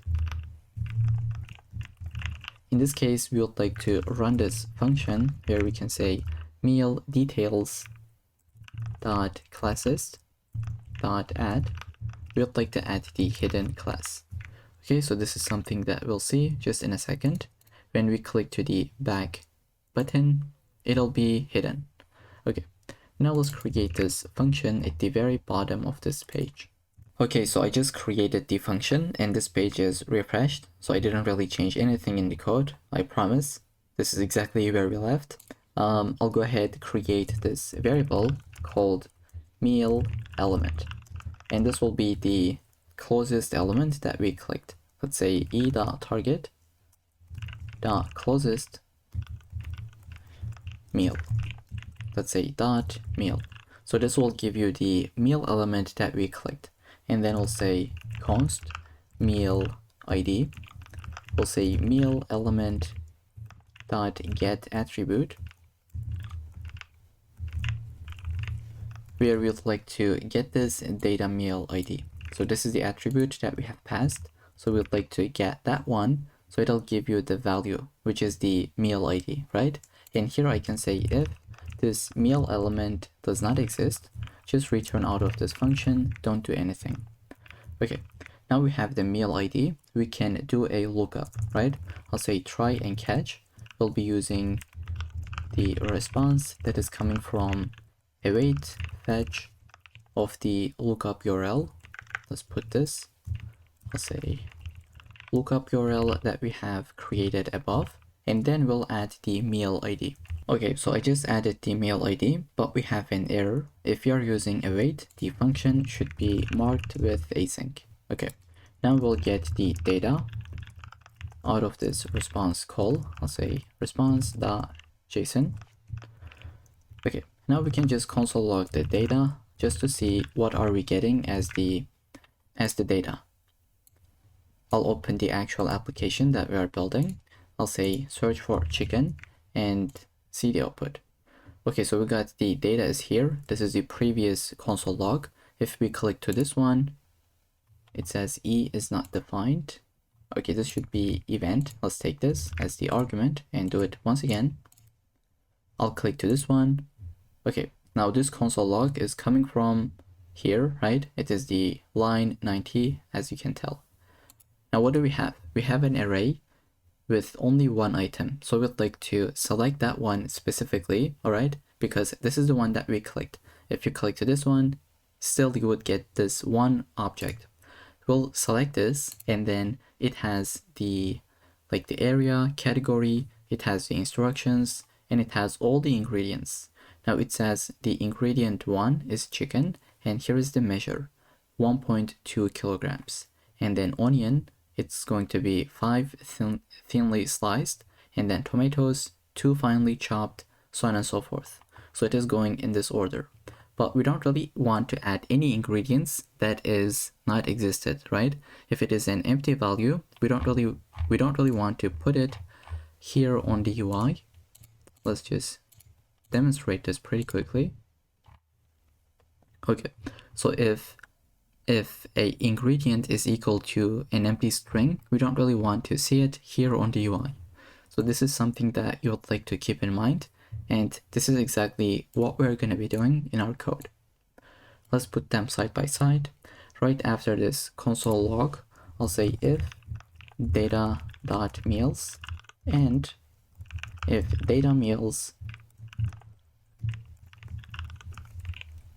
of 0. So we just selected that object. If this is existed, then we'd like to get the meal itself. I'll say data.meals of that object, which has all the data that we need. Now I'll create an array called ingredients, and this array will take at most 20 different ingredients. Because if you take a look at the console log, let's open this up once again. I'll click to this one. Okay, so we have at most, let's say at most we have 20 different ingredients. That is starting from 1 all the way up to 20. And we'd like to get rid of the empty ones, right? So this is what we're going to be doing. I'll say have a for loop that starts from 1 and it goes all the way up to 20 included, and we'll say just increment it one by one. Now I'll say if and I'll paste this in. So we basically say if string ingredient 7 or 6 or 5, whatever the I is, if it has existed and if it is not equal to an empty string. So just read this please. We say if this has existed and if it is not equal to an empty string, only then go ahead select that. And in this case, we'll say ingredients.push. We'll push an object with the ingredient itself. Let's say ingredient, and this will be meal. Okay, so we'll basically get the value itself, right? I'll copy this thing, and then we are going to put the index. I'll say meal, let's say this will be backticks, and then whatever the index is. Here I'll say put the I. So it'll be 1, 2, 3, all the way up to 20. Now, I feel like I have to explain this really slowly. If it is kind of annoying, please feel free to speed this up. But we're just gonna go ahead, put the measure now. So we'll have the ingredient as well as the measure itself. Once again, I'll say meal, backticks, and string measure or str measure value, and whatever the index is. We're going to select all of them. And if this is equal to an empty string, or if it is something like null, let's see, do we have any that kind of a value? We don't really have. For the measures itself, it is also an empty string. So what we can do is just fallback this with an empty string, or we can even leave it empty. Okay, so now that we got the ingredient and measure, all we want to do just display them on UI. Now I'll go ahead right after the for loop. I'll say meal details content dot inner HTML will be equal to this thing that we have. Now we'll do the same thing or a similar thing what we have done above. We'll just put some content, and instead of typing this out, it'll be really annoying. We'd like to copy it from the GitHub gist. So let me copy and paste, and I'll walk you through it. Okay, I just pasted. We got the meal itself, which we have copied or which we have grabbed previously. We are getting the thumbnail and put it under the image. We are getting the h2, put the name of it, put the category. If it is empty, we'll say uncategorized. Then we have the instructions, and we are getting the ingredients array. For every single one of them, we are putting the measure and then whatever the ingredient is. So if you take a look at the end result, we have the measure first and then the ingredient name. So we have like 5 thinly sliced onion, so on and so forth. And since this will be an array, we would like to convert this to a string. We use the .join method. So pretty basic JavaScript knowledge that you should have in mind. Whenever you use .map, this will be an array. You would like to take this and convert it to a string. And then we say if there is a YouTube video, just go ahead, put the link, otherwise leave it empty. Okay, so that's gonna be it for the markup. I'll shrink this and I'll say meal details dot class list. We'll say remove the hidden class so that we can see it on the UI. And one more thing, we would like to scroll into view. I'll say meal details dot scroll into view, and I'll just say the behavior is going to be smooth. Okay, now let's put them side by side and give it a go. Okay, let's just even like try it like this, not side by side. I'll say search for chicken and click to this one. Okay, we got the actual details and we are scrolled into it smoothly, right? It is not happening instantly. It is going smoothly all the way up to the bottom. We have the image, the instructions, ingredients, and the link itself. Let's try to open this up for a split second. Okay, so we actually have the UI, or the link I should say. And then let's handle the catch case, and that's going to be it for this project, I believe. So we'll say could not load the recipe details, try again, and now let's get rid of the hidden class so that we can see it on the UI. Okay, so let's try this out for one last time and see if it is working as expected. So I'll search for chicken. We got the loading state and then the title. We got the actual results. We can click to any of them. We got the details. and we can say back to recipes, it'll be hidden because we are adding the hidden class. And then let's try to search without putting anything. Okay, let's search for something that does not exist. Okay, so it looks like everything is working as expected, and this should be responsive as well. So this is what we have on large screens, smaller ones, and in the tiny screens. Okay, so I'd like to get rid of the console logs that we have. This is the first one, and this is the second one. Okay, so with that, that's gonna be it for the entire project. I hope you enjoyed it. I'll see you in the next one. Okay, so welcome back. In this section, we're gonna build a currency converter application. This is the end result. Let's see how that works, and we'll build it from scratch. So we can put any kind of amount, let's say 150, and we will convert US dollars to something like euros. And all these currencies are coming from an API, a free service that we'll see just in a second. Okay, let's say convert. This is the equation that we have, and we can even double check this with a different application. So in my Mac, I have Raycast, so I'll say $150 to euros. Okay, so this is more or less the same thing. Maybe this one is using a different API, that's why there is a slight difference, but basically it is the same thing and it is working correctly in real time. Okay, if you would like to get the screenshots, I'll leave the link in the description. So if you would like to maybe build it by yourself, this is the, let's say the starter point.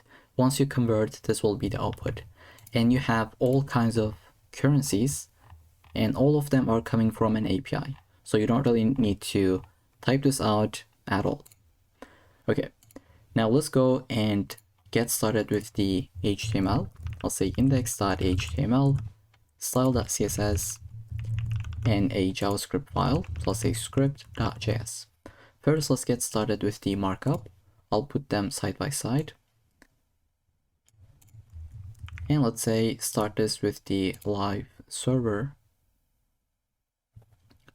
Okay, so I just got a warning as always. This is something that I'll delete later in the video once we complete it, but this will basically update the port. So if this looks like something that you didn't get or kind of confusing, just ignore it completely. It has nothing to do with this project. Okay, so I'll say get the title as currency converter app, and let's put a title like h1 hey. Okay, just refresh. Now it should be working out in real time. As you save, it'll be updated. So the first thing I'd like to do, just link my CSS file as well as the JavaScript file. I'll say script source, that will be script.js file. And then the other thing that we would like to do is to create a container where we would like to put the h1. And let's actually take a look at the end result and go over it. So I'll say it'll take the currency converter as our title. And then right after this, I'll have the form.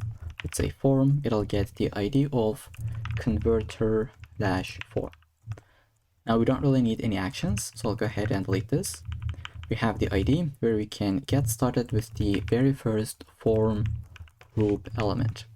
Okay, so we're gonna have a label that will be this label amount, right? I'll say for will be for amount, and then content can be amount. Right after the label, we'll have the input that is going to be type of number. Let's put that and give it an ID. Let's say it'll be amount, and then a placeholder. Let's see if I refresh, this is the placeholder that we have. So I'll say enter amount. And let's say this will be required. So if we don't put an amount and try to convert this, we're gonna get a warning. Okay, right after this very first form group, we're gonna have another one. Let's say group, just like this. And then this will be the select element. Now here we can see we have a select with a bunch of different options. So let's say first just get the label itself. I'll copy this, paste that. Let's say this will be for from dash currency, and amount could be from, sorry, the content could be from, and then we'll have the select element. Let's delete the name. We'll put an ID, let's say from dash currency. Now the content will be empty at the moment, so we cannot really just go ahead and say option and then add every single option. So we have, I think, more than 100. I didn't really count it. I don't know how much we have, but we cannot really type this out, right?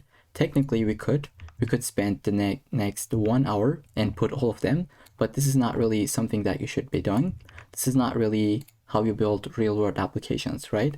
This data will be coming from our API. So let's say currency options will be inserted from our API.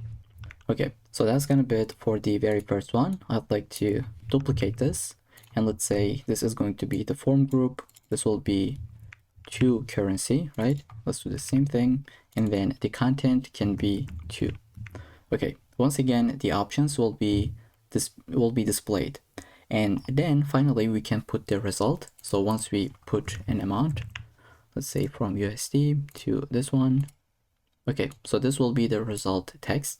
So we'd like to put that after this select and after this div. I think I forgot to add the button. So go right after the form group, and still within the form, we'll have the button. Let's say the type is going to be submit, and then we can say button will say convert. Okay, and then we can go outside of the form. I'll say let's create a result div, and this will take the content later in the video, right? Once we calculate it, it'll be coming from our API. So that's it for the entire markup. I'll just go ahead and get a font family, and we can do it by using this extension as we have done previously. So let's say Google Fonts. You need to install it. I have already done this. Once you install it, you can say Command Shift P or Control Shift P, and then just search for Google Fonts.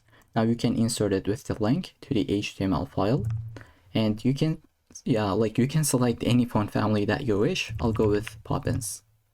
Okay, let's put it right after the style.css import.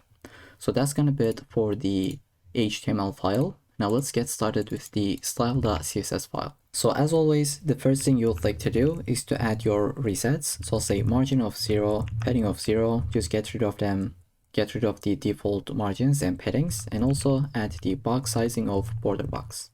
Now we'll be using some CSS variables that I'd like to copy and paste, and I'll provide them if you don't want to type them out. So I have just prepared a GitHub gist that you can find the link in the description. Go ahead, copy this and paste it. It should be under the currency-converter.md file. So this is the exact same value that I have. Once you have done this, we can get started with the body element. So I'll say body. Let's say the background color will be equal to variable of bg primary. And then we can get started with the centering, right? I'll just center everything in the middle of the screen. I'll say display of flags, justify content will be centered. Let's say align items will be centered as well. And we'll say minimum height could be 100 ph. Here we go. And then I'll say padding is going to be 20 pixels from all directions. And then we can update the font family.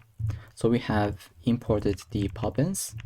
I'll use this one just in case if this is not available. We can say use the default sans serif font family, and then we can get the container, right? I think I have a typo. Let's say container. I'll say width is going to be 100%. The max width could be 400 pixels, and then we can select the background color. Let's say it'll be variable of bg secondary, and then we can say padding will be 30 pixels, not auto. Okay, then we can add some border radiuses to be 15 pixels, and then I'll add some box shadow. Let's say 0 to 40 pixels, 20 pixels, and then RGBA value. Let's say use the black value 0.3. Okay, now I'll select a different element, which is going to be h1. Let's say text align could be centered, and then we'll say color is going to be text primary, and finally margin bottom of 20 pixels. Okay, now we're going to get the form group itself. That will take the margin bottom of 15 pixels. Okay, and then we'll get the label element. Let's say display will be block, so that it is taking the entire line, right? It'll be a block element. By default, it is inline or inline block. What is it? I don't really remember. Let's just type this out. What is label element display by default? I think it is inline, but let's double check. I'll just search for something like inline. Okay, they are inline by default. Right after the label of display block, we'll say margin bottom of 5 pixels, and then color is going to be text secondary. Okay, then we can get the input element. Let's say input, as well as the selector, right? I'll say width will be 100%, so it is taking the entire width. We can give some padding, such as 10 pixels, and then I'll say background color will be BG input. Then we can say border will be 1 pixel, solid, let's say border color. Okay, and if you wanted to update all these values, all you have to do is just scroll to the top and change them and make them whatever you wish. Right after the border, I'd like to say border radius is going to be 5 pixels, font size will be 1 rem, and then update the color to be text primary. Okay, I'll get the input focus state, and let's duplicate this. Say select focus. Let's say outline is going to be none. Border color could be updated to be, let's say, accent primary. And then finally, we can give some box shadow that I'd like to copy and paste instead of typing this out. Okay, so this is what we have as the output. Now we'll go ahead and get the button element so that we can style it. I'll say button is going to be width of 100%. Then we can say padding is going to be 12 pixels. I'll say background color is going to be accent primary. And then we can say color will be white. Let's say FFF. And then I'll say border is going to be none. We can say border radius 5 pixels. Here we go. And I'll add some font size of 1 rem. Let's say cursor is going to be pointer, and when we hover over this, we'll like to update the background. So I can say just transition will be 0.3 seconds from all directions, and I'll just say ease, right? And then I'll just say button, select the hover state, where I'd like to say the background color will be equal to accent hover. And then I also want to say transform is going to be translate of y minus 3 pixels, so that when you hover over this, it is just going up a bit. Okay, maybe I can go with 2 pixels. Okay, then finally we'll just get the result, and I'll say margin top is going to be, let's say margin top will be 20 pixels, text align centered. I'll say font size is going to be 1.2 rem, and then color is going to be, let's say, text primary. Now, even though we cannot see it, we can test this out. I'll say something like 500 USD, and this is the output that we got. Okay, but for now it'll be empty. That's the entire CSS file. Now we can get started with the JavaScript file. So the first thing I'd like to do is to select all of my elements. Let's get started with the converter form. So I'll say const converter form. I'll say document.get element by ID, and our ID is converter-form. Let's duplicate it. This will be from currency. And let's go ahead and update the variable name. I'll say from currency. Let's duplicate it. This will be to currency. And then we'll get the amount input. and then we'll get the result div. Now let's update the values itself. I'll say this is the to currency, and then this will be the amount, and then finally this is going to be result. Okay, we'll go ahead and add an event listener. So the first thing we'd like to do, whenever we visit this page, whenever it's been reloaded, we would like to select all these options. Currently we don't have anything, but here we would like to have all of them. And for this, we'll be using an API. This will be a free API. And if you don't know what an API is, I can pretty quickly explain it, even though we have done this in the previous projects, but I'd like to go over it once again. Now it sounds complicated, such as, now first this stands for Application Programming Interface, but basically an API lets two programs talk to each other. And this is exactly what we have. We want our application to talk with a different service so that it can get some data. So it allows you to get or send data between your application and another service. I hope that makes sense. So this is how we can explain it in simple terms. Okay, so we'd like to, whenever we load this page, we want to send a request to get the data where we have all these options, right? Let's see how we can make that work. I'll put them side by side. Okay, I'll say window.add event listener. Whenever we load our page, we would like to say fetch currencies. And this is a function that we are going to create. I'll say create this function. For now, let's leave it empty. And then I'd like to add one more event listener. I'll say converter form, where we would like to listen for the submit event. Once this is happening, we would like to convert the currency.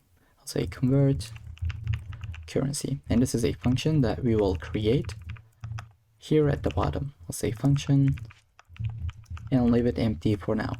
First, let's get started with this one. So the API that we're going to use will be this one. So I'll just leave it as a comment. You can type this out. I'll copy this and paste it right here in my URL bar, right?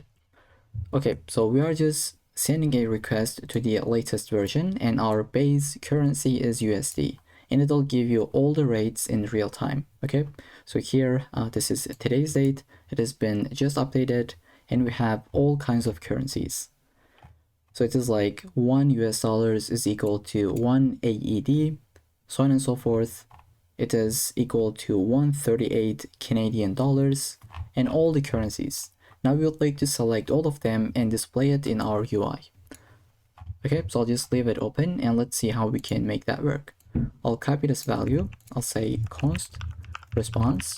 When we send a request with the fetch API to this URL, to this endpoint, we'll get a response. And to be able to use await, we would like to mark this as async.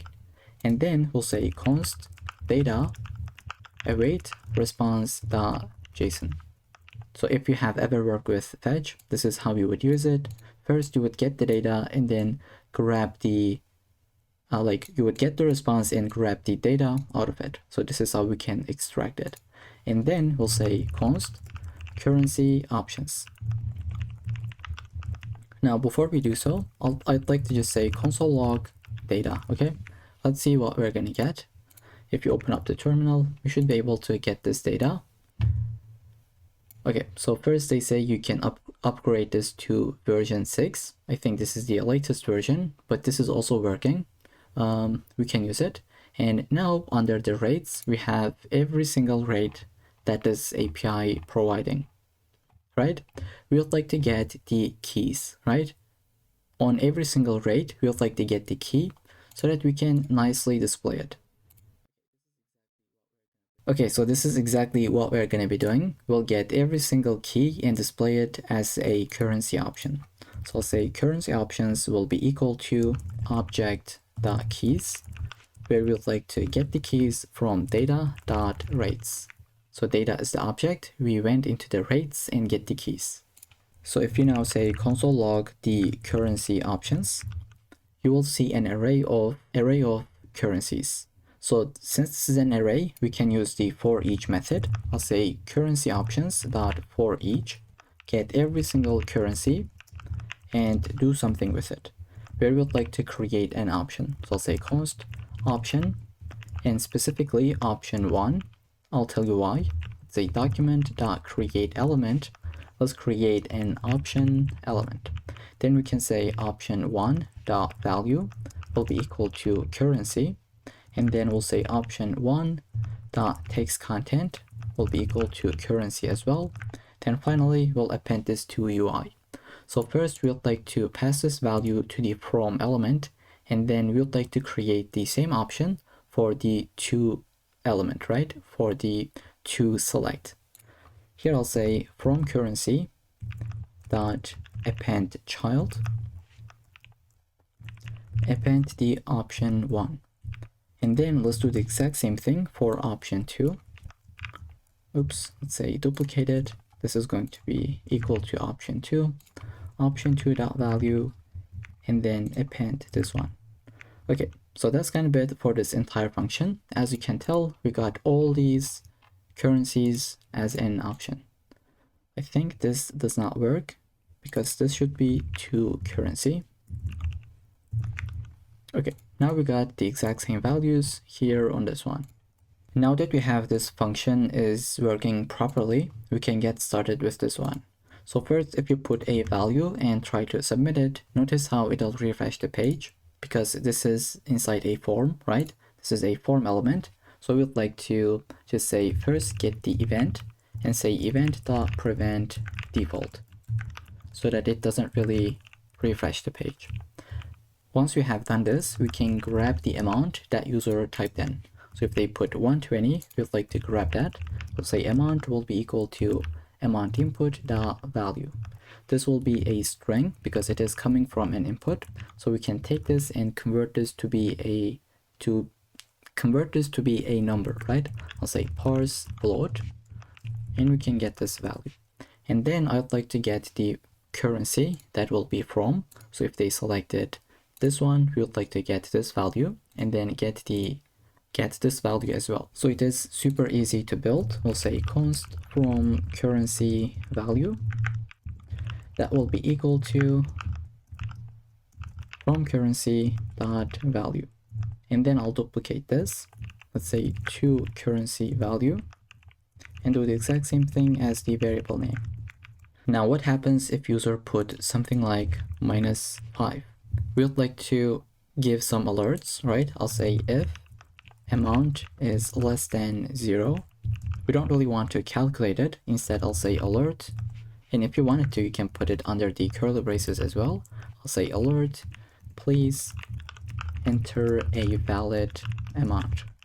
And then we can return out of this function. We don't really want to do anything else, right? So I'll go ahead, put something like -50 and convert this. We got an alert that it says, well, please enter a valid amount.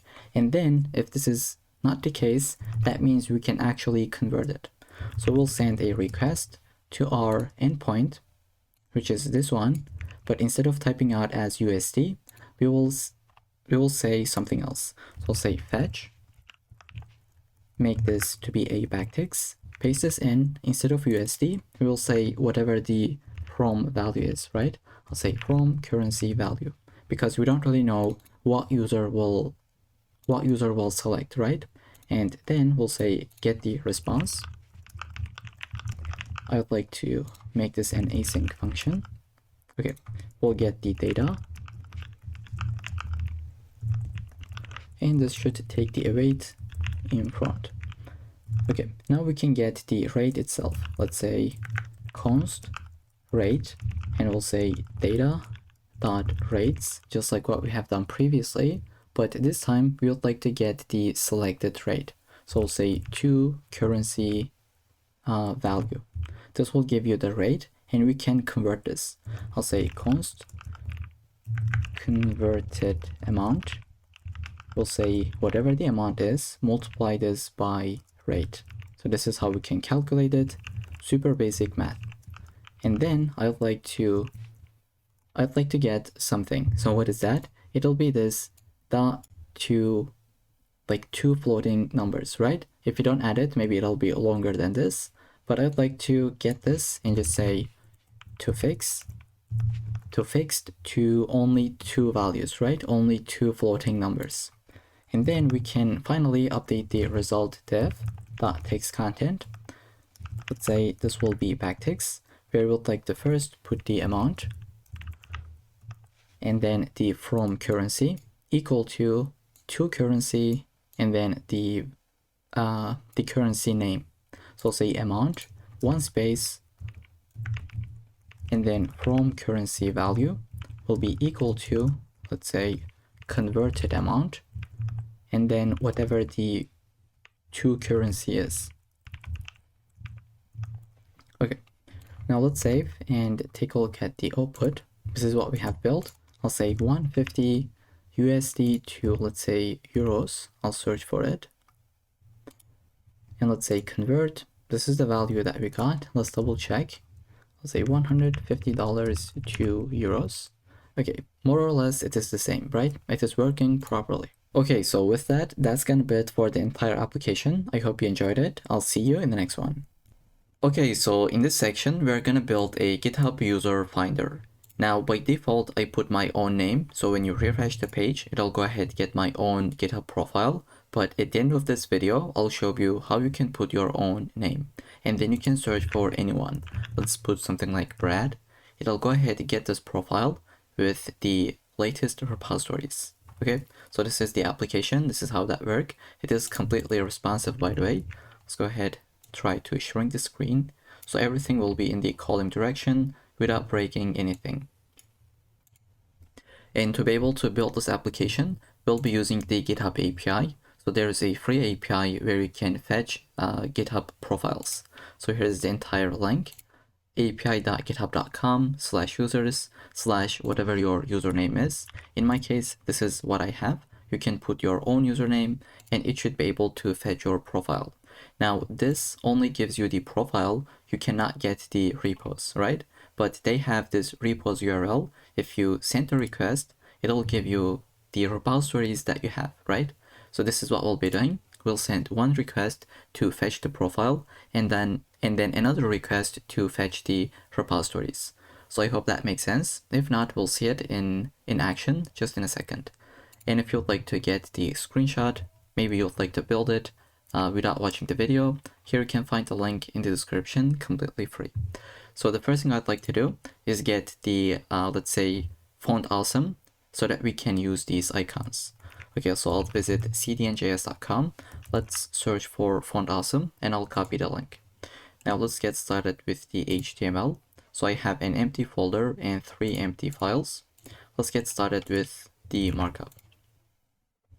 So I'll put them side by side and let's say just have this title as a GitHub user finder, let's say. I'll put an h1 that says hey for now. Let's say open this up.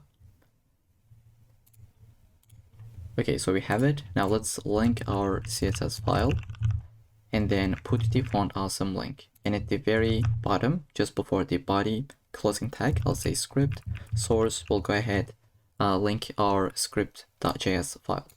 Okay, now let's get started with the actual content. So we'll have the container and I'd like to just take a look at the end result as we build it so that I can reference to this markup as we go. So let's say container and then we'll have the header component, the header element, which will have the h1. So the first thing I'd like to have is this GitHub icon. So I'll say use the I element. We'll say class of fa-GitHub. So this is coming from Font Awesome, as you might know already. And next to this icon, we'll put the text, which is GitHub, let's say user finder. And I'll capitalize the H as well, because why not? Okay, so right after the H1, I'll put the P tag, where we'll say search for any GitHub user profile. Okay, so I'll just put this P tag. Right after the header element, we would like to put the search container. Say create this div, and I'll have an input element, which is this one, and next to it, we'll put a button. So I'll say input, this will be type of text. Let's say it'll have the ID of search. It'll have the placeholder of, let's say, enter. So if you delete that, this is the placeholder that we have. Let's say enter a GitHub username. And then right after the placeholder, I'd like to say something like autocomplete will be off, so that it doesn't really get annoying with the auto completions. And then I'd like to put the button. Let's say ID will be equal to search dash btn, and then the content will be search.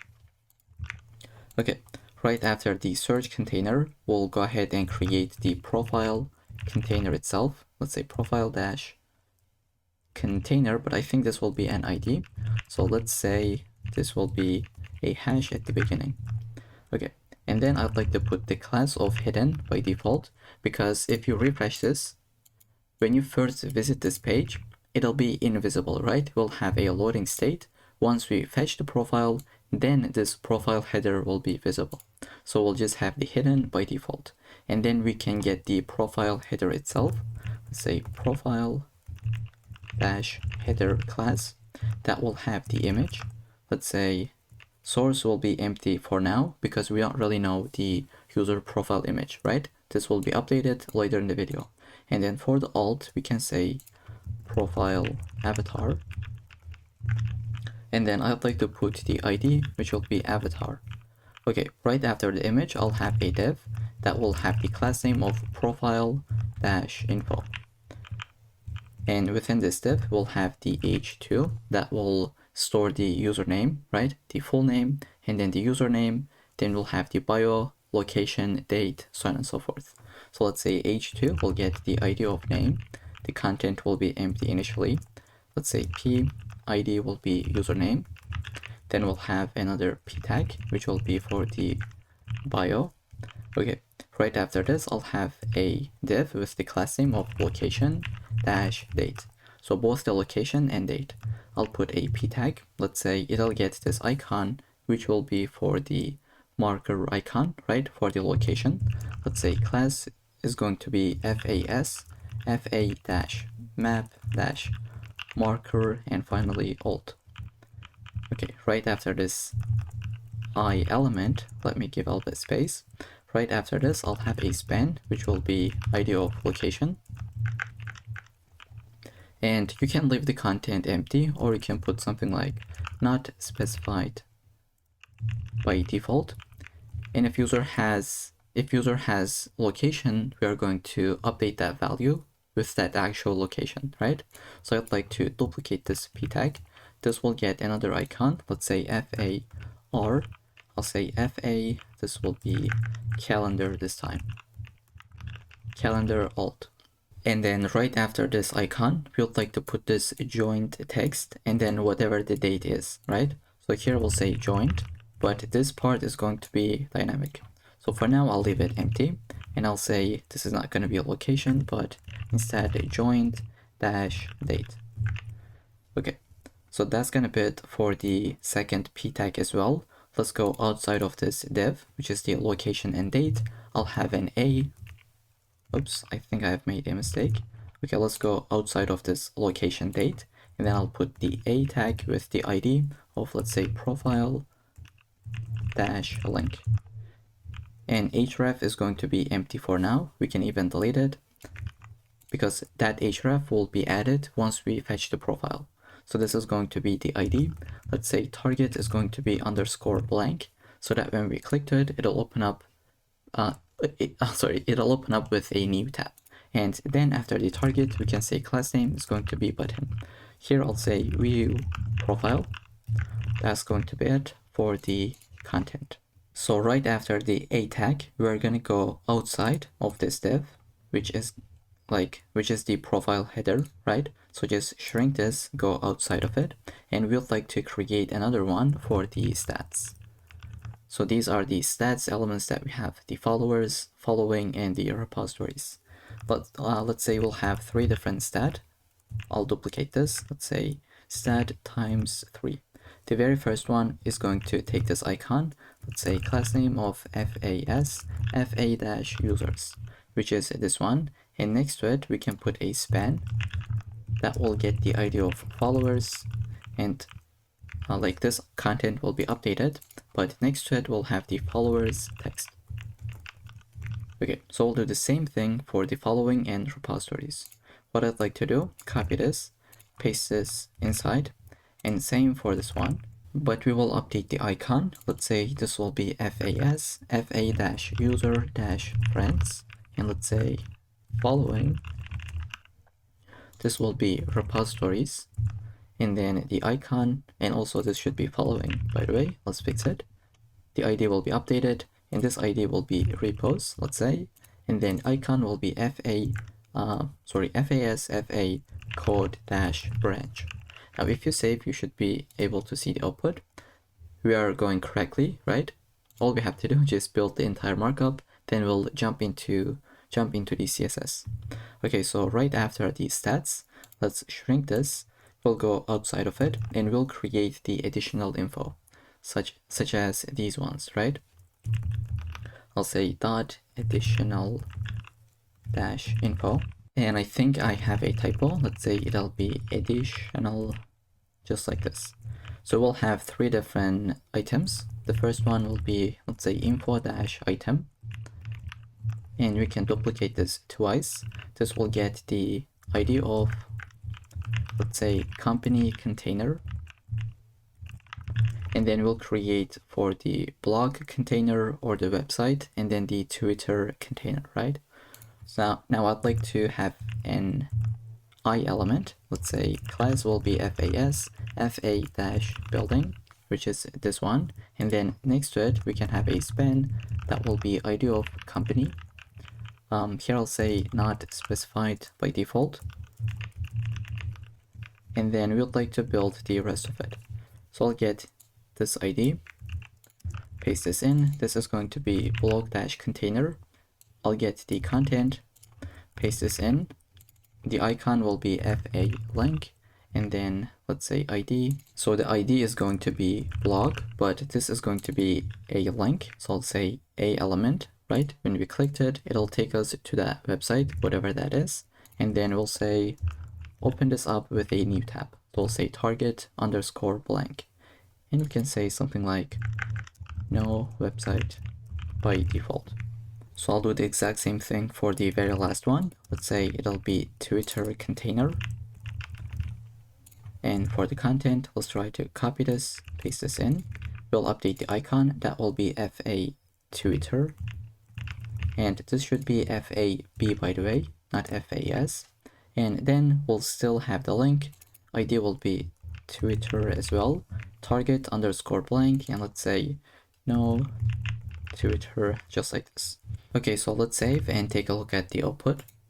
Everything is right here on markup on HTML, right? So right after the A element, go outside of these two divs, right after the additional info, right? We'll shrink this and we're gonna put the repos container, or let's say repos dash section. And then I'll have an H3 that says latest repositories. Let's go ahead, paste this in, and then I'll have a div that will be the ID of repos dash container. Let's say class will also be repos dash container. And then we can put the actual div. Now this will be for the loading state. I don't really know if you can see it, but for a split second, now this is too fast, but like there is a loading state. Let's try to actually see it. I'll go ahead, slow down my internet connection. So let's say it'll be slow 4G. I think we should be able to see it. Maybe let's say 3G. Okay, it's incredibly fast. Let's try to copy this and try to open this up in incognito window. And I'll try to do the same thing. Okay, it's incredibly fast because it is coming from the cache. Can we just disable the cache? Okay, let's say disable the cache and run this all over again. Now this is super slow, but let's try to see. Okay, here we can see we have this loading repositories for a split second. So we'd like to build it. Okay, I'll just put this to previous state. Okay, so let's put them side by side. We'll have this div that will say the loading repositories. So I just put this text that says loading repositories and I put this class. Now I'd like to add a comment where the repositories will be inserted here dynamically, right? Once we fetch the profile, they will be, like the repositories will also be fetched, and we're going to put it into here from our JavaScript code. Okay, so that's gonna be it for the repos section as well. Now, right after this div and these three, okay, so just go outside. So right after these three divs, which is going to be basically the profile container, just shrink that, and outside of it, we would like to put the error container. So if we have an error, let's try to put a user profile that does not exist. I hope this doesn't really exist. Let's search for it. Okay, so we're gonna put this error container. By default, it would be hidden, but once we hit the error case, we are going to display it, which says no user found, please try another username. Okay, so with that, that's gonna be it for the entire markup. This is what we have. We would like to now jump into the CSS file and get started with it. So the first thing we would like to do, as always, it'll be our basic resets. Let's say padding will be resetted, same for the margin, and then box sizing will be equal to border box. Now I'd like to add some CSS variables, and instead of typing them out, I have prepared an entire list that you can find the link in the description, find the GitHub finder.md, and then copy this root object. Just go ahead, paste this in. So we have a bunch of different values so that we can use them to get this beautiful purple theme. Okay, now I'd like to select the body element. Let's say background color will be updated to BG dark. We would like to update the color as well. That will be text light. And since we are using a CSS variable, we have to wrap them with this variable function, right? And then I'd like to say display will be flex. And then we would like to say justify content will be centered, align items will be centered, and let's make the minimum height to be 100 ph so that our entire content is centered in the middle of the screen. And then I'll get the padding to be 30 pixels to 15 pixels. And then we can save. Let's take a look at the output as we go. Then I'd like to finally add the font family to be sans serif. And maybe we can even update the line height to be 1.6 so that everything is just a bit more spaced out. Now we can get the container itself and just give it a maximum width. So I'll say the container will be selected, width will be 100%, but the maximum width is going to be, not height, but let's say width, is going to be 800 pixels. Okay, and then we can get the header element. Let's select it. I'll say header will be selected. We can say text align will be centered, and then margin bottom will be 30 pixels.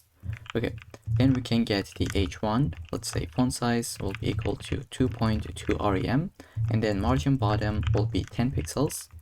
Finally, update the color to be primary color. Okay, then we can get the header of, I was going to say get the p tag in the header, and then we'll say color will be text gray, and let's say font size can be 1 rem. And then I'll get the search container, which is a class. Let's get this one. I'll say display will be flex, margin bottom of 30 pixels, and then gap of 10 pixels. Here we go. And I'll say, let's select the input, but specifically the type of text. We'll say type is equal to text. We would like to select this input and just say flex will be 1 so that it is taking the entire space. Padding will be 12 pixels to 16 pixels. Let's say font size will be 1 rem, and then we can update the border radius value. Let's see, what is this? If you scroll to the top, it is equal to 10 pixels. Okay, I'll say border will be none, like this, and I'll say background color could be the card BG value that we have, and then we can get the color of text light. Finally, outline will be none as well. Then I'd like to get the focus state. So if we click to it, once it is focused, we would like to get this kind of like a box shadow value. And I'll just paste this in. We'll say on the focus state, go ahead, update this box shadow. Okay, and then we can get the button itself and try to update it. I'll say background color is going to be primary color that we have. and then we can get the color. Let's go with black, and then we can select the border that will be equal to none. Let's say border radius will be updated. Padding could be 0 to 20 pixels. Then we can add like font size of 1 rem. Font weight could be, let's say 600, and then I'll get the cursor to be pointer. And finally, we can give the transition. We'll say background color and 0.3 seconds. So when we hover over it, we would like to update the background color to be this primary color that we have. And then right after the button, we can select the profile dash container, which is going to be the ID. We'll say background color, get this card BG. I'll get the border radius, let's say variable of this value. Padding, let's say 25 pixels from all directions. Add some box shadow, which is going to be shadow medium, and then margin bottom of 20 pixels. And then we can get the profile header class. I'll say display will be flex, align items will be flex start, and then gap of 25 pixels, margin bottom 25 pixels as well. Now this align items of flex start will make them to be align in the start, right? It's pretty self-explanatory, but if you were to put them side by side, right, this is how they start at the beginning. If this was something like centered, then image would be in between, so it would be in the middle of that container. Let's actually try to see. If I say this is going to be center, it should be updated. Okay, so here we can see it is now centered, but I think this looks a lot more cleaner, just like what we have right here. Okay, so this is something that I wanted to mention. Right after this one, we can get the avatar itself, and we'll say width is going to be 90 pixels, same for the height. And then we would like to, let's fix this. We would like to say border radius will be 50% so that it is a it is a circle. Let's say object fit will be cover, and then I'd like to update the border value to be 3 pixels to solid and primary color that we have. Okay, then we'll get the profile info. Let's say profile dash info flex is going to be 1 so that it is taking the entire space that is remaining. And then we can get the name element. We'll say font size will be this, and then margin bottom will be updated. Let's do the same thing for the username. So currently we cannot see those, but they will be added once we get into the JavaScript section. And then let's select the bio. These are super simple styles. That's why I'd like to copy and paste instead of typing them out. We have the bio where we have this color as well as the margin bottom. Let's do the same thing for the location date. We'll say display flex and let's save. Now they are side by side. The location as well as the date. We have some gap, margin bottom, color has been updated, and then the font size. Now we can get the location date icons, and we can say color will be the primary color that we have. Now it's been updated, and we can say margin right could be something like 5 pixels. And then we can get the btn class and try to update it. I'll say display will be inline block, and then I'll add some paddings. Let's say something like 6 pixels to 16 pixels. Sorry, 8 pixels to 16 pixels. I'll say background color will be updated to be primary color, and then we can update the color itself. Let's go ahead and say color will be black, and then I'd like to just copy the rest of it. We will update the text decoration, border radius, font weight, font size, and then the transition, because when we hover over it, we would like to update the background color to be this value. And I think this should be equal to background color. Okay, so this is the output that we have at the moment. The next thing that I'd like to do is to update my stats. So here I'll put my comment and then the stats so that they are side by side, where we set display of flex, gap of 15 pixels, and just space between. Now we can select every single stat. I'll just put them one by one. Now these have been updated, but I think we are missing the stat on this class or on this element. Let's visit the index.html. under the stats, where do we have it? Okay, we have stat. Okay, so I think I have double stats right here. Let's try to delete them. And this should also be deleted. Okay, so we have one stats parent, and then one stat second, and then the third one. Now they all have been updated. So right after the stat, we can get the icon, update the color, as well as the margin right. So this is what we have at the moment. Okay, then we can get the error container and try to update the background color as well as the color itself so that we can get this output. And then I'd like to add this hidden utility class. Let's say display will be none so that it is not really visible on the screen. So if you save now, they should be invisible, right? Because we have added this hidden class by default. And then we can get the additional info. Let's select this class. Additional dash info. Let's say margin top will be 25 pixels. Let's say display will be grid. And then we'll say grid template columns is going to be repeat of auto dash fill. And then I think I have an extra brackets. Let's delete them. Autofill of, let's say, min max of 20 pixels to one fraction. And then we can get the gap of 15 pixels. Then we'll give the border top, let's type this out. Border top will be 1 pixel solid, and let's use this value. I'll say 255 a couple of times, and we'll just get this value. So even though we cannot see it on the screen, but basically this is the place that we are trying to build, the additional info, right? We have added this border top, and let's say the padding top is going to be equal to 20 pixels. Okay, now we can get the info item. I'd like to copy and paste because it is such a simple style. We have display flex, align items of centered, we have some gap, color has been updated, as well as the font size itself. Now we would like to select the icon and try to update the color. So I'll say info item I, color, width, and text would be centered. Now let's get the link itself. So I'd like to copy and paste. Here we go, so that they can look like this. And on hover state, so if I hover over the link, we would like to update the text decoration as well as the color itself. So I'll add the hover state, just like what I have just mentioned.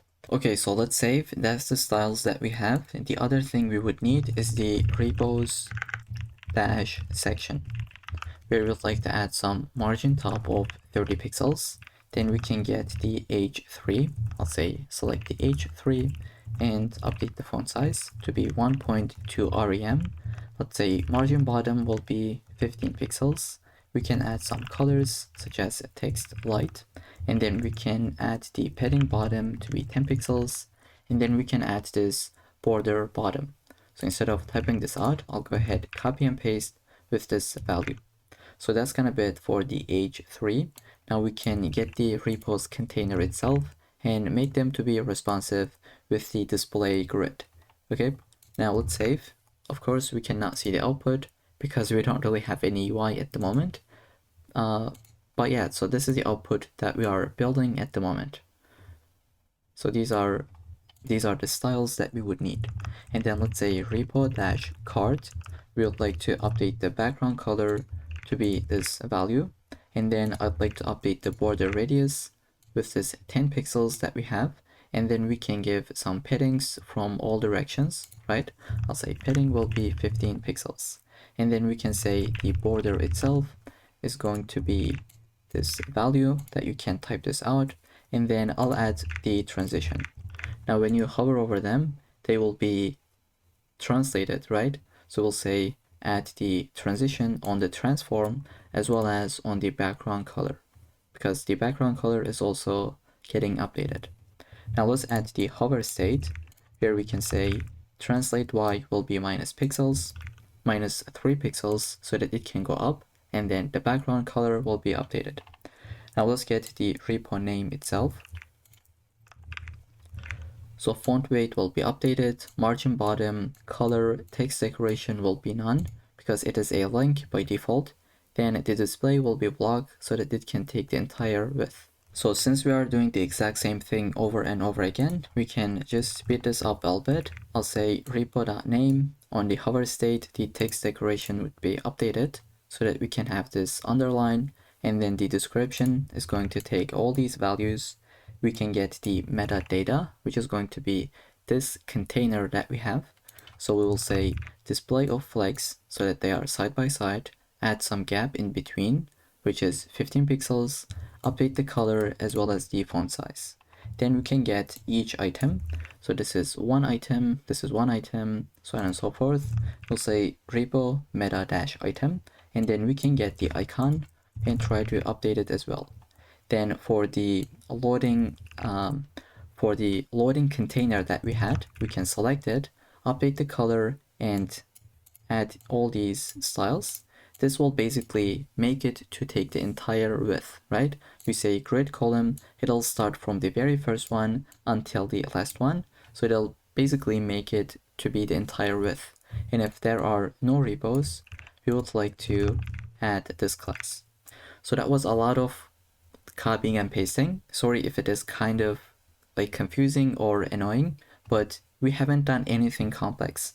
So these are all the styles that we have written above, right? We have done this over and over again. So I just wanted to copy and paste the last styles. So the very last thing that I'll be copying and pasting will be the responsive styles for the mobile devices, okay? So I'll add all of them. If you don't want to type them out, you can grab everything from the source code, right? Just find the style.css, copy the entire file and paste this in. And with that, that's gonna be it for the style.css file.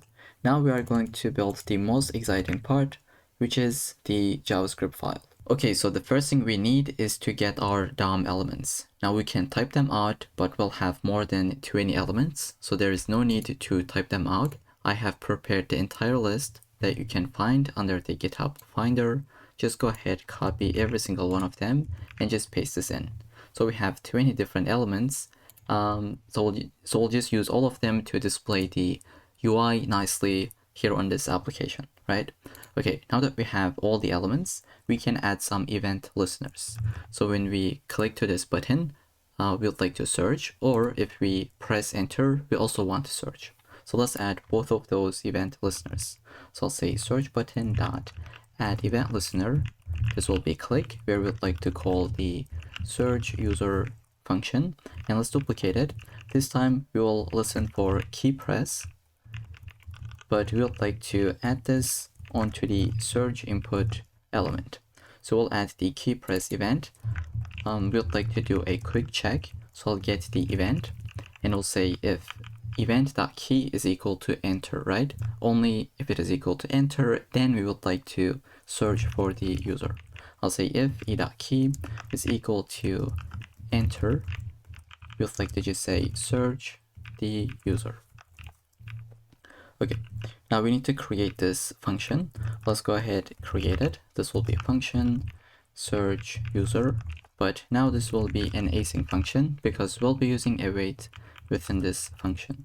And first, let's try to get the value, and we'd like to check if it is an empty value or if it is an actual input, right? So let's see what I mean. I'll say const username.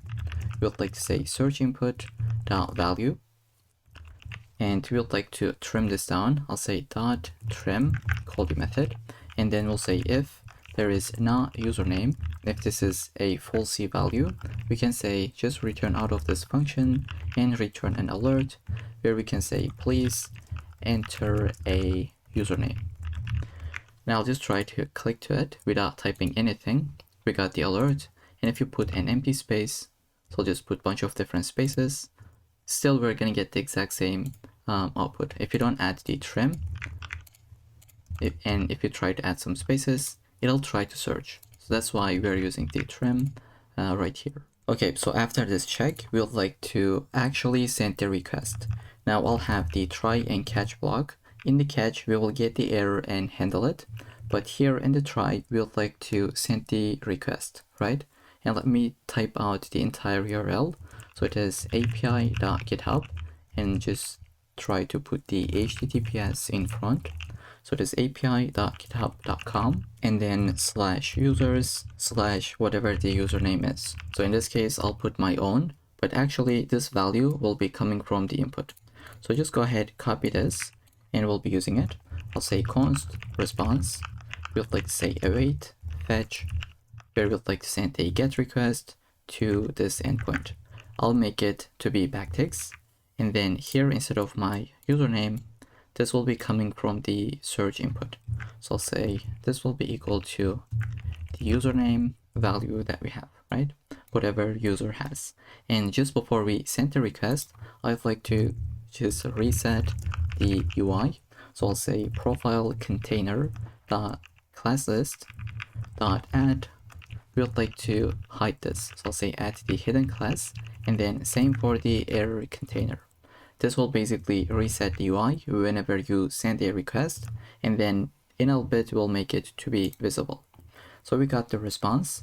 Now let's say if it is not okay, I'll say if response is not okay, we can just throw a new error. And then we can put something like user not found. We can put anything. I'll just say user not found. And then after this if check, we can get the user data. Let's say const, and try to format this. Okay, I'll say const user data. We'll say await response.json. Okay, so response.json, and let's try to say console log user data is here, and try to put this next to it. I'll save and take a look at it. I'll try to search for my name. I'll say put my username and search for it. Okay, user data is right here. We just got this data. We have all these fields that we can display, and then we'll be using the repos URL to be able to fetch the repositories of this user, right? Okay, so now that we know we got the actual data, it is working correctly, we can go ahead, call this function. I'll say display user data, and we'll pass the user data into this function. In the catch case, I'll say just show an error, and let's create this function. It'll be really basic. Let's say show error. This will not take any arguments. I'll just basically say error container dot class list dot remove. We'll say remove the hidden class so that it is visible, and then go ahead, add the hidden class onto the profile container so that we don't really see the profile container right here. For now, let's try to create this function as well. I'll say function, put this name. We'll take the user data, and for now I'll just leave this empty. So let's try to put a username that does not exist. I'll say, I think I need to save this file as well, by the way. Let's try to search for a user. Okay, user not found. That means this function is working correctly. Now we can get started with the actual function that we have. So I'll just call this as user, because why not? It is shorter. And before we get into it, once again, I'd like to put my own name right here by default. So you can put your own as well. Basically, just scroll to the very bottom. Outside of any functions, I'll say search input dot value, and you can put your own username. I'll put mine. This is my GitHub username, and I'll say go ahead, call this search user function. Now if you save, by default this will be the value within the input, and it'll actually call this function. So if you take a look at the terminal and refresh, you should be able to see this console log where it is fetching the user data. Now we would like to take this user and try to display it. I'll say avatar.source. Let's get started with the image. I'll say it'll be equal to user.avatar_URL. So it has to be called like this, because this is how GitHub returns us, right? Avatar.url. If you want to get the bio, you would say .bio, so on and so forth. Okay, now that we know this, we can move forward with the name element. We'll say text content will be equal to user.name, or if this is undefined, we can put the username. I'll say user.login. So this is how GitHub calls it for the username, it is under the login field. I'll say username element dot text content will be equal to backticks. I would like to put the @ symbol, and then I'll say user.login. And then we can put the bio element. Let's say text content will be equal to user.bio. If this is undefined, we can say no bio available. So that's gonna be it for the basic info. Now we can update the location and date. I'll say location element dot text content will be equal to user.location. Let's try to type this out. But if this is not really specified, we can say not specified. And then let's try to put the joint date. I'll say joint date element dot text content will be equal to user dot created underscore at. So this is the field how GitHub stores. So created underscore at, but now this date is not really formatted, right? It is kind of like ugly. So we'd like to make it look nice so that we can put this like December 1 and then the year. We are going to build a function where we can format it. For now, I'll just leave this as a to-do. I'll say to-do format the date. Okay, so right after this one, we can add the stats. Instead of typing them out, I'll copy and paste 4 lines of code. We will update the profile link, which is coming from this field. Same for the followers, following, and then the repos. Now for the additional info, we can put this if-else statement. I'll say if user.company existed, we can update that, but else we can say not specified.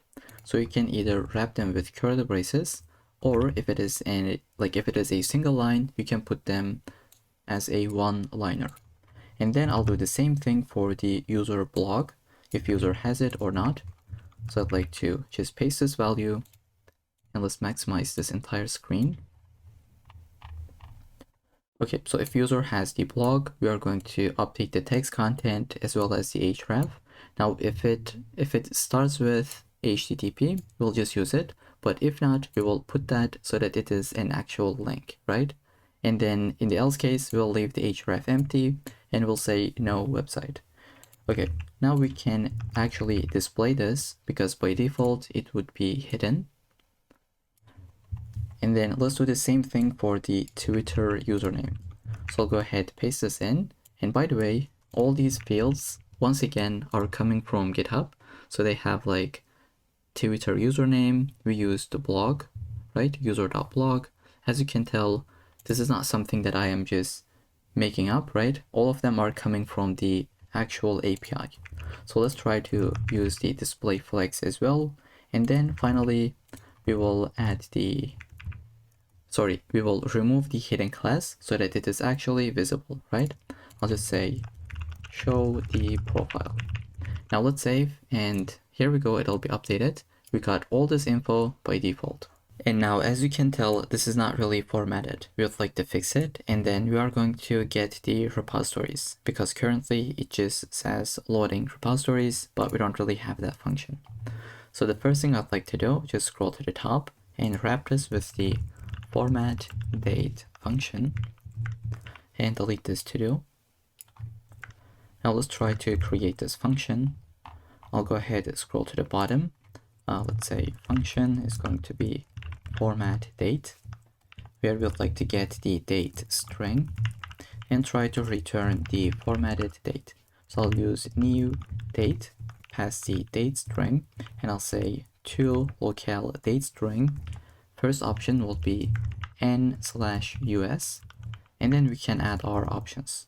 So I'll say year is going to be numeric, and then I will duplicate this twice.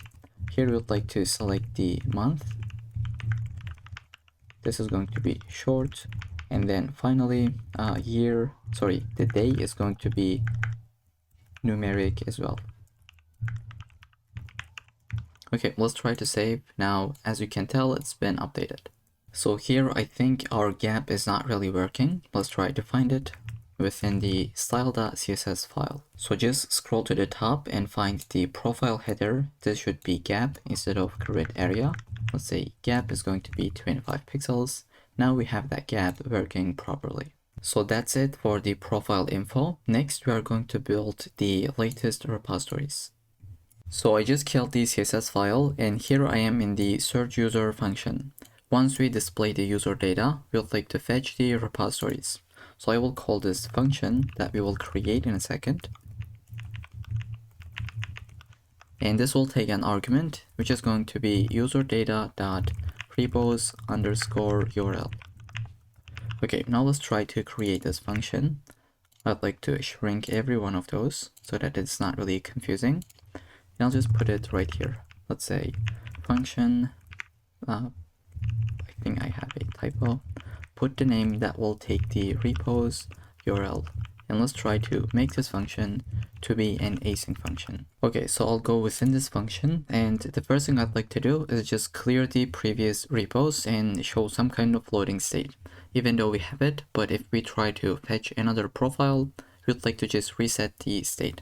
So I'll say repos container.inner HTML is going to be this, let's say, string value where we'll put a div. And be really careful to type this out. You don't really want to have any typos here, right? So I'll say div will take the class. Let's open up our codes, and I'll put the loading dash repos as the class name. And then we can put the loading repo. I'll just copy this entire thing. I don't want to put any typos. And then I'll put 3 dots at the end. Okay, so that's gonna be it for the inner HTML. Now we can create the try and catch block where we'd like to send a request to this repos URL. So I'll say response where we'd like to send a request to this repos URL. And then I'll put the, let's say, data. And instead of data, let's just actually call it as repos. And I'll say await response.json. And then now that we fetched the repos, we can display it. So I'll create a function. Instead of display user data, we'll say display repos. And then we can pass this as the argument. And in the catch, we can handle this. I'll say repos container.inner HTML will be equal to this value, which is the error.message, and we're gonna pass the class. Okay, so let's try to create this function, and then I think the entire application will be completed.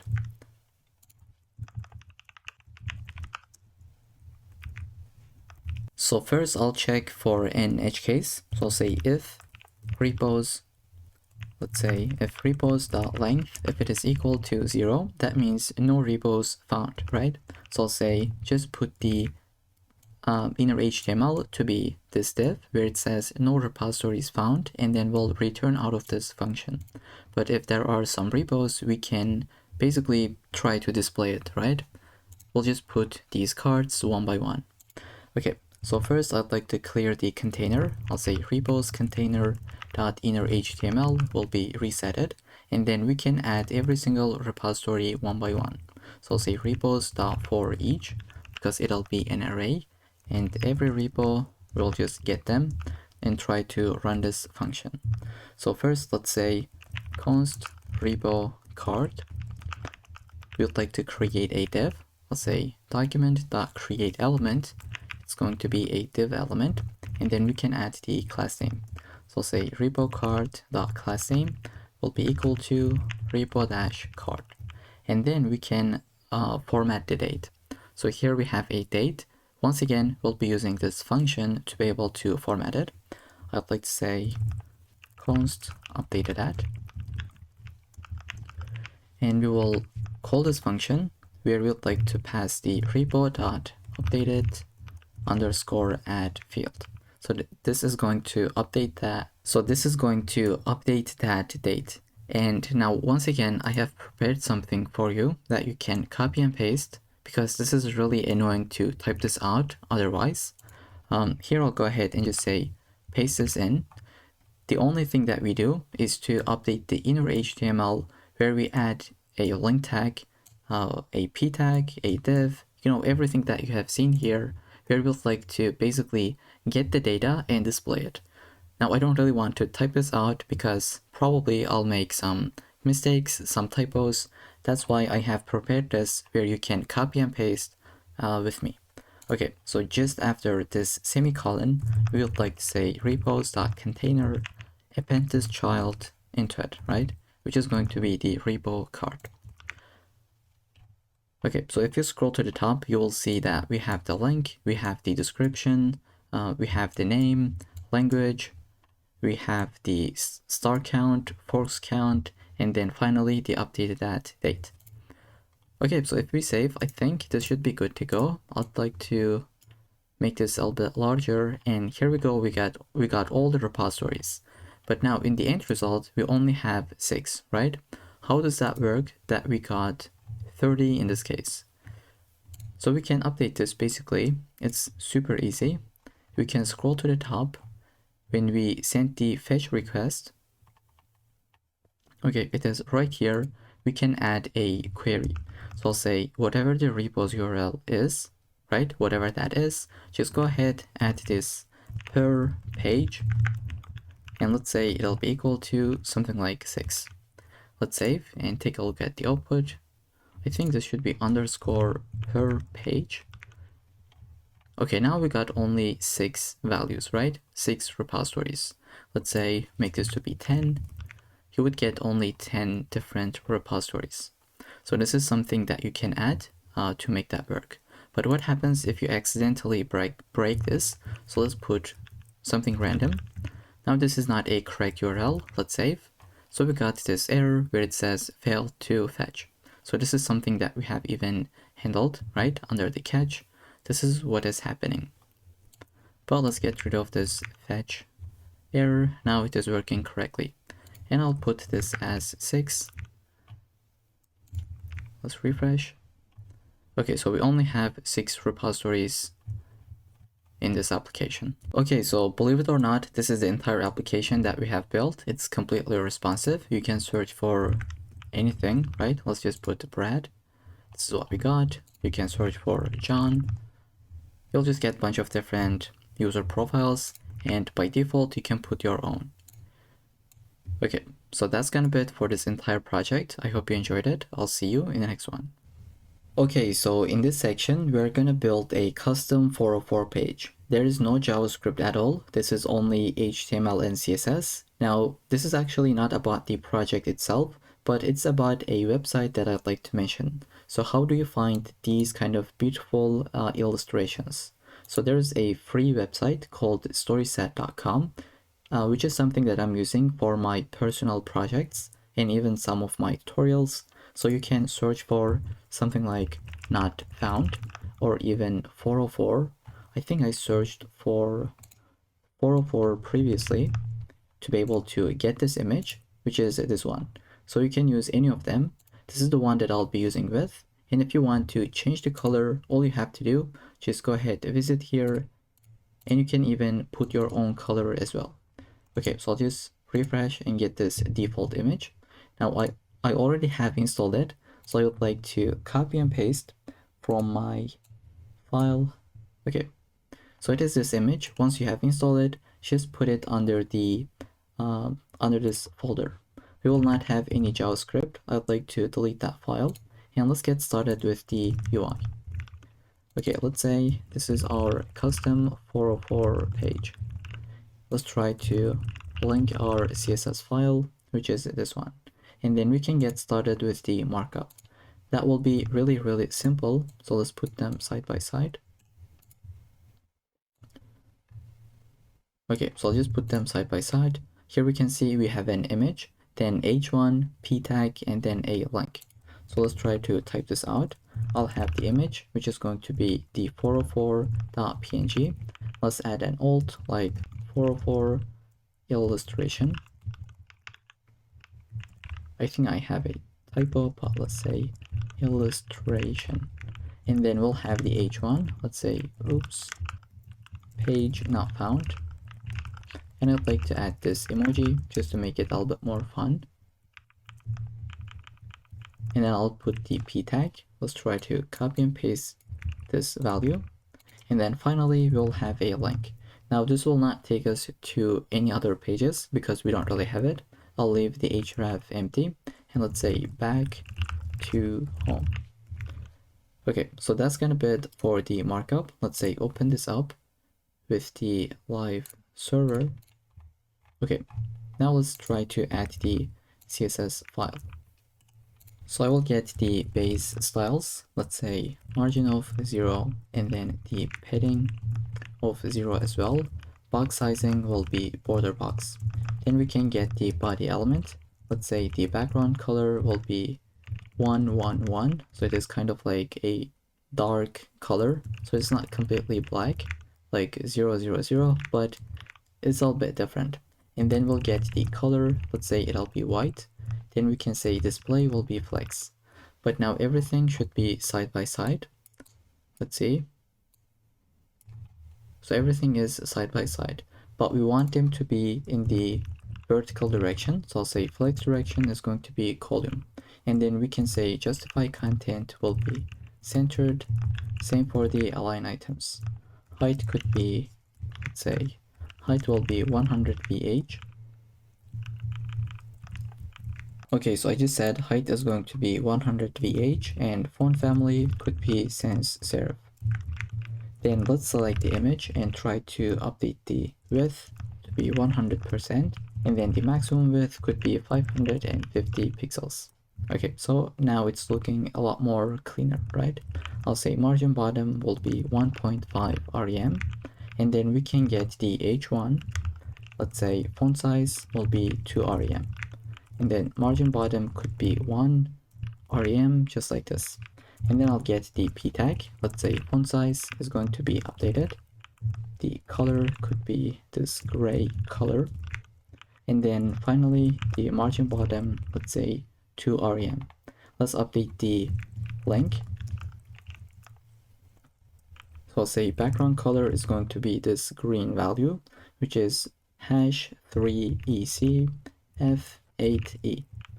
And then we can update the color itself. Then let's say text decoration is going to be none.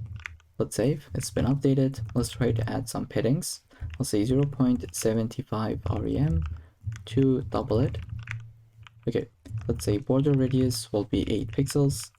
Font weight could be bold. And let's try to add some transition on the background color. I'll say 0.3 seconds. And let's say A on the hover state.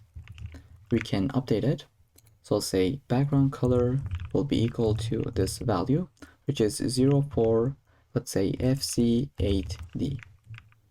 Okay, now let's save. This is what we have. We can make this a little bit more responsive. Let's put them side by side.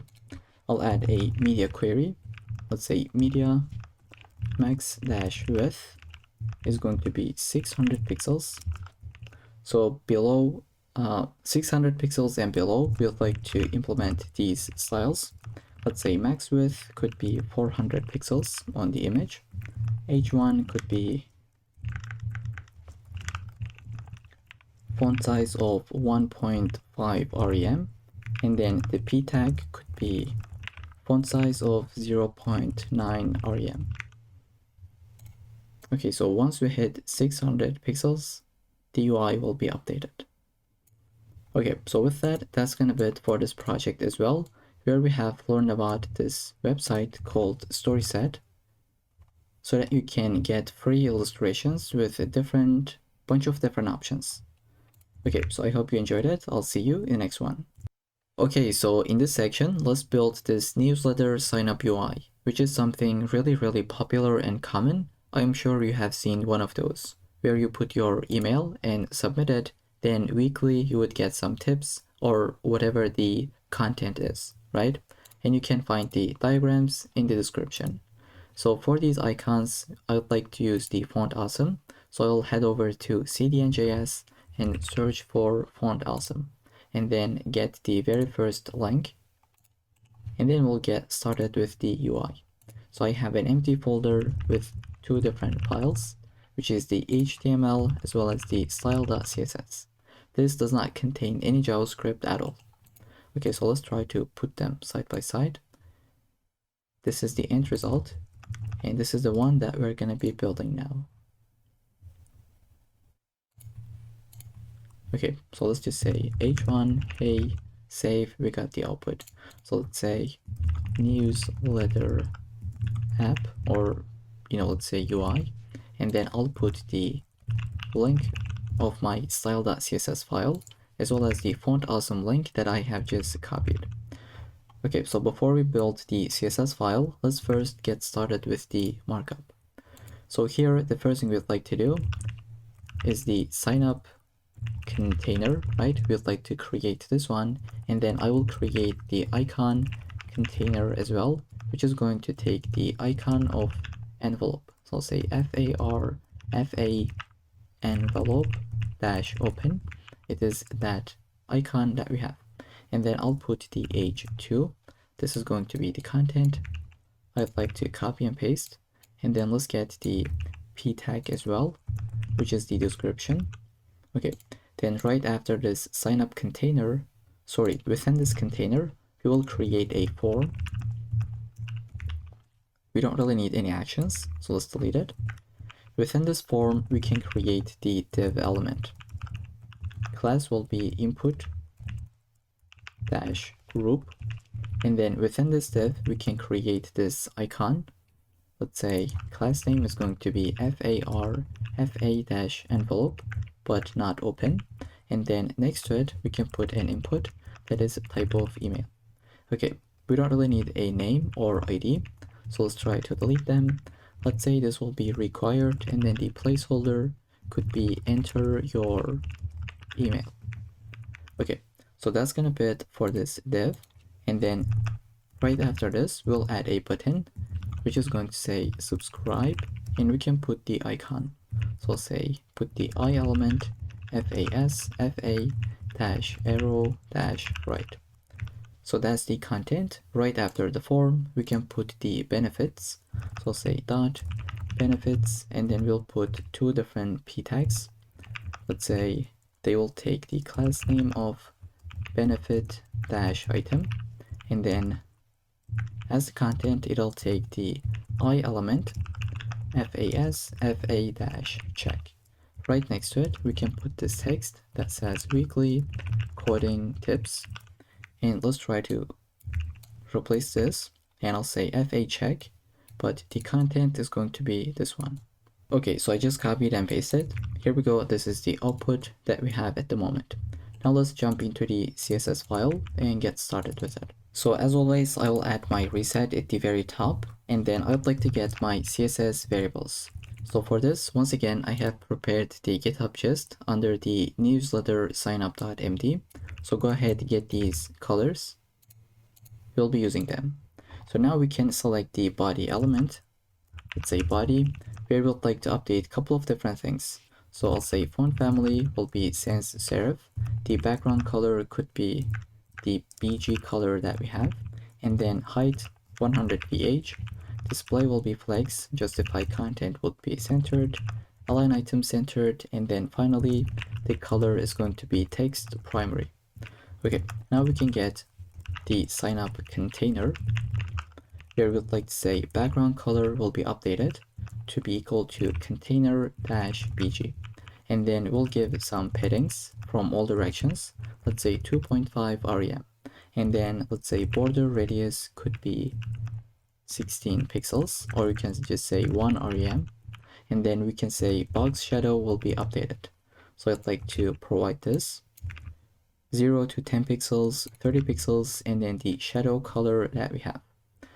And then I'll say text align would be centered. Let's save. This is the output. Let's say maximum width is going to be 400 pixels, and the width is going to be 90%. Okay, then we can say border will be 1 pixel solid, and then the border color. Then we can get started with the icon container itself. I'll say margin bottom will be 1.5 rem, so that it's just pushed, the content is pushed down. We'll say font size will be 2.5 rem. And then the color is going to be primary color that we have. So I'll say primary color, go ahead, get that value. Let's update the age to, that will be margin bottom of 0.75 rem. We can give the color, that will be text primary. And then we'll update the font weight as well as the font size. Let's get the p tag itself. Let's say font size is going to be 0.95 rem. And then we can get the color, that will be text secondary. Let's say line height will be 1.5, so it is a little bit more spaced out. Margin bottom could be updated as well to be, let's say 1.5 rem. And then we can get the input group itself. Say get this class. So first I'll say margin bottom will be 1.5 rem, or let's go with 1 rem itself. And then I'd like to say position will be relative, because I will position this icon absolutely within this input group. Okay, so I'll say input group, get the icon. Let's say position will be equal to absolute. Let's say from the left, it'll be 12 pixels. From the top, we'll say 50%. And to be able to center this correctly, we'll say transform, translate y of minus 50%. And let's update the color to be text secondary. Okay, now it's been updated, but we'd like to take the input and just say width is going to be 100%. So it is taking the entire space, just like this, and we'll give a little bit of padding. We'll say padding will be 0.85 rem from all directions, but we will update the very last one, which is the left. I'll say 2.5 rem. Okay, then we can get the background color and update it to be input bg, and then get rid of the border, or even update it. I'll say 1 pixel solid and get the border color itself. And then I'd like to update the color, that will be text primary, and then font size to be 1 rem. And let's give the transition on everything 0.3 seconds and ease. And then we can get the focus state. So say input, once it is focused, we would like to update something, which will be the, let's say outline is going to be none. The border color could be updated. Let's say it'll be primary color. And then I'll say box shadow. Instead of typing this out, I'll just provide. Okay, it'll be equal to this value, so that when you focus, like this is how that would look like. And I think I forgot to add some border radiuses. So I'll say border radius will be 8 pixels, so that it is looking a lot more cleaner. And then how do you update the placeholder itself? So you can say input and get the placeholder element. Let's update the color. I'll say text secondary, and opacity could be 0.7. Okay, so here we can see it's been updated. So if you say red, this will be the output. Okay, now let's select the button itself. I'll say get the button, where we can say the width is going to be 100%. It is taking the entire space. And then I'll say padding will be 0. Let's say 85 rem. And then we can give the background color to be primary one. It's been updated. Let's say color could be black. And then we can say font size of 1 rem, font weight 500. I'll say no borders at all. Let's say border radius to be 8 pixels. Cursor could be updated to be pointer. And then let's say display of flex, so that these are side by side, but we also want to give some spacing. So let me save. Okay, I'll say justify content will be centered. And then let's say align item centered. And then finally, let's say gap of something like 10 pixels, or maybe 8 pixels. Okay, I think it's a subtle change, but it is looking a lot more cleaner. Then I'll say add the transition on background color with 0.3 seconds, and let's use the ease function. And then on hover state on the button, we can say background color will be updated. You can use any of these. I'll just use this one. Let's see. Okay, so it is the exact same color. So instead, let's use something like A66, AE, and 9. Okay, so this is kind of like the dark color. If you wanted to, you can create this as a, let's say, as a CSS variable, but I'll just leave it as hard-coded value. And then we can say transform will be translate of y minus 2 pixels. So when you hover over that, it'll just go up. And let's say this will be added on everything. Now this is happening smoothly. Now I will select this icon within the button. So I'll say button, get the I element. I'll say font size is going to be 0.9 rem. And let's say the transition will be on transform 0.3 seconds in ease, because when we hover over that, let's say button, once button is hovered, we will take the I element and we'll say transform translate x of 3 pixels. So when you hover over this, this icon will be pushed to the right by 3 pixels. And then we can get the benefits. Let's say margin top could be 1.5 rem. And then we can say text align is going to be equal to left so that they are pushed to the left. I'll say border top is going to be updated. Let's say it'll be 1 pixel solid, the border color itself. Here we go. Then we can say padding top could be 1.5 rem. Then we can get the benefit item itself. I'll say display of flex, items centered, gap of 8 pixels. And we'll say margin bottom of 0.5 rem.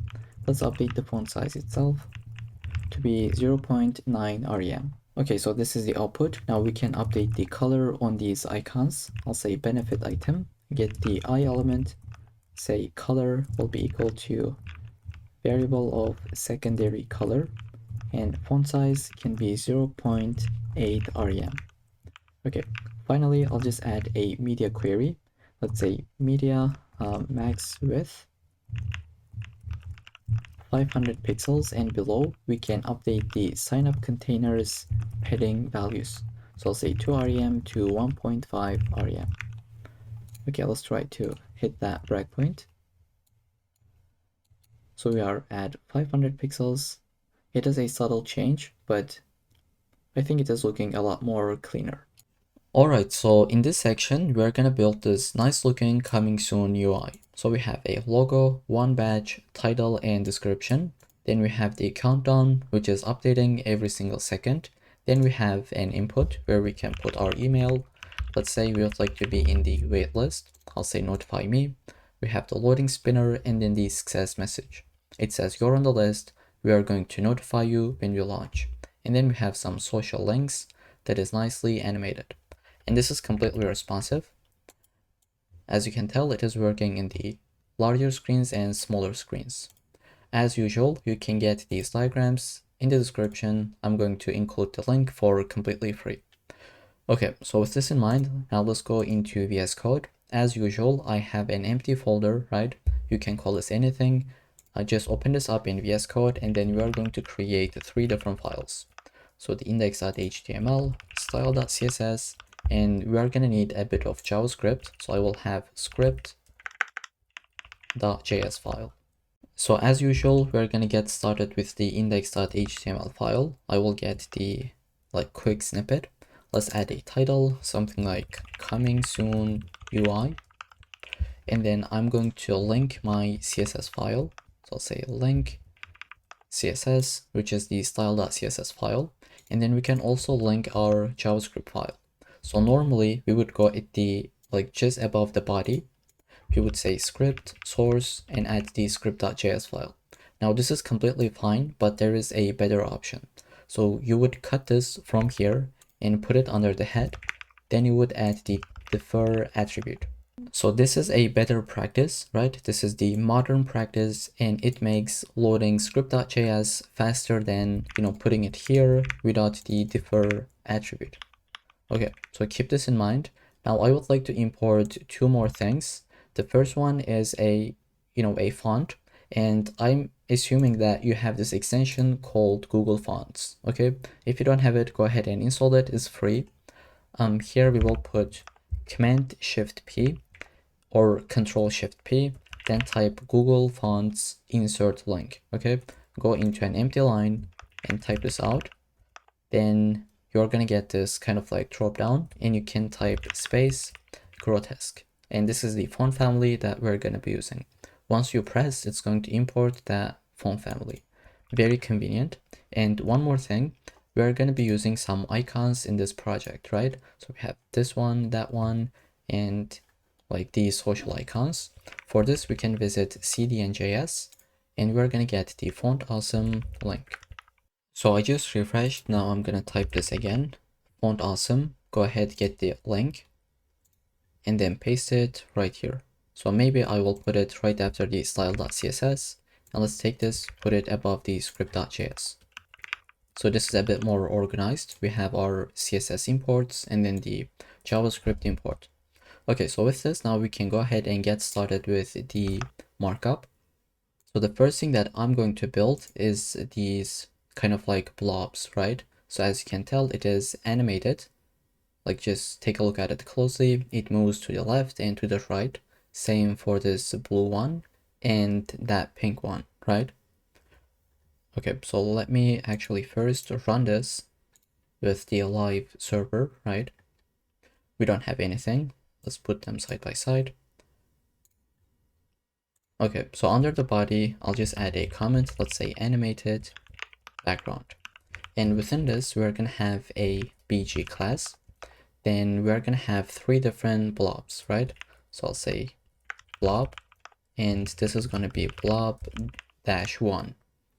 And again, one blob is basically one of these, right? Blob, another one, and then the third one. So I will duplicate it, let's say second one and the third one. They are not gonna have any content. We are going to build it with CSS.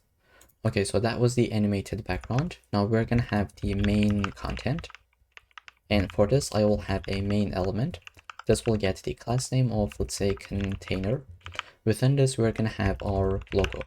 So I'll have the logo class on the div. Then I will have logo-icon.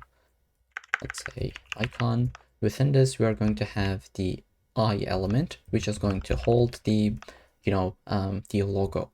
And we'll say FA solid, and FA, it should be bold, which is this icon that you can see. Okay, I'll just zoom in. This is the bold icon coming from Font Awesome. And then right next to it, we're gonna put the name. So go right after this logo icon div, we're gonna have a span. I will just say flux. You can call this anything, but that's the name that I'll be using. So right after the logo, we're gonna have a section. Let's say class name is going to be hero. And within this, we're gonna have a badge, which is this one. So this is the badge. We're gonna have the pulse animation, as you can tell, and then we're gonna have the text that says coming soon. So within the badge, I will have a span with the class name of pulse. It's not gonna have any content. We will say coming soon. And then right after this div, I will have h1, which will say something like something awesome is brewing. And notice how this is outside of the badge, right? Still within the hero, but outside of the badge. And then we're gonna have a p tag. Let me provide this. So it's basically this text, as you can tell. Okay, so that was the hero section. Now let's go below. We're gonna have the countdown section as well. I will have section element. Let me give the class name. Within this section, we're gonna have a div. Let's say class name of time-block. And let me again show you. So every single one of these rectangles is a time block, okay? So this is time block, separator, and so on. Within the time block, we're gonna have a, let's say, value and then the label, okay? So let's go within this time block. I will say we're gonna have a span with the class name being time-value. Duplicate it, we're gonna have time label. For now, let's say this will be days, and this is going to be something like 00. And I'll give an ID for this. Let's say it's equal to days. Save this. Right after this time block, we are going to have a separator. So I will say span, and it's gonna get this class called separator. And for the content, we're gonna put colon. Okay, now we can copy this and basically paste this in. This time it's going to be, let's see, hours, then minutes, then seconds. Okay, so we're gonna get the hours. Let's type this in. I'm going to select both of them with Control D, and I'll say hours. And then once again, we're gonna put a separator. So now we can copy this, paste this once again, right? This is going to be this time minutes, let's say. And let's do it once again. Finally, it's going to be seconds.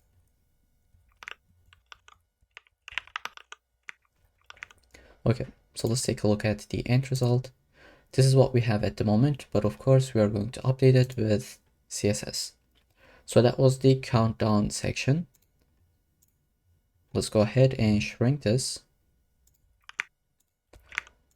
And then next we're gonna have the email form. So I will have a form element. We don't really need any actions. I will have the class name called email-form, and we're gonna have one ID. Again, let's say email-form. So we're gonna be using this for styling and this to be able to select the element with the JavaScript. Then I will have a div. Let's say this will be class name of input-group. And within this, we're gonna have one icon. Let me show you. It is this one, right? And then we're gonna have the input itself. So I will get the I element, let's say fa-solid, fa-envelope. And right after the I element, we're gonna have input.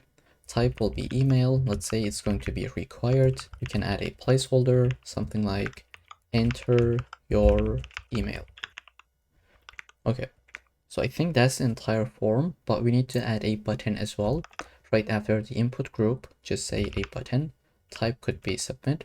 And for the text, we're going to say notify me. And I will have one more icon.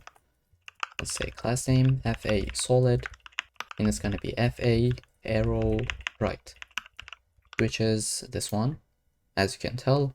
Then at the very end, we're going to put 3 social links. So go outside of the form and we are going to add, let's say, social links. I will have a div, let's say class name of socials.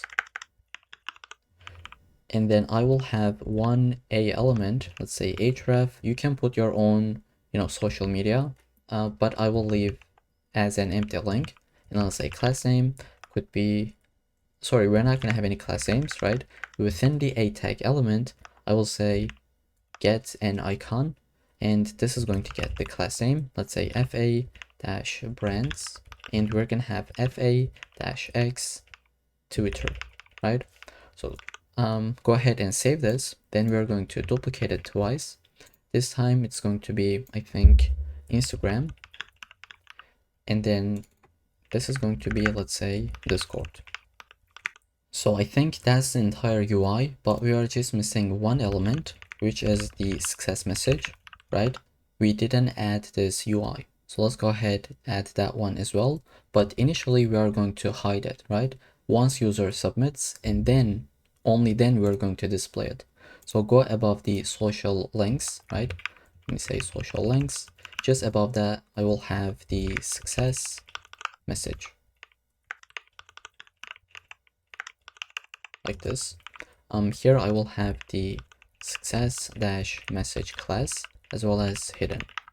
Okay, so by default it would be hidden. Let's say ID would be equal to success.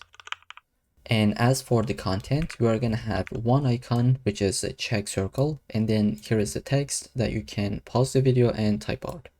Okay, so that's the entire markup. You can take a look at it. We got the icons, we have the input elements, everything, but of course we don't have any styling. So let's try to build it step by step. I'm going to put it side by side with VS Code. Okay, so they are side by side. Now it's time to jump into the style.css and build the entire styling. Once we are done with it, we will get into the JavaScript file. Alright, so first off, I will have some CSS variables. I will grab them from the source code. You can do the same thing. If you don't want to type this out, just go ahead, find this folder under the source code and find the style.css, then get this value. Now here, as usual, we're gonna add our resets. So let's say select everything, margin of 0, heading of 0, and box sizing will be equal to, let's say, border box. And we have already explained what this does in the past, so I'm just going to move on. Then we're gonna get the body element. Let's select it. I will be using the font family that we just imported. So I will say space grotesque, that was the name, and we can add a fallback value as well right next to it. Then for the background, let's say we're gonna have this BG color. Then for the text color, we'll be using, let's say, variable called text, which is the white color, right? Then we can say minimum height is going to be 100 VH, so it'll take the entire screen. Let's say display flex, align item centered, and justify content centered as well. This will take everything and put it in the middle of the screen, right? So it is centered nicely. And then finally, I will say overflow should be equal to, let's say, hidden. Okay, so that's the entire styling for the body element. Let's scroll to the bottom.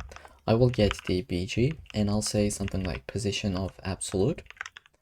I will say inset of, let's say, inset of 0, and the z index is going to be, let's say, -1. Now, if you save, you're not going to see any change. Here, I'll add a comment. I'll say, explain this later, so that I don't forget about it. And let me even say like to do. Later in the video, you're going to see what this does, but unfortunately not now. Let's try to build the rest of the UI. This is going to make sense. I will display it. Now here I will select the blob class, and we will say position is going to be equal to absolute. We would like to have this as a circle, so I will say border radius is going to be 50%. Then we will say something like filter of blur, let's say 80 pixels. Then I will have the opacity, let's say 0.6, and then the animation. So I will call this as float. You can call this anything, and we will create it in a second. Let's say it's going to take around 15 seconds. Let's say ease in and out, and then I will say infinite. So it's going to be infinitely animated. And now we can select the blob 1. Let's say blob-1, which will be basically this one. Okay, so I believe that's the blob 1. Then we have 2 and then 3, right? Okay, so we're gonna get this one and let's put it side by side. Let's say this is gonna get width of 500 pixels, same for the height. And then this is going to get a background color. So I'll say background, just make sure to select background, not the background color, okay? Because we're gonna be using the linear gradient method. And then this is going to take 135 degrees. It's gonna go from this color to that one. So here is the first value. It'll be, let's say 6366 F1. Then this is gonna be 8B5 CF6. Okay, so as you can tell, it is already here. And if you delete the, filter of blur, you can see that this is just a circle. If you delete this, it would be a rectangular or a square because they are the same values. And if you delete this one, it would be a bit more shining. So these are all the styles that you can always pause the video and delete them one by one to see the effect, right? Now I would like to position this to the top like a little bit more, right?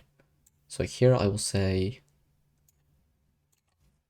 top will be equal to, let's say, -15%. And then I'll say left should be equal to -10%. And finally, I'll say this is not going to have any animation delay. So we can just say 0 seconds, but I think if it is equal to 0, you can just delete it completely. Okay, now as you can tell, it is a little bit more pushed to the left and top. So top left. So that's the blob 1. Now in the same way, I will get the blob 2 and 3. So I'll paste this in. I would say go ahead and get this from the source code. This is the exact same thing, but we put the bottom right of 10, right? It is right here. And then I add some animation delay, like -7 seconds. And then let's do the same thing for blob 3. Go ahead, paste this in. As you can tell, these are all the 3 blobs. But now they are not animated, right? Because we don't have this animation called float. So we need to create this. So just scroll to the bottom. We will have the keyframes. The name is going to be equal to a float. This is how we call it. And we're going to have a couple of different states. So at the beginning, which is 0%, and at the end, which is 100%, we would like to have these styles. So we're going to say transform, translate of 0 and 0, which is the initial position, right? And we'll say scale will be equal to 1. But in the middle, like 33%, we're going to do something, and we're going to do something else on the 66% as well. Here I will duplicate this, and here for the values, let's delete them. This will be 50 pixels and -50 pixels. Scale could be something like 1.1. Let's duplicate it, put it here. This time it would be 0.9. And for the values, I will say 30 pixels to -30 pixels. Okay, let's save. Now, hopefully they should be animated, like as you can tell, and I will even delete the blur so that we can see it clearly. So I'm going to comment this.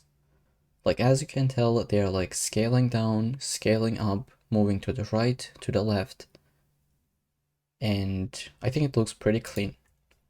And you can add the filter so that it's like even better. All right.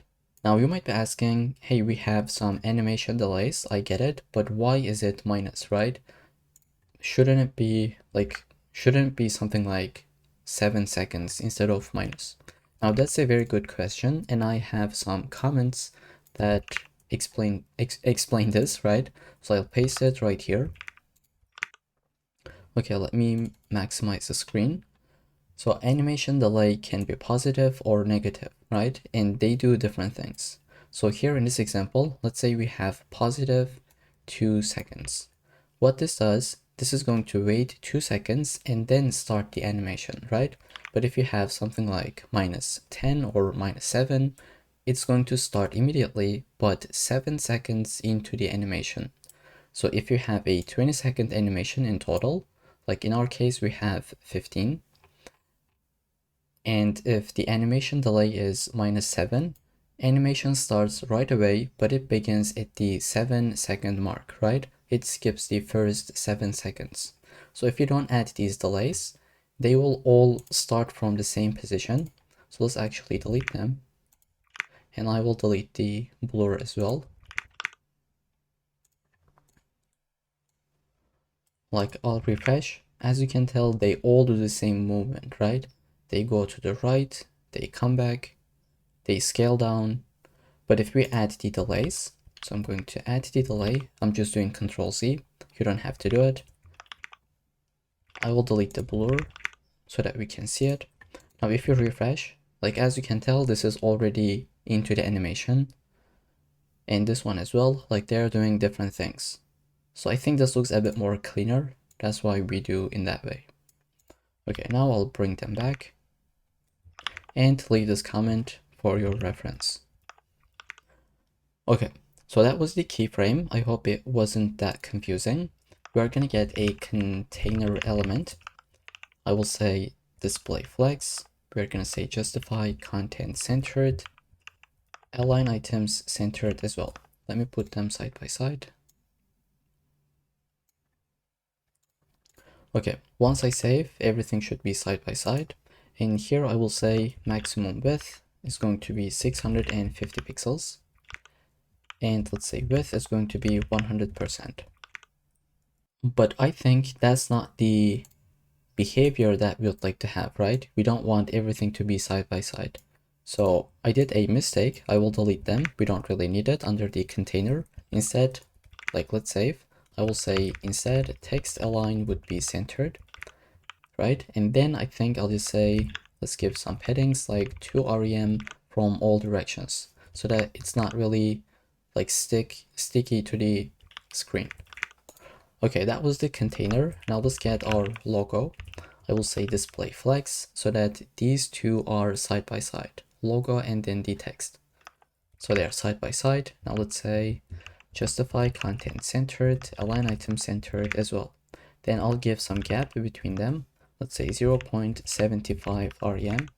And then I'll say something like margin bottom of 3 rem. Okay, now we will select the logo dash icon.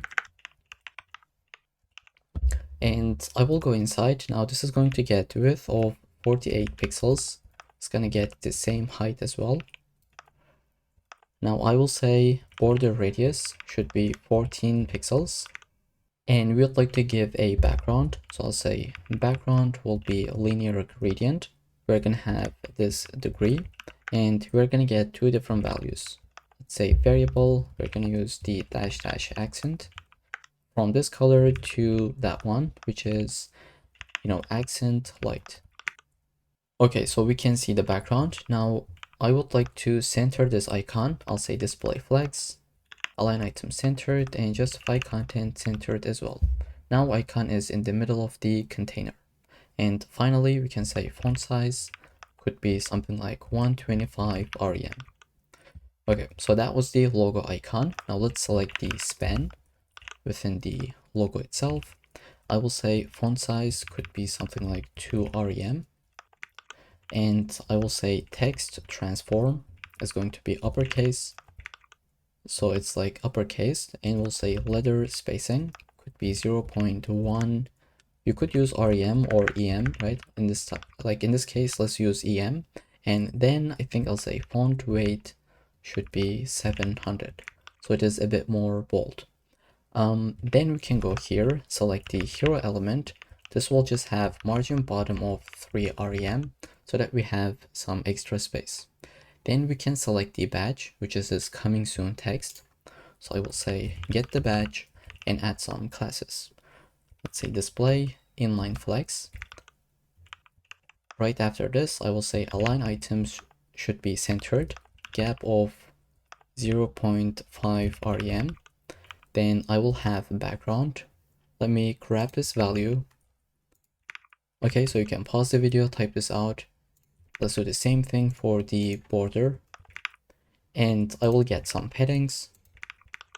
Okay, so that's the background color and then the border color. Now I will say border radius will be 100 pixels. So we can, make this circle as much as possible. And then I will get, let me paste this in.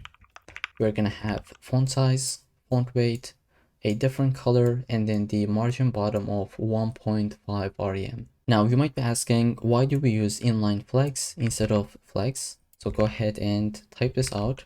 You're gonna see that flex is taking the entire space, but inline flex is like only take the space that you need, right? Don't try to, like grow. Only take whatever you need. So that's why we are using inline flex. And then we would like to get this kind of like pulse element. Let's try to see how we can build it. First, I'll select the pulse class. This is going to get some width and height.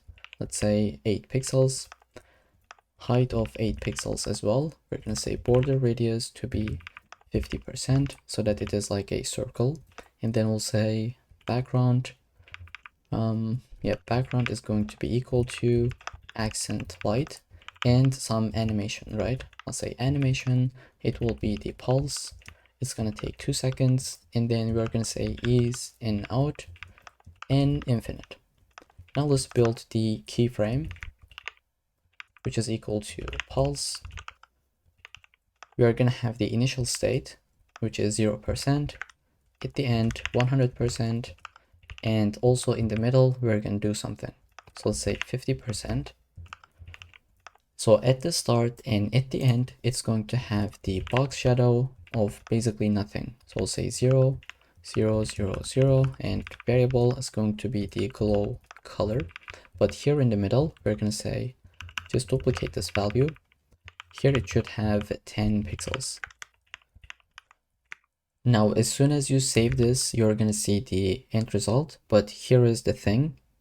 Instead of having this color at the end, this should be equal to transparent so that it would be like invisible at the end, right? So in the middle, like it is invisible. If you put this value back, you're gonna see that it just grows and shrinks without ever disappearing. So that's why we're gonna say transparent. Okay, so that's the pulse animation. Now we can select the H1 and add some stylings. So this is like very simple. That's why I would like to copy and paste and walk you through it line by line. Okay, so we have H1 selector.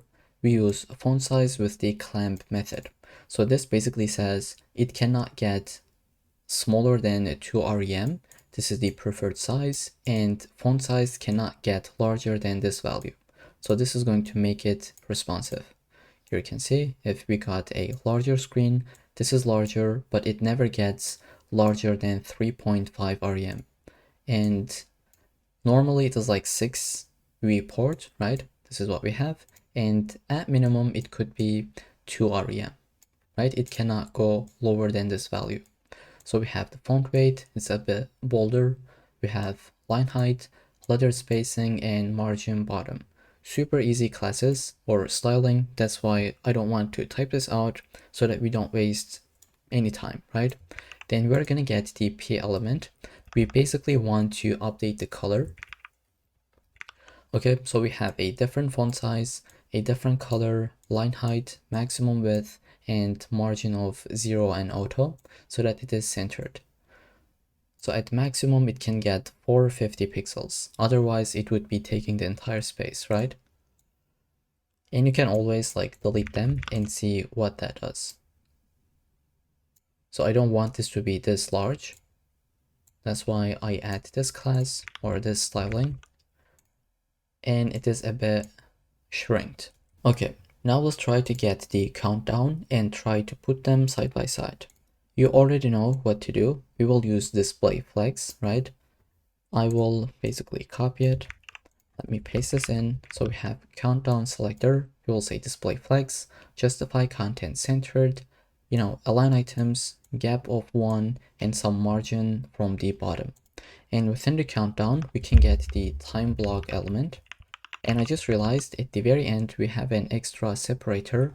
So I'm going to go ahead, select that from this file and delete it. So we don't really need this last separator. Okay. So within the time block, we are going to have the background color. Let me get this. It has this RGBA value. We're going to add a border color as well. Then we will have some border radiuses, maybe some paddings. Let's save. Okay, so that's the end result. I will say minimum width could be 90 pixels. And then I will add some blur, right? So we'll say backdrop filter blur of 10 pixels. Then we can select the time value. Now again, I will provide this to you because it's like nothing complicated at this point. And you can always grab this just like what I do from source code, or if you want to type this out, pause the video and do so. Try to put them in this way. Okay, so we say display block, which is, for this element, time value. We have font size, it is a bit larger than usual, font weight, line height, some margin bottom, and then the background color, right? So we go from this color to that one, which is from text to accent light. Now, if you don't add these, let's see what's gonna happen. This background is under the text, but what we want to do is basically like clip it with the text, right? We don't really want to see this as background, but instead on the text. So that's why we add these props and it just works. Okay, so this is something that you don't need to memorize. You can always Google this, but just know that something like this existed. And so yeah, that's the time value props or the styles. Now we would like to select the label, which is this one, and we would like to do 4 different things. I will grab it from the source code. We have a different font size, color, text transform to uppercase, and then some letter spacing of 0.1 em. Then we can select the separator and make it a bit larger, right? So I will get that. As you can tell, this is looking a bit more cleaner, just like what we have here. Okay, now let's go at the very end, right? We would like to update the email form. So I will select it. Let's say display of flags so that they are side by side. And then we will say gap of 0.65 rem or 75 rem. And then we'll get maximum width of 450 pixels. Now let's try to center this with margin 0 and auto. So as you already know, this is the vertical value. We don't really want to add any vertical margins, but from the horizontal direction, we will say auto so that it is centered. Now we are going to get, let's say, the input group element, and I think I'll just provide this, right? I'll paste this in, which is the input group element, the parent element that contains, both the icon as well as the input. Now we say flags of 1 so that it is taking the entire space. If you delete that, they would be like almost the same size. Okay, so we have display flags, align items would be centered, we have some gap between them, a different background color, a border color, right? Border radius, padding, and we have the transition. Now, right after the input group, we can select the focus state. So if you focus this, what happens? I will say input group, and we're going to say focus within. So here, basically, we would like to update the border color. It's going to be this variable called accent. And notice how it's going to update the, the border color. And also I will say add some box shadow. It's going to be triple zeros, 3 pixels, and then the value, let's say RGBA. Here I think I'll just provide this instead of typing this out. I'm too lazy to do so. Okay. So once we are in the focus, as you can tell, it has this small box shadow. I don't know if it is visible from the video, but I can definitely see it live here with my own eyes. Okay, so that was the focus within a state. Now we can select the icon, okay, and update the color. As you can tell, it is text dim. Then we're gonna get the input element. It looks very ugly now. We would like to update it. So we are going to add the flags of 1 so that it is taking the entire space. Background will be transparent. We don't really want to have this white color, right? Then we have border of none, padding, some font, like font family would be inherit. If you delete this, like it's different, right? So we are going to say just inherit this from the body element. Then we have font size, color, and outline of none. If you delete this, like as you can tell, it has this outline on the focus state, but we don't really want to have it. So we're going to say get rid of the outline. And we can update the placeholder color as well. This is how you would do it. You would say input, select the placeholder, and update the color. Here, let's say something like red. As you can tell, it's been updated, right? Okay, now what else are we missing? It's the button. Let me grab this. Like it's super easy. That's why I copy and paste. I hope you don't mind it. So these are all the things that we have already learned, right? So we say display flags so that these are side by side. If you delete this, like would they be side by side? I think they're already side by side, but we say flags so that we can align them. Then we have some gap between them. Let's say if we had 5, like the gap is huge. Then we have the background color going from accent to this one. No borders, some paddings, border radiuses, and you can see the rest, like nothing is complicated at this point. And now let's select the hover state. Whenever we hover over it, something should happen, right? So I will say button, hover state. We would like to, just take this a little bit above. And this is how we do it. Translate Y with -2 pixels. If you want this to be go down, you would say 2 pixels. And we also add this glow with the box shadow. Then I will select the Let me actually copy this, paste this in. Instead of button, this time we will say the I element, which is this icon, right? In this case, what do we want to do? Let's say transition is going to be transform, and we'll say 0.2 seconds in ease. And here I will say email form, we'll say button.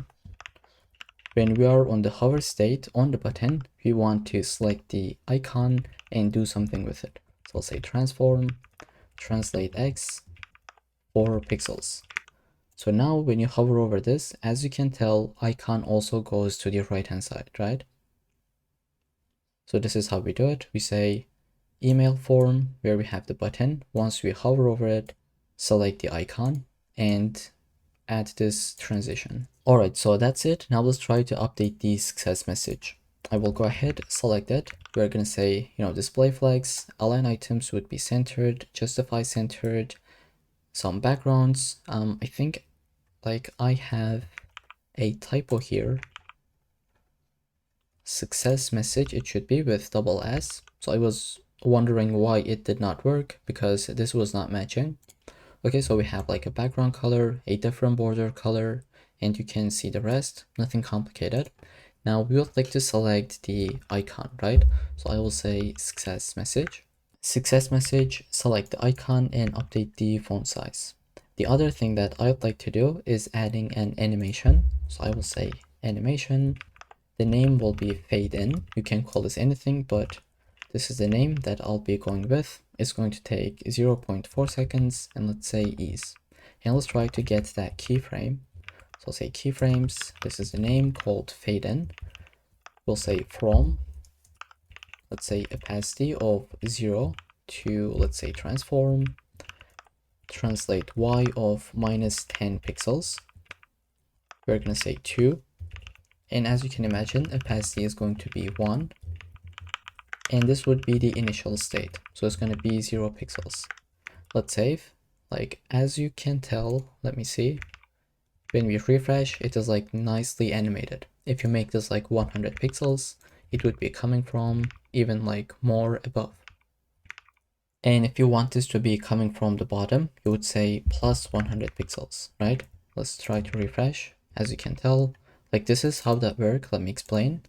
Let's say we have an element, right? This is the initial state, which is let's say 0 pixels. Okay, if you say something like -10 pixels, it would be here, right? It would be above.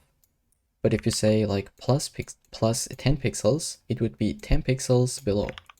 And what we have done is this. We say it should start, let me bring this back.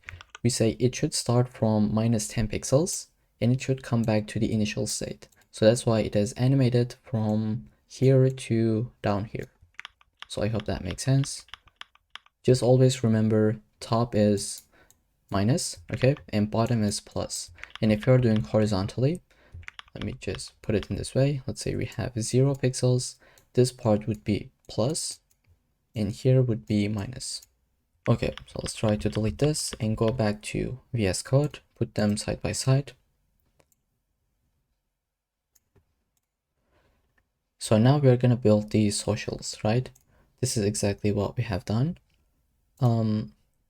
Right after the success message icon selector, I will get the socials. We say display flags so that they are side by side. We say justify content to be centered so that it is in the middle of the screen, right? If you bring this back, it's been centered.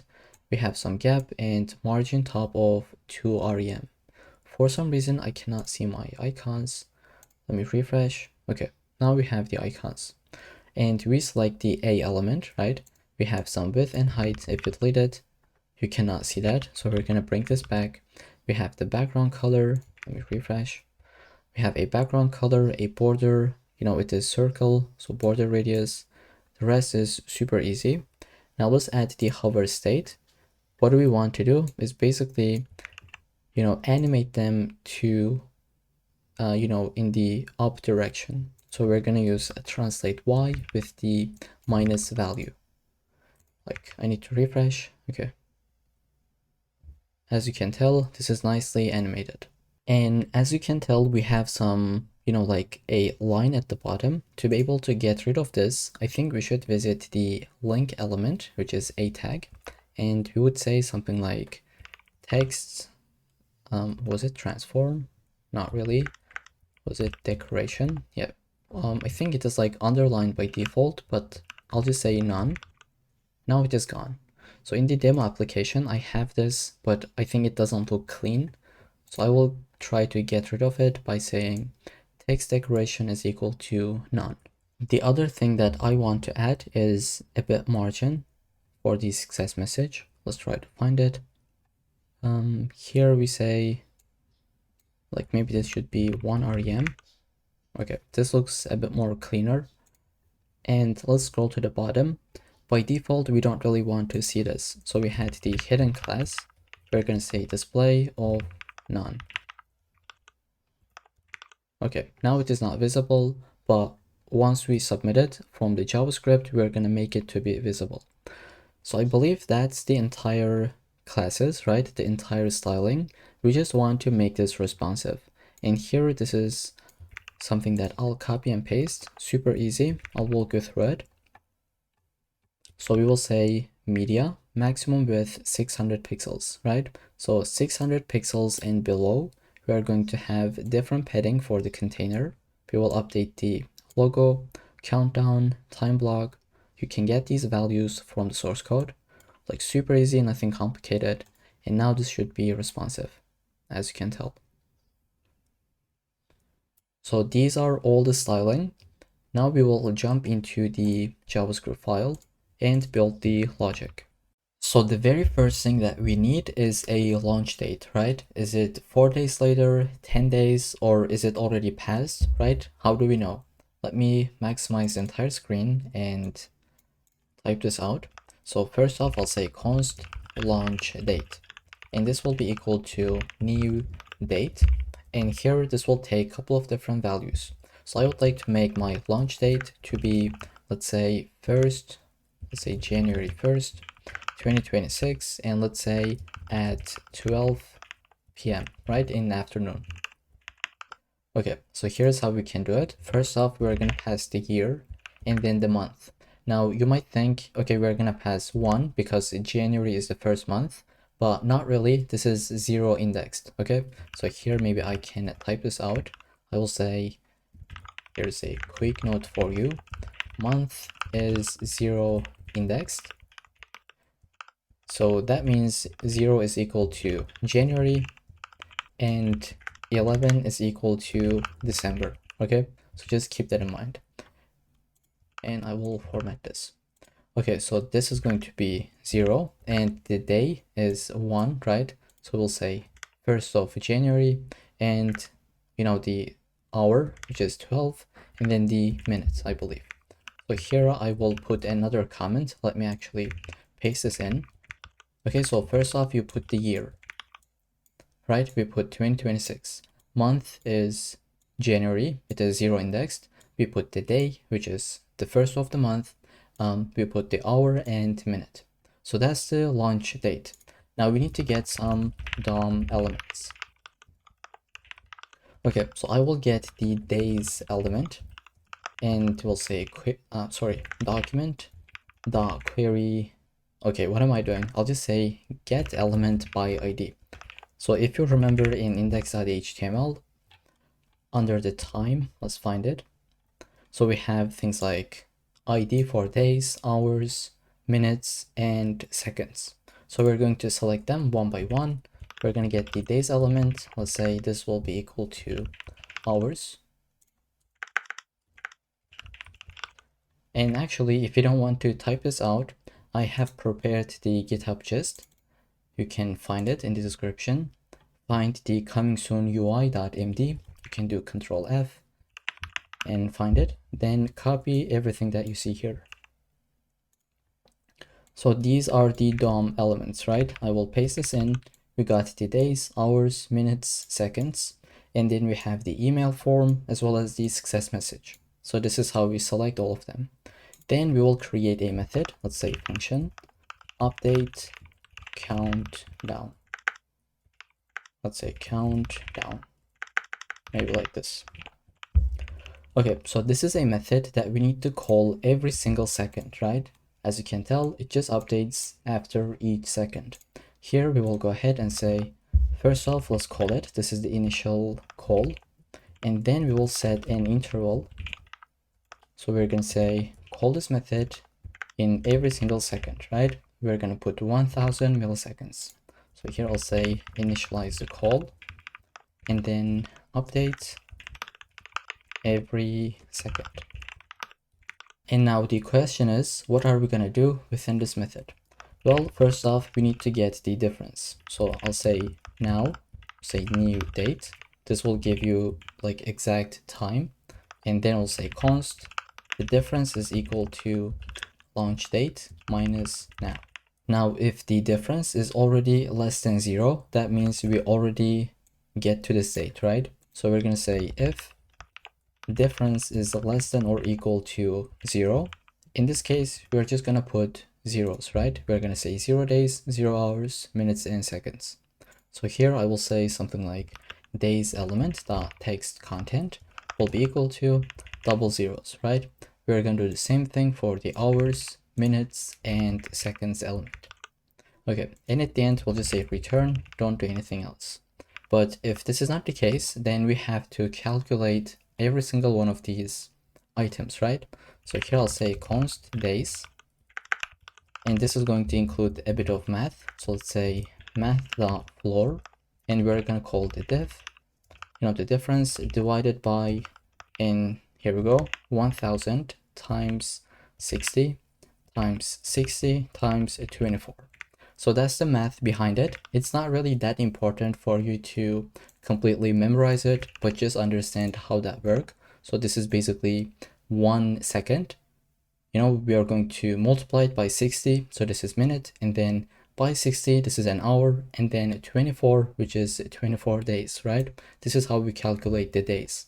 Then we're going to do the similar thing for hours, minutes, and seconds. Now, if you don't want to type this out, once again, you can grab it from the gist. I have prepared all of them. Just go ahead, copy it, and paste it here. You should be good to go. Now we got all these values. We would like to update it, right? We would like to update the UI. And this is how we're going to be doing it. I will say days element dot text content will be whatever the days is. So this is basically an integer, right? So let's say it's a value like 4. We would like to convert it to be a string, to be something like this. So we're going to wrap it with the string class, and then we'll say pad start 2, and then we're going to pass 0. Now this means if we have only 4 days left, we would like to add 1 0 at the beginning, so that it can look like this, right? So this is basically what we do. We always make sure that this is equal to 2 digits, right?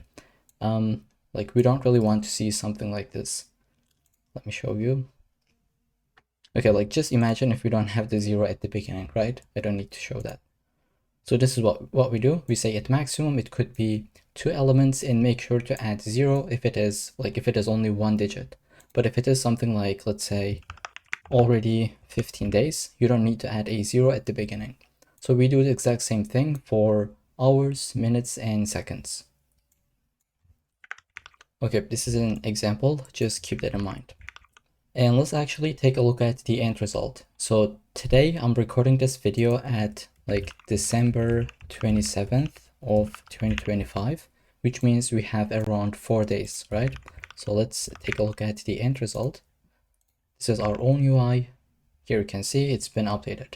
Now I will add maybe 6 more days on top of it.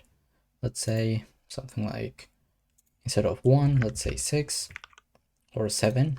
Like, as you can tell, it is getting updated. Let's say 7. Now this should be 10 days, right? If I go and do something like 2027, and first, like this is gonna be more than 365, right? So we have 369, 20 hours, so you get the point.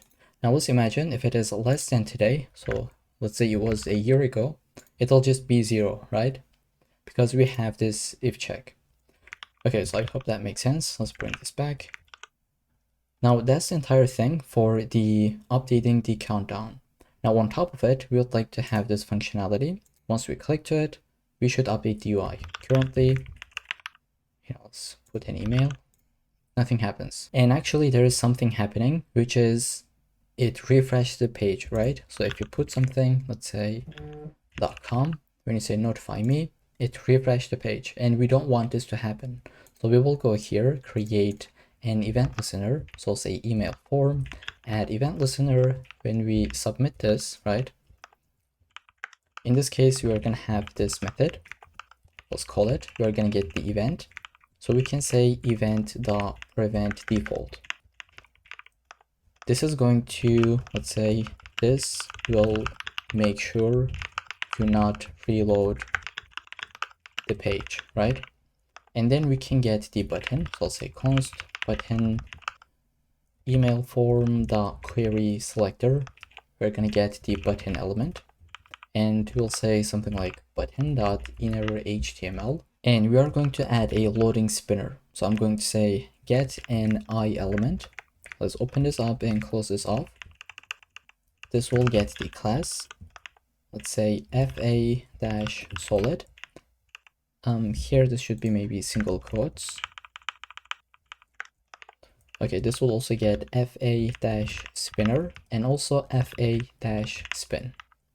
Okay, so this is going to give that spinner icon, and then we can say button should be disabled because we are in the loading state. Let's say that's equal to true.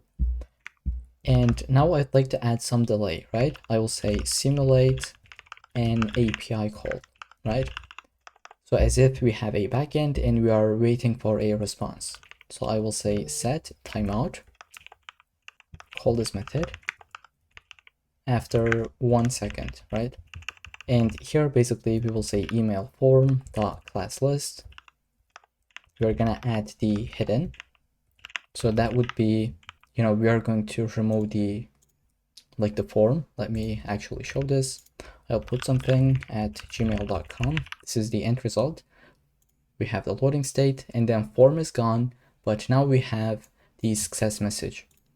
So we're going to hide the form, and I will duplicate this. This time it'll be success message. And we're going to remove the hidden class so that we can actually see the success message. Okay, let's save and take a look at the actual app. I'll put my name.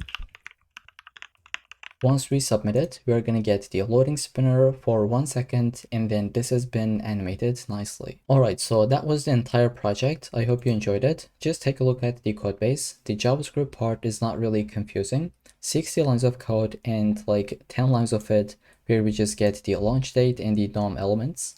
Then we have some calculations. Don't worry if you cannot really keep this in mind, that's completely fine. This is something that you would get from Google or AI. It's not really that important. Just know how that works, right? How do we update the text content, what the pad start does in the first place, and the rest is just syntax. You don't need to memorize any of them. Okay, so hopefully I'll see you in the next section. Alright, so in this section, this is what we're going to build. We have a contact page UI design with a form and some information on the left hand side. Now let's go ahead and fill this in. I'm going to put some hard-coded value. Let's say John Doe, put an email, and we're going to select a subject. Let's say partnership, put some messages, right? We can type anything, and then go ahead and send the message. We have the loading state, and then maybe like 2 seconds later, we got the the feedback that is nicely animated. And if we wanted to, we can send another message. So this is one of the components that you would see on every single company's page. So in this section, we are going to learn how to build it, right? And as usual, you can get the diagrams with the link in the description. Now let's jump into VS Code. Go ahead and create an empty folder. You can call this anything. This is the name that I came up with. Then we are going to create 3 different files as usual. Let's say index.html, style.css, and script.js, because we are going to need a bit of JavaScript for that logic. Okay, first off, let's build the markup. I will get my boilerplate code. Let's add a title, something like coming soon UI, and we can link our CSS file. It should be CSS. Then we're going to link, I think it should be script source the script file, and we're going to add the defer so that it can load in parallel, right? So this is one of the best practices that we have taught in the past. Then I think we can get some fonts. Here, right after the style.css, I will press Command-Shift-P, and I'll say Google Fonts, insert link, and the font family that I'll be using will be Inter, right? So I'm going to install that or import it. Then I would like to also get the font awesome. As usual, let's visit cdn.js. We're going to search for font awesome, copy the link, and just paste this in.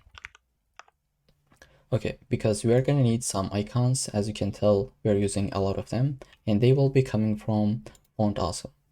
Now with this, let's say something like h1 hey, and run this with live server. Okay, now we're gonna have the markup, right? So we have basically two different panels, one on the left and one on the right. So let's try to build it. Under the body, I'm going to delete the h1. So I will have a main element with the class name of container. So we're gonna have the left side. Let's say this is the info section. And then I will duplicate this. Let's say this is the form section, and that's gonna be the right side. So let's build this one first. I will say section and give a class name like info-section. And let's duplicate it, put it right here. This is going to be, let's say, form-section. And let's get started with this one first. So we're gonna have a div with the info-content. Within this, we are going to have the span element with the badge class, and this is going to say contact, right? So this will say contact. Right after the span, I will have h1. So we are building this part. Let me show you. We just built the badge. We're going to have the title and then a description. I'll just copy this. So paste it right here. That's the h1. I'm sorry. Like, this is the h1 where we say let's work together, and then we're gonna have a p tag, and that's the description. You can get it from the source code or just pause the video, type this in however you wish. So right after the p tag, we're going to have contact-cards, and then we're gonna have contact-card, right? We're gonna have this 3 different times. So I'm going to duplicate it, or maybe let's just build the very first one. So contact card is going to have the card-icon, and here this is going to be an I element. Let's say class fa solid, and I'll say fa-envelope, right? Right after this, we will have another div. So right after the card icon, we will have div with the class name card-info, and this is going to get the span. And before I build it, so this is what we're trying to build. This is the first card, second, and third. We have one icon and then like a information section, right? Okay, so that's the first span. Let's say class name card-label. This will get the email as the text, and for the value, I will get in a tag. So href, it's a mail, so we're gonna say mail to, and then whatever the mail address is, right? So that's how you build a contact card. So go ahead, copy this, okay, and duplicate it twice. So that's the first one and then the second one. Now we're going to update the values. So first off, update the icon. This is going to be phone, and let's say something like phone. And here you can add a value. In this case, I'll just put something test like this. And since this is a phone, we'll just say tell and then put the value. And then we're going to have another one for the contact card. This will be fa, let me update it, location dash dot. And then we are going to say something like address, or I'll say office. And then I'll put a test address once again. So it'll be a span element right here. Okay, so go right after the span. We have 3 different divs, right? Go below to it, and I think this is the container. Okay, you can shrink this, go below to that, and we are going to have, I think, the social links. So we just built the cards. Now we're going to have the socials. And you can use your own social links, but in this case, I will leave it empty. Okay, so we have the socials parent, and then we have like Twitter, LinkedIn, Instagram, and GitHub.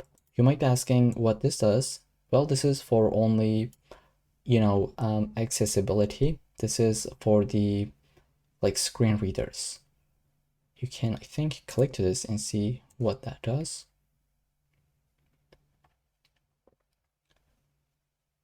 Okay, so the purpose of area label is the same as that area label. What does that mean? It provides the user with a recognizable name of the object. Like this is for accessibility, right? It is for the screen readers. And in this case, we are including it because why not? That's one of the best practices, right?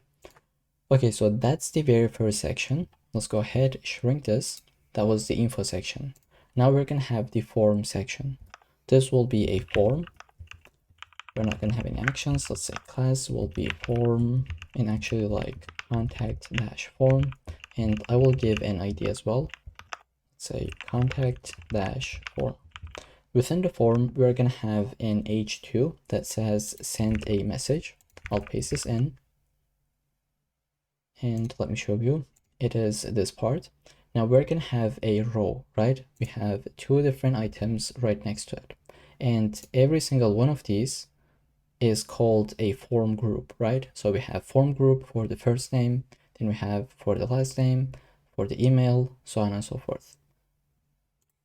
Okay, so right after the h2, I will have form dash row, and within this, we're gonna have two different form groups. So the first one will look like this. So this is what I just pasted. We have a label and then one input that is type of text. Now we say for, and it indicates the ID of that. So here, if you put the first name 123, you'll like to update it. You update it here as well. And this is because if you click to the label, it will activate that input, right? So if you click to the label, right? Okay. So that's the reason when you click to the label, we basically attach them to the input. And then we have a placeholder as well as the required field. Now I'm going to duplicate this. Let's say this time that would be equal to last name. And for the placeholder, we can say something like no, right? Okay, so that's the form row element. We can shrink this and go right below to it. We are going to have the email. So you can actually pause the video and try to build it by yourself, but it is very similar. We have the label that says email, type, we have an input type of email, and a placeholder, right? So this is what we have at the moment. Of course, no styling at all, but we're gonna get there. And then we have a select element, right? So let's go here. Right after this one, I will have another form dash group. I will get the label. Let's paste this in. For is going to be subject. And instead of email, we're going to say subject or topic. And this is going to have a select element. We don't really need a name, but we're going to have an ID. Let's say it's going to be equal to subject. And we're going to have a couple of different options. So the first option is not going to have any values, but it'll say something like, select a topic. And we can say this is going to be the default value. So we're going to say selected. And let's say it is disabled. So users cannot select that one, right? You cannot select this first option, but you can select the others. Okay, now we are going to have the other options one by one. We have the general, we have the technical support, and I will get the rest. So we have sales, partnership, and the other. All right, so that's it for this form group as well. I will go ahead, have another one. This time, this will be a text area element, as you can tell. This is for the message. So let's say class name, form dash group. Once again, we're gonna have a label, let's say for, let's say message, and put the text. This will be a text area element. We don't really need a name, but let's say ID will be message.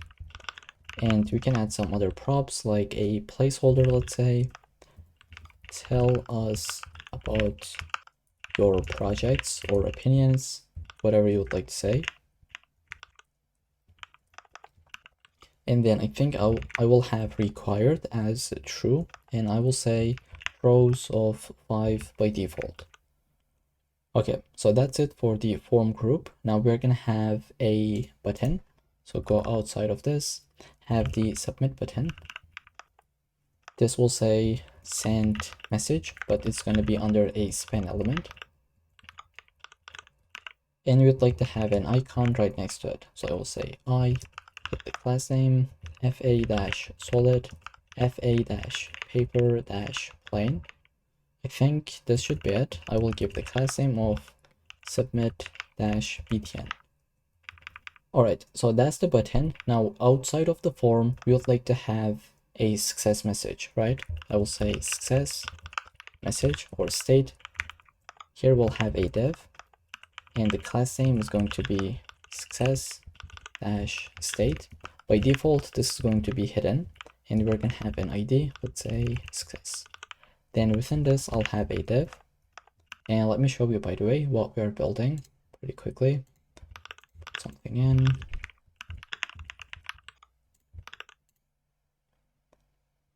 Okay, so we have the icon, a title, description, and then another button.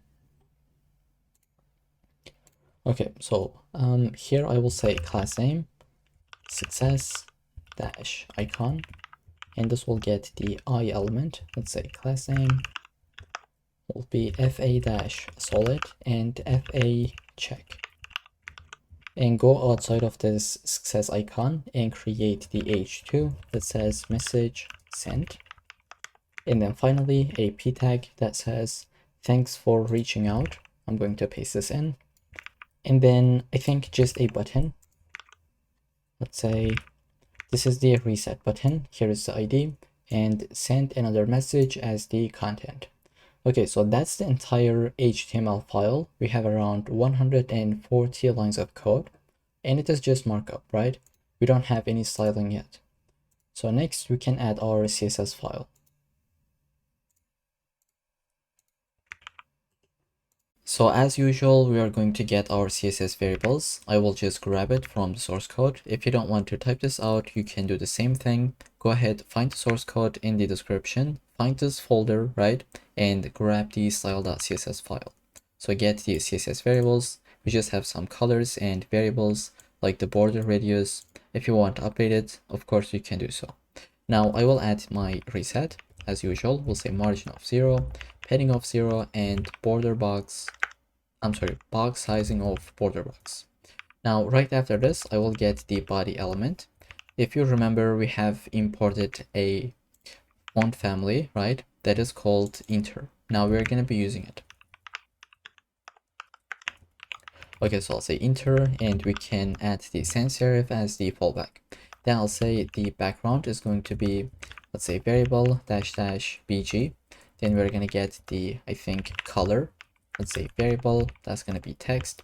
And then we can get the minimum height of 100 VH, right? And then I will have the blank element. I'm going to add the reset for this as well. So we will say color should be inherited from the parent element. And then I'll say text decoration is going to be none, so that we don't really have that underline, right? By default, this is equal to underline value, but we're going to make it to be none. Okay, then I will select my container element. So here is what we're going to be doing. We will have two different elements, right? So I will be using grid for this. So I will say display of grid, and I will say grid template columns. We will say 1 fraction to 1 fraction. So it's like 50-50, right? And we will say minimum height for this could be 100 VH as well. Then we are going to build the info section, which is the left hand side. So I will say info-section. And then we're going to say the background is going to be a linear gradient value. we're gonna have 135 degrees. Let's say we're gonna go from the accent color to this color. I think it'll be accent dark. Okay, make sure that this is equal to background and not background color because we are using linear gradient. Then we'll say padding of 4 rem and maybe something like display of flex, align item centered, and I will say position will be relative. Let's say overflow is going to be hidden. And I think we can put them side by side as we type out. So this is what we just built. Let's try to get them side by side. Maybe like this. Okay, so that was the info section. Now we're going to get the info content. So I'll say dot info dash content. And I will say something like maximum width could be 450 pixels. Okay, it cannot get larger than that. And then, I think this should be maximum, right? Not minimum. Maximum width. Okay. Now I will get my badge. Let's select it. I will say display will be inline block. And then for the background, let's say we're gonna get RGBA. I'll give 255 3 times, but at the end it's going to be 0.1 or let's say even 2. Okay, so as you can tell, we have a slightly white background. It is kind of like a gray, right? We update the opacity from 1 to all the way up to 2, 0.2. Okay, so that was the background. Now let's add padding. Let's say 0.4 rem and 1 rem. And then I will add some border radiuses, right? I'll say border radius could be 100 pixels. And then maybe something like font size, let's say 0.85 rem. Then we will go ahead and say font weight is going to be 500. And then margin bottom 1.5 rem. Okay, so that was the badge. Now let's try to get the info section h1 element, right? So maybe I will copy this, select the h1, and I'll say font size. Again, we're going to be using the clamp method. Let's say clamp. We're going to put 2 rem, which is the minimum value.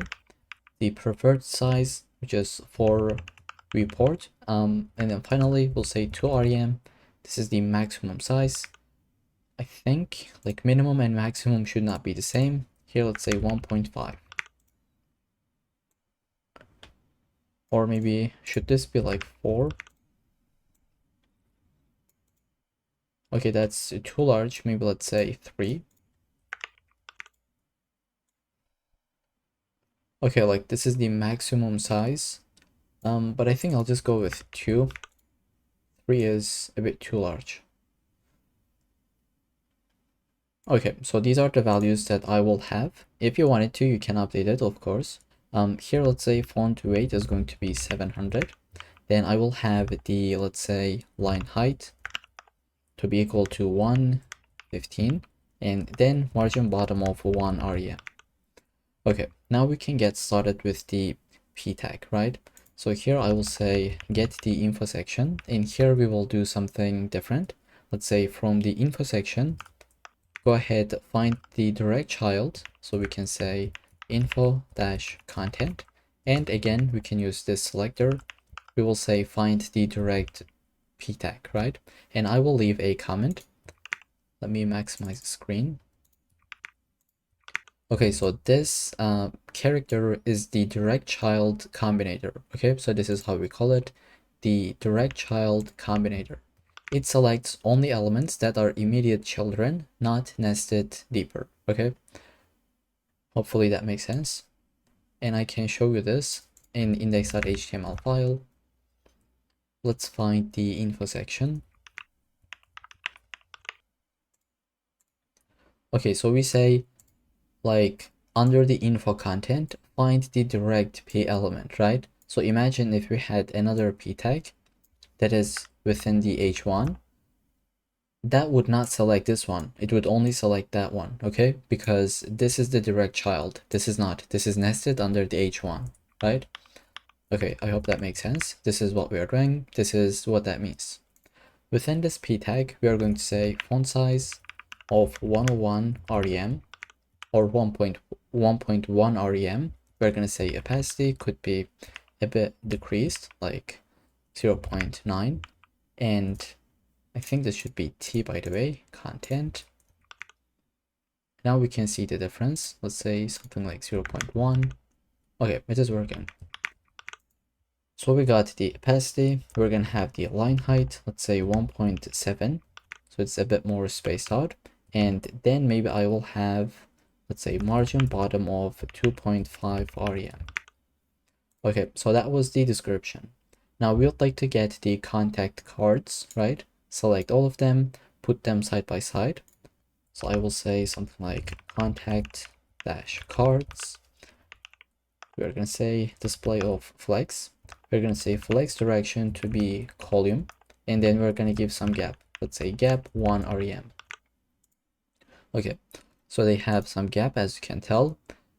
Then I will also say margin bottom will be 2.5 rem so that it is spaced out from the social icons.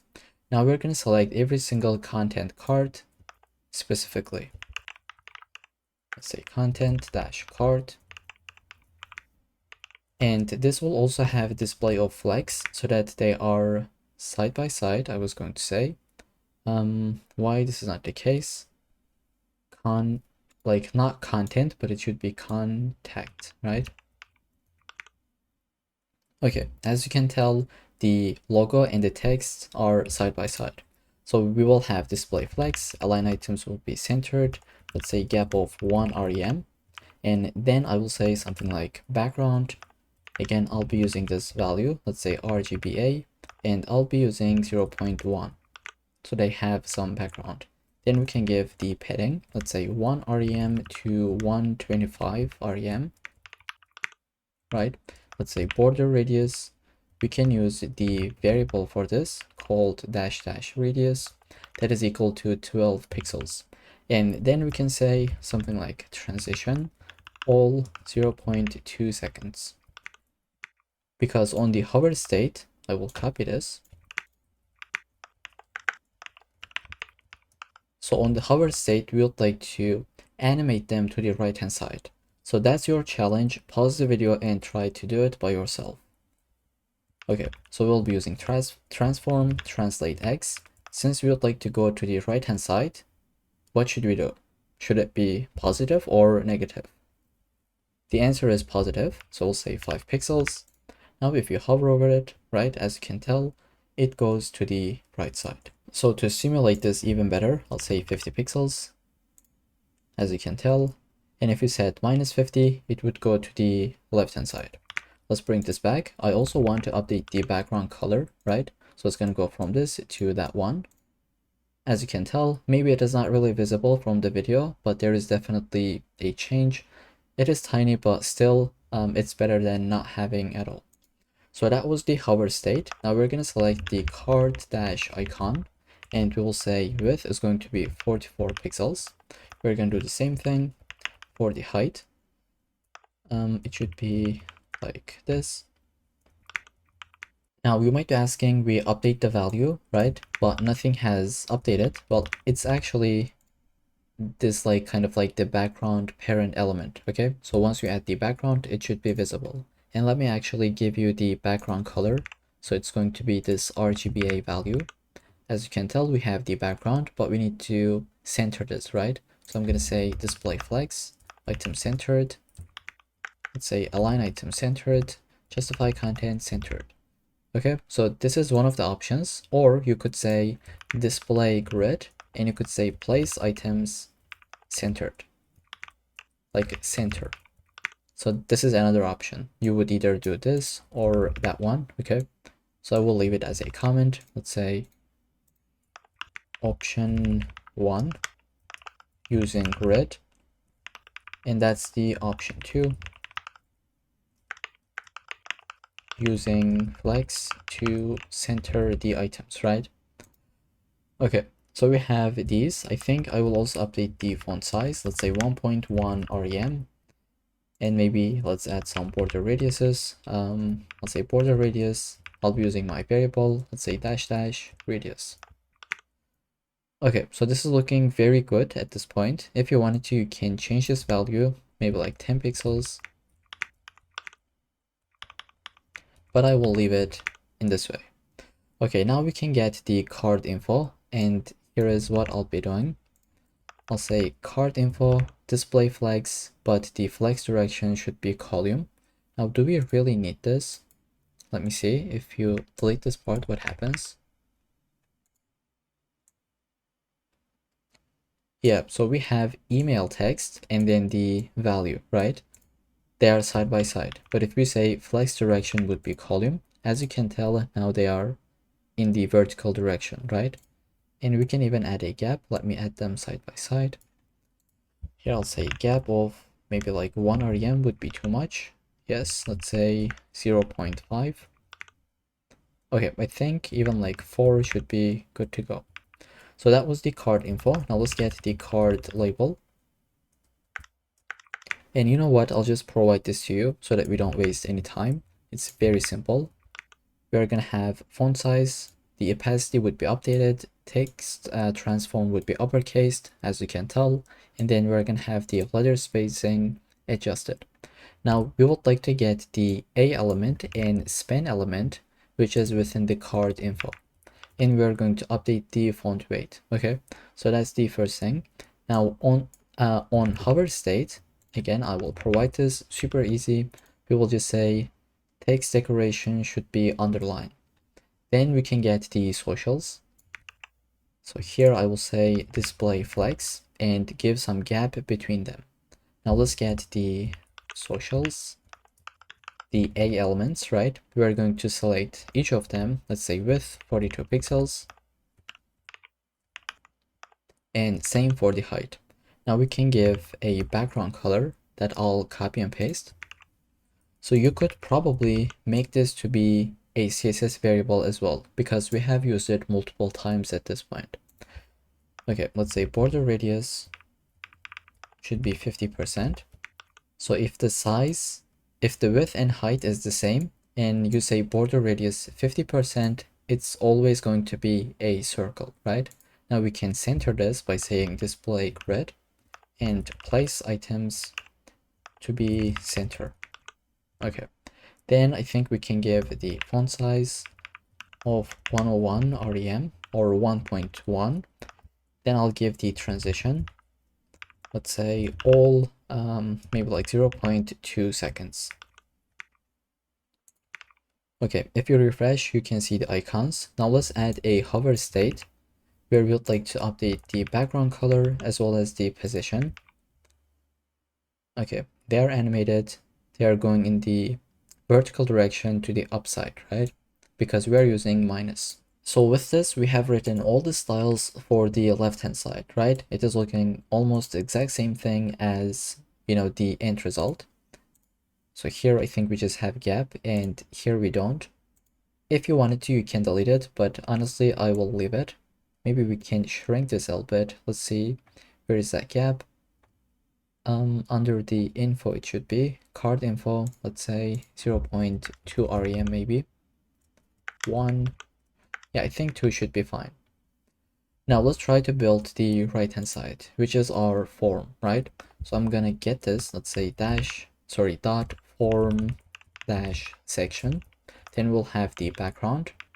Let's say it's going to be variable of dash dash bg. Then we can get the padding of 4 rem from all directions. Then we're gonna give the display of grid and place items, not content, but let's say items, to be centered. So it's going to center the entire content. Now let's just try to add our hidden class, right? So you can add hidden display of none.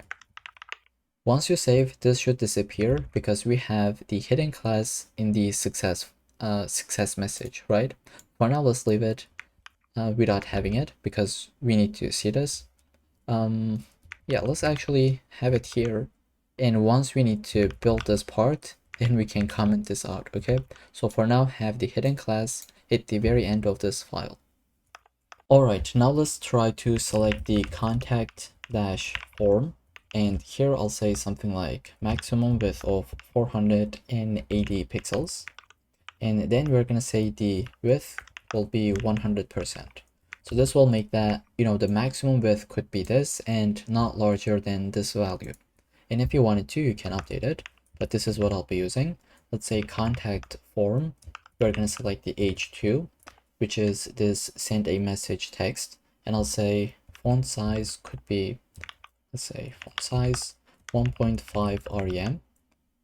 Wait, did we select it? So I didn't see really a difference. Let me say like 5 rem. Okay, so it is actually working.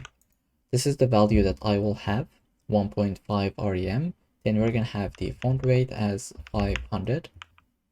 Let's actually use 700. Then maybe I'll say something like margin bottom of 2 rem. Okay, then we're gonna get the form-row class. I'll say display should be grid, and we're gonna say grid template columns 1fr and 1fr. So again, 50-50, right? So we have the first name and last name side by side, just like in the end result. Okay, and we can give a gap, let's say 1 rem between them. Then we're gonna get the form group element, and I'll say something like margin bottom 1.25 rem. So we have a bit more space. But do I have a typo? Yes, this should be form. Okay, now right after this, I will again get this. Let's say we're gonna select the label and we're gonna add some styles like display of block, let's say. Then we're gonna have font size 0.9 rem. We're gonna have font weight, let's say 500. Color is going to be this variable called text dim, and margin bottom of 0.5 rem. Okay, so that's what we have at the moment.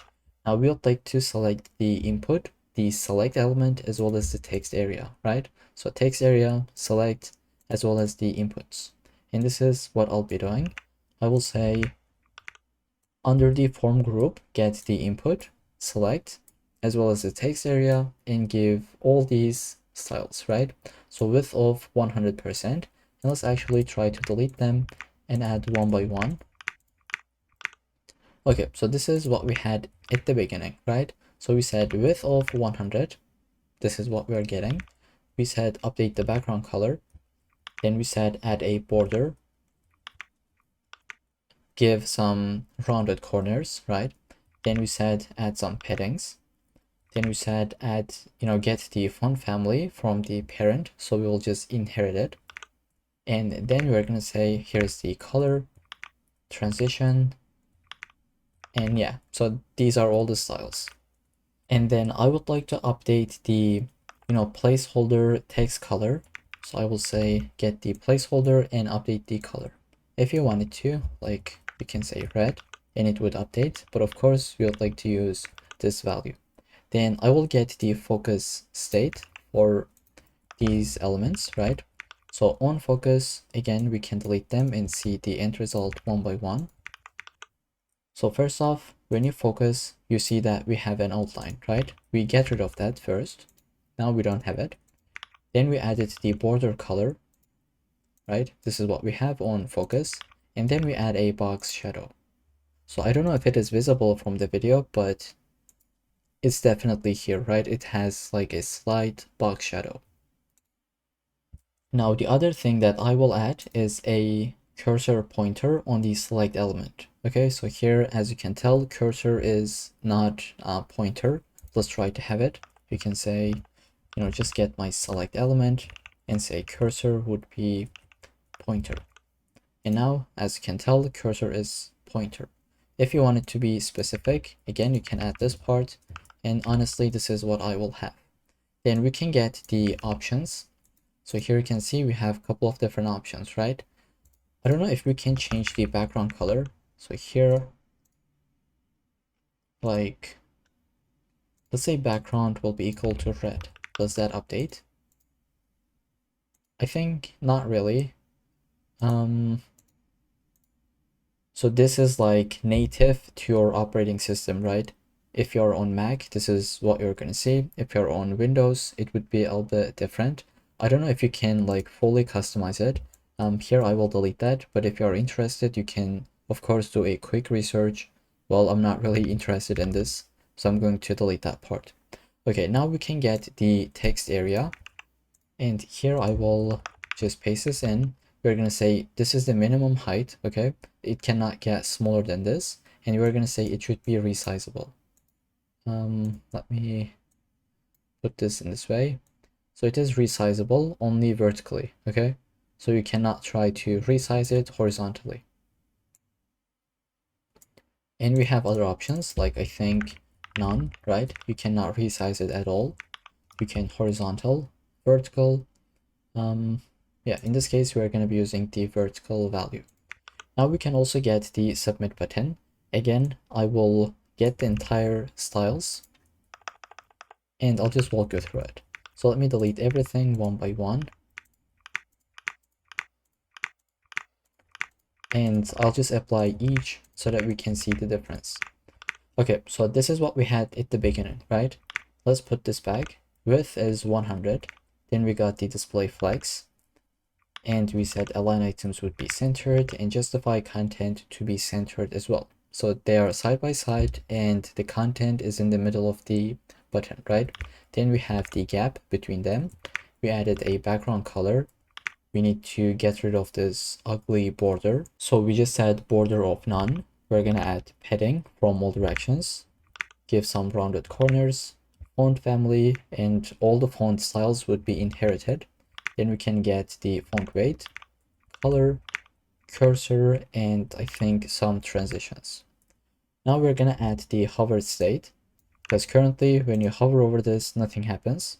So I'll say submit button on hover, update the background color, as well as the transform, where we update the translate, and then we add the box shadow. Okay, so that was the hover state. Now I will get a couple of different styles as well. We're gonna have submit button hover state, but for the icon. So when you hover over it, as you can tell, icon goes to the right side by 4 pixels, and it also like nicely animates. Then what we will have, let's see, we're gonna have the reset button, and let's try to delete this for now. Okay, so this is the reset button and we need to style that as well. Again, I will provide this to you.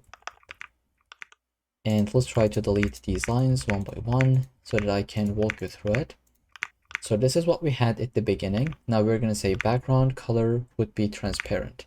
And then we are going to add the border, some paddings, border radius, font weight. Let's add a color. Cursor would be pointer and some transitions. Again, we will have the hover state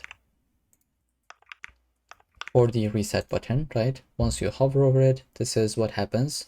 Border and color updates. Now we can get the success state. I'm going to select it. We will say text would be aligned, right, to the center, as we can tell, maximum width, and then the animation called fade in. This is something that we're gonna build in a second, and let's actually do it. Let's say keyframes, name would be fade in. So this is going to have 2 different states. We're gonna go from opacity of 0, and let's say transform, translate Y of, let's say 20 pixels, and we'll say 2. Let's duplicate it. As you can imagine, opacity is going to be 1, and transform, translate will be equal to 0 pixels, which is the initial position, right? So once we save, let's try to reload. As you can tell, this has been animated from the bottom of the screen. If you put minus, that would be animated from the top of the screen. In this case, I'll go with positive 20 pixels. So here again, I will go ahead, paste some styles and walk you through it. So this is the success icon, but let's try to see how that works step by step, like as if we are typing this out, okay? So this is what we had initially. We're gonna give width and height, and we're gonna give a background, right? So this is linear gradient. This is the degrees from this color to that one. And we're gonna give border radius so that it is a circle. display grid and place item center so that this can be centered. And then I think we will update the font size, and we can say margin horizontally is going to be equal to auto so that it is in the middle of the screen. So this is top, this is horizontally, right and left, and this is from the bottom. As you can tell, we have some spacing. Then I will get the age 2. Again, we have margin bottom and font size has been updated. We can get the p tag, paste this in. Okay, so that's the entire UI. Let's get this hidden class as well so that the success message is not visible at the beginning. And then finally, to make this responsive, I will add some media queries. Okay, so we basically say if we are in the 900 pixels or below, make this to be like not side by side, right? Just have one fraction at a time. So we have 1 and then the other grid element. So previously it was 1FR, 1FR, right? 50-50, but now it is 100%. Then we update the paddings on these sections. And then you can pause the video, read this. Once we get into the 600 pixels and below, this is what will happen. Now with this, our UI is completely responsive, as you can tell. And here, actually, let me shrink this even more, right? So this is like completely responsive, looking very, very nice. Now we would like to write some JavaScript so that we can actually submit this form, right? I will maximize my screens. Let's go under the script.js, and first off, let's try to get our elements. So I would like to, just type this out. It is only 3 elements. So we're going to get the form. Let's say document.getElementById. And here is our ID. That's called contact-form. I will duplicate it. This time, that's going to be the success. Duplicate it. This time, it'll be preset-btn. Now let's go here. I'll say preset btn. And this is going to be, let's say, success state. Okay, so these are all the elements. Now we're gonna have form.addEventListener. We will listen for the submit event, and we're gonna run this callback. Now you already know what to do, right? This is something that we have done in the past.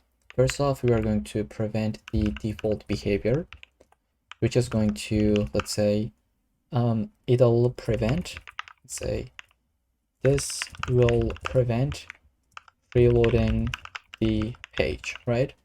And then I'll get the submit button. So I'll say const submit btn.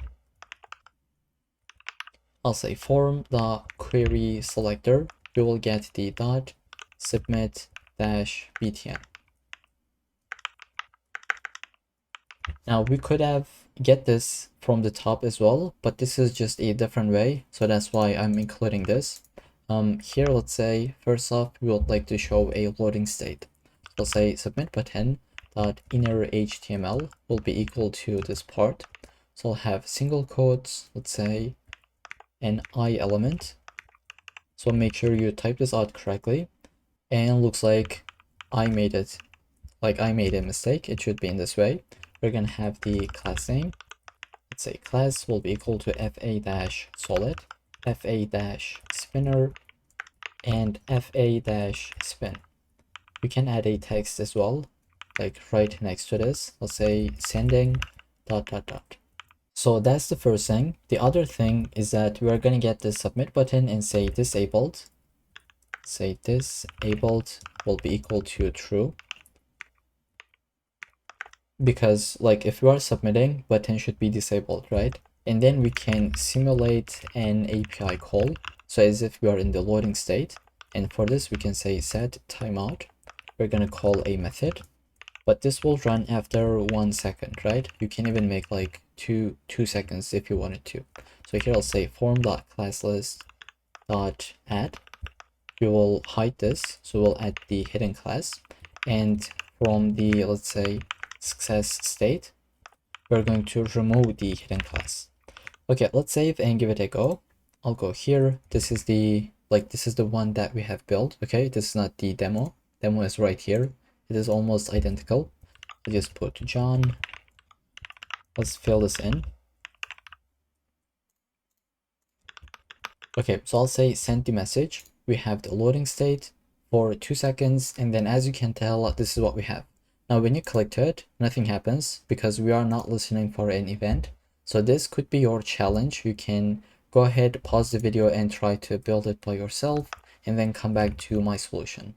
So I will get the reset button. I will say add event listener. On click, we are going to do something, which is this method. So here we'll say, first off, reset the form. Let's say form.reset.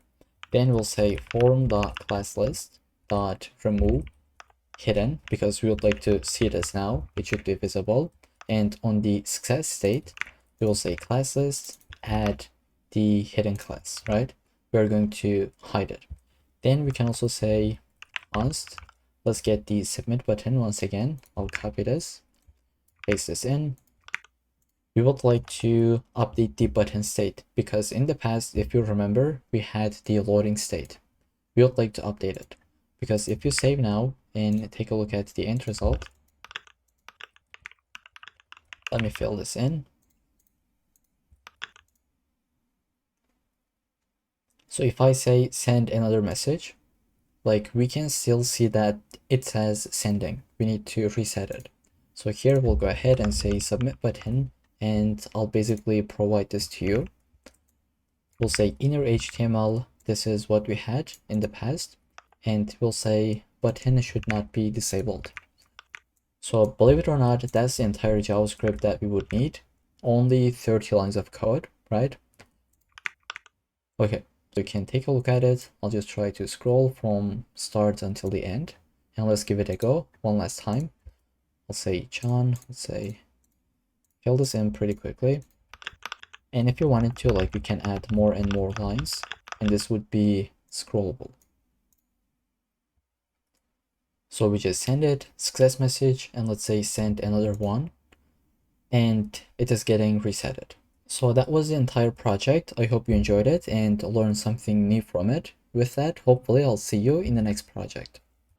Alright, so in today's project, we are gonna build a scroll progress indicator. So notice how as soon as I scroll, we have an indicator at the top. It says how many % we scroll, and we can see it actually right here at the bottom. And if I go up, it's going to also update the UI, right? And once I reach the end, it says completed. Now, this is a component that you would see in blog applications, and in today's project, we're gonna learn how to build it. So if you're ready, let's jump into VS Code and get started with it. Alright, so I'm right here under the index.html file. First off, I'll have my title. I'll say something like scroll progress. And let's try to link our CSS file. And we are gonna need a little bit of JavaScript. So we'd like to link our script.js file as well. Now, first off, let's build the markup. Here I will have a div with the class name being progress bar. And I'll give it an ID. Let's say progress bar as well. I think I have a typo. Let me fix it. Progress bar. Yeah. Okay, that's the very first div. And then we're going to have one more div. This is going to be the badge that we have at the very bottom, right? So here I'll say class name. It'll be badge. And let me give the ID as well. And initial value is going to be equal to 0%. And here we are not going to have any value at all. Now we can create an article element. Within this, I'll have a class name, let's say content, and then I'll have one h1, and you can grab the entire content from the source code. This is what I'll be doing. I'll just get this, paste this in, and then we're gonna have a couple of different p tags, right? So the very first one is going to be this, and then that one, so on and so forth. So I will paste this one, and actually I'll grab everything from the source code. So here from my second screen, I'm copying everything, and I'll just paste it right here. Within the article, just paste this in. At the very end, we're gonna have a p tag. So this is going to, let me delete this, this is not correct. We are gonna have a p tag. This is going to determine if we are at the end or not. So I'll just say end.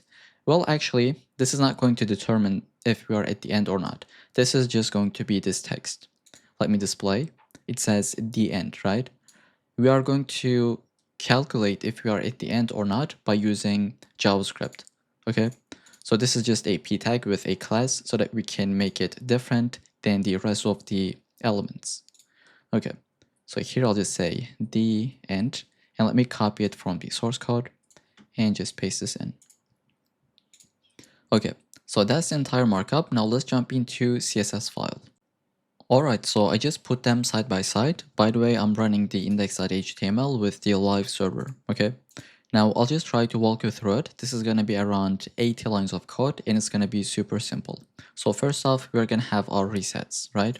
And then we're gonna select the body element. I'll update the font family. This is the one that I'll be using. You can get anything that you wish. Then we'll get the background, update the text color, as well as the line height.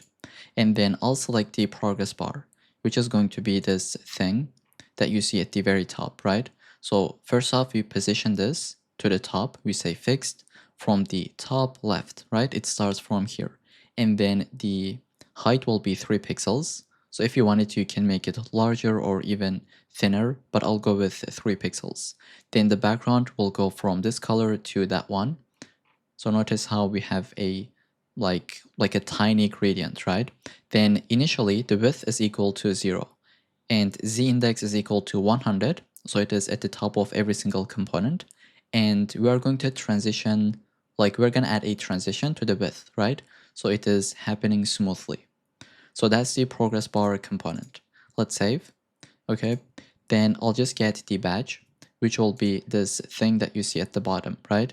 So what we say is that position should be fixed to the bottom right is going to be 24 pixels.